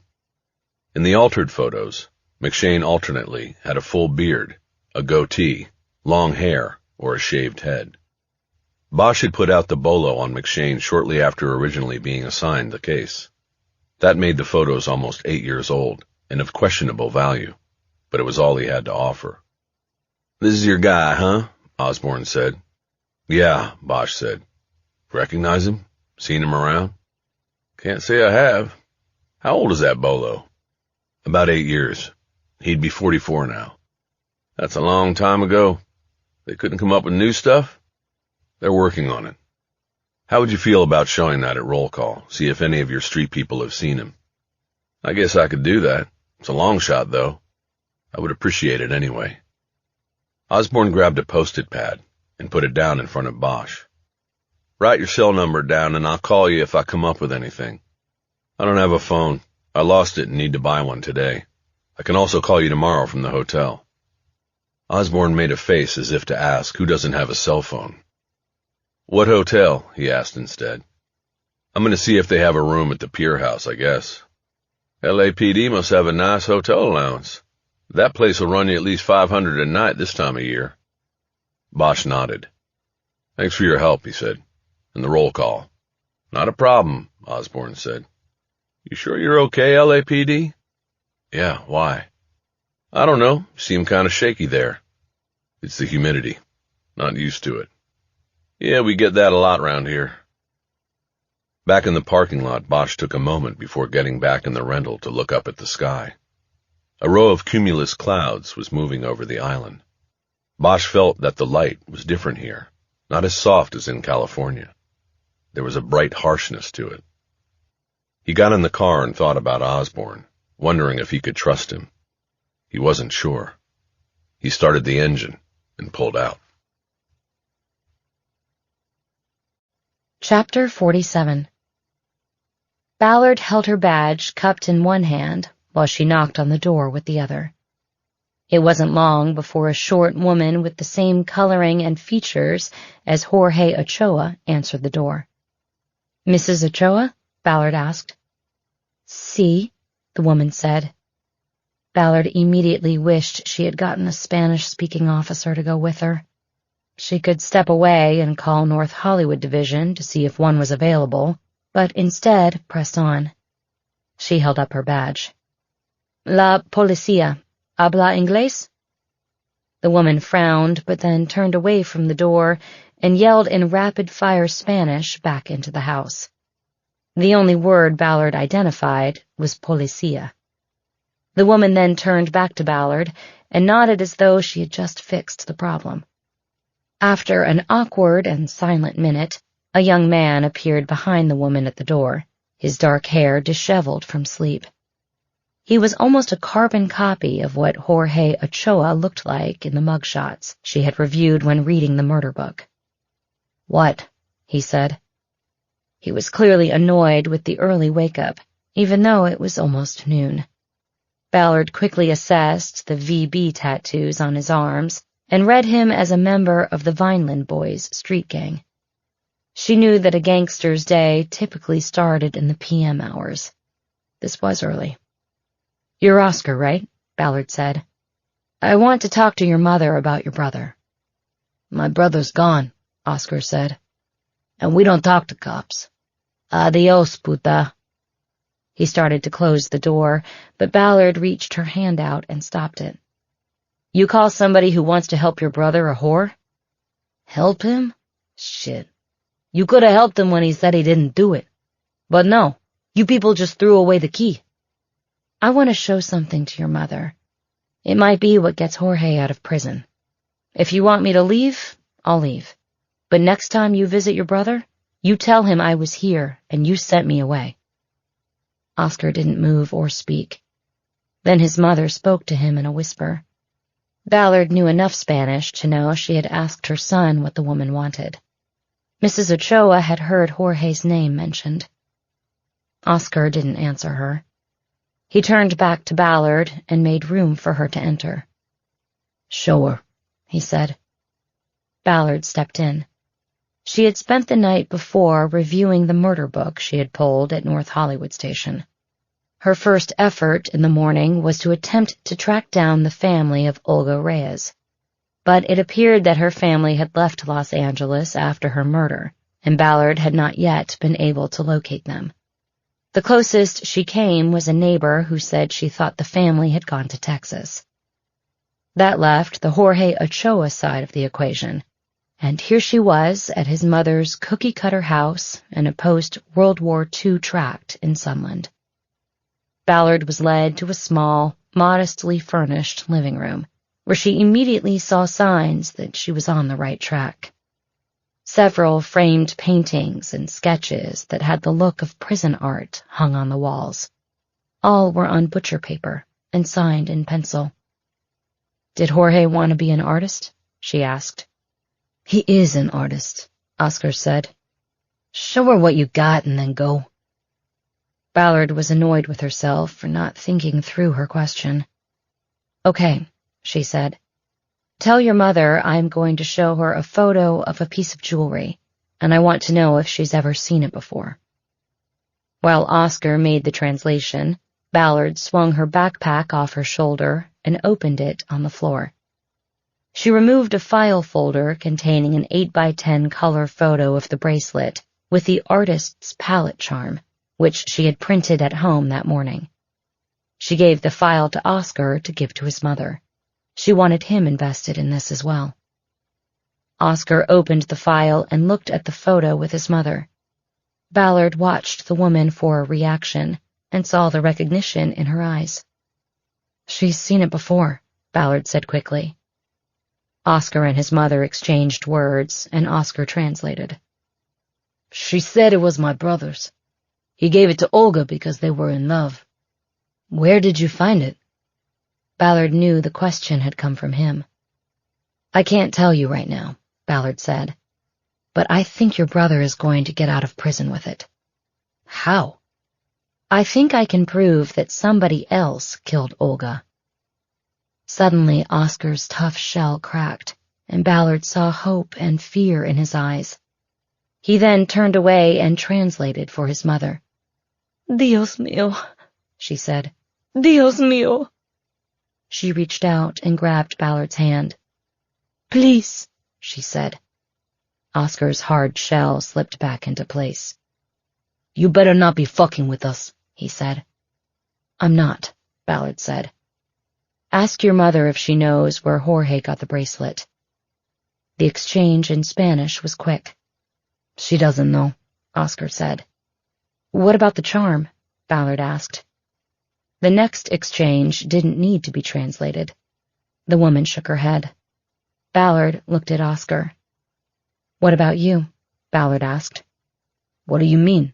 Oscar asked. Was your brother in Vineland Boys?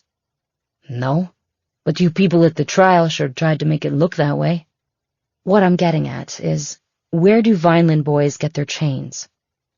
Oscar didn't answer, his hesitation rooted in the gang rule about talking about the gang to the police. It could get him killed. Do you know what provenance means? Ballard asked. Besides having your mother identify the bracelet as your brother's, I may need to establish where Jorge got it. Then I would have 2 confirmations when I go to the district attorney's office. He was not a gangster, Oscar said. He was an artist. Ballard knew from the review of the case file that the prosecution presented photos of street art attributed to Jorge Ochoa and used it to suggest gang affiliation. It was an underhanded way of tilting a jury's view of him. I'll leave you my card, Ballard said. If you think of anything, maybe a local store where Jorge might have gotten the bracelet, call me. I don't talk to the policía, Oscar said. Even if it might help your brother prove he didn't kill Olga? Oscar was silent on that question. Ballard looked at his mother. Gracias, señora, she said. Estaré en contacto. As soon as she was back in her car, Ballard pulled her phone and called Harry Bosch. Adrenaline had started coursing through her veins the moment Jorge Ochoa's mother recognized the bracelet. Ballard needed to tell someone about the twists the case was now taking, and Bosch was her first choice. But the call once again went directly to message. Harry, it's me again. Where the hell are you? Things are happening fast, and I need you on Rawls. I've connected another case to him, and get this, somebody's in prison for a murder Rawls did. I'm sure of it. I need you to call me back as soon as you get this. She disconnected and sighed in frustration. But soon her annoyance with Bosch turned to concern. He was old and not in the best health. Besides inflicting the obvious injuries, the crash on Sunday had seemed to take something out of him. Ballard opened up her contacts list on her phone and called Bosch's daughter. He had previously mentioned that Maddie was working a mid-watch shift, so she figured she should be neither asleep nor at work. Maddie Bosch answered promptly. Maddie, it's Renee Ballard. Hey, what's up? Have you talked to your dad lately? We're supposed to be working on something and I can't seem to reach him. Well, I saw him Tuesday when we had lunch, and then I dropped him off to pick up a rental car, but I haven't talked to him since then. I'm sure everything is fine, but I really need to talk to him. Do you mind doing something for me? He once told me that you let him track your phone and you track his. Is it still that way? Yes. So you want me to see where he's at? That would help, if you don't mind. I really need him on a case I'm working. Hold on. Ballard waited while Maddie used her phone to check her father's location by tracking his cell phone. Okay. I have him at the OPG lot at West Bureau? No, wait, that's old. His phone must be off, or the battery's dead. That's from Sunday night, and it's the last location I have. Ballard put two and two together. The official police garage would have been where they took Bosch's car after the Rawls incident Sunday. It's in his car, she said. He was talking to me when his car got hit by Rawls, and the phone went flying. His phone must still be in the car, and the battery probably died Sunday night. So, then where is he? Maddie asked, starting to sound worried. The middle ground between concern and panic had entered Ballard's thinking. I don't know, Ballard said. Does he still have a landline at the house? He does, Maddie said. Let me call it, and either he or I will call you right back. They disconnected, and Ballard sat in the car and waited, knowing that her next move would be dictated by who called her back. When the call came in a minute later, it was from Maddie. He didn't answer. I left a message, but now I'm worried. When do you go in today? I'm actually off. Do you have a key to Harry's house? I think we should check it out. I have a key. When? I'm up in the valley. I could get there in about 30 minutes tops. Okay, it will take me the same. I'll meet you there. Okay. If you get there first, maybe you should wait for me before going in. We'll see. Well, I'm on my way. They disconnected, and Ballard started the car. Her tires squealed on the asphalt as she pulled out. She wanted to get to Bosch's house before his daughter did.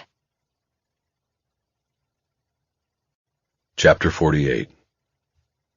Bosch sat on the bed with his bad leg up. He had a bag of ice on his knee, and it seemed to ease the discomfort the second dose of Advil hadn't yet reached. He was in his room at the Pier House and studying the tourist map of Old Town that he had received from the front desk clerk when he checked in. Clearly marked on it were the sunset viewing spots and the wharves where the cruise ships docked. He planned to check these out in his needle-in-a-haystack search for Finbar McShane. His room had a small balcony and a view of the turquoise water. His eyes were drawn to it because he was so used to the coldly forbidding blue-black water of the Pacific. He now saw a large catamaran cruising slowly by, seemingly every inch of deck space occupied by a passenger. Painted along the side of the hull was a phone number for reserving a spot on a sunset cruise. Before coming to his room, he had used a resort map, also given to him at check-in, to locate the chart room, and learned it did not open until 5. He planned to be there then, with the hope of talking to the bartender before the place got crowded. He had an hour to wait, so he decided to use the time walking through Old Town and showing around the bolo flyer with the many possible faces of Finbar McShane on it. He got up and put the bag of ice in the bathroom sink. The ice and the painkiller had combined to make the knee feel usable, for a while. He left the room in the hotel and started making his way up Duval Street, stopping at Sloppy Joe's and other bars and asking bartenders if they recognized the man in the photos. He got no takers, but he did get the idea that most of the bartenders and waitresses he showed the flyer to had fled from something themselves before landing in Key West. A bad life, a bad relationship, a bad crime. It didn't matter, but it made people hesitant to finger a fellow traveler on the runaway trail. Bosch didn't mention to any of those he spoke to that the man on the flyer was the only suspect in the killing of a whole family.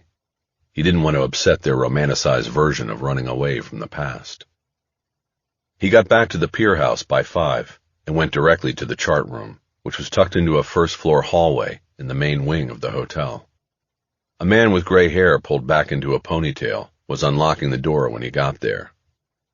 He entered, and Bosch followed him in.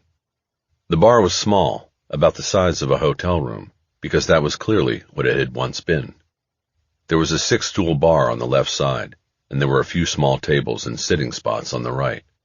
It looked to Bosch like the place would be over capacity with just 20 people. Bosch took the first stool and waited for the man with the ponytail to come around behind the bar. It was all dark wood, with lights under the 3 tiers of liquor bottles creating an amber glow. There were many photos pinned on the walls, almost all of them yellowed by time. There were no windows with a view of the water. This was a place for worshipping alcohol, not the setting sun. That looks like it hurts, the bartender said. He pointed at Bosch's ear. It's not bad, Bosch said. Fish hook? The bartender asked. I wish. Bullet, then. How do you know that? I know fish hooks from Key West. Bullets from Vietnam. Right. Who were you with over there? Marines 1-9. The Walking Dead. Bosch knew about the Walking Dead. The 1st Battalion, 9 Marines, took more casualties than any other unit during the war, hence the name they came to be known by. What about you? The bartender asked. Army, Bosch said. 1st Infantry, Engineer Battalion. The tunnels? Yeah. The bartender nodded. He knew about the tunnels. You in the hotel? He asked. Room 202, Bosch said. Don't look much like a tourist. I guess I gotta get some shorts and sandals and maybe a Hawaiian shirt. That'll help. Are you Tommy? The bartender stopped his busy work behind the bar getting ready for the night and looked directly at Bosch. Do I know you? He asked. No. First time in Key West, Bosch said. Over at the police station, I was told that you were the man I needed to talk to. About what? Bar trade in Key West. Trying to locate a bar that closed down 6, maybe 7 years ago. What was it called? That's the thing. I don't have a name. Seems kind of fuzzy. You a cop? Used to be. Now I'm just trying to find a guy who came here from L.A., invested in a bar, and then lost it all. My name's Harry, by the way. He offered his hand across the bar top. Tommy wiped his hand on a bar towel and shook it. How long you been here, Tommy? Bosch asked. Put it this way. Longer than anybody else, Tommy said. This guy you're looking for, he's got a name, right? He does, but I don't think he's using it here. Finbar McShane. He's Irish. Bosch studied his eyes to see if there was any flare of recognition. There was. The Irish Galleon, Tommy said. What's that? Bosch asked. That's the bar. 2 Irish guys opened it about 8 years ago. Well, one guy did, and then the other guy came over, and they were partners. Like we needed another Irish pub in Key West. Fixed it up outside so it looked like a Spanish galleon, you know. Place lasted a couple years, and then it got shuttered. They lost their asses, left a shitload of creditors that never got paid. Bosch knew there would be records of ownership with state and local agencies monitoring alcohol licensing, maybe a bankruptcy filing as well. Getting the name of the bar was a good lead. Did you know them, the partners? He asked. No, they were outsiders, not locals, Tommy said. What about their names?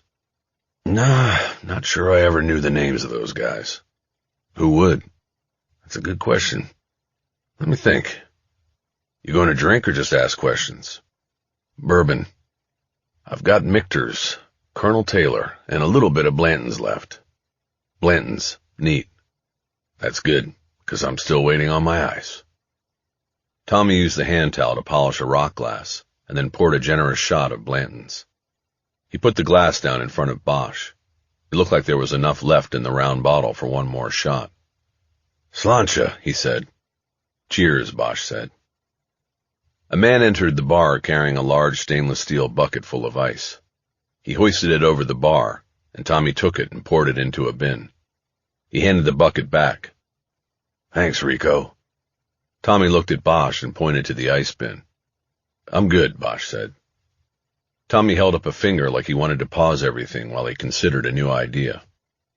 I think I know somebody, he said. You're going to take care of me for this, right? I am, Bosch said. He watched as Tommy pulled a corded phone out from under the counter, dialed a number, and waited.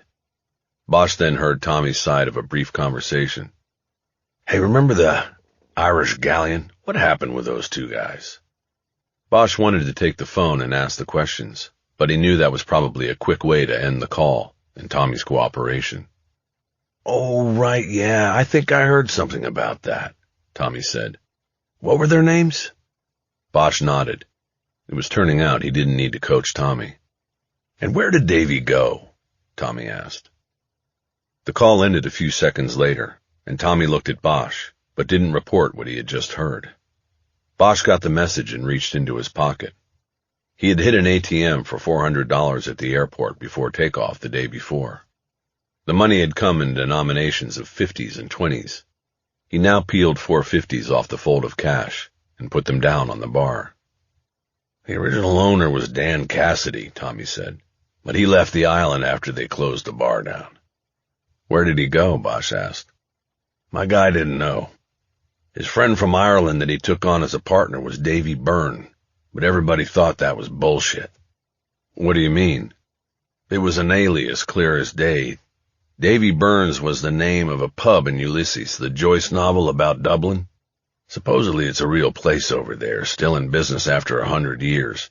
So people around here thought he was like an IRA guy or something who came here and changed his name because he was too hot to handle back there. Bosch didn't say that the troubles were largely in Northern Ireland, not Dublin. Did your guy say whether he ever met him? He asked instead. Think he could pick him out in a photo? He didn't say, but I doubt he ever did meet him, Tommy said. He's got the Bud distributorship for all of Monroe County, so he knows what's going on in every bar in the Keys, but he hasn't driven a delivery route himself in years. He did say these guys stiffed him for a couple grand's worth of beer when they shut it down. You have a cell phone? Sure. Can you take a photo of this and shoot it to your friend anyway? You never know. Bosch unfolded the bolo flyer on the bar top. Tommy looked at it for a long moment. Then he slid it down the bar until it was directly under one of the pendant lights, took a cell phone out of a pocket, and took a photo of the flyer. He handed the flyer back to Bosch. Los Angeles Police Department, he said. I thought you weren't a cop anymore. I'm not, Bosch said. That's old. From a case I had when I was still carrying the badge. He's like the one that got away or something? The white whale? Call me Ishmael and all of that? Moby Dick, right? Yep. First line of the book. Bosch nodded. He had never read the book, but he knew who wrote it, and that Moby Dick was the original white whale. Between the references to Joyce and Melville, he got the idea that he might be talking to the most well-read bartender in Key West. Tommy seemed to know that's what he was thinking. When it's slow in here, I read, he said. So what did he do, your white whale? He killed a family of 4, Bosch said. Shit. With a nail gun. The girl was 9 and the boy 13, then he buried them in a hole in the desert. Oh, man. Tommy put his hand down on the 50s and slid them back across the bar top toward Bosch. I can't take your money. Not for something like that. You're helping me here. I'm sure no one's paying you to chase this guy down. Bosch nodded. He understood. He then asked the most important question. Did your friend the beer distributor say whether Davy Byrne is still on the island? He said last he heard Davy was working on the old charter docks, but that was a few years back when he heard that. Where are the old charter docks? Right below the Palm Avenue Causeway. You got a car? I do. Tommy pointed toward the back of the bar. Easiest way is to take Front Street out of Old Town and get on Eaton, he said. Eaton becomes Palm Avenue. You go over the bridge and there's the marina. You can't miss it. How many boats are we talking about out there? Bosch asked. There's a lot. My buddy didn't know which boat this guy was supposedly working.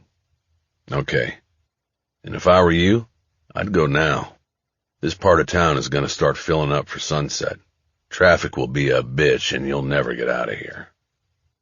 Bosch lifted his glass and took the first and last sip from it. The bourbon was sweet on his tongue, but fire in his throat. He realized he probably should have ordered something that would have gone down easier, like a port or a Cabernet. Thanks for your help, Tommy, he said. Semper Fi. Semper Fi, Tommy said, apparently accepting the Marine salutation from a non-Marine. Those tunnels, man. What a fucked up place. Bosch nodded. What a fucked up world, he said. It's an angry world, Tommy said. People do things you'd never expect. Bosch took 2 of the 50s off the bar top and put them in his pocket. He slid the other 2 back toward Tommy. Finish off the Blantons for me, he said. Glad to, Tommy said. On his way out, Bosch held the door for a couple in shorts, sandals, and Hawaiian shirts on their way in.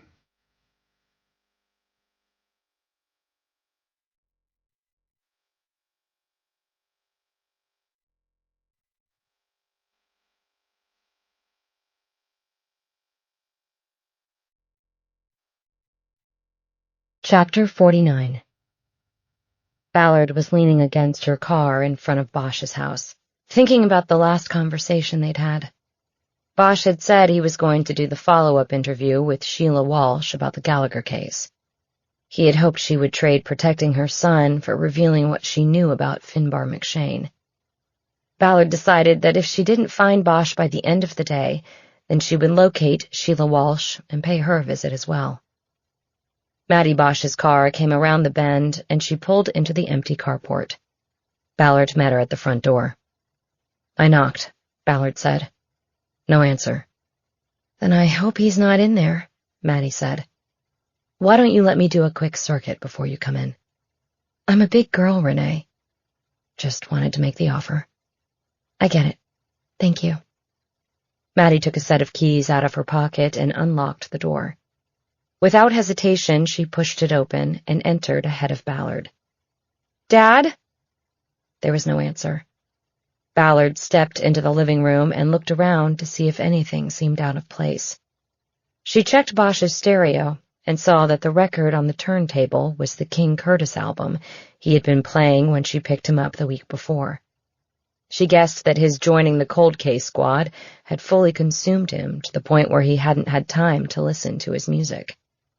"Dad? You here?" Nothing. "I'll check the back," Maddie said.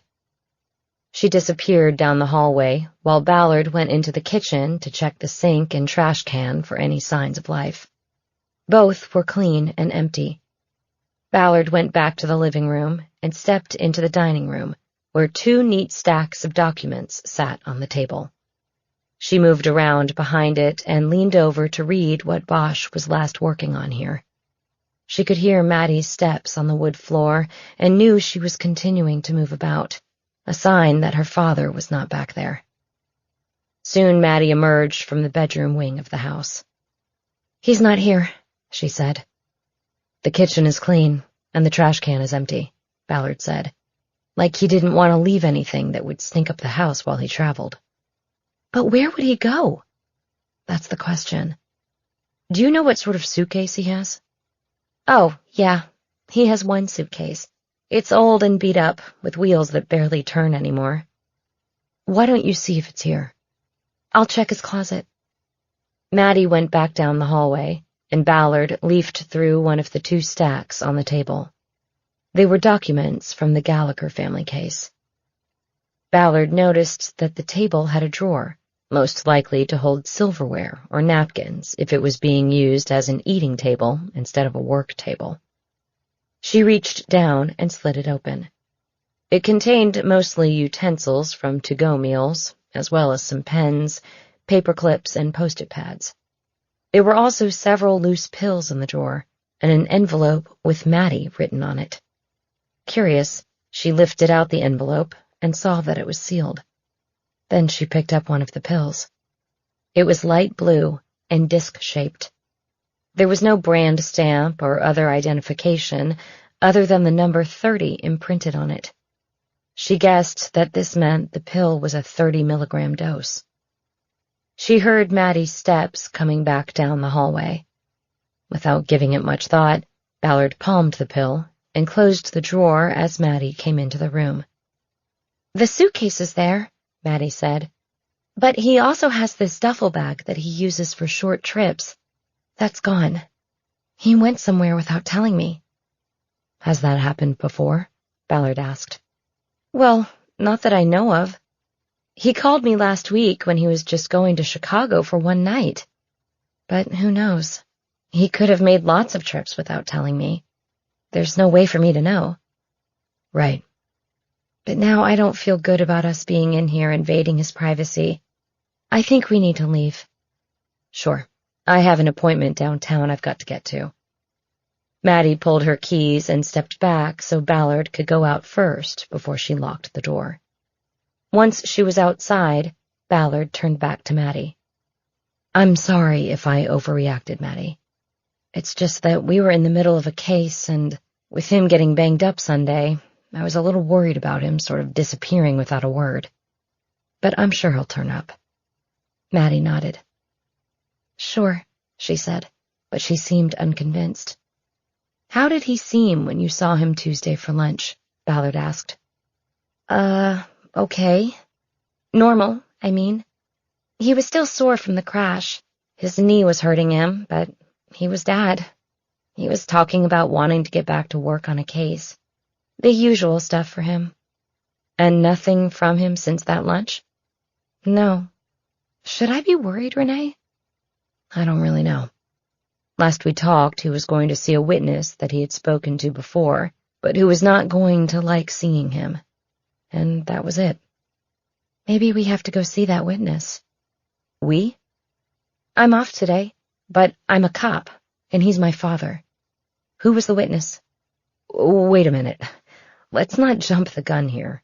Who's jumping the gun? You said he went to see a witness. In a murder investigation, I assume. And no one has heard from him since. What's wrong with this picture? Okay, look.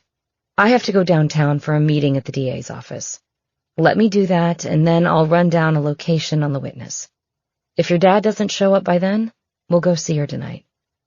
Maddie said nothing, and Ballard could tell she was frustrated by the delay. What you should do, Ballard said, is go back inside and write a note to your dad that says he needs to call you as soon as he gets home, just in case he's just out of pocket without a phone and we're worrying over nothing. Will you do that? Yes, Maddie said sullenly. Okay, then I'm going to go, and let's keep each other in the loop. You okay? I'm okay. Good. I'm sure everything's fine. I'll talk to you later. They went their separate ways, Ballard to her car and Maddie back into the house. Ballard drove down the hill and jumped on the Hollywood freeway. She headed south to downtown. Checking the time on the dashboard, she saw that she could just make it to the SID lab before her appointment at the district attorney's office. She wanted to find out what the pills she had found loose in Bosch's work table drawer were and what he would be taking them for. She knew she was committing a breach of Bosch's privacy that was far beyond what his own daughter had objected to earlier. But there was something going on with Bosch, and she needed to find out what it was. Chapter 50. The parking at Charter Boat Row was wide open. All the action for the day was complete, and most of the boats had been buttoned up for the night. Bosch walked along the seawall, reading the names of the boats and the signs showing contact information and charter availability. The boats ranged from 30-foot open fishers to deep-sea cruisers with multiple decks, cabins, and lookout towers. Near the end of the row, a man was using a hose to spray the decking of a large cruiser with an open salon and room for a large fishing party. It was low tide, so the boat and the man were below Bosch in the seawall. Eventually the man looked up and saw Bosch. He wore a salt-crusted baseball cap that said Deck Doctor on it. He pointed to the faucet where the hose he was using was attached. "Hey, pal, can you turn the water off for me?" he called up. Bosch walked over and turned off the hose. "You get back in late?" Bosch asked casually. "Everybody else is gone." "I don't go out," the man said. "I just clean boats." "Got it. Deck Doctor. Do you clean Davy Burns' boat?" The man shook his head. He doesn't have a boat," he said. "The CJ is Henry Jordan's." "The CJ," Bosch said. "Which one is that?" "About 9 or 10 down. You walked right by it. Calamity Jane." "Oh, right. I saw it." "Davy might act with the tourists like he owns it, but Henry kept the majority ownership. I know that for a fact." "So Davy's just an investor?" "More like an employee, but you'd have to ask Henry about that when he gets back." "Back from where?" "No idea. Can you hand me down the charge line?" Bosch looked around and saw a thick yellow electric cord coiled and left on a hook attached to a steel girder. The girder supported the corrugated shade structure that ran the length of the boat row. One end of the cord was attached to a high-voltage plug. He unhooked the coil, fed some of it out, and then tossed the rest down to the Deck Doctor. The man walked the other end over to an electric attachment port beneath the gunnel and plugged it in. Bosch assumed it would recharge the boat's batteries and other electric devices. "So," Bosch said, "how long has Henry been gone?" "Almost a year, I guess," the Deck Doctor said. "He supposedly took Burns' money and said, 'See ya.' He and the wife took off on a trip around the world and left Davy to run the boat, live on the floater, everything. A sweet deal, you ask me, but that's none of my business. What's a floater? Houseboat. On the other side of the causeway, there's the marina on Garrison Bight. That's where all the floaters are, including Henry's. A lot of the guys with boats here live over there, get to walk to work. Bosch nodded. Sweet, he said. You don't know which one is Henry's floater, do you? You mean the address? No, the deck doctor said. But his is the one with a smiley-faced pirate on the roof. Bosch wasn't sure what that meant, but didn't ask for clarification. You'll know it when you see it, the deck doctor said. You some kind of cop or something? Or something, Bosch said. How long have you been doing this, working on the boats? The quick answer is, all my life. But if you mean here on the charters, I've had my cleaning business about 8 years. How long has Davy Byrne been around? Here? He definitely showed up after me, maybe 6 years ago. I remember because old Henry was looking for a partner, and I was trying to scrape the cash together, but then Davy Byrne came along and beat me to it. To this day, I don't know how. He supposedly lost his ass on that pub he ran before he showed up here. I heard about that. Yeah, he couldn't run a bar right. Then he shows up here and thinks he knows all about charters and catching fish. Bosch nodded. He now had a solid grasp on the deck doctor's sour grapes. So you said Henry's been gone almost a year? Bosch asked. I don't know, at least 8 or 9 months, the deck doctor said. Supposedly they're hitting all 7 continents, but that's according to Davy Byrne. Listen, thanks for your help. Can you do me a favor? If you see Davy, don't mention me. Don't worry, I don't talk to that guy. Bosch walked back down the road to his car. He saw that the sun was riding low in the sky. It would be sunset soon. He had planned to be at the Mallory docks, Key West sunset mecca, for the island's signature moment, but he was juiced by the idea that he might know where Finbar McShane was. There would be another sunset tomorrow, if he was still here to see it. The parking lane was one way. It took him on a swing under the causeway, and then out at the entrance to another marina. He saw boat ramps, and beyond them the houseboats grouped together on the water like a floating village. Most of them had smaller runabouts, with outboards attached to backdoor docks and decks. The houseboats were painted in pastels, 2-story structures sitting on barges, and lashed together to create a community. From Bosch's angle of view, he counted 8 houses extending out into Garrison Bight. The second-to-last house had a sloping gray roof with a large yellow smiley face painted on it. It had a black eye patch and a red bandana with a skull and crossbones pattern. The siding of the house was a matching yellow, and a small outboard boat was tied up to its back porch. The parking lot in front of the floaters was crowded. Bosch had to park in the next lot down and walk back. His knee was beginning to hurt again, but he had left the bottle of Advil in the hotel room. By the time he got to the ramp down to the floaters, he was limping. There was no security gate on the gangway leading down to the floaters. Bosch held the railing and carefully stepped down the steep ramp until he was on the wide and level concrete pier that connected all of the houseboats. He casually walked down the pier like a tourist, marveling at this floating neighborhood. He spent equal time checking out each residence on either side of the pier as he moved. When he came to the yellow house that was second from the end, he saw that the sliding door on the second-floor balcony was open with a screen pulled closed across it. He could hear music coming from inside, a reggae beat, but it wasn't a song he could identify. Bosch used his injury to his advantage here. He stopped and leaned against a light pole at the end of the pier. He raised his left leg, bringing his foot up and down, as if working out a stiff joint, and he studied the yellow floater. He saw that the decking extended down the right side of the house, offering a narrow access to the back deck and the skiff tied up to it. He also noted the double locks on the front door. Satisfied with the intel he had gathered, Bosch headed back to the gangway. He had seen enough. He believed that the man he had been chasing for many years was inside the yellow house. He needed to go back to his hotel room. He needed to take more Advil and work out the plan for when he would come back under the cover of night. Chapter 51. Ballard had been 10 minutes late to her 4 o'clock appointment with Vicky Blodgett. the prosecutor assigned to handle cases from the unit.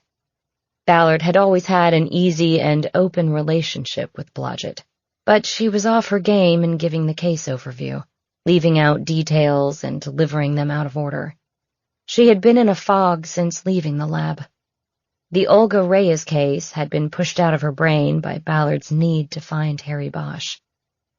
"Let me make sure I understand the chain on this," Blodgett said. "Bosch saw Rawls put the box in the dumpster, but then you waited 3 days to go retrieve it?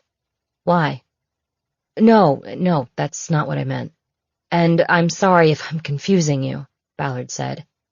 "Bosch did not see him dump the box. It just came to him later that Rawls might have been in the process of dumping evidence when he saw Bosch and decided to make a run for it.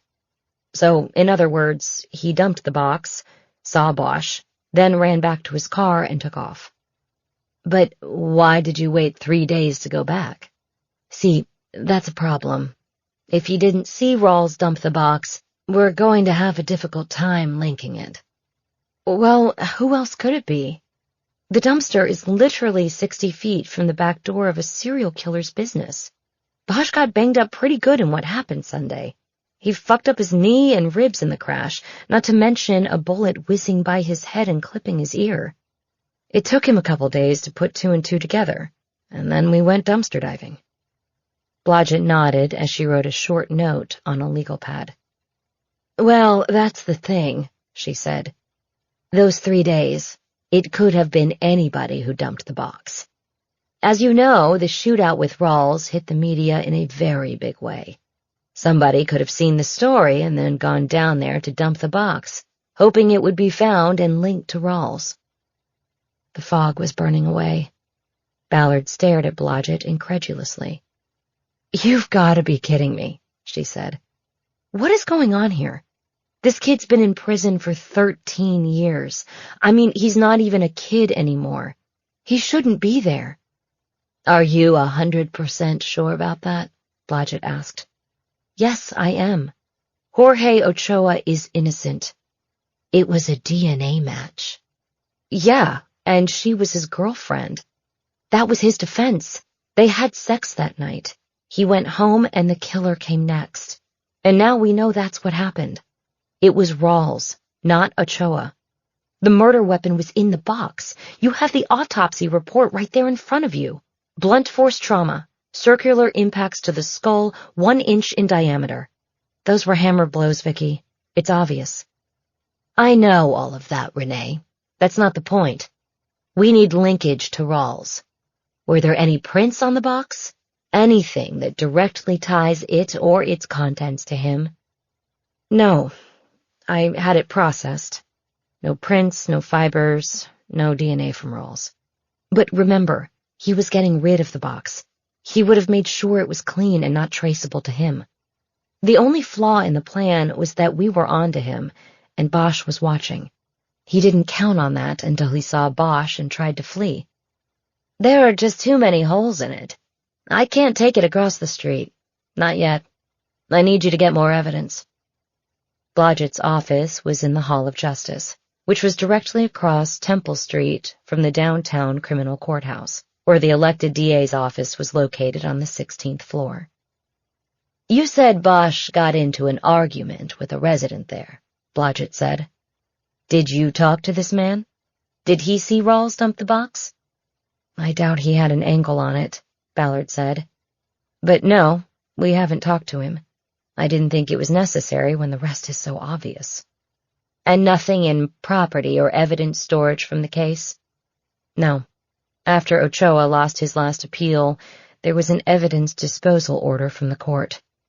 There is nothing but what you have right there.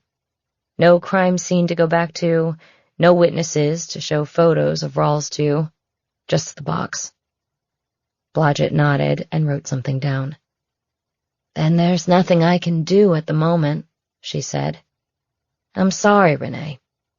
"This is because of the recall, isn't it?" Ballard said. The district attorney was facing a recall election because his liberal policies of making it more difficult to send offenders to prison had resulted in a surge in crime stats across Los Angeles County. New directives from the 16th floor, which did not require bail for most crimes, prevented prosecutors from adding penalty enhancements for use of guns in the commission of crimes, and deferred prosecution for misdemeanors and even some violent felonies, had created a revolving door justice system. The media routinely reported on suspects freshly released from jail without bail or without being charged, and then committing exactly the same types of crimes, sometimes within hours. Though the DA attempted to blame this on the COVID pandemic and the need to lessen crowding in jails during the crisis, he had lost the support of the law enforcement agencies in the county, as well as a significant percentage of the populace. A well-funded recall campaign was underway. A story about the DA's office putting an innocent man in prison, even though it was long before the current DA was elected, was not going to help him keep his job.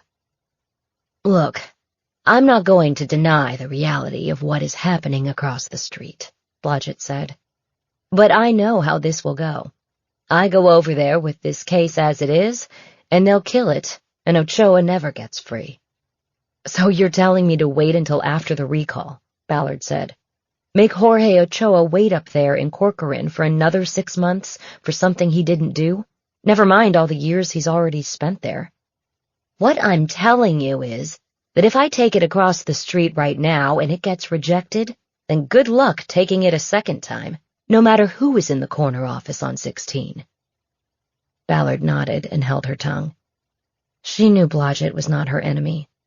The situation was what it was, and she needed to keep Blodgett on her side, because there would be future cases with issues that would come in wobbling. She would need Blodgett then.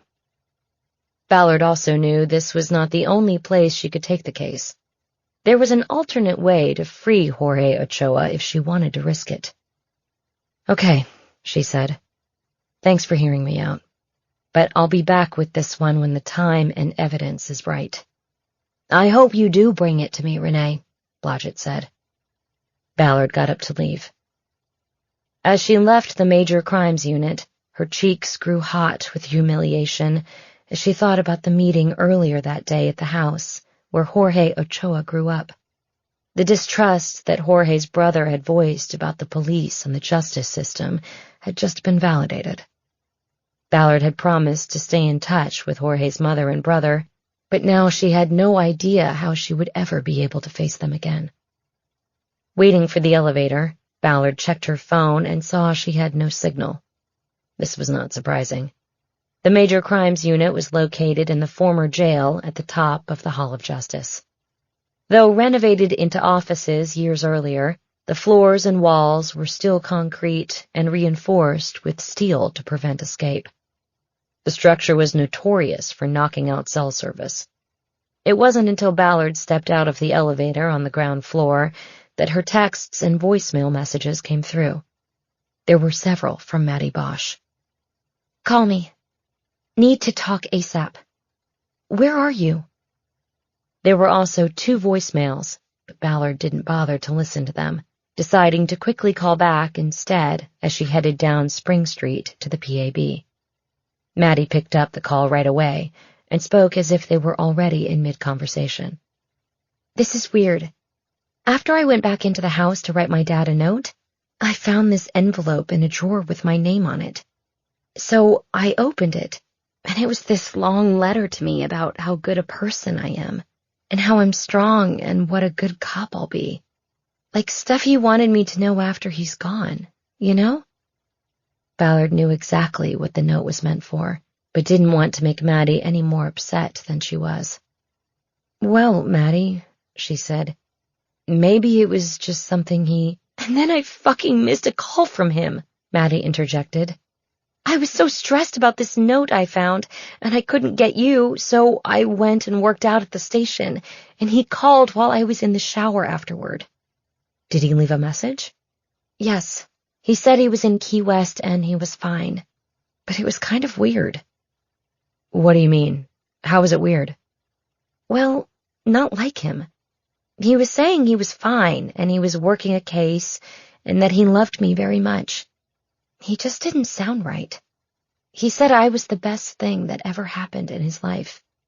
And then with the note I found, I don't know. I'm really worried. Do you have the number he called from on your phone? Yes. I called it back as soon as I heard the message. It's a hotel in Key West, and I asked for Harry Bosch's room and they put me through. But he didn't answer. I've called 3 times and he doesn't answer. What's the hotel? It's called the Pier House. Okay, I'm on it, Maddie. I'll call you back as soon as I know something. And listen, there's one more thing that adds to the weirdness of what's going on with him. What? I was looking for paper to write a note on, and I opened a drawer in his work table. That's where I found the note to me. But there were also some loose pills in there. And the unit I'm on now, we've backed up enough narco operations for me to know counterfeit fentanyl when I see it. I don't know where he got it or why, but he has fucking fentanyl in that drawer. It was a confirmation of the information Ballard had gotten earlier at the lab. Okay, Maddie, try to stay calm, Ballard said. There's gotta be an explanation for that. And he'll tell us once we find him. So let's just calm down until we get to that point. Okay, I'll try, Maddie said. But please find him, and let me know what I can do to help. I mean it. I understand, and I will. Ballard disconnected, then immediately did an internet search on her phone for the Key West Police Department. She called the main number, identified herself, and asked for the commanding officer on duty. She told a lieutenant named Burke that she needed an emergency welfare check on a guest at the Pier House. She gave him Bosch's details and asked for a callback as soon as he was checked on. Not knowing how long it would take the KWPD to react, Ballard next called the Pier House and talked to the man in charge of the hotel security. She explained the situation and asked him to go to Bosch's room for a welfare check. He in turn explained that their policy did not allow them to force entry into a possibly occupied guest room without the police being present. Well, they're on their way, Ballard said. She disconnected and felt useless waiting on word from people 3,000 miles away. She opened a search window on her phone and tried to figure out how fast she could get to Key West. 15 minutes later, she had just reserved a rental car to go with the red-eye flight to Miami that she had booked when a call came in with the 786 area code. It's Bob Burke, KWPD. Did you check his room? We did, but it was empty. Bosch is not there, and there's no indication of anything amiss. 2 shirts on hangers in the closet, a toothbrush, a duffel bag. His wallet is in a drawer next to the bed. One of my guys asked around, and the bartender in the chart room said Bosch was in there earlier and had an expensive shot of bourbon. I don't know if it helps, but the bartender said he was asking about an Irish guy named Davy Byrne. That ring any bells? Ballard hesitated. It sounded like Bosch might have located Finbar McShane, or at least the alias he was using. The name isn't right, she said, but he was tracking a suspect in a cold case we're working out here. The suspect's Irish. Well, maybe he found him, Burke said. But there's no sign of foul play in his room. I'll do some digging around here. Check with our Dayside people to see if they know anything about this. Please do, and call me as soon as you know something. I'm flying out tonight and will be on the ground in Miami at dawn. You got it. And, oh, I nearly forgot this. There was one other thing with the room. There was an envelope on the desk. It was sealed and addressed to someone named Renee. Does that mean— Yes, that's me. Why would he have a note there for me? I'm in L.A. That I don't know. Maybe he knew you'd be flying out. That suggestion gave Ballard pause. Was Bosch manipulating her from 3,000 miles away? None of this is adding up, she said. Another thing is, why would he go out without his wallet? It doesn't make sense. It was in a drawer. Maybe he forgot it. Maybe he didn't want to risk losing it. Neither possibility seemed plausible to Ballard. Her anxiety about Bosch was growing. Could you go back in and open the envelope addressed to me? She asked. No. We're not going to do that without being able to show cause, Burke said. Right now we have no crime and no evidence of a crime. We can't go beyond the welfare check we already conducted. I'm sure I don't need to school you on the Fourth Amendment and unlawful search and seizure. You don't, Lieutenant. It's just that I'll get back to you if I learn anything from our Dayside team. Okay, Detective? Okay. Thank you. Ballard disconnected and checked the time. Her red-eye was scheduled to take off in 4 hours. That left enough time for her to track down Sheila Walsh and find out what had sent Bosch to Key West. Chapter 52. Bosch sat in the parking lot at Garrison Bight and watched the floating houses in darkness. The full moon above cast a line of undulating yellow reflection on the water, like a pathway to the house with a smiley-faced pirate on the roof. He watched the lights inside the houses go out one by one. The house where Davy Byrne lived was the last to go dark. Bosch watched and waited for another hour, the bourbon from hours earlier still backing up like fire in his throat. He contemplated his plan and the risks involved, knowing that one way or another there would be justice before dawn for Stephen Gallagher, his wife, and his young son and daughter. Finally, at 3 a.m., he got out of his car and walked toward the gangway leading down to the floating homes. He was wearing clothes as dark as the sky. His hands were gloved, and he carried a screwdriver he had bought at the CVS across Front Street from the pier house. The gangway was slick with moisture caused by the night's dropping temperature. He gripped the handrail and moved down it slowly and carefully, mindful that any misstep would set off a flare of pain in his knee. He was managing it at the moment with a fresh dose of painkillers. Once he was on the concrete pier, he expected to be exposed by motion-sensitive lights on the houses, but no light flashed on. He suspected that the gentle movement of the floating homes would be a constant trigger, and that had led to the banishment of such basic security measures. When he got to the second house from the end, he crossed the gangway onto the foredeck without hesitation.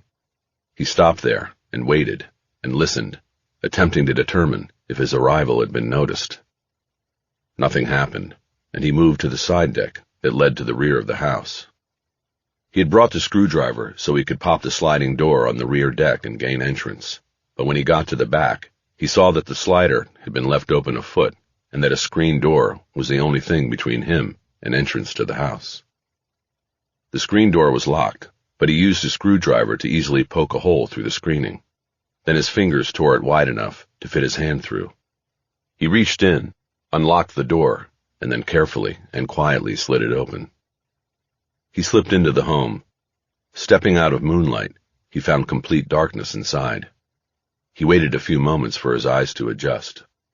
He saw a large flat-screen TV attached to a wall, and a couch set against the wall opposite, a low table in front of it. Beyond the room where he stood was a dining room and a pass-through window to a kitchen. The glow from a digital clock on a microwave told him it was now 3:10. On the right, he saw the form of a set of stairs leading to the second level. He took a step toward the stairs, but stopped when he heard a voice from behind. "Don't fucking move." Bosch froze. A light came on behind him. He raised his hands to shoulder height and slowly turned. He dropped the screwdriver down his sleeve as he did so. A man sat on a stuffed chair in the corner next to the sliding door. Bosch had entered and walked right by him in the dark. The man was holding a gun, pointed at Bosch's chest. It was Finbar McShane. Bosch easily recognized him from the photos on the bolo sheet in his back pocket. He had a full beard now that had gone to gray and shaved scalp that was darkly tanned from days on the open water on the Calamity Jane. He had obviously been waiting in the dark for Bosch. "Who are you?" he asked. "Doesn't matter who I am," Bosch said. "Who told you I was coming?" Bosch hoped it hadn't been Tommy, the bartender at the chart room. "Nobody had to tell me," McShane said. "I saw you out there today trying to look like a tourist in your cop clothes. I know tourists, and I know cops. I'm not a cop. Not anymore." "What the fuck does that mean?" "It means this is over. There are others and they know I'm here. They'll follow. You're done, McShane. The use of his real name put a momentary alarm in his eyes, but then it was quickly gone, replaced by the confidence of knowing he had the gun and the upper hand. Turn around. All the way around. Bosch was wearing black jeans and a maroon dress shirt. He hadn't planned on working under cover of night when he had packed for the trip. He turned, keeping his hands up, showing he had no weapon. He came all the way around, and they were looking at each other again. Let's see your ankles, McShane said. Bosch nodded. McShane was playing it smart, not coming close to Bosch, in case he was hiding a weapon. Bosch reached down and pulled the legs of his pants up, careful to keep the screwdriver from falling out of his sleeve. He showed that he wore no ankle holster. No weapon, McShane said. You came to kill me, and you didn't bring a weapon? I didn't come to kill you, Bosch said. Then what? Why are you here? I want to hear you say it. Say what, motherfucker? Stop talking in riddles. That you killed the Gallagher family. Jesus Christ. You're from L.A. Well, you came a long way for nothing, old man. To end up at the end of an anchor chain in 40 feet of water. Is that what happened to Henry Jordan and his wife? You wrapped them in chains, put them in the water? How about Dan Cassidy? Is he down there too? Now Bosch saw a momentary look of surprise on McShane's face. Like I said, there are people who know all about you, Bosch said, and they're coming right behind me. This time you don't get away. Really? You think? I know. So you have a choice. Tell me about the Gallaghers and we go back to L.A., or you make your move here and try to run. McShane laughed. Boy, I guess that's what you call a no-brainer, he said. I doubt you'll get much further than Marathon, Bosch said. Yeah? Well, you got some balls, old man. I'll give you that. But I also got news for you. I'm not going back. And what makes you think I'd even try to drive out of here? Because before I came here, I visited your boat. Calamity Jane? It's not going anywhere with water in his fuel tanks. You'd better be bluffing, you fuck. I guess you could take a plane, but that's so easily tracked. The overseas highway is your only real choice, and that's a long drive. They'll pick you up before you get to the mainland. You got it all figured out, don't you? Bosch didn't answer. He just stared at the gun, ready for it, ready for the end. McShane stood up, keeping it aimed at his heart. So you're wearing a wire, then? Sent in here to get me to confess? Open your fucking shirt. Bosch lowered his right hand and started unbuttoning his shirt. No wire, he said, opening his shirt. Just you and me. I want to hear you say it. Then do what you have to do. McShane took a step closer. I'll give you what you want, old man. I'll tell you. But they will be the last words you ever hear. Were they asleep? What? Emma and Stephen Jr., the kids. Were they asleep when you killed them? Or did they know it was coming? Would that make it better for you, if they were asleep, if they didn't know? Were they? No. They were on their knees, and they knew what was coming, just like their parents. What do you think of that? McShane's eyes were bright with the memory, and in his dark pupils, Bosch saw an emptiness that was void of all humanity. A deep rage welled up in him as he flashed on photos he had once carried of Emma and Stephen Jr. A primal scream for justice came from the darkest folds of his heart. McShane seemed to sense what was coming and lurched toward Bosch, raising the barrel of the gun toward his face. Turn around. Get up against the fucking wall. Bosch was ready for it. He dropped his hands and dipped his shoulders to the right, as if about to turn as instructed. But then he took a half step back to his left, dropping the screwdriver out of his sleeve and into his hand. As McShane came in close, Bosch shot his right hand out to grab the gun and deflect its aim upward. At the same moment, he brought his left arm up and drove the screwdriver into McShane's ribs. McShane's body tensed with the impact and he groaned. Still holding him close, Bosch pulled the screwdriver back and then savagely drove it in a second time, this thrust delivered at a new and upward angle. He threw his full weight into McShane and rode him 4 feet back and crashing into the wall. He pinned him there, holding the hand with the gun up and keeping pressure on the screwdriver. He felt McShane's sticky and warm blood on the hand that gripped the tool. Leaning into McShane, Bosch was close enough now to feel his last desperate breaths on his face. He had not killed a man so close since the tunnels of 50 years before. He held McShane's eyes as he felt the tension and strength in his body weaken and start to ebb away with his life. McShane's grip on the gun weakened and finally released. The weapon bounced off Bosch's shoulder and clattered to the floor. Then McShane started to slide down the wall, his eyes holding a surprised look in them. Bosch let him go, and he dropped into a sitting position, propped against the wall, still pierced by the screwdriver. His blood soon flowed down his body and to the floor. Bosch kicked the gun across the floor, stepped back, and watched McShane bleed out, his eyes losing their focus, and finally staring blankly at nothing at all. Chapter 53. The red-eyed landed at Miami International at 6 a.m., and Ballard was on the road to Key West within an hour, a large coffee in the cup holder of her rental car. Her biggest concern at the moment was staying alert during the 4-hour drive and keeping the rental between the lines on the overseas highway. The plane from L.A. had been full, and she had booked one of the last seats. She'd been assigned a middle seat in economy and ended up bookended by 2 men who had no trouble falling asleep and snoring for the whole flight. She, in turn, didn't sleep a wink. Instead, she thought about Harry Bosch and what he might be doing so far from home. Halfway down the archipelago to her destination, she moved out of range from the Miami radio stations and ended up listening to a Florida Keys weather station, which repeated the same news every 15 minutes. An unusual pre-hurricane season storm had formed off the coast of Africa and was heading toward the Caribbean. The anchor at the weather station in Marathon said they were watching this development closely. She was less than 10 miles from Key West and about to call the KWPD when her phone buzzed. It was a call from L.A., where it was not yet 8 a.m. She took the call. "This is Renee Ballard." Mick Holler, you left me a message last night. "Yes, I did." Sounds like you're driving. Can you talk? "I can talk. I'm a detective with the LAPD. I've worked with Harry Bosch." My brother from another mother. I know who you are, Ballard. Is this about Harry? Is he all right? She didn't want to get into the possibility that Bosch was not all right. "It's about a case I think you should take on." A little unusual to get a referral from the police, but go ahead, talk to me. Let me start by saying this is a non-referral. You can't say I tipped you to the case.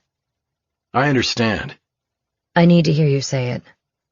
It's a non-referral. If I move forward with whatever it is you're about to tell me, your involvement ends with this call and I will not reveal it to anyone. Good? Good. Then talk to me. I have to get ready for court. Olga Reyes, LAPD case number 09-0418. You should write it down. She was murdered in 2009. Her boyfriend, Jorge Ochoa, was wrongfully accused and convicted of murder. A habeas case? You know how hard a habeas case is? But you've gotten innocent men out. Harry told me. Yeah, once in a blue moon. This is a blue moon, then. Ochoa is innocent, and the LAPD and the DA's office know it. They're sitting on it because of the recall election. There was silence on the other end. Are you still there? I'm here. Go on. I run the open unsolved unit. You heard about the Ted Rawls case? Of course. I also heard it was Harry who was on one side of that gunfight. I've left him 5 messages this week, but he hasn't called me back. He probably didn't get them. His phone is still in evidence. Anyway, Ochoa was convicted of killing his girlfriend. It was a slam-dunk DNA case. Only he didn't kill her. Rawls did. So the shorthand is, you found evidence linking Rawls to Olga Reyes, and the DA's sitting on it. You're good. Good and pissed off. This guy Jorge is where now? Corcoran. Okay, what do I subpoena? Who do I subpoena? You subpoena me, and all evidence related to the Olga Reyes case. I gave you the number. We found items missing from the Reyes crime scene in a dumpster behind Rawls's business office. He had just dumped it when he saw that Harry was watching him. The rest you know from the news. Holler made a slight whistling sound, then spoke. What's the evidence? Her nightgown and a bracelet Jorge gave her. I went to see his mother, and she confirmed the bracelet. That's how I get into this. I go see the mother, sign her up, and take it from there. Nobody will ever know the tip came from you. I appreciate that. Also, we have the murder weapon, a hammer. Rawls kept it all. You can match the hammer to the autopsy report. You're putting this on a silver platter for me. You got the mother's name and address handy? As soon as I'm off the road, I'll send them to you. Okay then, I think I'm good to go. Thank you for doing this. A pleasure, Detective Ballard. You'll be hearing from me. And if I get this into court and put you on the stand, you may regret this phone call. I'm not worried about that. If you treat me as a hostile witness, it will be good cover. But you'll also be calling Harry Bosch. He worked this with me. I guess we'll cross that bridge when we come to it. After disconnecting, Ballard called the KWPD to arrange for an officer to meet her at the pier house, so she could have the door to Bosch's room opened by security. She wanted to read the note he had sealed and addressed to her. She believed it would give her insight into where Bosch was and what he was up to. When she got to the pier house 15 minutes later, there was already a KWPD car in the parking lot. Ballard parked next to it and entered the lobby and found 2 uniformed officers waiting for her, with the resort's head of security. She showed her badge and credentials, and the resort security man, Munoz, said he had a key card to Bosch's room ready to go. They all walked out a rear door of the lobby and onto a pathway through a maze of lush tropical trees and plants, around a pool, and toward a building containing 4 floors of rooms. They squeezed into a small elevator, because the security man said it was closer than the stairs to room 202. At the door of the room, the security man knocked and leaned his head toward the door jamb to listen. "Resort security," he called out. "Mr. Bosch? Security?" He waited a few seconds, and then knocked again. He pulled a key card from his pocket to unlock the door. "Security," he said. "We are opening the door." Chapter 54. Bosch was so deeply asleep that the first knock on the door barely penetrated his dream about the tunnels. He was moving endlessly through a dark and tight space with no beginning and no end. On the second knock, he opened his eyes. He was on a bed in a strange room. It was dark, the curtains drawn, save for the light from the bathroom. He heard the click from the room's door. He sat up. "Don't shoot!" he called out. "Don't shoot!" They opened the door, came in, and walked down the entrance hallway and into the room. He saw it was Ballard, along with a man in a suit and 2 uniformed officers. "Harry, are you all right?" "Renee, what are you came?" She didn't answer him. She turned to the men behind her and held her hands up in a stay-back gesture. "He's fine. False alarm. Everything's okay. You can all—" "Are you sure, ma'am?" the suit said. "He looks confused." "He woke me up," Bosch said. "Yeah, I'm confused." He checked his hands and clothes for blood, but all were clean. He had fallen asleep in his clothes. His hair was still slightly damp from the shower after the long night's cleanup. The older of the 2 officers pushed past Ballard and entered the bedroom. He turned on the lamp on the bedside table and looked at Bosch, who was now sitting on the side of the bed. Bosch's feet were bare, and he was wearing a clean long-sleeve shirt and pants. He had not packed anything to sleep in. "Sir, are you all right?" the officer asked. "I'm fine," Bosch said. "I'm just not used to people coming into my room in the middle of the night." "Sir, it's almost noon. Have you ingested any drugs or alcohol?" "No, nothing. I'm fine. I'm just tired. I stayed up too late." "Would you like medical attention?" "No, I don't want medical attention." "Are you planning to harm yourself or others?" Bosch forced to laugh and shook his head. "Are you kidding? No, I have no plans to harm anyone, including myself." "Okay, sir. We're going to leave you with your colleague. Is that okay?" "That's okay. That would make me happy." "Okay, sir. You have a good day." "Thank you. I'm sorry for the call-out. I'm just a deep sleeper, I guess." The officer turned and headed to the door, followed by his partner. He had a radio mic on his shoulder. He turned his mouth toward it and reported to dispatch that they were clearing the scene without incident. The man in the suit followed the officers out. Thanks, guys, Ballard called after them. Sorry for the false alarm. Bosch heard the door shut. He waited for Ballard to speak first. Harry, what the fuck? What? What are you doing here? Like them making sure you're okay. You flew across the country to make sure I was okay? I think you wanted me to.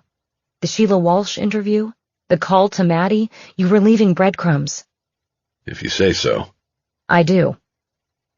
Bosch stood up and looked around for his socks and shoes. They were on the floor by a chair in the corner. He walked over, sat down, and started putting them on. You found McShane, didn't you? Bosch didn't answer. He concentrated on the task of tying his shoelaces. He then stood up and pulled the curtain open. He squinted at the harsh sunlight, reflecting like cut diamonds off the water and into his eyes. Where's the note you left me? Bosch looked back at her. She was still standing by the door from the entry hall, like she didn't want to come all the way into his room. What note? This wasn't the first wellness check on you, Harry. They came in last night. You were gone, but your wallet was in the drawer, and there was an envelope with my name on it on the desk. Breadcrumbs. I don't know what you're talking about. Sure you do. There's no note, Renee. She was silent, and Bosch knew that she had figured out everything. Then I guess that means you did find him. What happened? Bosch looked back out at the water. Let's just say the case is closed, and leave it at that. Harry, what did you do? It's closed. That's all you need to know. Sometimes what? Sometimes you do the wrong thing for the right reason. And this was that time. And this was that case. Oh, Harry. Bosch read her disappointment and anguish all in the way she said his name. He still couldn't turn to face her. Would it help you to know I had no choice? No, not really. Whatever happened, however it happened, you put it in play. Bosch nodded. He knew that was true. Can we just talk about something else? Like what? Like about your little blue pills? What are you talking about? The knockoff fentanyl I found in the drawer at your house, that your daughter also found. Bosch turned away from the view and looked at her. You were in my house? You were missing in action. I was worried. So was Maddie. She found the pills and the note you left for her. Shit, that's been in there for a long time. Months. Well, she read it and is understandably upset. Add in the pills and it's a goodbye note. What's going on with you, Harry? I'll talk to Maddie. She wasn't supposed to find that note for at least a few months. What does that mean? Bosch moved over and sat down on the end of the bed. Your empath, Colleen? She was right. What are you talking about? About the dark aura she thought at first was coming from me. Tell me what that means. I told you about that case I had, where I found the missing cesium? Yes. Yeah, well, it's come back around. The pills they were giving me only delayed things. It's in the marrow now. There was a long pause before Ballard reacted. I'm sorry, Harry. Are they still treating you? I've had some radiation, yeah. What is the prognosis? How long before... I haven't asked because I don't want to know. I keep those pills in the drawer for when it's time for the end to watch. Harry, you can't do that. Maddie doesn't know any of this? No, and I didn't want her to. Bosch looked up and over his shoulder at her. Okay, but you need to tell her. In fact, we need to call her right now to tell her I found you and you're okay. We can call her, but she doesn't need to know about this other stuff. She's starting her life. She shouldn't have to worry about me. This really fucking sucks. It is what it is. I take those pills out of the drawer every morning. Then I put them back at the end of the day. When it's the right time, I won't. You can't do that, Harry. If I don't, it's going to get messy. I don't want that. I want Maddie to have the house and a life without any ghosts. But that's exactly what you'll be leaving her. A ghost. I really don't want to talk about this anymore, Renee. I'll talk to Maddie when I get back to L.A. Right now I need to make a call. A call to who? Stephen Gallagher's sister in Ireland. What will you tell her? Not much. Just that justice is done, and I'll leave it at that. I think they're 5 hours ahead of us over there. I don't want to wait too long. It should be daylight for her when I call. Then what? Then I'm going to drive back to Miami and try to catch a plane home. Will you at least text your daughter and tell her you're okay? I don't have a phone. Why don't you text her and say I'll talk to her tomorrow? I have to think of what to say. All right, Harry. I'll do that. Thank you. What about you? You just got here. You want to go back with me? Ballard looked past him and out at the water. I was thinking of sticking around for sunset. They're supposed to be awesome here. Bosch nodded. That's what I hear. Tell me one thing. Off the record, or whatever way you want to. I'll try. Did you come here to kill him? Bosch was silent for a long time before he answered. No, he finally said. That wasn't the plan at all. Epilogue. By prior agreement, Ballard drove because Bosch didn't want to put the miles on his rental. She picked him up at 6, and they were at the spot off the old Spanish Trail before 8, thanks to her use of the car's Code 3 lights and a steady 90-mile-per-hour pace. Bosch got out with a wooden box that carried the ashes of the Gallagher family. Years before, Siobhan Gallagher had asked Bosch to scatter the ashes of her brother and his family because it didn't seem right to send them back to her in Ireland, the place Stephen had left so long ago.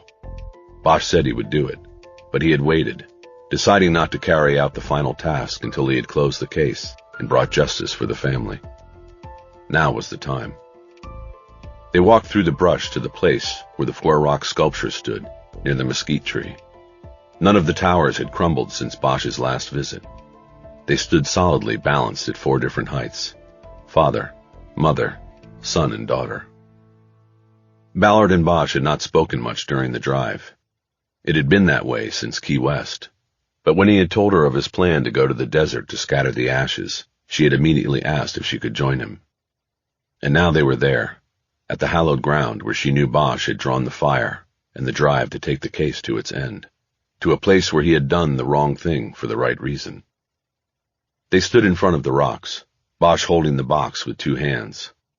A dry wind was coming down out of the north, gently moving the petals on the flowers at their feet.